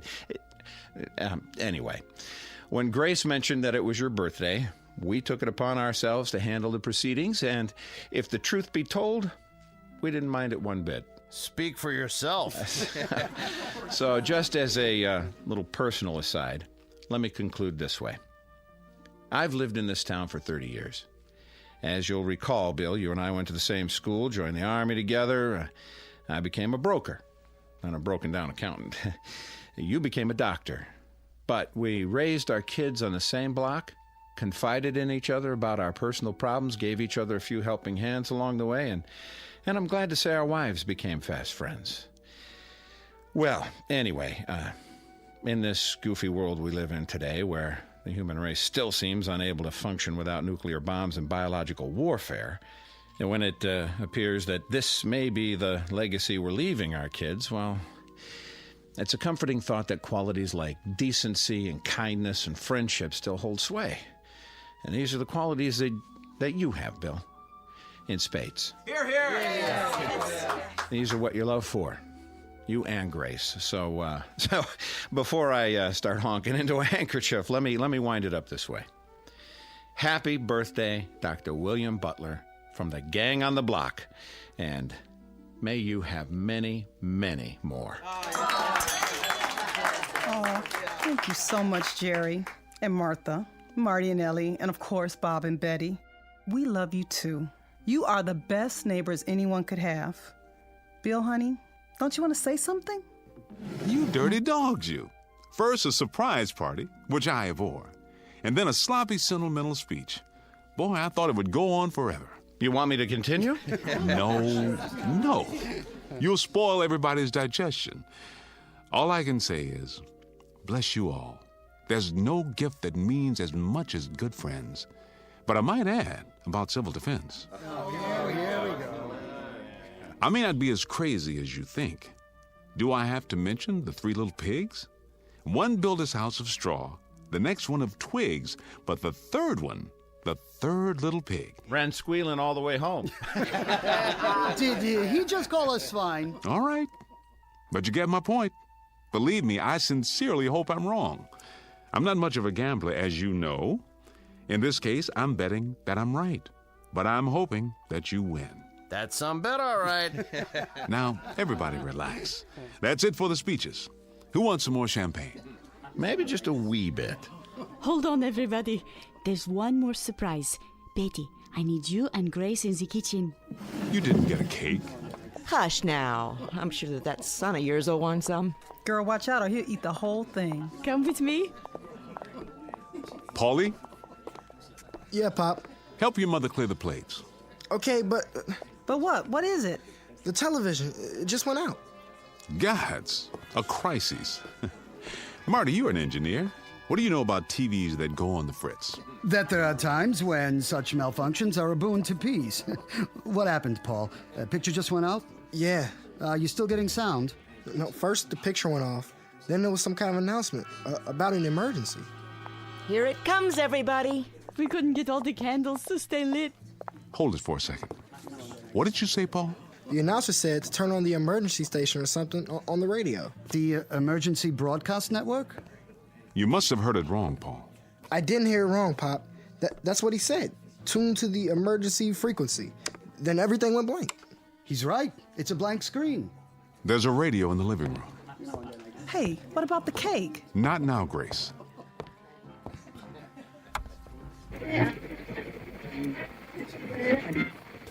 Direct from Washington, D.C. To repeat, 4 minutes ago, the President of the United States made the following announcement.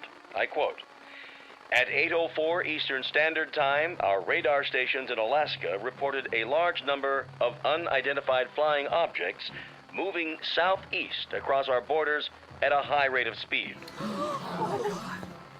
What is this, some kind of joke? I don't think so.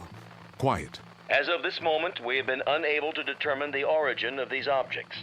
But in the interest of national security, I am declaring a temporary emergency. Until further notice, we are in a condition of yellow alert. So said the President. Federal authorities request that all civilian defense personnel report to their assigned posts immediately.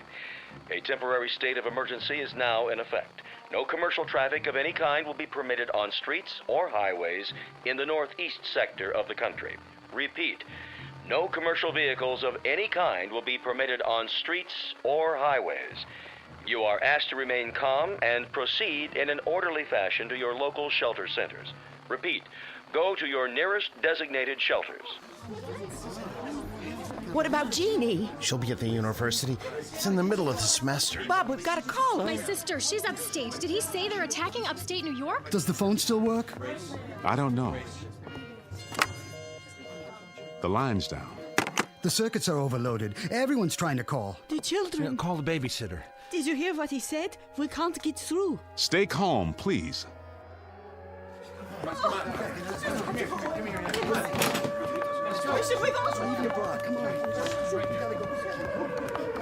Careful. The power's still on. Check the next block.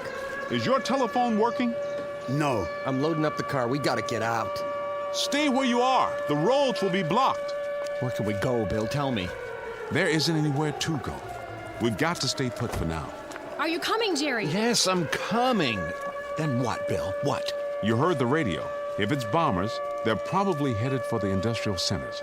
They'll be trying to shoot them down now. But if it's high-speed missiles, some may get through. There's no telling how long we have. Marty, I need you. Get the kids, Ellie. The supplies in the camper. Hurry, they're coming. They're coming. Bill, we've got to do something. Where's Paul? I'm right here, Pop. Get inside, both of you. We've gone over this before. Yeah, but I never thought it would actually... Well, it has. Don't just stand there. You know what to do. Inside, now. The distant early warning line in Greenland, state of emergency. Repeat, emergency. This is not a test. This is not a test. This is not a test.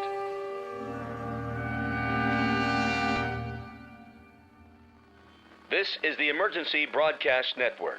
Repeating, all citizens not engaged in civil defense work are to remain off the streets. Please stay tuned to this frequency for further announcements. Repeat, please stay tuned to this frequency for further announcements. I got the canned goods, Pop. Good. Carry them down to the basement. The shelter? Of course, the shelter. Hurry. I'm filling the water bottles, Bill. Do the best you can. Fill all the empties. I'm going to check the generator in case the power goes off. There's hardly any water coming through the tap now. It's the pressure. Everybody and his brother's doing the same thing we are. Keep it on full force until it stops completely. I'm trying. Easy, honey. Make believe it costs $100 an ounce. In an hour, it'll be worth more than that. Okay, what else, Pop? All the canned goods down? Everything I could find. How about the jars in the fruit cellar? I got those too. Get my bag from the bedroom. What about books and stuff? Your father told you to get his bag. I'm going. There's still time, Grace. Paul's right. We will need books and other things besides food and water. God knows how long we'll have to stay down there. Light bulbs. Where do we keep the light bulbs? Top shelf. Which cupboard? That one, there. Oh, but we don't have any. I ran out yesterday. I was going to buy some at the store. There was a sale on them, but I guess so. Grace? I'm sorry. I'm talking like an idiot now. Go ahead. Mouth all the idiocies you want. You can also dance a jig or go up and take a cold shower, just as long as you don't panic, Grace. That's the important thing now, not to panic. How much time do we have? Seems to me I remember reading somewhere that from the first alarm we might have, I think it was 15 minutes to a half hour. 15 minutes? I'm winging it, Grace. I don't know for sure. I don't think anyone does. The best we can do is to continue doing what we're doing. Keep pouring the water. I'll see to the boy. All right. Paul? Yeah? You got my bag? And some other stuff. Books and magazines, too. Let me give you a hand. Here, I'll be right back. Wait. Where are you going? Outside, but just for a minute. Are you out of your mind? Get down to the shelter as fast as you can. But my bike's out there. You won't need it. I said go down to the basement. Why? What? Why should we even bother? If they drop a bomb or something, it will burn everything up. I saw it on TV. If it's an atom bomb, there won't be anything left. Nothing. It'll just be... Don't even think that. Don't let yourself think it. But it's true, isn't it? We don't know. Nobody knows. We may be out of the danger zone. We might be 200 or 300 miles from where it hits. Out here, we may not even know when it happens. Dad, we're 40 miles from New York. We'll get it too. If we do, we do, that's all. But for the time being, our job is to stay alive. And you're not going to do that by running around in the night trying to find a bicycle. Now give me some help here. And don't say anything like that in front of your mother. She's frightened enough as it is. Yes, sir. Bill, there's no more water. I think we've got enough. I filled every container we could find. Bring a full one with you. Paul and I'll get the rest in a minute. We're going down now? That's right. Down to the shelter.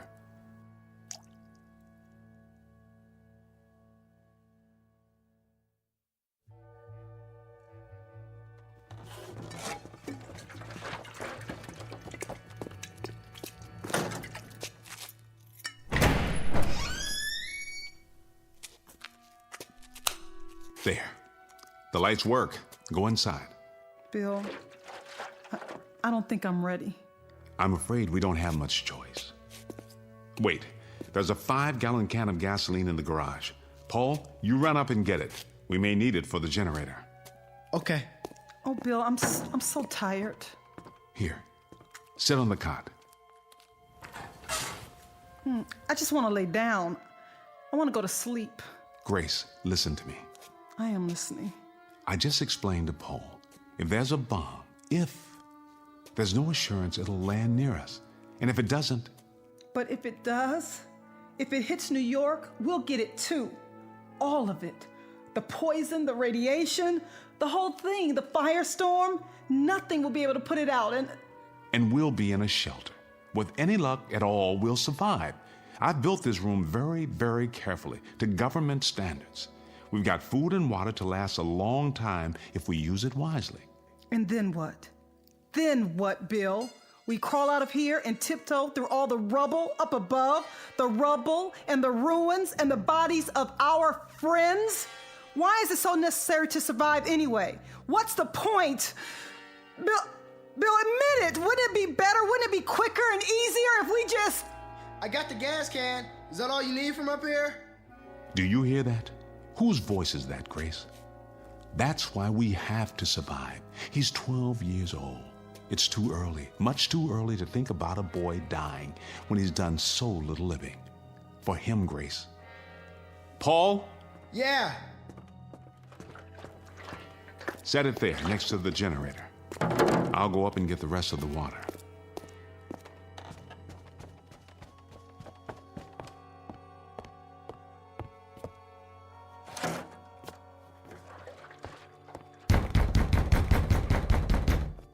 Jerry, what in the... What are you doing, Bill? Storing water, which is what you should be doing. Well, we got about 30 gallons, and then the water stopped. Did yours stop, too? That's right. You'd better get on home, Jerry, and into your basement. I'd board up the windows if I were you, and if you got any wood putty, I'd seal the corners to make them airtight. We don't have a cellar, Bill. The benefits of modern architecture. And wouldn't you know it, we got the one new house on the street. All the latest conveniences, everything at your beck and call. Every wonder of modern science except for the one they didn't take into account. The one that's headed straight for us right now. Jerry, I don't know what to tell you. Can I bring Martha and the kids over? Can I at least do that? Here? There's sitting ducks in our house. Sitting ducks. We don't have any protection at all. You can use our basement. Your basement? What about your shelter? That's the only place anyone can survive. We've got to get into the shelter. I don't have any room, Jerry. I don't have near enough room or supplies. It's designed for 3 people. We'll bring our own water and food. We'll sleep standing up if necessary. Please, Bill, we've got to use your shelter. I have to keep my family alive. You understand that? We won't use any of your stuff. You have my word. What about air? It's a 10 by 10 room with an air filter to supply 3 people. Will you bring your own air? 24 hours, Bill, and then we'll get out, I swear, just so we can have a chance. No. When that door gets closed and locked, it stays closed and locked. I'm not breaking the seal. There'll be radiation and heaven knows what else. I'm sorry, Jerry. As God is my witness, I'm sorry, but I built it for my family. And what about my family? Don't they matter? Of course they do. I'll have to ask you to get out of my way. What do we do? Just rock on the front porch until we get burned to cinders? That's not my concern. At this given moment, it's my family I have to worry about. I am not going to sit by and watch my wife and children die in agony. I am not going to do that. Do you understand me? I am not going to... Let go of me.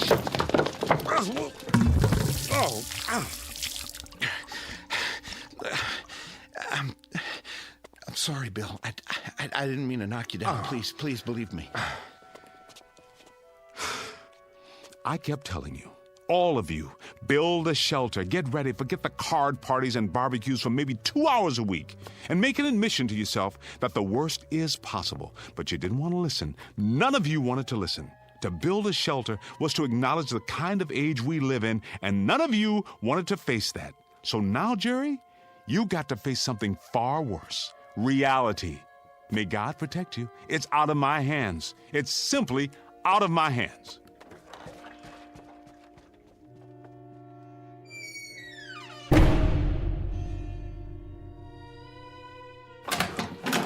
Where is he? Marty?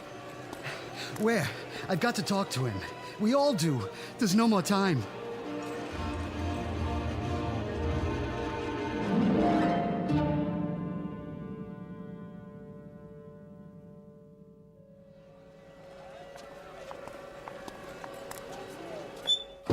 I tell you, there's no more time. Bill, I have to talk to you. I want to go home. Just a minute, honey. They're already down in the shelter. I told you they'd be there. They locked themselves in. Your wife's right, Marty. It's no use. He slammed the door in my face. He's got to let us in. We have windows in half our basement. I don't have anything to board them up with. At least you have a basement. Let's go, Marty. The baby's getting a chill. We'll have to do something. Go where? There's no place that's safe. Where's the shelter? Downstairs? No, I told you, he won't listen.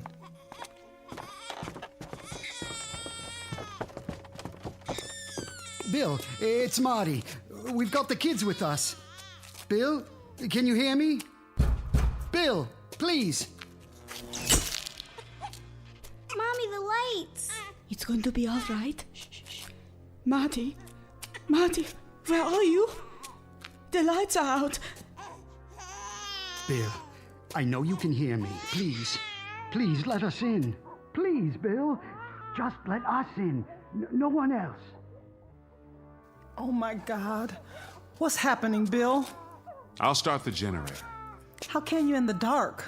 I know how to work it. Over here. Dad, I found the switch. All you have to do is pull the cord.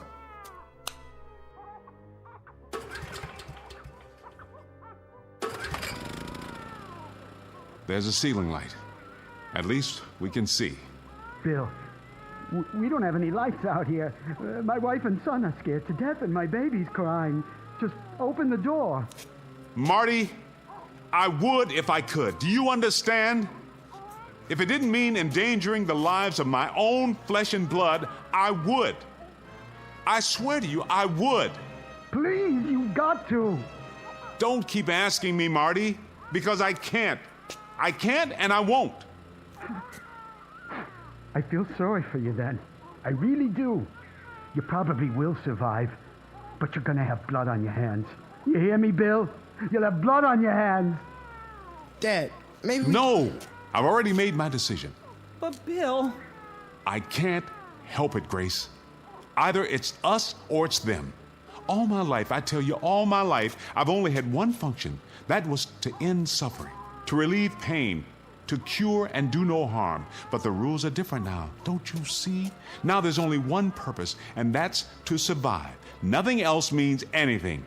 We can't afford to let it mean anything. Marty, get out! Do you hear me? Just get out!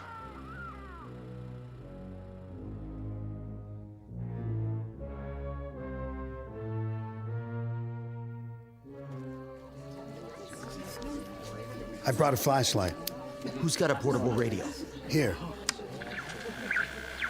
Announced that there are no further reports on the unidentified flying objects. A statement from the Pentagon confirms that an enemy attack cannot be ruled out at this time. Remain tuned to this station for updates. What does that mean? It means they're missiles. I'm not going to sit here. It'll hit any minute. I just know it. It's gonna hit any minute. What are we going to do, Bob? Tell me. I'll tell you what we shouldn't do.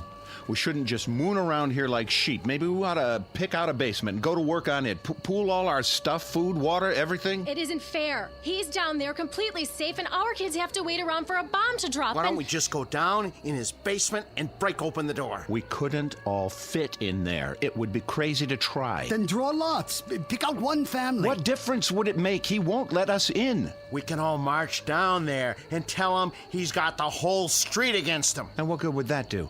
I keep telling you, even if we were to break down the door, there's not enough room and there's not enough supplies. We'd just be killing everybody for no good reason. If it saves even one of these kids out here, I call that a reason. Jerry, you know him better than any of us. You're his best friend. Why don't you go down again? Try to talk to him. Plead with him. Tell him to pick out at least one family. Meaning yours, Weiss? Why not? I've got a 3-month-old infant. So what? Is your baby's life any more precious than our kids? I never said that.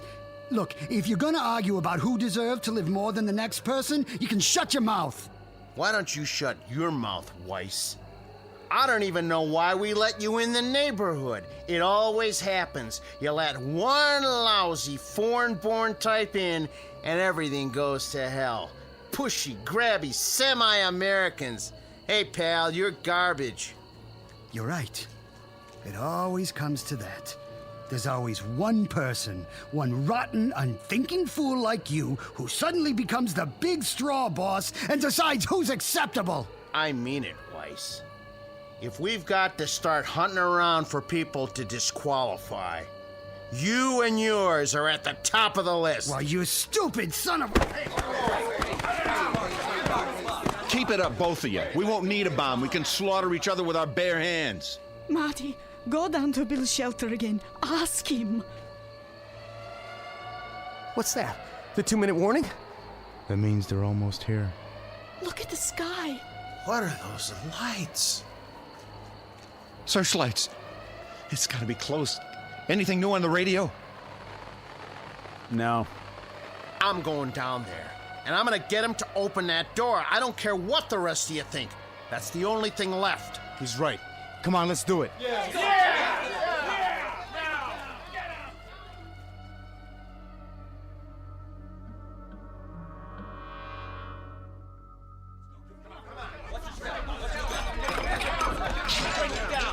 Where's the stairway?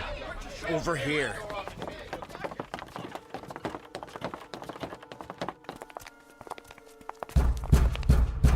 You got a bunch of your neighbors out here who want to stay alive. Now, you can open the door and talk to us, or you can keep on doing what you're doing. And we're gonna bust our way in. Bill, they mean business out here. And I mean business in here. I've already told you, Jerry, you're wasting your time. You're wasting precious time that could be used for something else, like planning how to survive. Get some kind of battering ram. Over on Bennett Avenue, Phil Klein has some heavy pipe in his yard. I've seen it. Nah, that would get Klein into the act. Who cares about saving him? The minute we do that, we let all those people know that there's a shelter on this street. Then we'll have a whole lot of outsiders to contend with. Sure. And what right have they got to come here? This isn't their street. This isn't their shelter. So this is our shelter now, is it? And on the next street, that's what, a different country? Damn fools, you've all gone insane, every one of you. Maybe you don't want to live, Jerry. Maybe you don't care. Oh, I care. Believe me, I care. I'd like to see the morning sun too, but you're turning into a mob, and a mob doesn't have any brains, which is exactly what you're proving. Well, I say let's get the battering ram, and we'll just tell Klein to keep his mouth shut. And if he doesn't keep his mouth shut, what? Will you shut it for him? I agree with Jerry. Let's get hold of ourselves. Stop and think for a minute. Hey, nobody cares what you think, you or your kind. I thought I made that clear. I think the first order of business is to get you out of here. Why did you have to hit him? Marty, are you all right? Easy, Marty. I'll help you up. You had your chance, Bill. Just remember that. You had your chance. Now, come on. Let's get something to smash this door down. Yeah.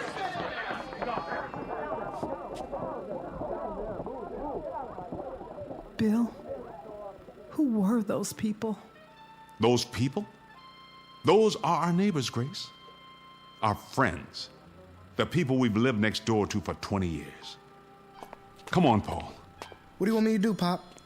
Help me brace the door. Stack everything we have against it. Maybe it'll hold for a while.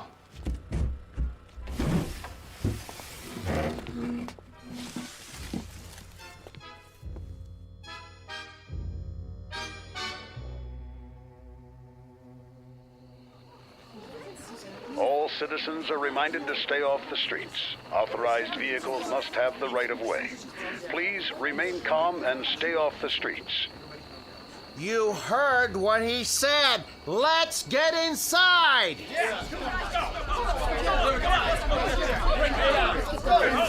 This way. Come on now.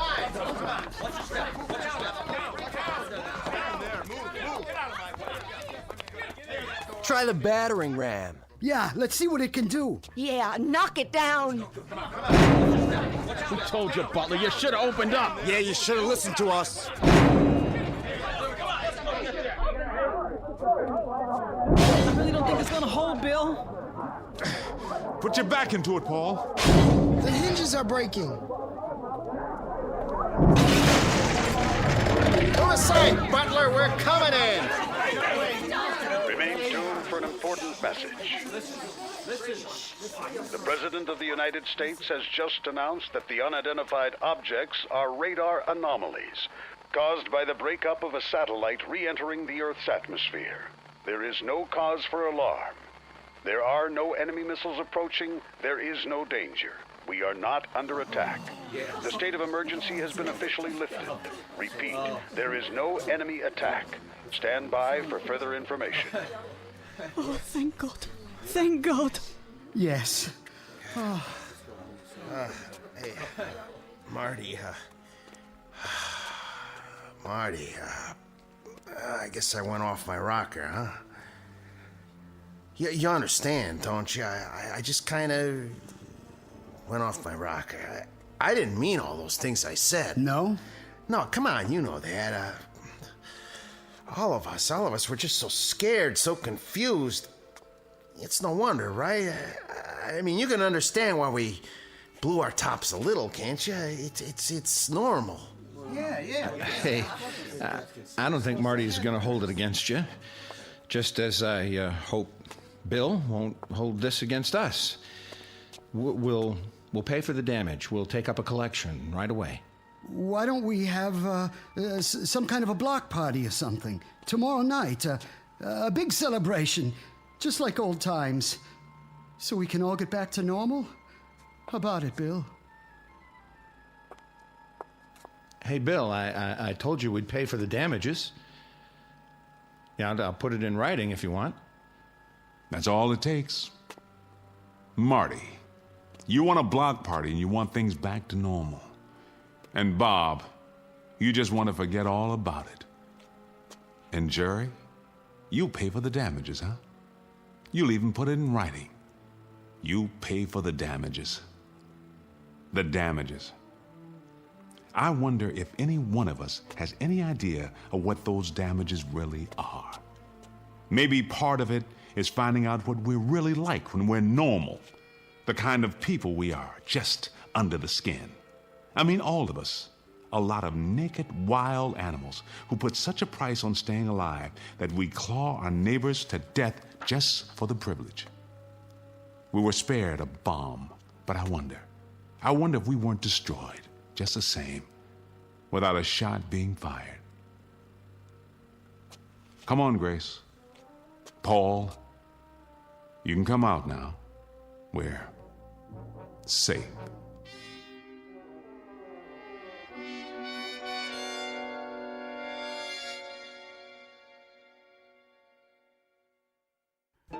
No moral, no message, no prophetic tract. Just a simple statement of fact.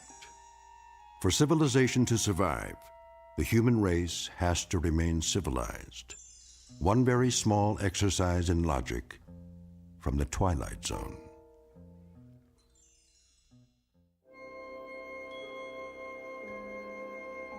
Hi, this is Carl Amari, producer of the Twilight Zone radio dramas. I'd like to take a moment to tell you about our official website at twilightzoneradio.com, where you'll get the latest news and information on these Twilight Zone radio dramas. Plus, at twilightzoneradio.com, you can digitally download 3 free episodes or any of our episodes for only $1.95 each. In this age of ever-changing technology, we've decided to make these episodes instantly available to you by making the Twilight Zone radio dramas a digital download-only series. This means that this series will no longer be offered on CD. The CD collections at our website are now being offered while supplies last at buy one, get one free. So be sure to get your favorites before they're sold out. Be sure to visit us often, and I'll see you in the zone.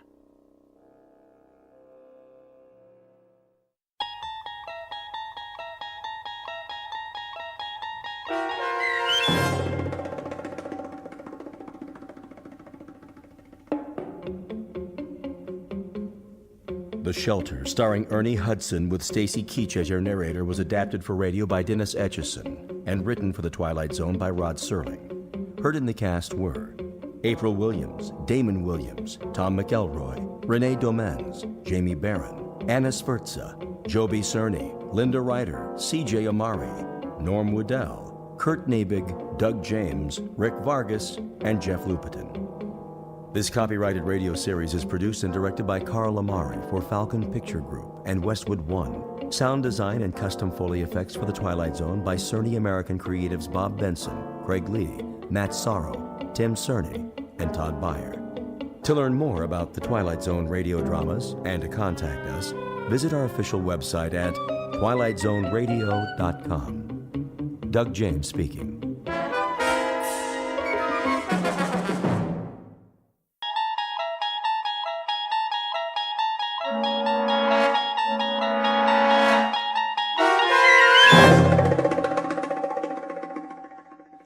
The Mighty Casey, starring Paul Dooley, with Stacy Keach as your narrator, was adapted for radio by Dennis Etchison and written for The Twilight Zone by Rod Serling. Heard in the cast were Christian Stolte, Joby Cerny, Jeff Lupetin, Alex Sopener, Kurt Nabig, Derek Purcell, Roger Mueller, Elizabeth Lido, Carl Amari, Jason Mallow, Doug James, and Vince Amari. This copyrighted radio series is produced and directed by Carl Amari for Falcon Picture Group. Doug James speaking.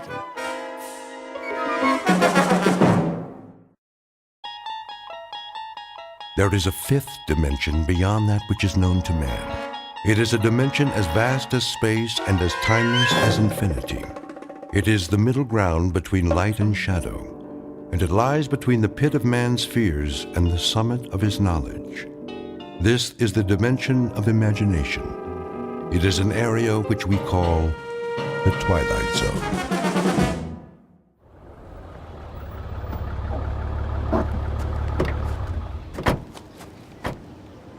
Okay, Pete, let's mark it off. Starting where? The dugout. Run a chalk line in front of the fence all the way to the gate so they can bulldoze it flat. Wait, what's the dugout? Where the team would wait. They'd sit on the bench, shoot the bull. Sometimes McGarry'd chew 'em out, but good. Oh, I know what a dugout is. But why'd you call it that? I don't see any bench. Not now, you don't. Used to be right over there, under the bleachers. Near home plate. Okay, I get it. This place used to be a ballpark. Of course, that was before my time. Yeah, I'll bet it was. I always thought this was a track for motocross and monster trucks. My old man used to take me before it was a swap meet of me. That right. There was this one truck, the Grave Digger. Oh, man, you should have seen it. Big old tires, rolled right over anything. How old are you, kid? Me, 22. 22? I was out of high school before you were born. You know what? You really missed a lot. Yeah, Pops, back in the day. Hey, you ever see the monster trucks? Afraid I missed that. Ever see the Zephyrs? The what? Only the greatest ball club there ever was. Sure. That's why I never heard of them. Yeah, World Series champs, huh? They could have been. Let me tell you. And they almost did. 1 year in particular. We better get back to work, Corrigan. Wait a while, kid. I want to tell you a story. You bring your lunch? Sure, I brought it in the truck. Then let's take a load off. Good time for a break. It's okay by me.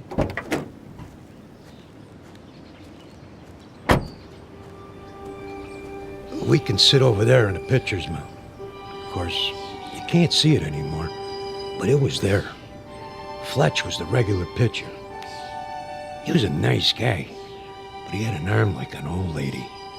Then one day out of the blue. Oh, you're not going to believe this. Oh, one day what? Well, it was, must have been July. Yeah, that's it. Middle of the season, everybody was talking about the Giants, how good they look, what a lineup, blah, blah, blah. The Zephyrs were stuck in a toilet. Then one day McGarry, that was the manager, he called for open tryouts. Why not? Couldn't be any worse than what we had. That was when he came along. Didn't look like much. But when he wound up, man, what an arm. Who? I'm getting to it. Better start at the beginning. It was a hot one that year. No rain, the sun beating down.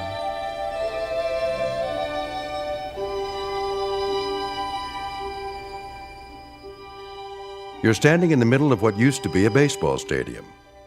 Now the grandstand is falling apart, the field is covered with weeds, and the men who played here are nothing but ghosts. But believe it or not, this was once home to a major league team known as the Hoboken Zephyrs. Never heard of them? That's not surprising, unless you're one of the old-timers. Today it holds only memories and no sound except the wind that stirs in the high grass of the outfield. A wind that on occasion still carries a faint, eerie echo of the crowd that once sat in those bleachers.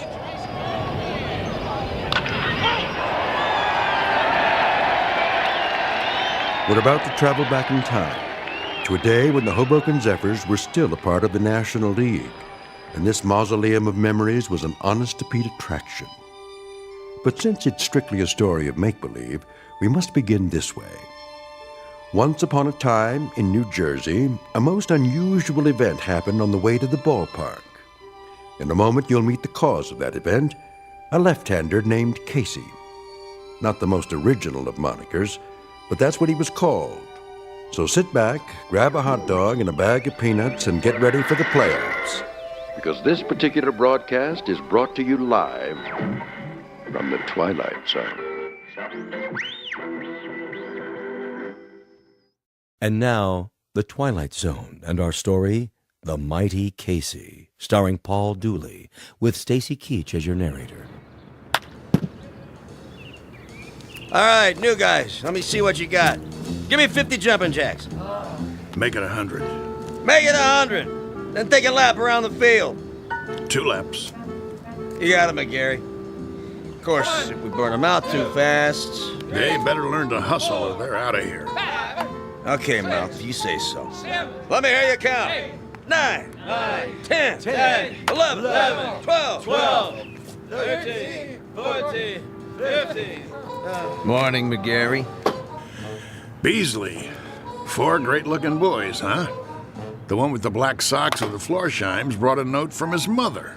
Who are you expecting, the All-Stars? Post a sign for open tryouts in a last-place club that happens to be 31 games out of first place, and this is what shows up. You never know, I guess. Might be some talent out there. Yeah, and you might be Yogi Berra. I can't make something out of nothing. You're the owner of the club. You gotta give me some ball players. Think you'd know what to do with them if I did? 20 games out of 4th place, and the only big average we've got is a manager with the widest mouth in the business. When the Zephyrs win 1 game, we gotta call it a streak. Buddy boy, when contract time comes around, you don't have to. Sure, you let me go. Who you gonna get? Now think of something. You can always manage the team yourself. One more time, Fletch. Ugh, trying to get it over the plate. You okay, Monk? I must have slept funny on my arm last night. How's the team doing? Are you kidding? Last week, Fletch pitched 4 innings and only gave up 6 runs. That makes him our most valuable player of the month. Hey! Hey! Okay, let's see some sweat out there. New guys, take a lap. We gotta do it. Jeez, it just goes on forever and ever. I get it. Dugout. What? Who? Just a minute, I'll ask him. McGarry! Yeah? You want to look at a pitcher? You mean someone besides Fletcher? Now, why would I want to do that? Send him down. New boy? Gotta warn you, he's a lefty. Lefty, schmefty. If he's got one arm that works, he's for us. Hey, Monk! Yeah? Fletch can take it easy now. I got a new boy coming in. Catch a few for him? Yeah, sure, Mouth. Yeah, okay, Fletch. Go on, shower up. Check.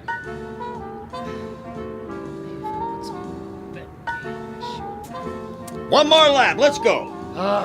You got the lineup for tonight? I'm working on it. Who's the starting pitcher? I don't know yet. You don't know? Have to see how it goes.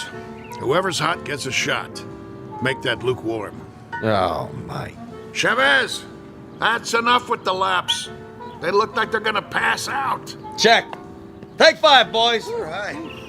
All right, McGarry, I've seen enough. Yeah, you and me both.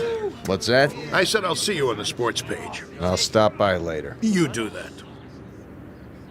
Mr. McGarry? Over there. Hey, Mouth! Your new man's here. You gotta be kidding. Mr. McGarry, is it? Okay. What's the gag? I don't know what you... Come clean, Gramps. Did old man Beasley put you up to it? I'm afraid Well, tell him I don't need a water boy. Thanks for coming by. Leave your name at the office. There must be some misunderstanding. I'm here about the pitching position. Right. Hardy har har. Oh, I'm not a pitcher, though I've thrown a few baseballs in my time. Of course, that was before the war. Yeah? Which one? The Civil War? You don't look old enough for Valley Forge, but come to think of it, was the winter really as cold as they say? I represent Casey. Oh, Casey. Straight from Mudville, I bet. Even got himself an agent. How much do you get? 10% of nothing? Here he is now. Him? What is he? 115 pounds soaking wet? Listen, no offense, but if a wind comes up, those ears will start flapping and he'll take off like Dumbo. Say hello, Casey. Nice one, Miller. Oh, pleased to meet you. Hey, watch out. I said watch out. The ball's coming down. Step aside, Casey. Now, boy. I said... Ooh. Ow! Right on the old beam. That must have hurt. You okay, fella? Oh, Casey's fine. Just fine. How come he's still standing? Must be out on his feet. I'll call an ambulance. Don't go suing us now. I wouldn't think of it. Casey, as I was saying, this is Mr. McGarry. He's the manager. Hello. Pleased to meet you. Do you want to lie down? Come on in the dugout. Shake hands, Casey. That's all right. You remember how to shake hands, don't you? Yes, sir. Right hand, Casey. Your right hand. Put her there, pal. Oh, ow! You can let go, Casey. That's right. Release now. Whoa! My hand. What a grip. Sorry, Casey doesn't know his own strength sometimes. Some arm. Never would have guessed it. Well, let's see what he can do. Mind if I try him out? That's what we're here for. Right, Casey? Correct. Okay. See that guy over there with the great big mitt? Yes, we see him. He's what's known as a catcher. His name is Monk. Ah. Go out there and throw him a few. Thank you, Mr. McCary. This I gotta see. Quite. You his father? Casey? Oh, no, he has no father. An orphan, huh? Not exactly. I guess you'd call me his creator. That a fact. It is, actually. Come from around here, does he? You might say so. Uh-huh. How old is he? Well, that's a little difficult to say. What's difficult about it? It's hard to discuss Casey's age in chronological terms. He's only been in existence for a brief time.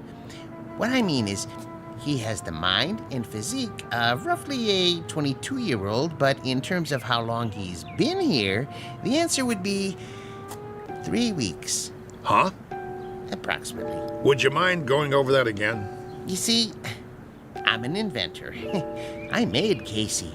You made? In my workshop. Well, that's swell, pal.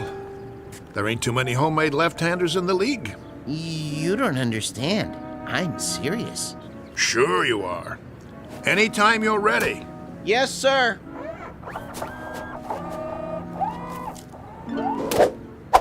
Oh, jeez Louise. That's his fastball. Try a curve now, Casey.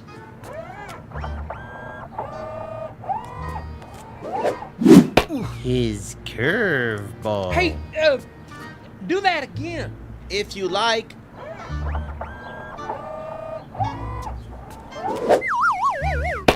Hey! What was that?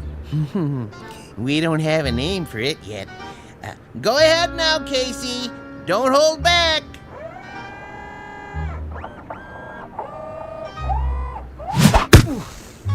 Oh, enough already. Something wrong? Wrong? Well, you see him? That kid, he picks up where Feller left off. He's got a fastball almost went through my glove. And a curve, and a hook, and a knuckler, or whatever you want to call it. He got control like he uses radar. Oh, it's the best pitcher I ever caught in my life. Thanks, Monk. That's enough for today. I swear, I never seen anything like it. He don't even pitch like a human being. Precisely. Well, he's still rough, Gramps. He's plenty rough, but I might give him a try. If he can do the same thing when there's a game on. Oh, he can do it. Consistency's not a problem. He's a robot, you know. Don't say that.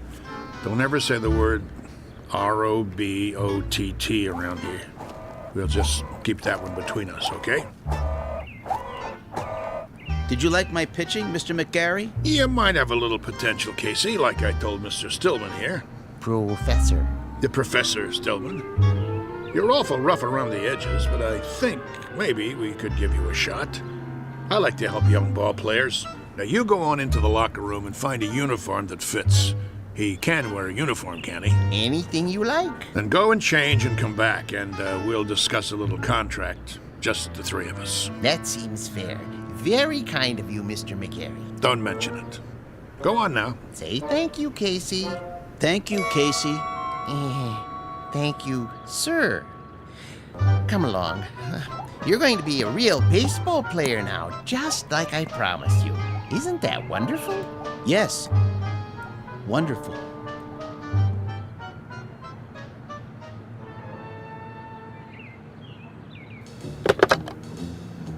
General Manager's office? This is McGarry. Now listen. Draw up a contract. New pitcher, name of Casey. No, I don't know his last name. Leave that part blank. Just do it. The only thing that's between us and a pennant now is if this guy's battery goes dead or he rusts in the rain. Never mind what I mean. Draw up the contract before he gets away.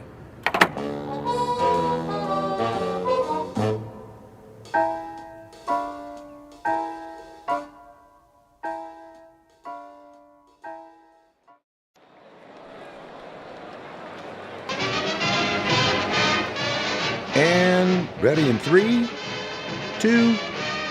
Good afternoon, sports fans. We're coming to you live for the last in a series of home games for the Hoboken Zephyrs. The Bullets are already on the field, warming up, but there's been a delay. The Zephyrs are still in the locker room.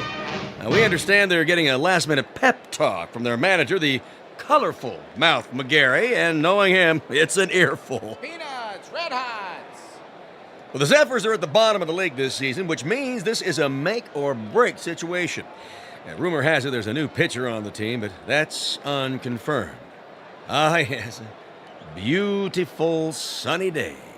Local fans all here, ready to root for the home team. Still, no sign of the boys from Hoboken.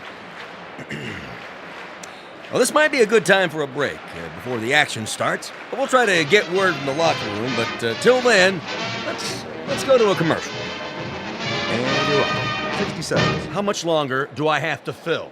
Beats me. What's with these losers? Well, if I was on that team, I guess I wouldn't want to show my face either.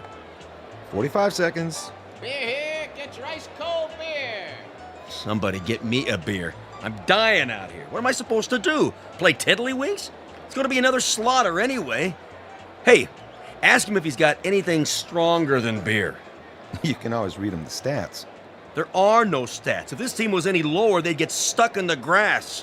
What am I doing here? Get me another gig. Little League. The weather. I don't care. Just get me out. 20 seconds. The Zephyrs are charging onto the field. No. The Zephyrs look hungry this afternoon. Yeah, sure. Who am I kidding? They're not going to show. The game's canceled. You'll see. 10 seconds to air. Oh, those bums. It's the same old story.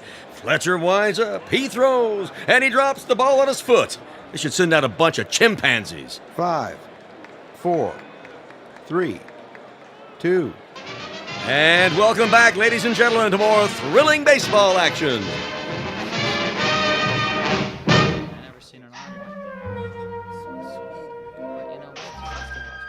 All right, you got the signals down now, kid?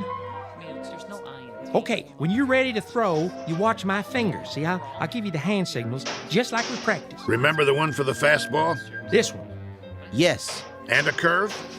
Show him the one for a curveball. Yeah, it's right here. Well, what are we waiting for, Mouth? This ain't a training session. This is for real. You're telling me? All right, kid. You got the signals down. Look, the main thing is walk out there like you own the place. But be cool. Nice and steady. Cool? He means don't be nervous. Nervous. Yeah, that's right. Whatever you're feeling, don't let it show. Pull your cap down over your eyes like this. You got nerves of steel. You know what I mean? Not steel, exactly. You know what nerves are, Casey. Oh, yes. Neurons, axons, and dendrites. In this case, nerves means ill at ease. As if one of your electrodes were corroded and, Nervous, Casey. Like as if it's 2 out in the 9th and you're 1 up and you're pitching against Joe DiMaggio. He comes up to the plate, looking intent, eyes straight ahead. That wouldn't make me nervous. No? Why not? I don't know anyone named DiMaggio. What? He never heard of it. I know what he said. He's a great kidder, ain't he? I love this guy. All right, fellas, this is it. Let's get going. It's time, Casey. Yes, sir. Mr. McGarry? Yeah? Are you coming? Yeah. Yeah, I'm coming. Something the matter? I was just, thinking about the Giants. We're not playing the Giants today, are we? No, but I can't wait to knock them off. For that matter, I'd love to knock off the Phillies and the Cards, too. Or the Braves in Cincinnati. Or even the Hanksville Bullets. Them especially. Those bums beat us 11-0 in spring training. I think that will happen. Casey will come through for you, Mr. McGarry. Most definitely. You never told me. What have you got riding on this? What's your angle? With Casey? My interest is purely scientific. I know he's a Superman of sorts, but I need to have that proven under test conditions. You mean you can't guarantee he'll work? Oh, I have no doubts. Once I built a home economist to run my house. Marvelous cook. I gained 46 pounds before I had to, dismantle her. Now, with a model such as Casey, with his strength and accuracy, I knew he was destined to play baseball. And in order to prove my point, I had to have him pitch in competition. As an acid test, I settled on the absolute worst team I could find. Nothing personal. Nah, of course not. Very nice of you to think of us, Mr. Stillman. Professor Stillman. Professor, I really appreciate it. No kidding.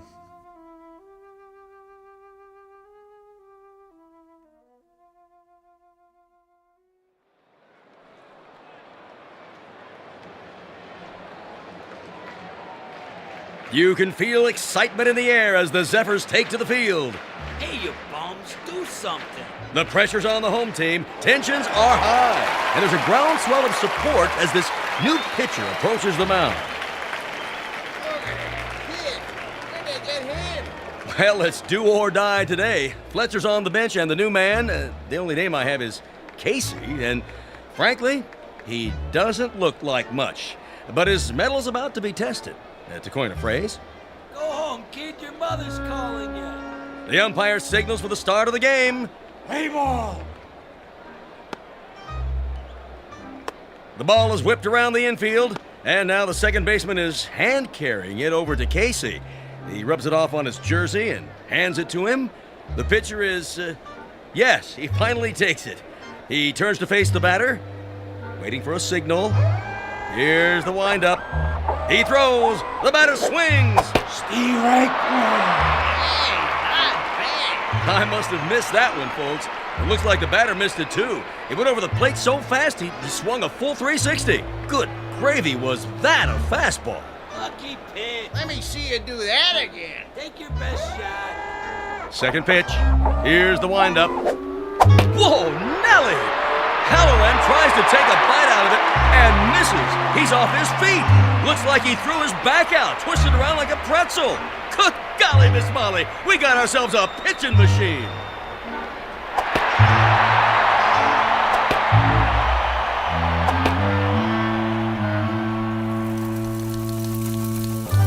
In baseball news, here's a cutie for you. Seems there's a rookie in Hoboken who's pitched 3 straight shutouts. They said it couldn't be done, but with a blistering performance to sew up 9 in a row. In a stunning comeback, the Zephyrs zoom to 4th place in the National League as Casey gets ready for number 14. And that makes 3 more no-hitters for the mighty Casey. The Zephyrs are locked into 1st place. Questions in the news this morning about the mysterious Casey. Where does he get his superhuman ability? Playoffs temporarily suspended as the Baseball Commission orders an investigation. Today's headline, the mighty Casey. Is he on steroids? Good day.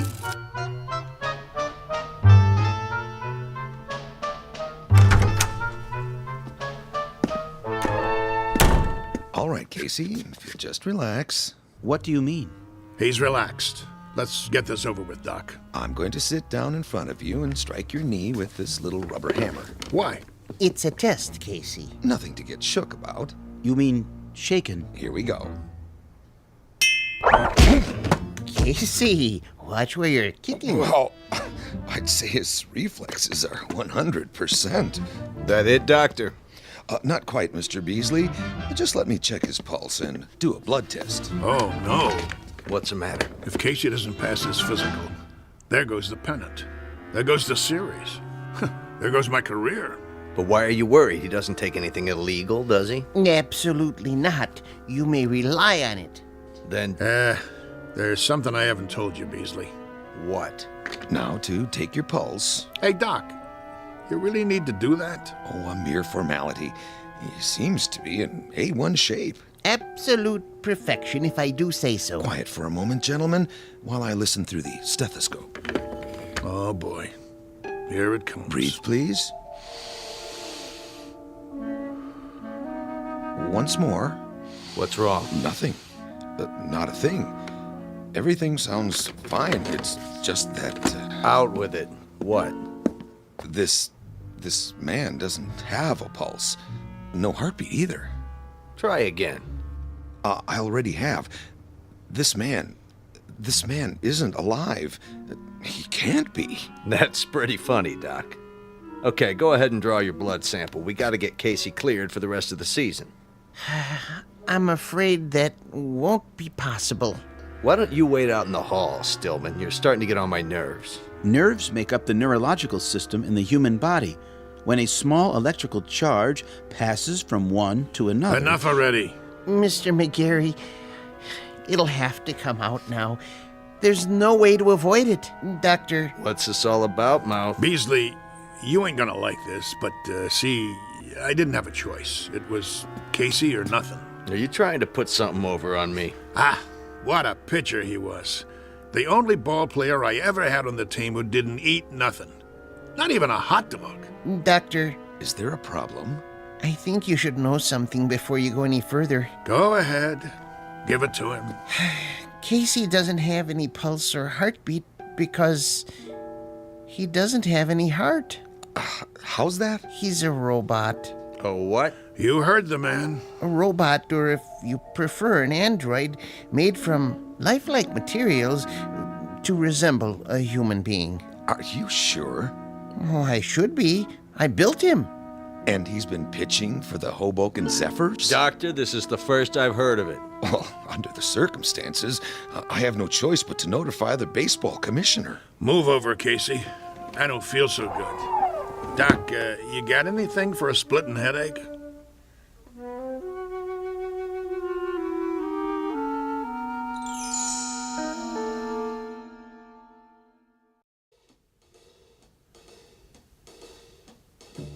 McGarry, you gave me your word. Yeah, that the team would win. I didn't say nothing about... Yes, you did. You brought me Casey and I said I never seen anything like him. Did I lie? Not as such, but you can't run roughshod over the rules. I'm holding you in breach of contract. Me? What did I do? I got you a winner. Know how many tickets we sold? You never had such a season. All right. Knock it off, you two. I'm the commissioner, and I say he's suspended. That's final. On what grounds? He didn't take no illegal substances. He doesn't have to. Everything about him is illegal, from the top of his head to the cleats on his shoes. He's a machine. So? Article 6, Section 2 of the Baseball Code, I quote, "A team should consist of 9 men." End quote. Men, understand? Not robots, or vacuum cleaners, or mix masters. Commissioner, perhaps there's another way of looking at this. For all intents and purposes, he is human. Casey, would you mind saying a few words? Tell us about yourself. Where should I begin? At the beginning, of course. Yeah, where was he born? All men are born, not to assemble in a machine shop. Go ahead, Casey. What state? I was born in a state of ignorance. There you go. My point exactly. Well, he can talk, can't he? He talks as good as me. That means he's got to be alive. I wouldn't count on it. But he is not human. Easy for you to say. How human do you want him? He's got arms, legs, a face. And ears. But no heart. He doesn't even own one. How can he be human without a heart? Beasley don't have a heart either. He owns 40% of the ball club. That's it, gentlemen. He doesn't have a heart. Ergo, he isn't human. And that's a violation of the baseball code. Therefore, he doesn't play. Mr. Commissioner, suppose this, just for the sake of argument. Supposing I gave him a heart. You gave him? Where will you get one? At the local parts store? Hear me out. If that essential is the only thing that renders him different from the norm, I could try an operation. I think I could do it. In fact, I'm sure I could. Supply him with a self-contained mechanical heart, that is. Now you're talking, Prof. How about that, huh? What do you say? Well, it would be very irregular. If he were to be given a heart, would medical science classify him as... what I mean is, could he then be called He had the doc fooled even without one. All right. With a heart, I'll give him a temporary okay until the league meeting in October. Then we'll have to take it up in session. The other teams will scream bloody murder. I can see DeRocher now. Then it's all settled. Casey gets a heart and accreditation as human, and the Zephyrs take it, Mouthy. With pleasure. Hoboken wins the pennant for the first time in 23 years.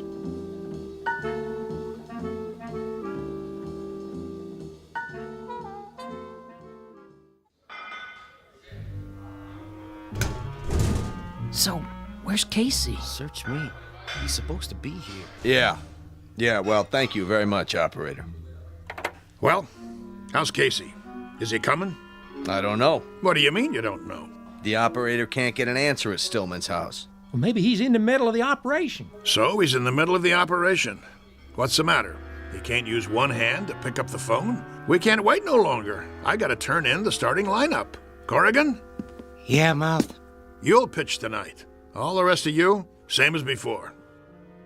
Now listen, you guys. That's the enemy out there. That's the New York Giants. And while we're out there playing, a fella named Casey is lying on a table struggling to make it. And I know that the last words out of his mouth before the knife went into his chest were, "Go on out there and win one for me." And I'm going to tell you something else, fellas. From now on, there's going to be a ghost in that dugout.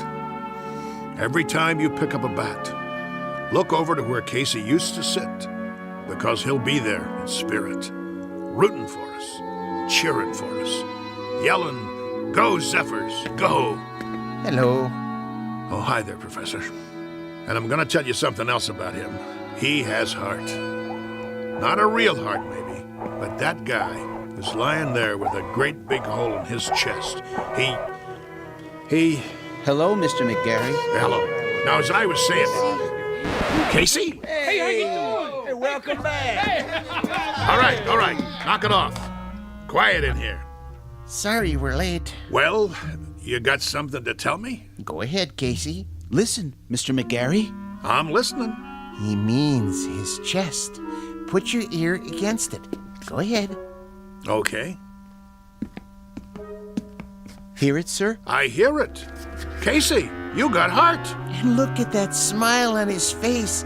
That's the one thing I could never get him to do. Smile. How do you feel, boy? I feel... Well, frankly, I feel wonderful. Just wonderful. I feel togetherness with everybody. Then, let's go team! Yeah. Casey starts tonight. The new Casey. Now let's get out there and show him what we're made of.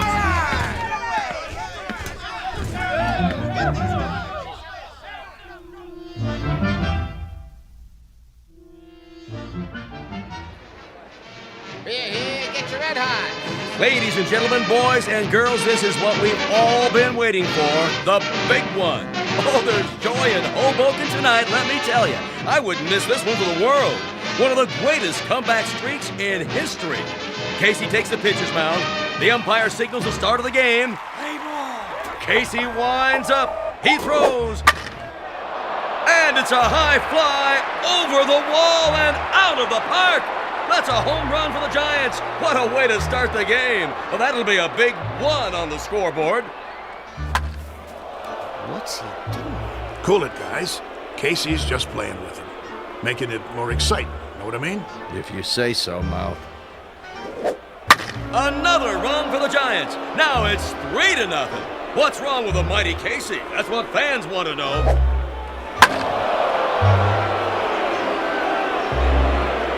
And it's all over. A shutout for the Giants.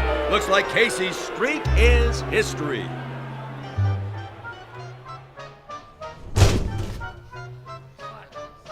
Well?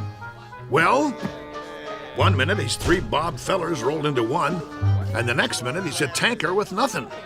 You want to tell me what's going on? It's rather complicated. Then you tell me, Casey.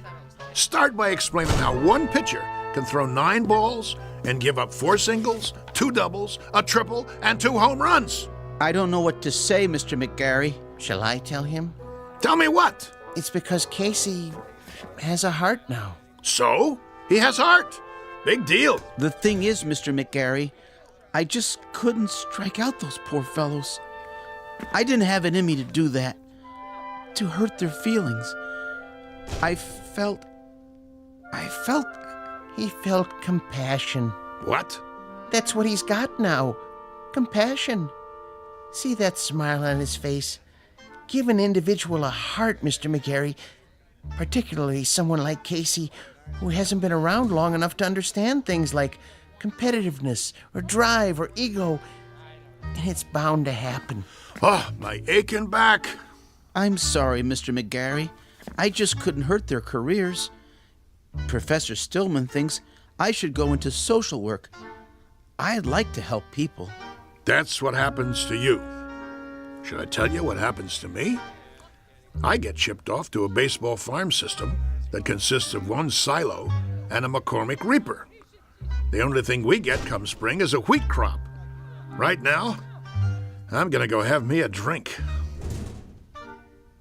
Oh, Mr. McGarry. What do you want? I was wondering if I might come with you. What for? Do you mind, Casey? Oh, don't worry about me, sir.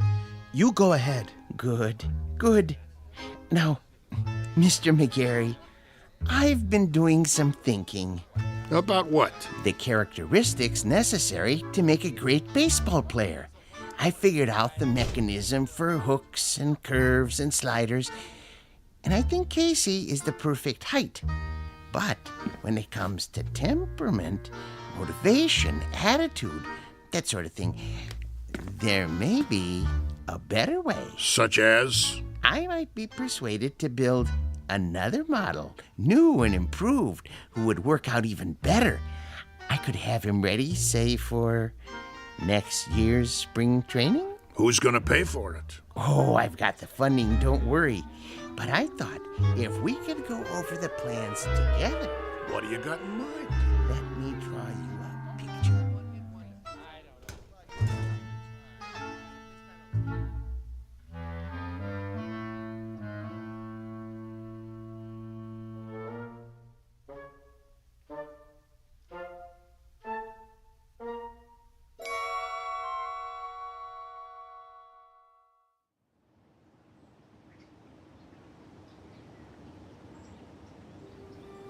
Jeez, that's a heck of a story. Yep. Of course, it didn't work out. The professor didn't have the money, and he wanted certain, perks that old man Beasley wouldn't agree to. So it fell apart after that. But for a few weeks there, a bright, shining time it was.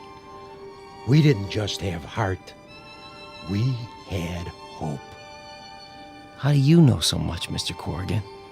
Because I used to play with him when there still was a team called the Zephyrs. No kidding. Come on, we better get back to work. You finish your lunch? Yeah. Then let's go.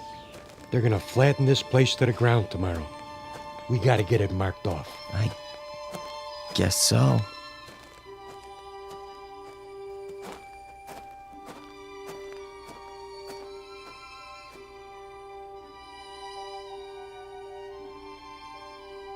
Once upon a time, there was a Major League Baseball team called the Hoboken Zephyrs, who, during the last year of their existence, wound up in last place and shortly thereafter were consigned to oblivion. There is a rumor, unsubstantiated of course, that a manager named McGarry took some of them to the West Coast and wound up with a pennant and a World's Championship not long after. This newly revised team had a pretty fair lineup of pitchers with names like Drysdale, Koufax, and Sherry, or so the story goes. So if you're interested in where any of those now famous gentlemen really came from, here's a tip. Just check under B for baseball in the Twilight Zone.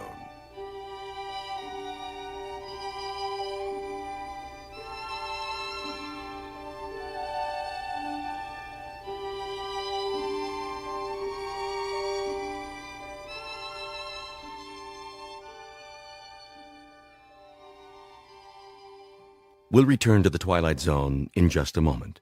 You are about to enter another dimension, a dimension not only of sight and sound, but of mind, a journey into a wondrous land of imagination.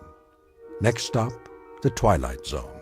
Hi, this is Stacy Keach. I'd like to take a moment to tell you about our Twilight Zone website at twilightzoneradio.com. At twilightzoneradio.com, you'll find the latest information on these Twilight Zone radio dramas, including behind-the-scenes photographs, plus the newest product releases, trivia contests, ways to contact us, other Twilight Zone-related info and merchandise, plus links to other fascinating websites. So make your next stop twilightzoneradio.com. Visit twilightzoneradio.com to purchase these Twilight Zone radio dramas on cassette and CD, or call toll-free 1-866-989-ZONE. That's 1-866-989-9663.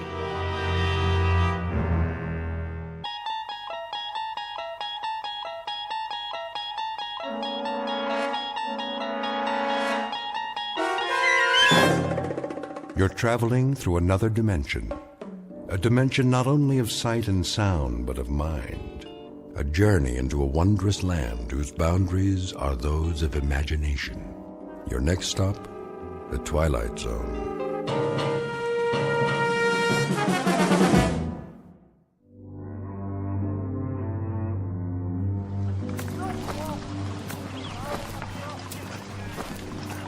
Sergeant? Yes, soldier? Can I ask you something? Go ahead, son. If it's whiskey you want, well, I don't have none. Not for days now. It's long gone. Oh, that's not it, sir. Oh, I thought maybe you wanted something for the pain. Your arm. You'd best change that bandage.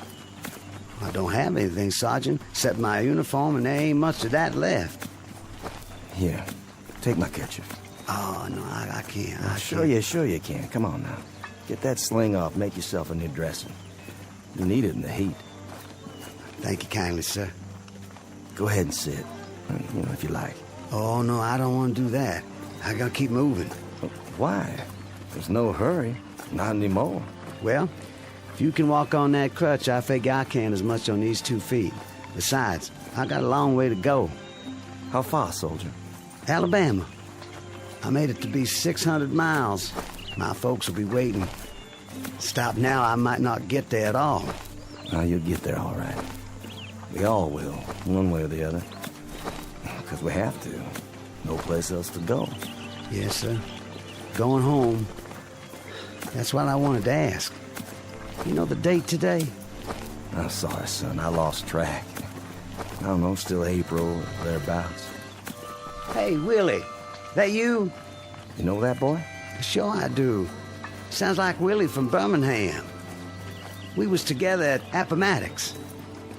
You go on ahead. I gotta take it slow for a while. Much obliged. See, it's night, sir, when we make camp. Luck to you, son. God be with you.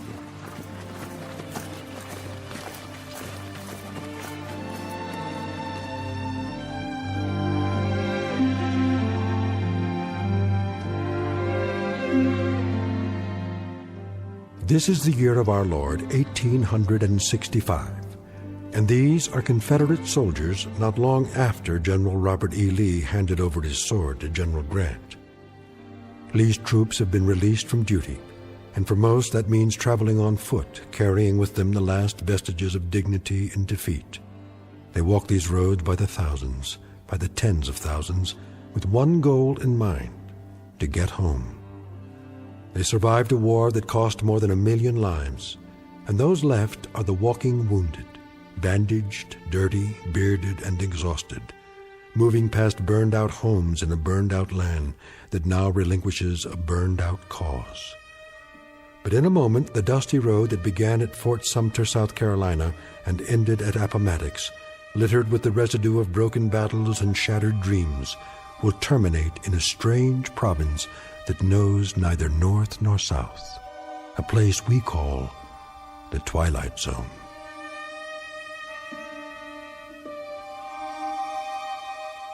And now, back to the Twilight Zone with The Passers-By, starring Morgan Brittany, with Stacy Keach as your narrator.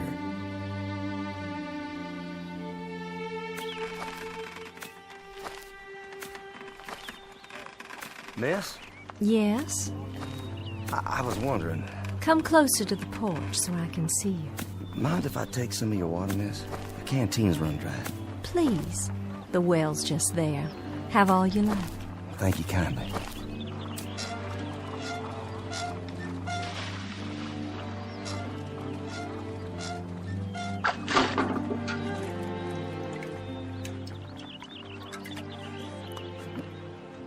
Oh, you don't know how good that tastes. I see by your uniform. Sergeant, isn't it? Well, I was. Don't know that it matters much now. Beautiful house you have here. It was. We used to call it our mansion. Beautiful tree, too. The oak here, strong. The kind that lasts. Yes, it survived. It was here before the house was built, and now it's the only one left. War claims a lot of victims. Different kinds.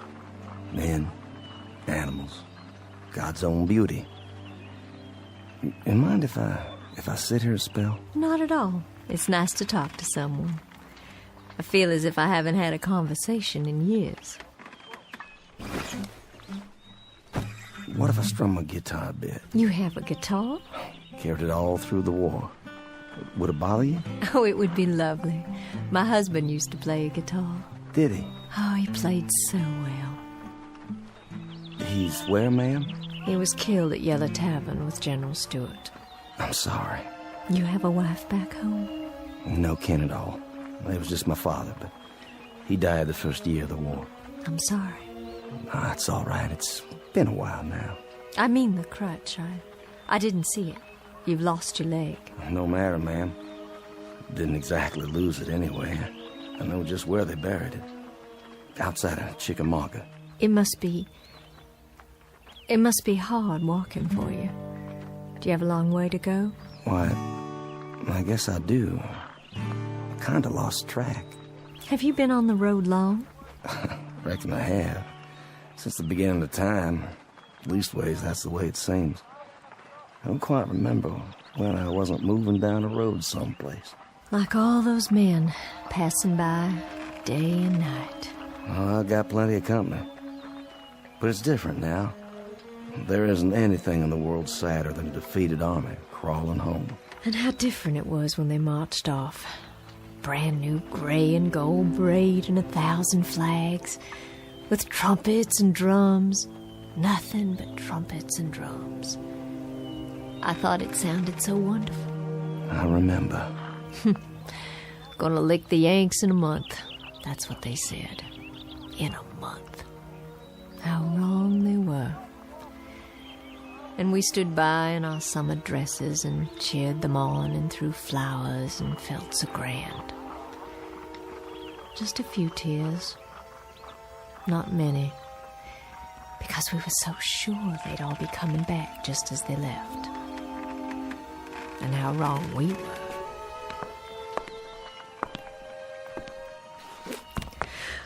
Oh my. Anything wrong? I'm feeling a little dizzy. Ma'am, please sit down. I don't think you're well. It's the fever. But I'm on the mend now. It just left me weak, that's all. Just a little weak. And still they come. Morning and night, night and morning. The young ones and the old ones. And oh, how tired they look. How worn. Are there hundreds of them or thousands of them? More than that. And wouldn't you think there were so many, my Judd? Ma'am? Sergeant, do me a favor. Play your guitar real loud. I mean real loud. Drown me out. I'm so sick to death of hearing my own crying and the sound of footsteps on the road. Please play it loud so I can hear music. Please, Sergeant. My pleasure.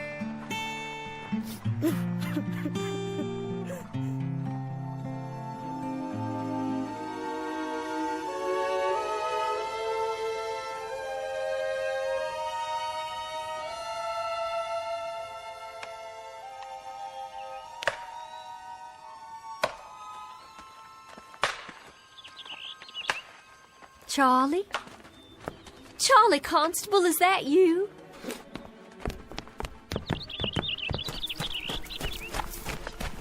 Charlie, it's Lavinia. Charlie, we thought you'd been killed. That's what everyone said. They said you'd been shot in the head at Gettysburg. Afternoon, ma'am. Sorry to disturb you, ma'am. Good day to you. It's Charlie I want to talk to. Can't you hear me? Couldn't you stop a minute, Charlie? Couldn't you stop a minute and talk? I'm so glad you're all right. I'm so glad you got back. I'm almost there, Lavinia. Almost there. I don't think I'll need all this weight. You can store my blanket roll for me, but I gotta keep moving. I'm almost there now, you see. I'll be there by nightfall. Oh, Charlie. Your wife will be so glad to see you. So very, very glad. Goodbye, Lavinia. Will you give Susan my best, Charlie? Tell her when you get settled to please come over. Would you do that for me? No, I'll expect she'll want to keep you to herself for some time. I know if it were Judd come home to me, I'd hold him close. So close, Charlie. And I'd not let him leave again. I'm sure, Lavinia. Charlie, wait. You might need some of your bedroll. The Yanks took most of the blankets. Susan might have use for yours. Well, I'll keep it for you then. Do you hear me? I'll keep it here for you. That was Charlie Constable. Was it? They said he'd been killed at Gettysburg, shot through the head, that's what they said. Oh, but thank God they made a mistake. Thank God he's all right and come home again. What's the matter, ma'am? Why are you looking at your hands like that? There's blood. Where? Why, Charlie's cap. It's tied to its bedroll and there's blood on it. There's blood on Charlie's cap.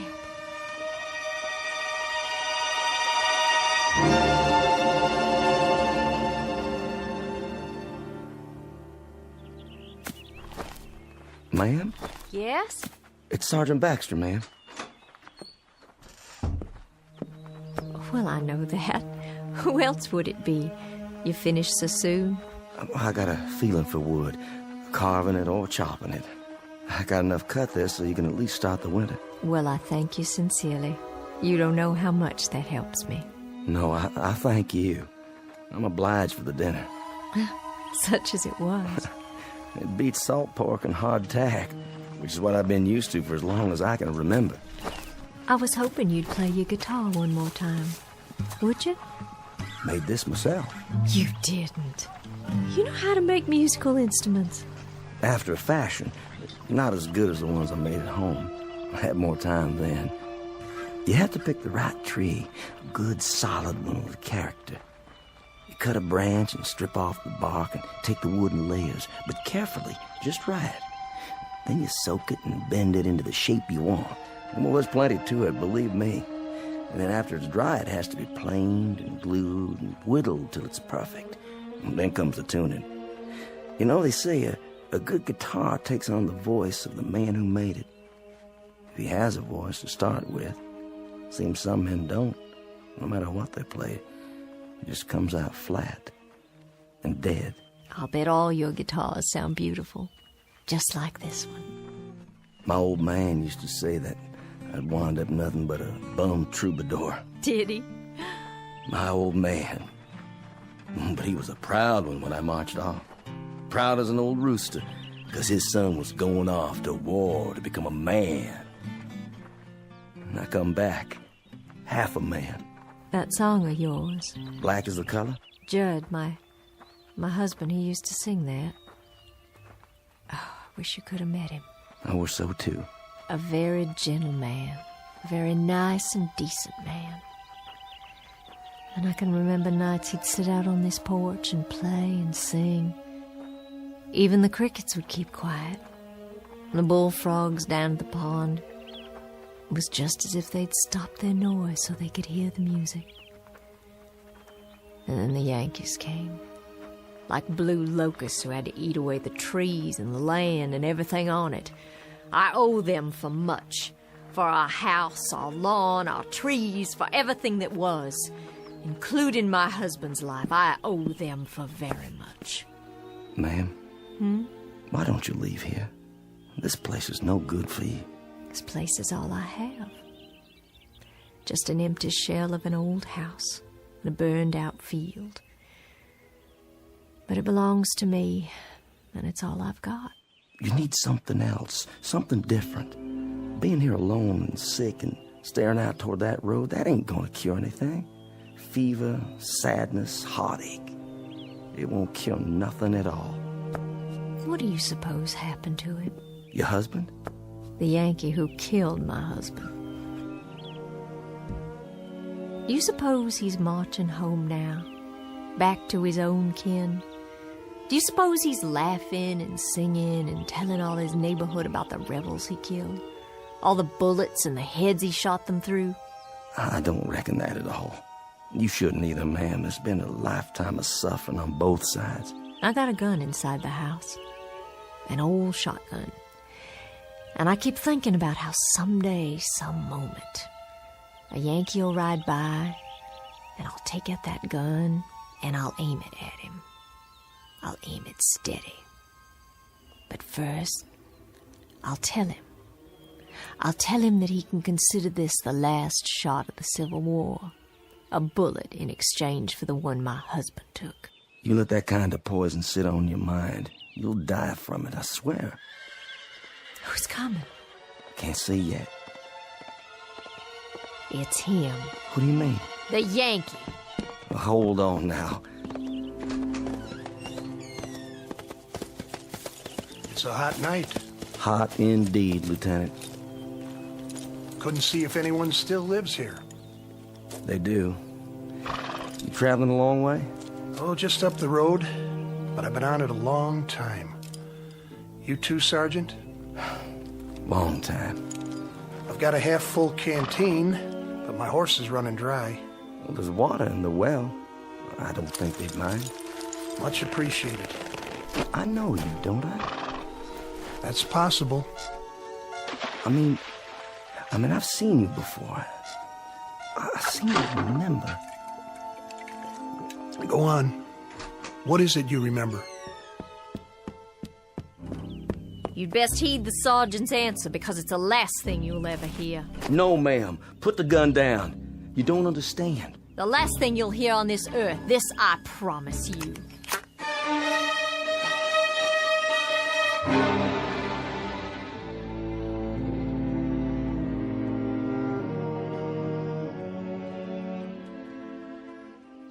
Ma'am, don't shoot him.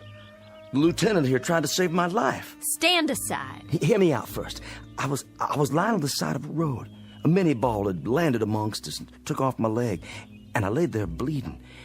And then he come by, a patrol of Yanks, and he propped me up, and he tried to stop the bleeding. I remember looking straight at him and saying, I said to him, danged if you ain't the most changeable breed in the world. First you do your best to kill me, then you call off the war long enough to try and save me. You remember that, Lieutenant? I thought to myself then that if General Lee had many more of your kind, we'd take a lot of lumps before we could lick you. Well, we sure give you some. That you did. Lieutenant, this is Lavinia Godwin. You thanked him, Sergeant. Now be so good as to step out of the way so I can thank him for a few other services. Ma'am, the lieutenant here, he stood out on the open road and tended to me while both sides were shooting up a storm over his head. And yet he stayed there, and he tried to save my life. I've got this shotgun leveled straight at his head, and my hand is steady. I've waited a long time.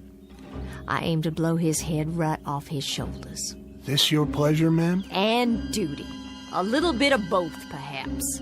Well, then you'd best get on with it. Ma'am, I can't let you do that. I just can't. You can't stop me with that guitar. I've got the gun. Then I'll stop you with my hands. You'd better stand down, Sergeant. I've got my finger on the trigger. And this is for you, Yankee.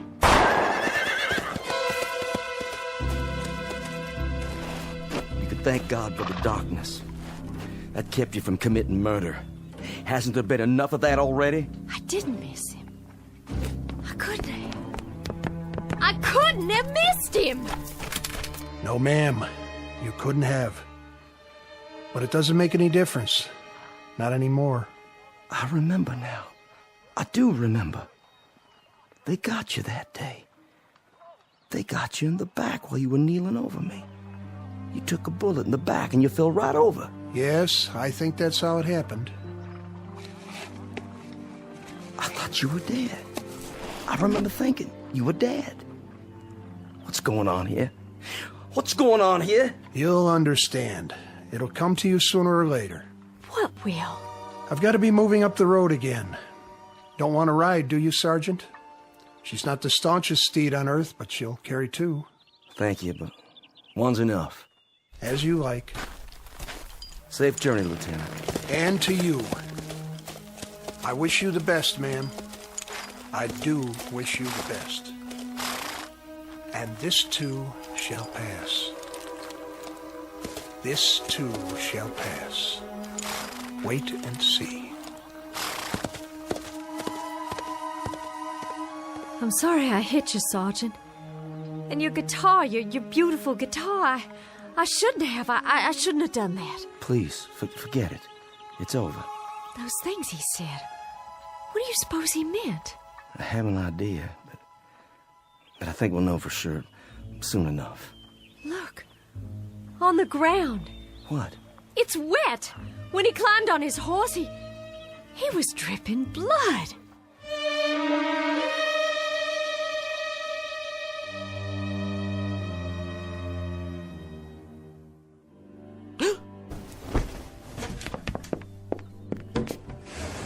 Sergeant! Sergeant Baxter! Ma'am? Would you come in the house, please? Can I help you? Do you hear that, Sergeant? Hear what, ma'am? That's just it. There's no one on the road anymore. They're all gone. They stopped coming during the night. It's been quiet ever since. Real quiet. Why are you carrying your bedroll? And your cap? Are you leaving? Yes, ma'am. I'm leaving. It's time for me. But where will you go? You told me yourself there's no one waiting for you at home. To wherever that road leads. I can tell you where that road leads. Past 50 miles of places like this. Past houses that were burned out and abandoned after the Bluecoats got finished with them. Burned out yards and crop fields. Some by Union soldiers, some by us. So there'd be no use. Past a few hundred tired, sick people like me. No worse off than I am. Well, that's what I'm telling you. If you're looking for a change of scenery, Sergeant, you won't find it out there. Along that road. Mrs. Godwin, I was up most of the night. I was up and I was thinking about lots of different things, thinking it through. What did you decide? That lieutenant who came by, and the shotgun, and the blood on the ground. When he rode off, it seemed like a mystery. Yes, it does. And that young friend of yours, Constable. Charlie Constable. Yeah, with the bloody cap. And then before dawn, it came to me. What did? It's kind of hard to explain. Please try. It has to do with that road out there, and the men who were walking on it. What about them? Last night, after you'd gone to bed, I stood by the gate and I watched as they went by. There was Union soldiers, too. Yankees, many of them. Some helping our boys, some of our boys helping them. But all of them moving down the road, just as if... Just as if what? Just as if that road led someplace where they all had to go. You hear me? Had to. So wherever it leads, Mrs. Godwin, that's where I have to go, too. But why? What I discovered last night. you wouldn't believe. I don't understand all of it myself. I understand enough to know that there's a billy club tapping on my good leg, telling me to move on. So I'll take my leave now, ma'am. And I wish you well. I certainly wish you well. Wait while I make you breakfast. No need for that. I'm not hungry anymore. Some tea, then. Something to drink. I'll heat water on the stove with the wood you cut. You have some for yourself, ma'am. I've got something stronger put away. There's a bottle. I know where it is. Not with all the walking I have to do. A hot bath, then, before you go. Surely you'd like to get cleaned up. Thank you, but I'm all right. Sergeant! Why don't you stay on? I need someone around here who can help. I'm just one sick woman alone, and I need someone to help me. I don't think that's a good idea. I'd give you half the place. You could take a wife if you like and live here, and half of it would be yours. There's nothing here that could ever belong to me, ma'am. Nothing at all. Why not? If I say it does. And you know something else? There's nothing here for you either. Nothing but a lot of memories, and there's a prescribed period for mourning. Are you going to wear black for the rest of your days? My memory's a lot longer than yours, Sergeant. My hatreds don't die because somebody signed a slip of paper and turned in their sword. I don't think we need to compete when it comes to memories, Mrs. Godwin. I don't mean that. But as to hatreds, I'll concede that you carry yours for a lot longer than me, so you just stay on here and bide your time between some mourning and some hating. I've got to take a walk up that road. And while I'm doing it, I'm going to forget about all the yesterdays, and I'm going to start thinking about all the tomorrows instead. What do you think is up that road, Sergeant? A future? A new South, perhaps? Another Confederacy born out of the ashes? What do you think you'll find? I don't know. But I think every man has to find his own end of the road. It's whatever he wants for himself. And every woman, too. What's that? Sounds like my guitar. But it can't be. It's broken. There's a soldier in the yard. He doesn't mean you any harm. It's a Confederate soldier. Why, it's Judd. My Judd, he's finally come home after all.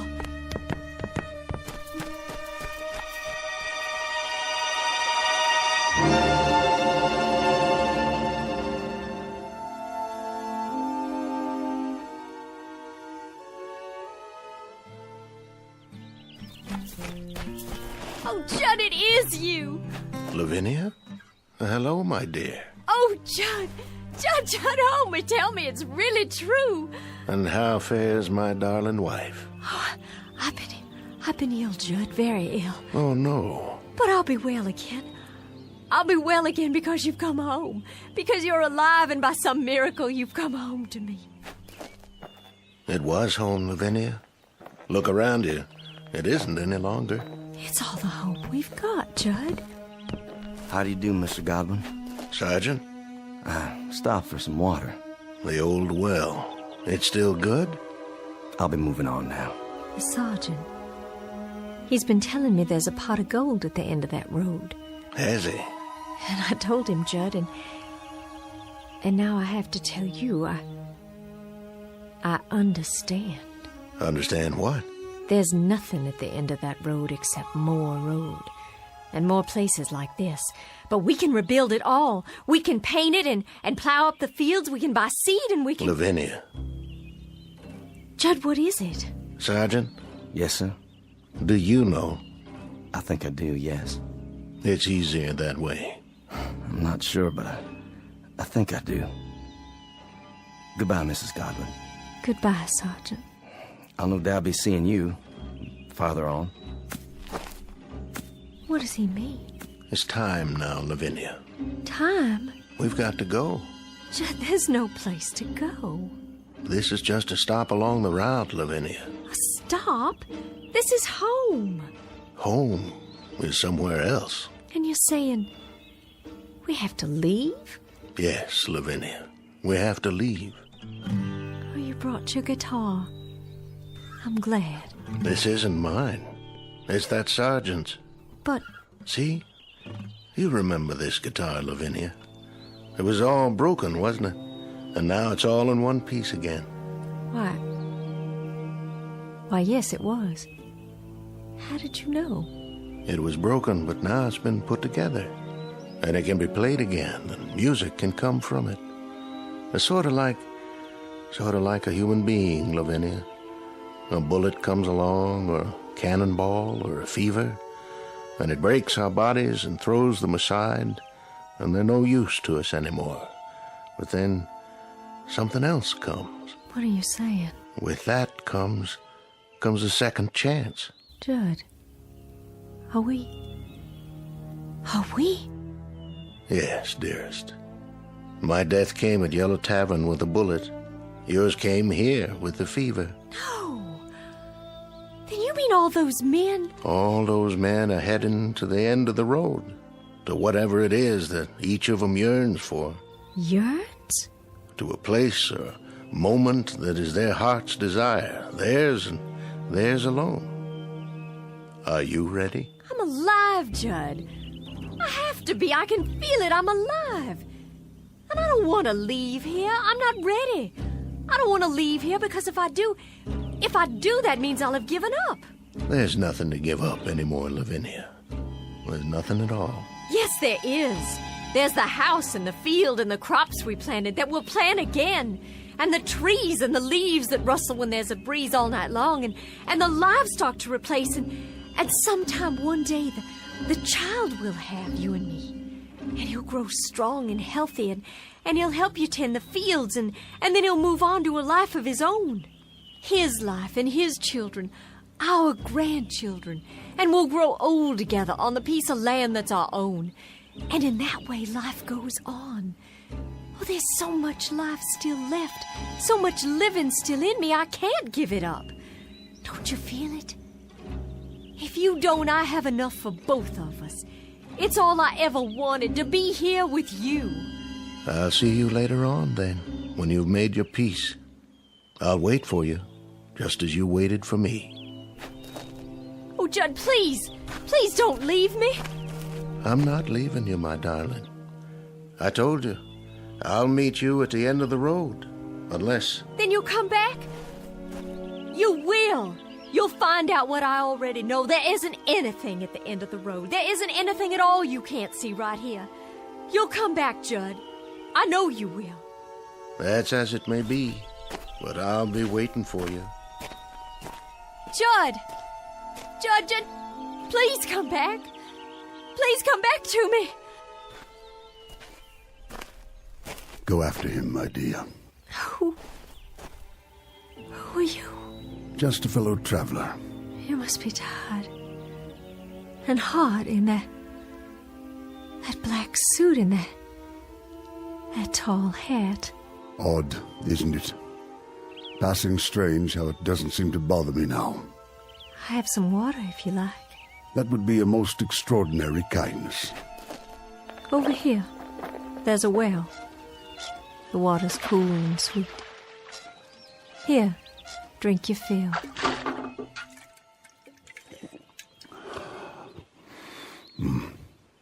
The sweetest I've ever tasted. I know you, don't I, sir? Do you? I'm sure I do. I've seen you, but not in these parts. In town? No, I don't think so. Don't worry yourself. Not on my account. But your face and that beard. May I tell you something, my dear? Please. Go after him. You must. Oh, but he'll be back. I know he will. My Judd will be back. Wait no longer. There's no reason. He's going someplace that you'll like, I promise you. Someplace where you'll find peace. But how do you know? How? It's something we learn about death. Something we all come to understand. You see, my dear lady, this road, it isn't the end. It's the beginning. There's peace up there, serenity and freedom for all, from anguish. It's whatever you want most, what you have always sought but could not name. You sound so sure. I am. Go to him, my dear. Go to your loving husband. Go there with him. I can see him on the road, can't you? Standing in the sun with his arms outstretched, waiting to receive you. Your face. I know that face. I've seen it in the newspapers. But you were shot, sir. I read it. You were shot by an assassin at Ford's Theater, Washington. But that's so far from here. How? So far that I can hardly remember. It all falls away, like seeds in the earth. And so now, Mr. President, you're one of the... Yes, my dear. I guess you might say that I am the final casualty of the Civil War. And now I'm the last man on this road, the very last. I think it only fitting that I be the last of the passers-by.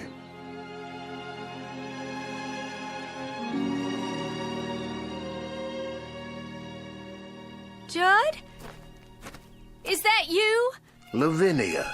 It is. I see you. Wait, Judd, I'm coming. I'm coming now.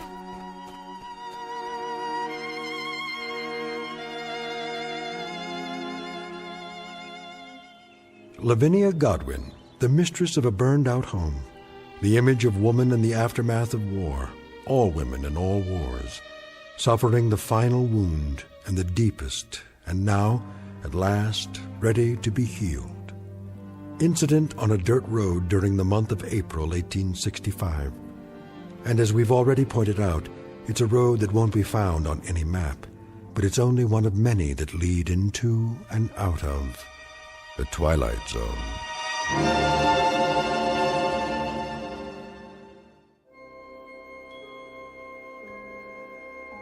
Hi, this is Carl Amari, producer of the Twilight Zone radio dramas. I'd like to take a moment to tell you about our official website at twilightzoneradio.com, where you'll get the latest news and information on these Twilight Zone radio dramas. Plus, at twilightzoneradio.com, you can digitally download 3 free episodes or any of our episodes for only $1.95 each. In this age of ever-changing technology, we've decided to make these episodes instantly available to you by making the Twilight Zone radio dramas a digital download-only series. This means that this series will no longer be offered on CD. The CD collections at our website are now being offered while supplies last at buy one, get one free. So be sure to get your favorites before they're sold out. Be sure to visit us often, and I'll see you in the zone.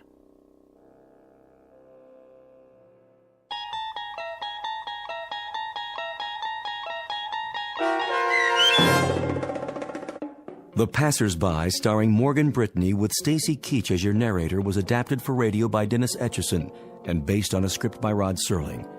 Heard in the cast were Doug James, Jeff Lupetin, Turk Muller, Roderick Peoples, Norm Woodell, Carl Amari, Roger Wolski, Paul Patch, Don Longo, and Lynn Foley. To learn more about the Twilight Zone radio dramas and to obtain audio cassettes and CDs of these programs, visit our website at twilightzoneradio.com. This copyrighted radio series is produced and directed by Carl Amari and Roger Wolski for Falcon Picture Group. Doug James speaking.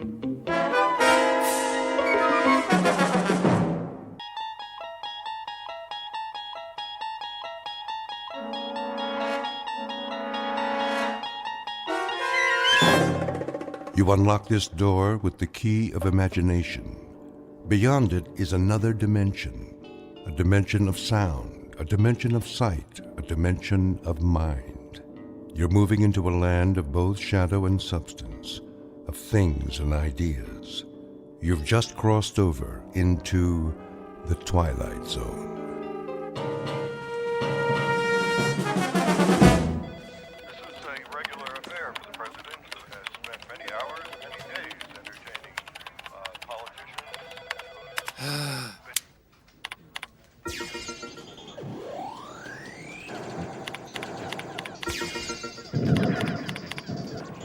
Alex? Yeah. Is that all you ever do is play video games on your computer? Hey, I'm in between assignments. When I got something to do, I'll do it. Yeah, well, your next assignment is probably going to somebody else. If you spent more time looking at your calendar than that stupid game, you know you're missing the editor's briefing. Fine. Thank you. I guess.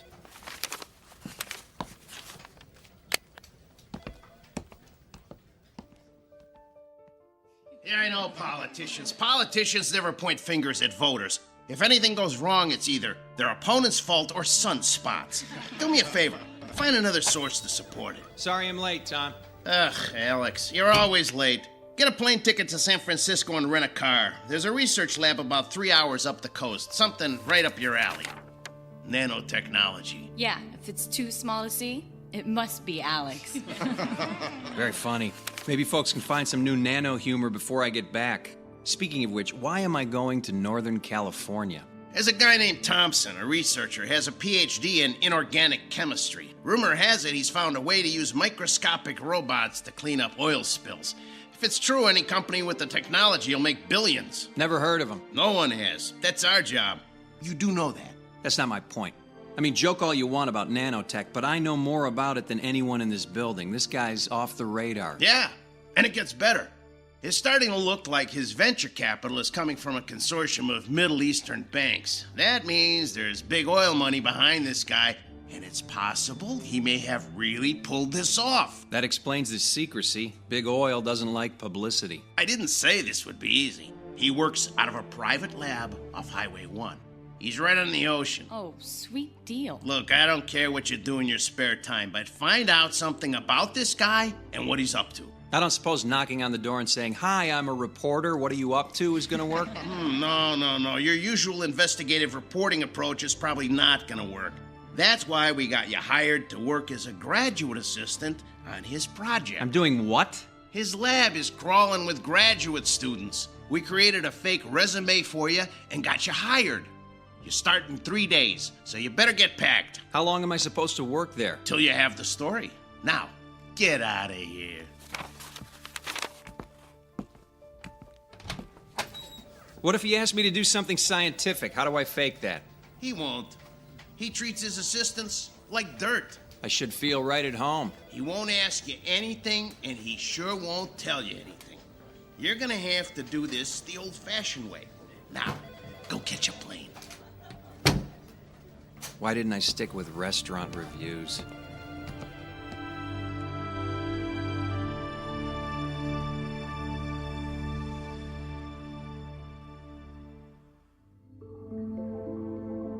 Meet Alex Harrington, a hack reporter with little talent whose career is defined by things as small as his ability.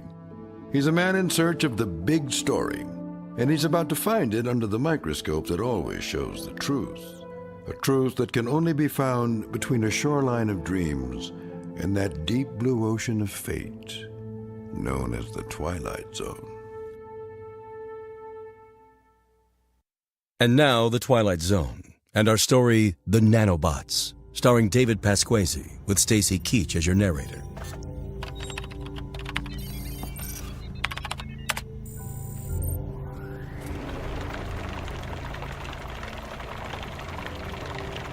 That's good enough for now. Alex, can you shut off the agitation? Yeah, right. It's this switch, isn't it? Yes. Sorry.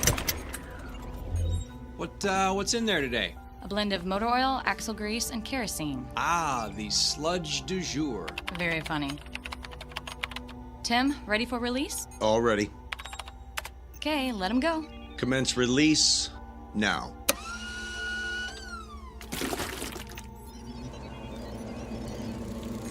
Why do they make that sound? We don't know. They just do. It usually starts after they start eating. And what exactly are they eating? We're not real sure, but if it's got petroleum in it, they eat it. No one seems to know much about anything around here. You're right, Alex. And for the record, you seem to be the most clueless man in the building. Okay, I'm gonna take a little break.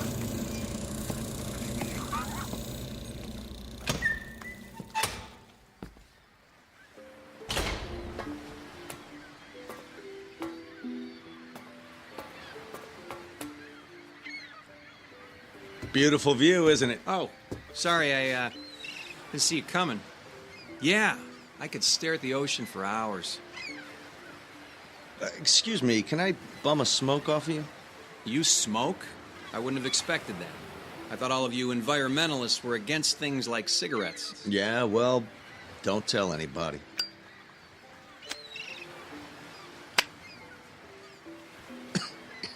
I thought so. You're not really a smoker, are you? I guess not. I just wanted to talk to you. Hey, you don't have to start smoking to talk to me. You don't seem to be real happy here at the lab? Hey, with the exception of this little balcony where I can steal a smoke, well, there's not a lot going on around here. I like it up here, too. You know, this used to be a naval observatory. It was built in the 30s. Oceanographers used to come up here and study wave action, riptides, and current. And now it's the designated smoking area. Actually, smoking isn't allowed anywhere on the property. Welcome to California. Some of the other grad students are wondering if you're going to stay on. I mean, you really seem dissatisfied about things. Yeah, well, after 4 weeks, I was hoping I would have made a little progress. And sorry about messing up those statistics. It's never really been a strong suit for me. That's okay. How long have you been working with Dr. Thompson? About a year now. Every graduate student wants to work with him. It's a chance to make a difference. Is that why you came to work for him? Yeah, something like that. Let me ask you something. Does he ever tell anyone anything about what's going on? Eventually. Eventually he's had to tell all of us a little bit about what he wants to do, and we've been able to understand pretty well the incredible potential for his technology. All we knew coming in was that he was working on a revolutionary new way to save the environment. And that was good enough for you to sign on? Hey, graduate students rarely get any information about their assistantships. Did they tell you something more? No, I guess not. In fact, I know less than you do. Can you fill me in? Look, I'll tell you everything I know on one condition. I'm listening. Well, it's why I wanted to talk to you. Do you want to join us? Hey, in case you haven't noticed, I joined you a month ago. That's not what I mean. There's a group of us. We know what's going on here, and we've decided to take action. So you want to blow the lid off this operation? What are you talking about? All right, maybe I should slow down. What kind of action are you looking for? Okay. Maybe you should lose the cigarette. Right. I'll just hold it. Look, Dr. Thompson's a specialist in something called nanotechnology. It's small, microscopic robots that perform certain functions on a molecular level. Believe me, I'm familiar with it. Sorry, of course. That's why we're all here. Anyway, he's successfully developed microscopic robots that will consume oil in the ocean from oil spills. That much I figured out. You got any idea how they work? Yeah, I've seen them in action. They look like tiny metal spiders with a tube that extends from the center of their body. Creepy in an elegant sort of way. They're powered by the hydrogen and oxygen in water, and they attack petroleum-based materials and transform them into inert, harmless carbon dust. Then they feed on the carbon to reproduce themselves. Every nanobot reproduces itself by a factor of 2, and then those two move on to repeat the process. Yikes, that means they reproduce exponentially. Yeah, toss a handful of them on an oil spill, and in no time there are billions of them cleaning it up. So what action exactly are you and your group going to take? Dr. Thompson keeps delaying the project. Instead of applying for federal approval and implementation, he wants to shorten the lifetime of the bots. He wants to limit their functionality to a few hours, but he won't tell us why. So he's trying to dumb them down. Doesn't sound all that profitable. Actually, it's quite the opposite. He keeps saying it's not about profit, but we've figured it out. He's backed by some shady characters. We've seen them at the lab a few times. We think they're connected to oil companies, and it's all about the money. Who exactly is we? I can't say, other than it's a small group of us. We've been working together for a while, and we don't like what we see. So you sit around, have a few beers, and diss the doc? That could affect your grade. It's not about graduate school anymore. It's about justice. It's about the crime of big business. They make money polluting the oceans, and now they're going to make money cleaning it up. Typical big business, big government, big corporations.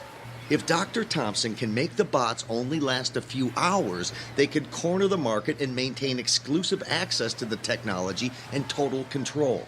But if the nanobots were allowed to reproduce without limit, well, then it would be a sustainable resource that no one could really own or control.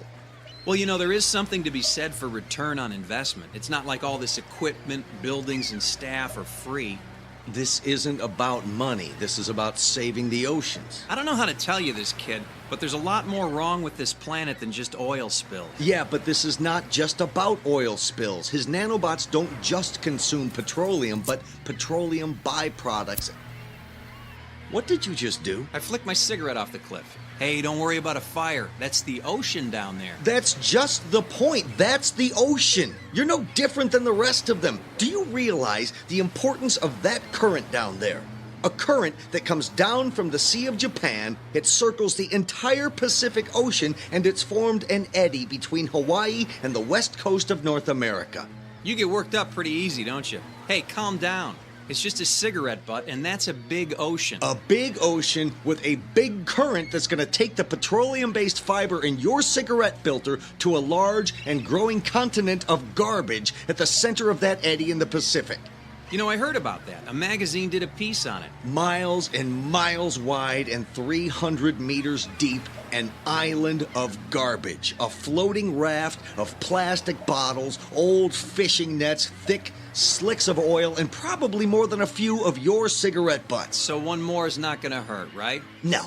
In fact, look, I'll flick the cigarette out there too. That's not gonna hurt either. Not today, not anymore, not after what's gonna happen in the next few hours. Why is it I don't like the sound of that? You will. In fact, it'll make you wish you had joined us. What exactly did you want me to join? Right now, there's a group headed for that garbage continent. They took the lab's research boat in the middle of the night, and they're less than half a day away from Garbage Island. Just a few hours away from a new world, a clean ocean, and a solution that won't be controlled by robber barons and oil men. What did you do? The nanobots are about to have their first meal.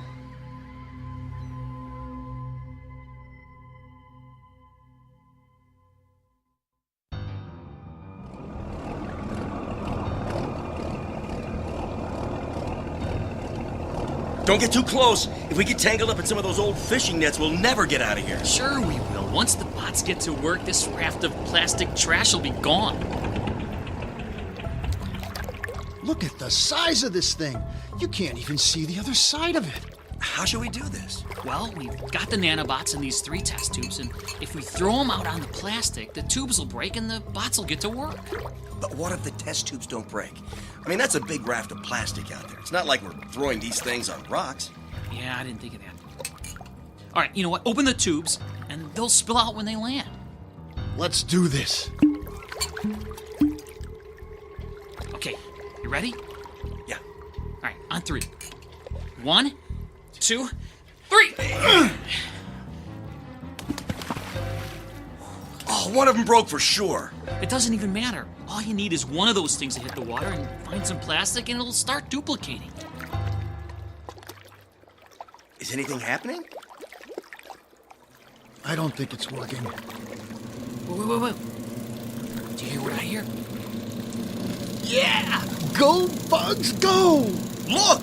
There's a hole starting to grow right where I threw my test tube. Yeah, there's another one over there. The plastic's just dissolving away. Hey, guys, let's crank up the engines and get out of here. Mission accomplished. Yeah!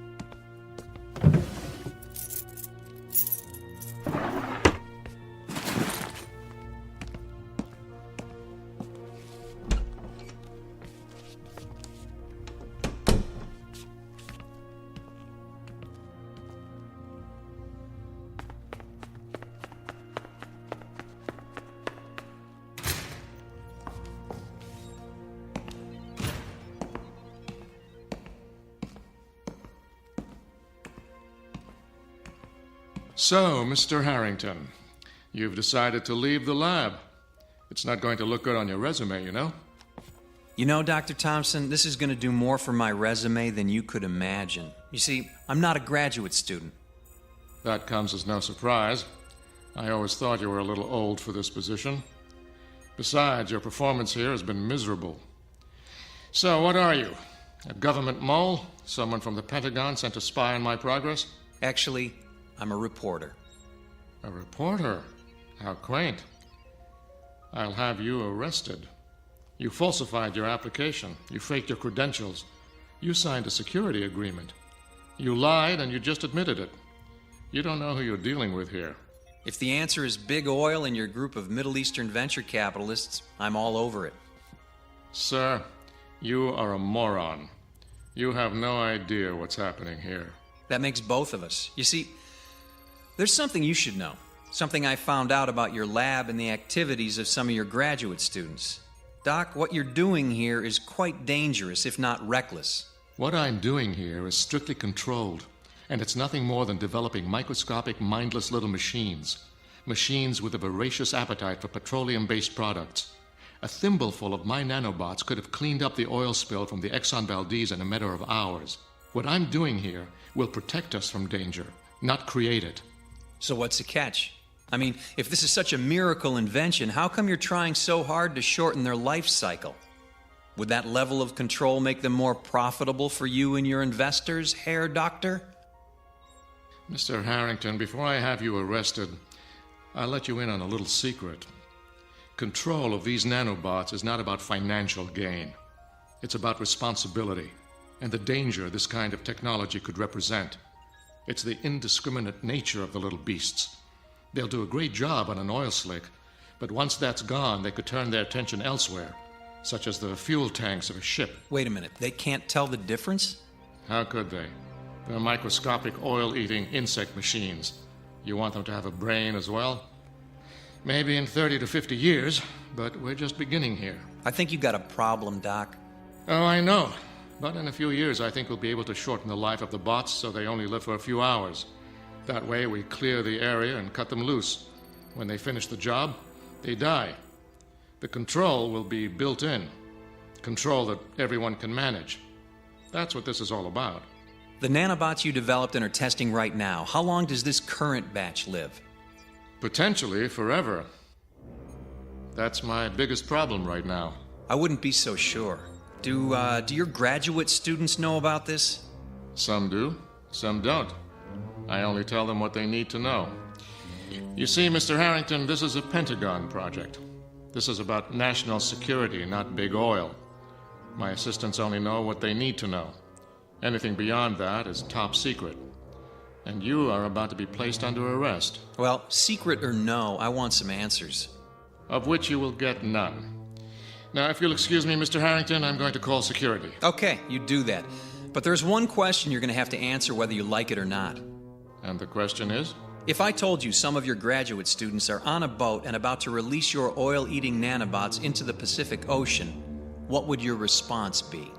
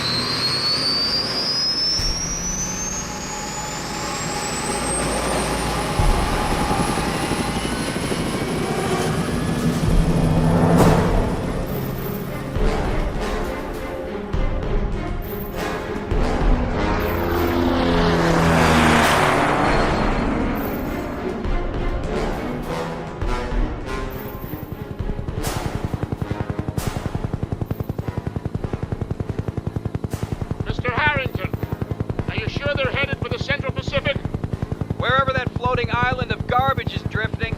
That's where Tim said they were going. The Navy has dispatched a destroyer. I'm afraid they may blow the boat out of the water unless we reach them first. What exactly do you plan to do? Tell them the truth. Tell them what they don't understand or appreciate. And if they don't listen to you? It's our only hope. If the boat is blown up, the nanobots will not be affected. The Navy won't listen.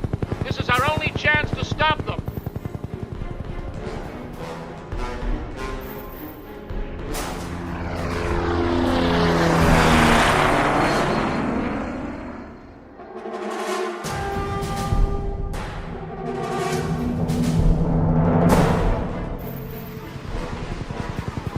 Is that your boat?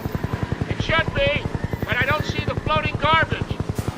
These are the right coordinates, but all the garbage must have drifted away. Doc, it's 2 miles wide. It'd be hard to miss. Maybe they ran out of fuel. Or worse, maybe your little spiders got into the fuel tank. It's possible. They seem to be drifting without power. Wait a minute. Look at the ocean. Is that the sea bottom we're looking at? Good God! The water is more than 1,000 feet deep in this location, and you can see the bottom. It looks like your little inventions work. Something's not right. The clarity of the water, I don't understand it. CG Base, we have a ship in distress. Pilot, what did you say? Look below. Your research vessel's taking on water. We're going to have to go in for a rescue. How many did you say were on board? 3. 3 young men. It's going down fast. It looks like they scuttled the boat. I don't think they like you, Doc. It's not about me, and they didn't scuttle the boat. It's about the nanobots. Look, the hull of the boat is disintegrating. What's going on? This is exactly what I feared. The hull of the boat is fiberglass, a petroleum derivative. The nanobots don't know the difference. They consumed the plastic garbage until the island was gone, and now they've turned their attention to the fiberglass hull of the boat. That's gonna put a real dent in the boating industry. Mace, this is CG-14. The ship has sunk, and the 3 people on board are in the water. CG-14, initiate rescue. Roger that. Oh my God, what's happening down there? Oh, wait. Mace, CG-14. The boat sank, and the 3 survivors, they just disappeared. We can see no survivors. The boat went down fast. It must have sucked them down with it. The water's so clear. Oh my God. This can't be happening.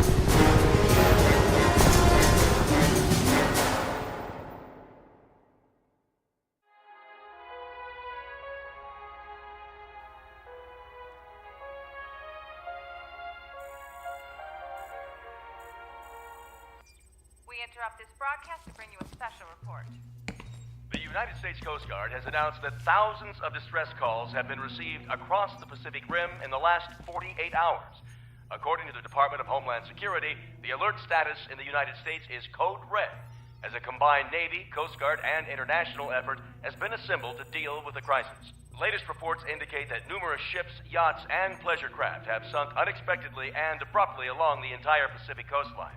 All watercraft are being ordered to stay in port, with the exception of naval vessels involved in the search and rescue efforts. Stay tuned for further reports. So that's the official story? No explanation, no information, just don't go in the water?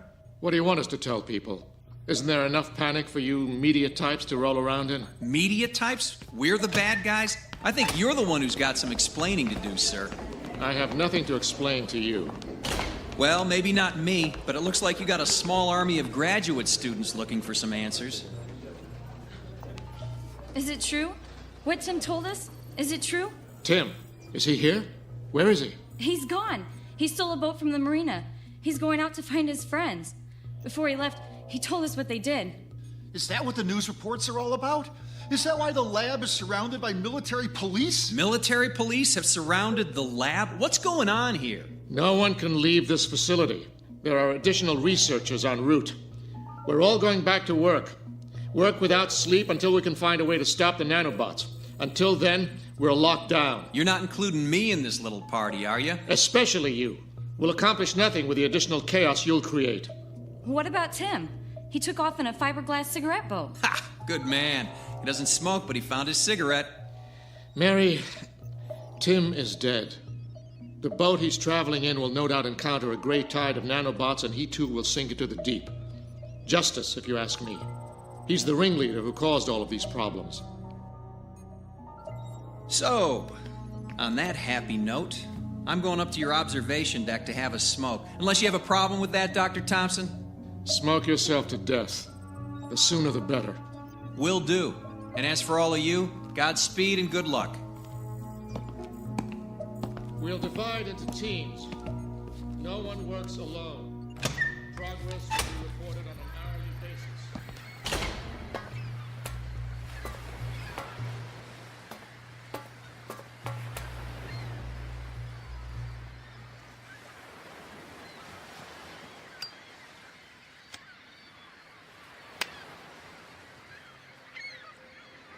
Excuse me. Can I bum a smoke off you? Hello, Tim. I heard you were dead. Sounds like Mary did her job. She's one of us, you know. I figured if Thompson thought I was dead, I'd have a better chance. It's one way of looking at it, but a better chance at what? Sounds like you and your friends have done enough. Getting away. Oh, nice. You and your beer-drinking buddies caused thousands of boats to sink, and all you want to do is get away. Yeah, that's saving the Earth for you. We didn't know. Thompson told us nothing. We thought the same thing you did. That he was trying to make a world-saving technology. And then we found out it was nothing more than a profit center for the companies and governments destroying the Earth. That may be true, but I gotta tell you, Timmy, there's a big target on your back these days. That's why I'm getting out of here. You staying or coming with me? So you're just gonna run away? Do you know what happened to your friends out there? They're dead, you know. I heard the boat sank. There's more to it than that, Timmy boy. Your nanobots can't seem to tell the difference between a plastic bottle and the plastic hull of a boat. If it means the end of plastic on the planet, who cares? You know, you need to work on that attitude. They knew what they were doing was dangerous. Oh, really? Did you tell them that before they left? Did you tell them they might find themselves in the water 1,000 or so miles out in the ocean? Why didn't you save them? Was that their punishment? Punishment? You want to hear about punishment? Listen, you hear that out there? That's the sound of billions of your little bugs out in the ocean. But hey, what are they eating? There's no oil slick, no boats out there, but the sound of them. More and more eating and duplicating. Your friends didn't drown out there, Tim, and we didn't abandon them. We watched as a gray stain in the water enveloped them. Your tiny little spiders consumed your friends alive right before our eyes until there was nothing left but clear water down to 1,000 feet. That's not possible. You left them to die. You talked them into it. You're the guy with the big ideas. You sent them out there and they were eaten alive by your little nanobot friends. I didn't know. I didn't know. Thompson never tells us anything. We tested them in the lab. All they ever consumed was petroleum-based products. They only consumed what you fed them. You had them in sealed glass tanks and tested for what you wanted to see. Too bad you didn't stick your hand in there just once. Things might be a little different now. Things don't sound like they're getting any better. We gotta get out of here. We? Aren't you confusing me with your co-conspirators down there in the lab? You stay if you want, but you're gonna die. Look. What the hell? The nanobots. They're crawling up on land. They're consuming the plant life and the bacteria in the sand on the beaches. Anything organic, anything that's carbon-based. They don't know the difference. Tim, we have to get out of here. Let's go. No, we can't go that way. They've invaded the lab. You! What are you doing here? Marie! What? Close the hatch. Maybe we can keep those things off the deck. Do you realize what you've all done? Look! They're spreading! Those people, the soldiers, the bots are all over them. They're approaching the foundation of the lab. Thompson, how do we get out of here? Unless you can fly, Mr. Harrington, I'm afraid you have no options. They won't get up here. They can't. Can they? No. The foundation and walls of the building are composed of stone, concrete, and steel. They need carbon and water to spread. So it's over? No, Mr. Harrington. I'm afraid it's just beginning. Do you see that creek over there? They're moving upstream. Like the veins and arteries in an organism. consuming every carbon-based life form in their path across every continent, no doubt. We have to get out of here. We can't stay here. When Mr. Harrington sprouts wings, maybe he'll take you with him. Thompson, what are we supposed to do here? We wait, Mr. Harrington. You see, all humans are carbon-based life forms. It's not petroleum the bots are after. It's the carbon in the oil. That's the trigger. That's what I was trying to solve. But none of you could wait. So now we wait here.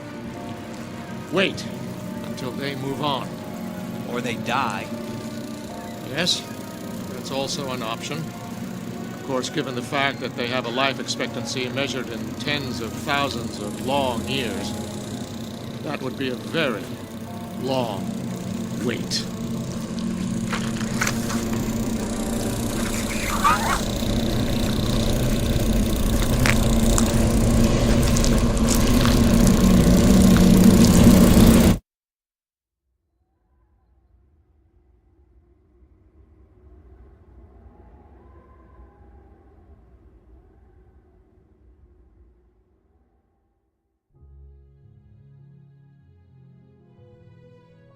The planet must be saved, and a small group has found the answer. An answer that has left them all with one simple question to ponder. Will we find solutions to our problems, or create greater problems with our solutions? No one can tell except for a desperate collection of people standing alone in that land of unintended consequences known as the Twilight Zone.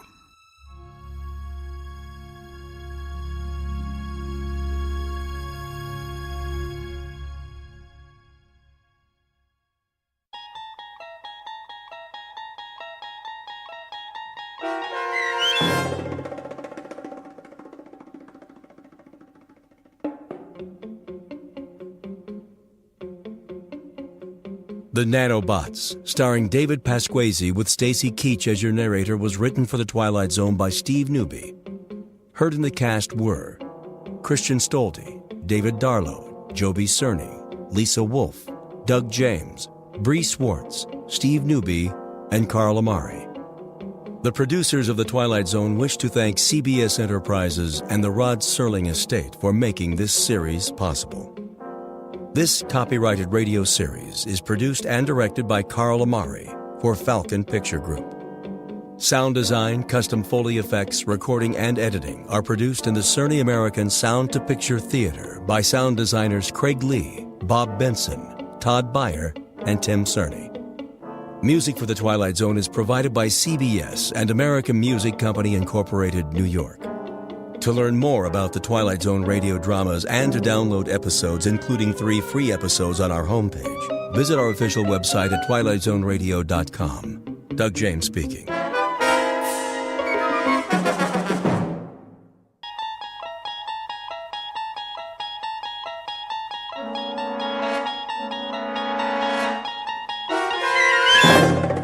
You unlock this door with the key of imagination.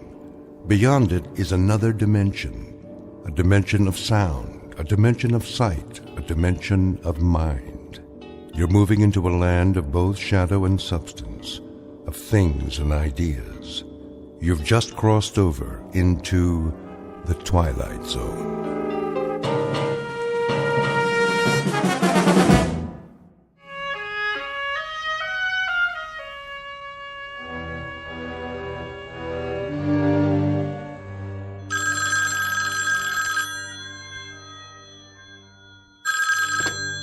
Yes?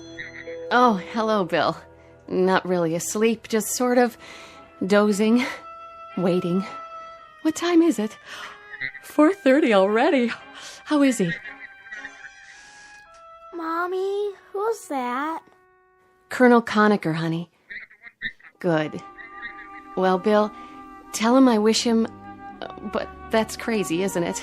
That's gibberish. Just tell him we'll be waiting for him. Thanks, Bill. Yes, we'll be watching. That was Colonel Conacher, honey. He said Daddy's just fine. Is he going up soon? Probably within an hour, honey. That's what Colonel Conacher said. Do you want to go back to bed? No. I don't blame you. I can't sleep either. I'll tell you what. I'll make some coffee for me and some cocoa for you, and you get dressed in the meantime, okay? Then we'll turn on the television set. Okay, Mommy. And in this morning's news, all is set at the Cape for the big launch.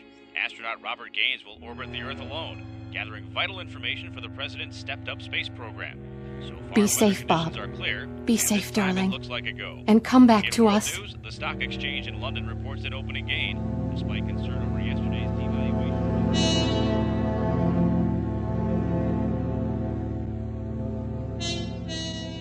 The year is 1963. In the vernacular of spaceflight, this is T-minus 1 hour. 60 minutes before a human being named Major Robert Gaines is lifted off from Mother Earth and rocketed into the sky, farther and longer than any man ahead of him. You may not have read about this one in the history books, because government security has kept the full story under wraps until now. But to set the record straight, officially or unofficially, let's call this one of the first faltering steps of man to sever the umbilical cord of gravity and stretch out a fingertip toward the unknown. In a moment, we'll join this astronaut named Gaines and embark on an unscheduled adventure, because the environs overhead, the stars, the sky, the infinity of space, are all part of a vast question mark known as the Twilight Zone. We now continue with The Twilight Zone and our story, The Parallel, starring Lou Diamond Phillips, with Stacy Keach as your narrator.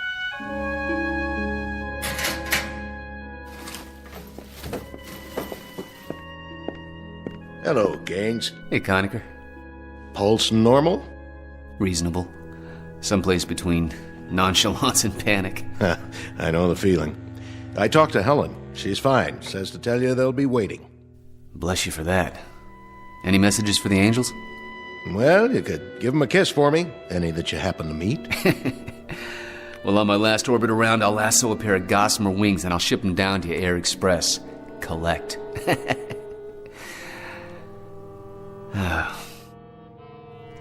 It's kind of an odd feeling to know that I'll be off the Earth for a week. Well, that's progress. Gus Grissom went 302 miles. John Glenn made 3 orbits. Wally Schirra handled 6. You're going to go round and round.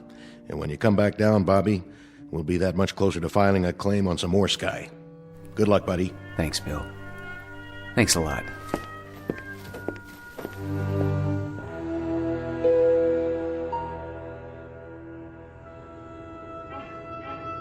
This is Capcom. The countdown for the MX-10 launch is T-minus 19 seconds.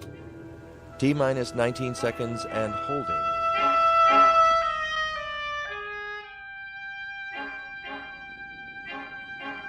T-minus 8 seconds. 7. Is that Daddy's rocket ship? 5. Yes, Maggie. Don't worry, honey. He's going to be all right. 2. 1. 0. Ignition. Main stage. Liftoff. Godspeed, darling. Godspeed.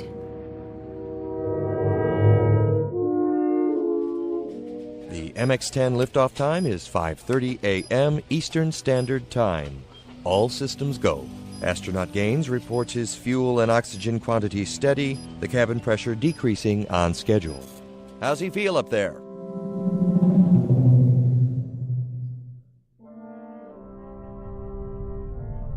Go ahead, 10. We hear you loud and clear. 0G, and I feel fine. Spacecraft is turning around. The view is tremendous. Roger. Turnaround has started. Roger. The spacecraft is turning around, and I can see the booster just a couple of yards behind me. It's beautiful. Roger, 10. You have a go. At least 40 orbits. Roger, this is Phoebus 10. Understand, go for 40 orbits. Can see clear back across the Cape. Quite a sight. Roger. Still reading you loud and clear. Next transmission, Bermuda. Roger. Understand. Next transmission, Bermuda. Spacecraft did damp okay and turned around. Scoping is extended okay. Phoebus 10, Bermuda. Capcom Tech on HF. Phoebus 10, Phoebus 10. This is Canary, Capcom. Read you loud and clear. Over.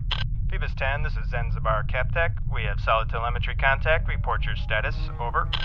Phoebus 10, this is Kano, Capcom. I read you loud and clear. How do you read me?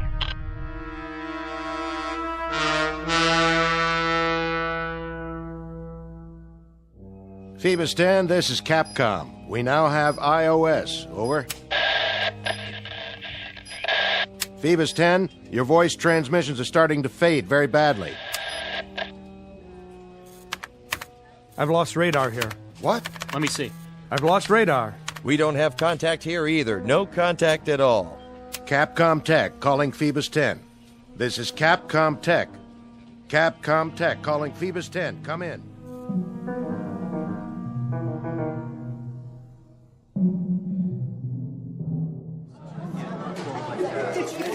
General Eaton, is there anything new to report? Gentlemen, you know it is not our policy to conceal information.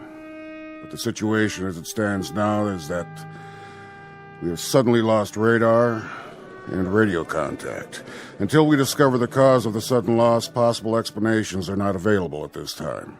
General, you've lost complete touch with Gaines. There's no contact whatsoever. Unfortunately, that's true. We hope that something had just gone wrong with his tracking signal transmitter. But the optical trackers tell us that they haven't locked on since the 15th pass. The 15th pass? I mean, they haven't been able to pick it up with their optical equipment. In the hour before the signal went dead, we established it. Then it just disappeared. There's been nothing on radar. And even the solar cells, which should supply power for tracking for years, if necessary, have failed somehow. The batteries are obviously gone. But even assuming that the solar cells could have failed somehow, the optical sighting should have continued. But they haven't. Any other hypothesis? How about a meteor? The statistical possibility of a meteor hitting a satellite is fairly low. Very improbable. What about the capsule leaving its orbit and coming back down to Earth? That's hardly possible. There'd be no foolproof means of making it spiral in. The trick, once it reaches denser layers of atmosphere, is to slow it up enough so that it wouldn't burn like a meteor, and then have some means of depositing it on the ground. I don't think I'm violating any security by saying that Major Gaines's craft had no such equipment. You'll have to excuse me.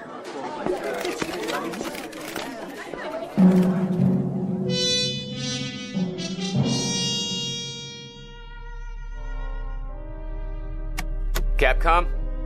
Capcom, this is Phoebus 10. I've lost contact with you. Capcom, this is Phoebus 10.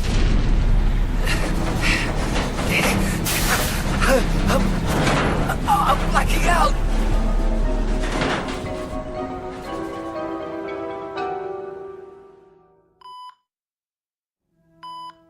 How about it, Gaines? Can you talk? Sure, General. Yeah, sure, I can talk. Oh. Hey, Billy, what happened? We were waiting for you to wake up, Bob, and tell us. I don't know what to tell you. I blacked out. We lost you on radar and radio. We had no contact at all. It boils down to this, Gaines. You're the only one who can explain it. I can't explain anything. I had an odd, sensation. The last thing I remember is a 15th orbit. Then I don't remember anything except this bed. I couldn't reach the Cape at all. I kept trying. Why don't you let him sleep? I think he'll be a little clearer later on. I won't be any clearer than I am right now. Bill, how could you lose me on radar? You mean to say that every single tracking station blacked out? Really, gentlemen, I think he ought Just one last question, Bob. There was only one way you could head back toward Earth. That was simply to spiral in and head for water. Your spacecraft was found intact 46 miles from where you were launched. Intact, Bob. On the ground. No evidence of any damage, not even a dent. Somehow, some way, you brought that spacecraft in and you landed her. How about? Explain to me how you did an absolutely impossible act. I didn't. I had nothing to do with it. I blacked out, General. I simply blacked out. There was some factor up there, something that I had no control over, something that must have taken over for me. We'll talk about it later on. This entire thing is temporarily classified, gentlemen. I mean everything about it. Simply say that he regained entry and landed. That he's shaken up, but not seriously hurt. That's the feed. No enlargements, no extensions beyond that simple statement. After we probe this thing a little while, we may come up with some answers that we can let out. But for the time being, it's a one-sentence release. Quote, he came back down. Unquote. Yes, sir. Yes, sir. Now get some rest, Gaines. Sleep it off, buddy. There's an explanation for everything. Oh, I've called Helen. Told her you were all right, so there's no worry there. Yeah, well, you've talked to her more than I have in the past week. Hmm? Yeah, 2 phone calls. That's 2 more than I've made. What do you mean, 2? Well, you talked to her once before the blast, and then now. You know, I feel like you're my proxy. I didn't call her before, Bob. I didn't have a chance. But I'm sure that she knows that you're all right. What's the matter? Just before I went up, we were talking in the locker room. You said you phoned her. I didn't phone her, Bob. I never told you I did. I guess you dreamed it. No, I didn't dream it. I remember you telling me that, okay? That's just part of a delusion. Maybe it's part of the whole pattern here. But why worry about it now? You're all doped up and you're also dead tired. Sleep it off, and I'll see what I can do about getting you a leave to go home. Rest easy, pal.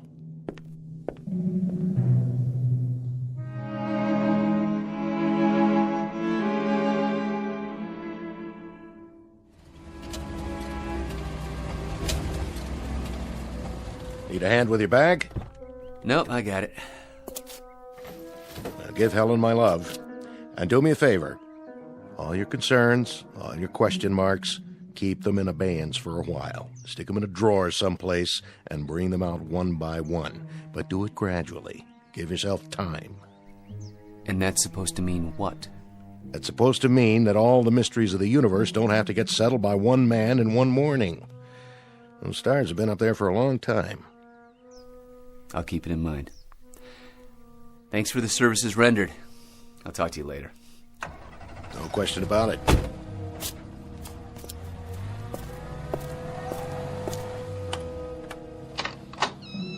Daddy! Hi, sweetie. Guess who? Welcome home. What's the matter, Bob? Oh, is that what you did for therapy while I was gone? You put up that fence? What do you mean? That fence. It wasn't there when I left last week. Are you kidding me? That fence was there when we bought the house. I guess outer space does things to memories, huh? Yeah, I guess so.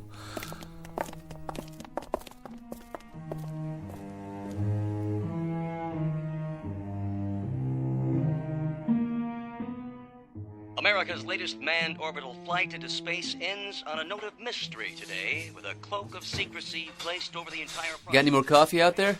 I'm making some. Be done in a minute. The Space Administration announced late this afternoon that the flight was a success, but admitted contact was lost at one point.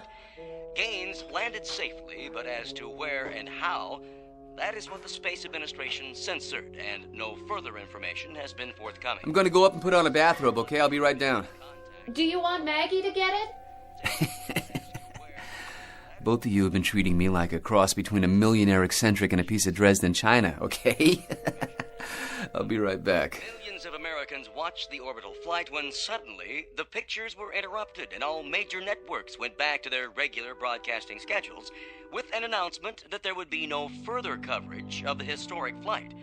General Stanley Eaton announced late this afternoon that for the moment all aspects of astronaut Gaines's flight would continue to be. Bob, your coffee's ready. Want us to bring you a cup? I'll be right down. Yeah, look at that. What? Here's your coffee. Thanks. What are you laughing about? Oh, there's gonna be a chicken colonel back at the base running around in his undershirt. What do you mean? Look at this collar. The insignia. I walked off with somebody's shirt. A full colonel's, no less. But, Bob, you are a full colonel. Helen? What, darling? What's the matter? All right, honey, tell me the truth. The absolute truth. No games. When I left, when I walked out of here, what was my rank? Your rank? Wasn't I a major? Haven't I been a major for 13 months? Bob, don't. You're scaring me. Well, without trying to scare you, honey, and without trying to make you wonder whether I still have all my marbles, I'd like you to answer my question. Are you serious? I'm not playing games, Helen, please. You've been a full colonel since last March. Last March? March. I want to say something to you now.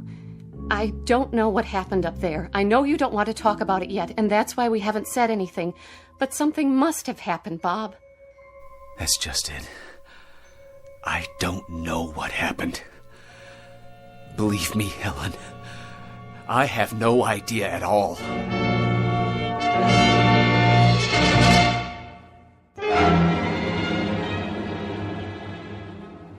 Listen, darling.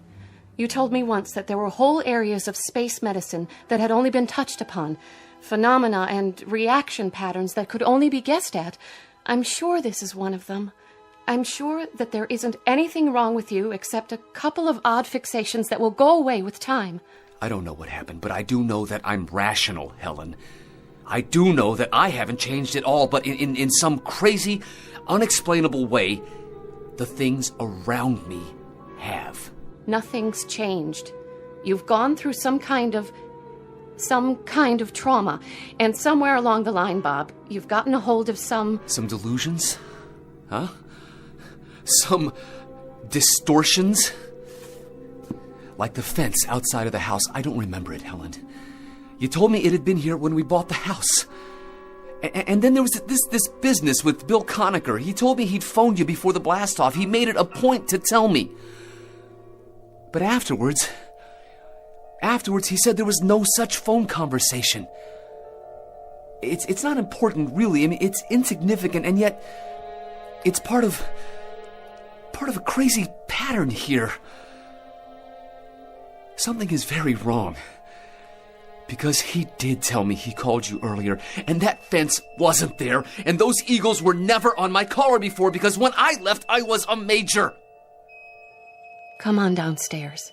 We'll have dessert. And don't let a white fence and a promotion end the world for you.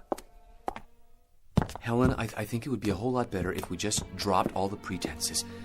If you think there's something wrong with me, just say so. But honey, I'd consider it a real favor if you didn't tiptoe around me, all right? All right. I was going to ask Bill Conacher if he'd like to come over for dinner. How about a piece of pie with your coffee? I helped Mommy make it. Oh, did you? I'll get it for you, Daddy. Thanks, sweetie. Careful, Mags. Don't break any more plates. I won't. So, why did you want to call Bill? I remember he said once that there were some aspects of prolonged weightlessness that can't be explained. Here you are, Daddy. You know, little girl, one day I'm gonna lose you to some Navy ensign who'll marry you for your father's fortune and your cooking. Come here, baby, give me a hug. Don't! Maggie, honey, what's the matter? Nothing. Maggie, tell me, what's wrong? He's different. How, honey? How? Tell me, how am I different? I don't know. But you are. You are different. You're very different.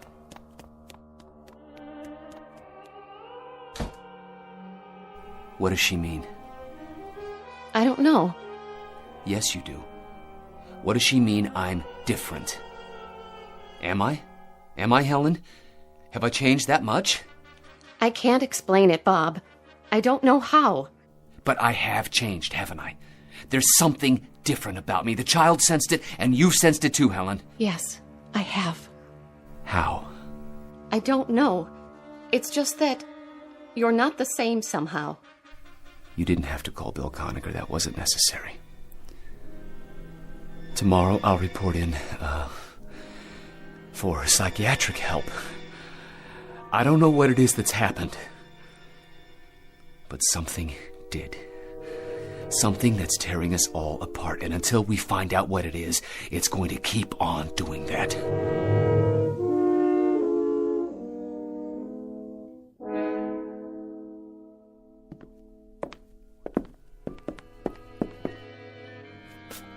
Helen, how is he? How do you do, Mrs. Gaines? Bob's still in with the doctor. They should be about finished. Well, Doctor? If you're looking for a very specific label, I'm afraid I'll have to disappoint you, sir. We're looking, Doctor, for some memory that might explain a re-entry and landing of a spacecraft that absolutely defies physical laws. I can't help you there, sir. That's physics. This is psychiatry. Mrs. Gaines. Yes? Your husband is suffering from a collection of very odd fixations. I say odd because there seems to be no pattern. The conversations he recollects that never occurred. The idea that he's a major and not a colonel. The fence around the house that he claims was never built. You put all these things together and they don't add up. They're totally unrelated, at least after a fairly perfunctory examination. I'll need more time with the patient, General. There was nothing he could tell you about what happened up there? Nothing that he could relate to me. Then we're back to where we started. I don't mean to sound callous, Mrs. Gaines.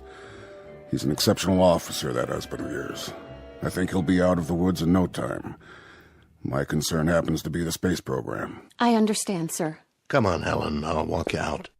Mrs. Gaines, what about that fence? It was there when we bought the house. And when did he seem surprised that it was there? The moment he came back. Yesterday morning. Really? A very strange collection of delusions. A white picket fence, his rank, and the last thing he said was he doubted very much if President Kennedy would pin any medals on him. President who? Someone named John Kennedy. Who's John Kennedy? Someone who Colonel Gaines has decided is the President of the United States. And I share your bewilderment. I never heard of him either.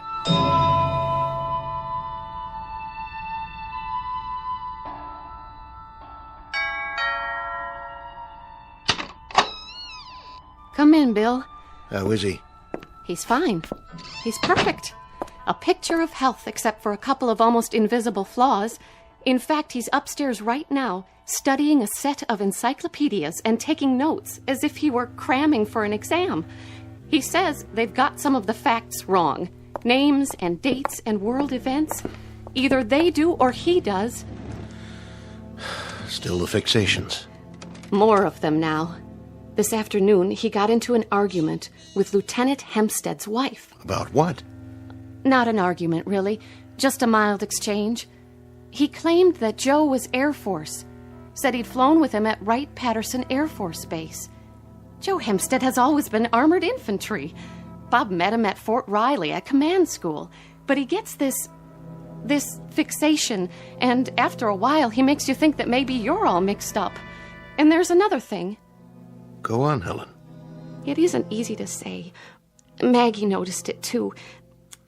There's something different about him. Something we can't put our fingers on, but... Bill, reassure me, will you? Tell me that this ice-cold feeling I have is way off. Tell me that the man upstairs is really Bob Gaines.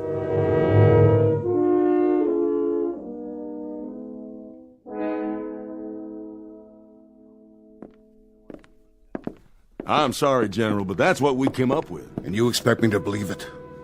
What you've told me is fantastic, incredible. How in the name of... I can't answer you how, General. This hypothesis will have to come from someone else. I'm only the project manager. But I can tell you what we've just seen. And it's not the same capsule that we sent off. It's almost a twin to it, down to the very last nut and bolt. But it's simply not the same spacecraft. It's a different vehicle. It's made as if it came out of the same mold. But every now and then in the wiring, in the control panel, in the structure, you come up with one very irrevocable fact. Colonel Gaines went up in one spacecraft, but he came back in another. Which leaves us with two alternatives. One, Colonel Gaines actually blacked out and has no knowledge of what occurred. Or two, that Colonel Gaines is not who we think he is. Then, General, who is he?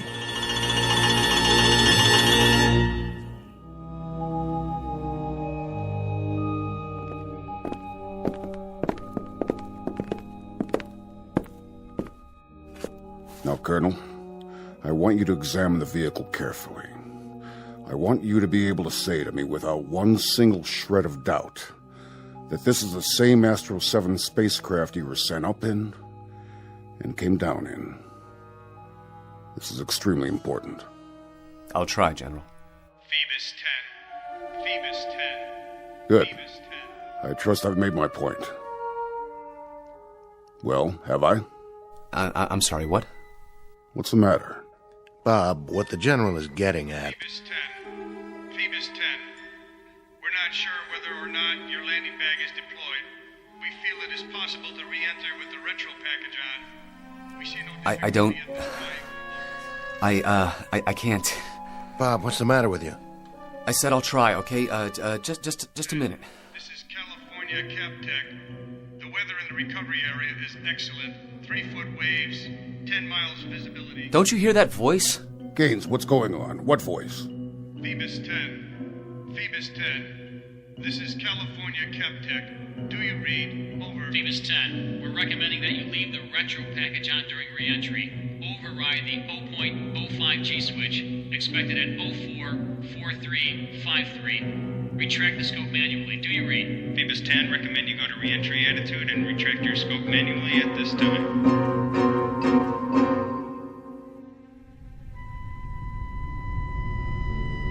We have you on that. We'll give you the countdown for retro sequence time, Bob. You're looking good. We have only 50 seconds to retrograde. I'll give you a mark. 45. Mark. I'm on ASCS and backing it up manual. Good, Bob. Leave your retro pack on through your pass over Texas. Do you read? Roger. 15 seconds to sequence. 5, 4, 3, 2, 1, fire. Roger, retros are firing. I am starting my re-entry now. I'm going to fly by wire, down to about 50% on manual. There's a real fireball outside. How are you doing? What's your condition? I'm feeling fine. Condition is good. But listen, there's a lot of fire out there, an awful lot. Capcom, just one question. Go ahead, Bob. Who is the President of the United States? Say again, Bob. We don't think we got that. Who is the President of the United States? Sounds like you're asking who the President is. Roger, that's the question. Bob, the President of the United States is... I sure hope you said Kennedy.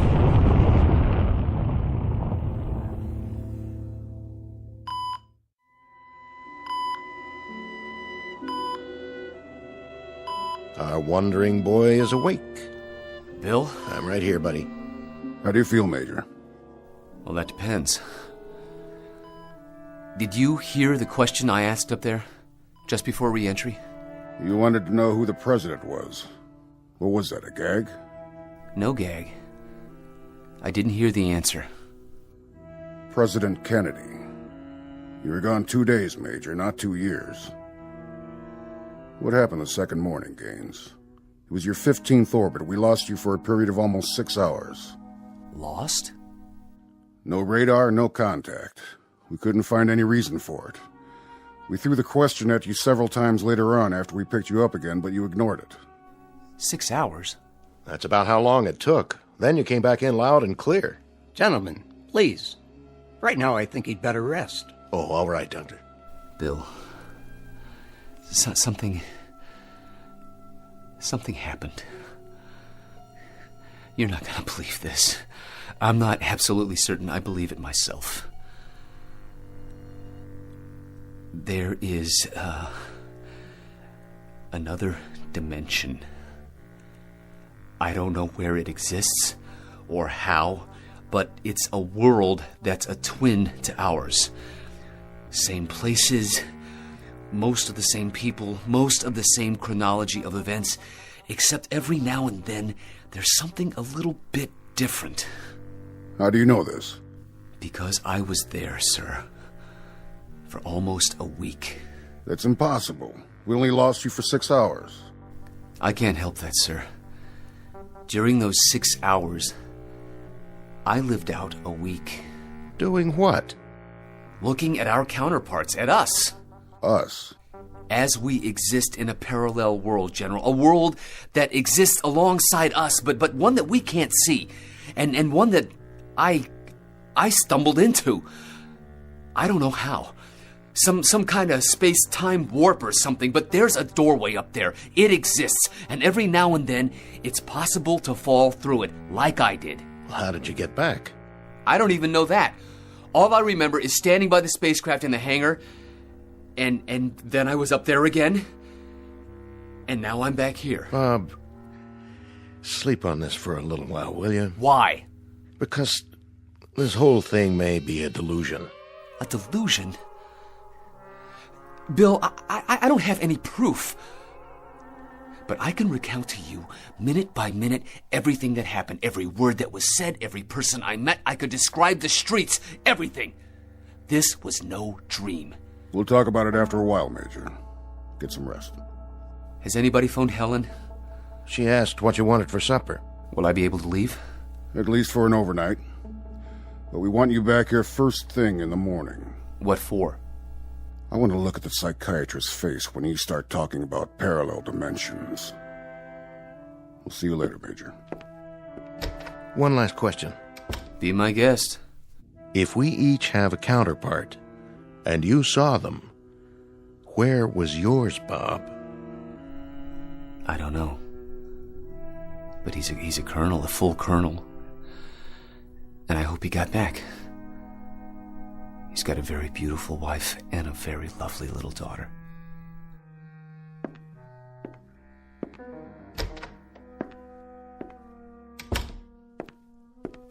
What do you think? I don't think. Not on this one, sir.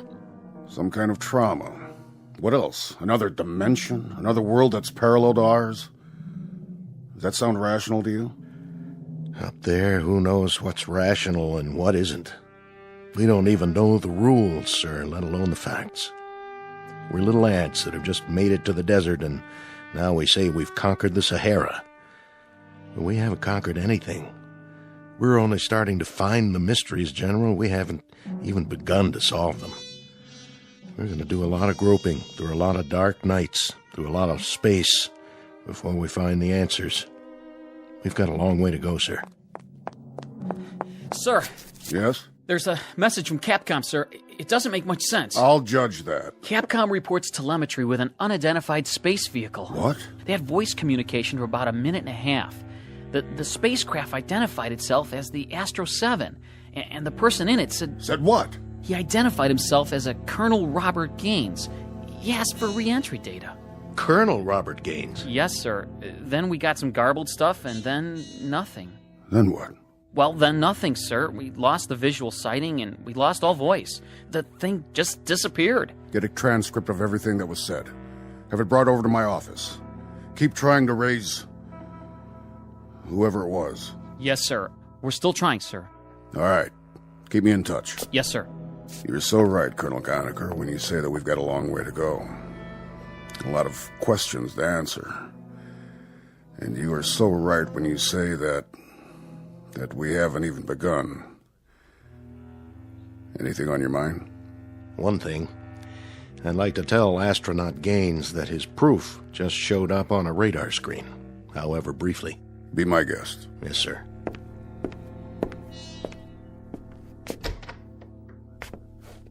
You forget your hat? I just wanted to give you some information. You expressed some interest before in a Colonel Gaines. You said something to the effect that you prayed to God he'd get back all right. And? Well, I thought I ought to tell you, he's on his way. Thank God. Thank God for that.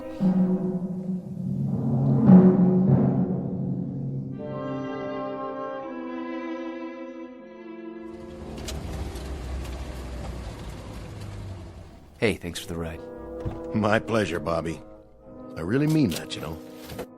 I do. I do know it, Bill. Daddy! Hey, sweetie.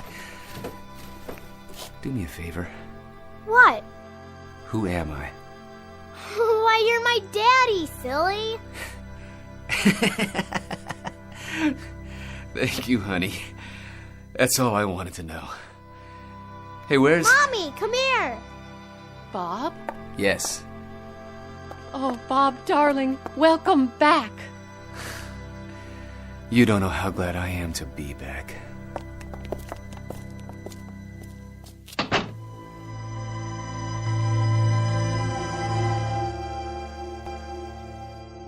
Major Robert Gaines, a latter-day Voyager just returned from an adventure.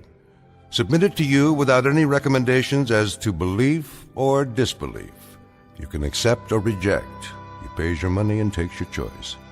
But credulous or incredulous, don't bother to ask anyone for proof that it happened. The obligation is a reverse challenge. Because NASA, try as they might, has never been able to prove that it didn't. At least, not in the Twilight Zone.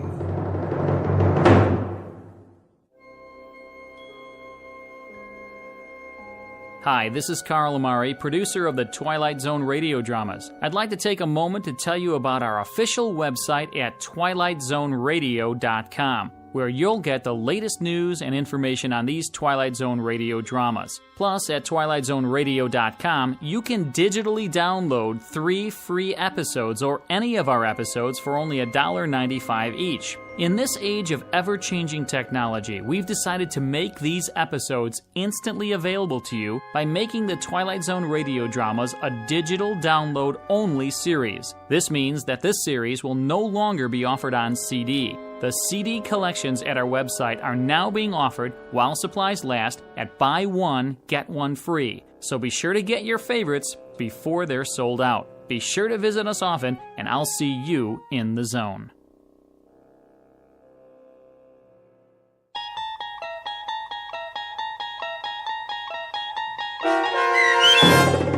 The Parallel, starring Lou Diamond Phillips with Stacy Keach as your narrator, was adapted for radio by Dennis Etchison and based on a script by Rod Serling. Heard in the cast were Maggie Carney, Lauren Patton, Roderick Peoples, Rich Kominick, Doug James, Guy Burrill, Meg Thalken, Carl Amari, Roger Wolski, and Mike Baccarella. To learn more about the Twilight Zone radio dramas and to obtain audio cassettes and CDs of these programs, visit our website at twilightzoneradio.com. This copyrighted radio series is produced and directed by Carl Amari and Roger Wolski for Falcon Picture Group. Doug James speaking.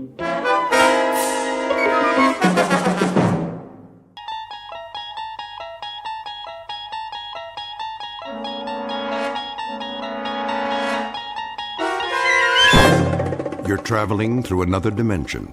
A dimension not only of sight and sound, but of mind. A journey into a wondrous land whose boundaries are those of imagination. Your next stop, the Twilight Zone.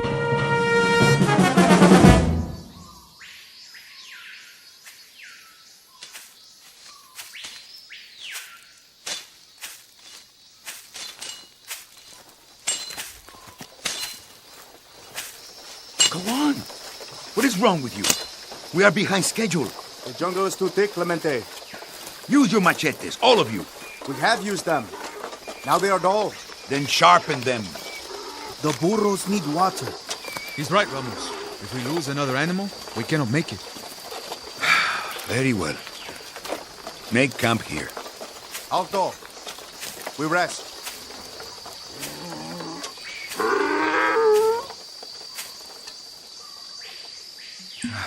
How much longer, Alessandro? A few more days, perhaps a week. If this is the right way to the capital. What? You have the map.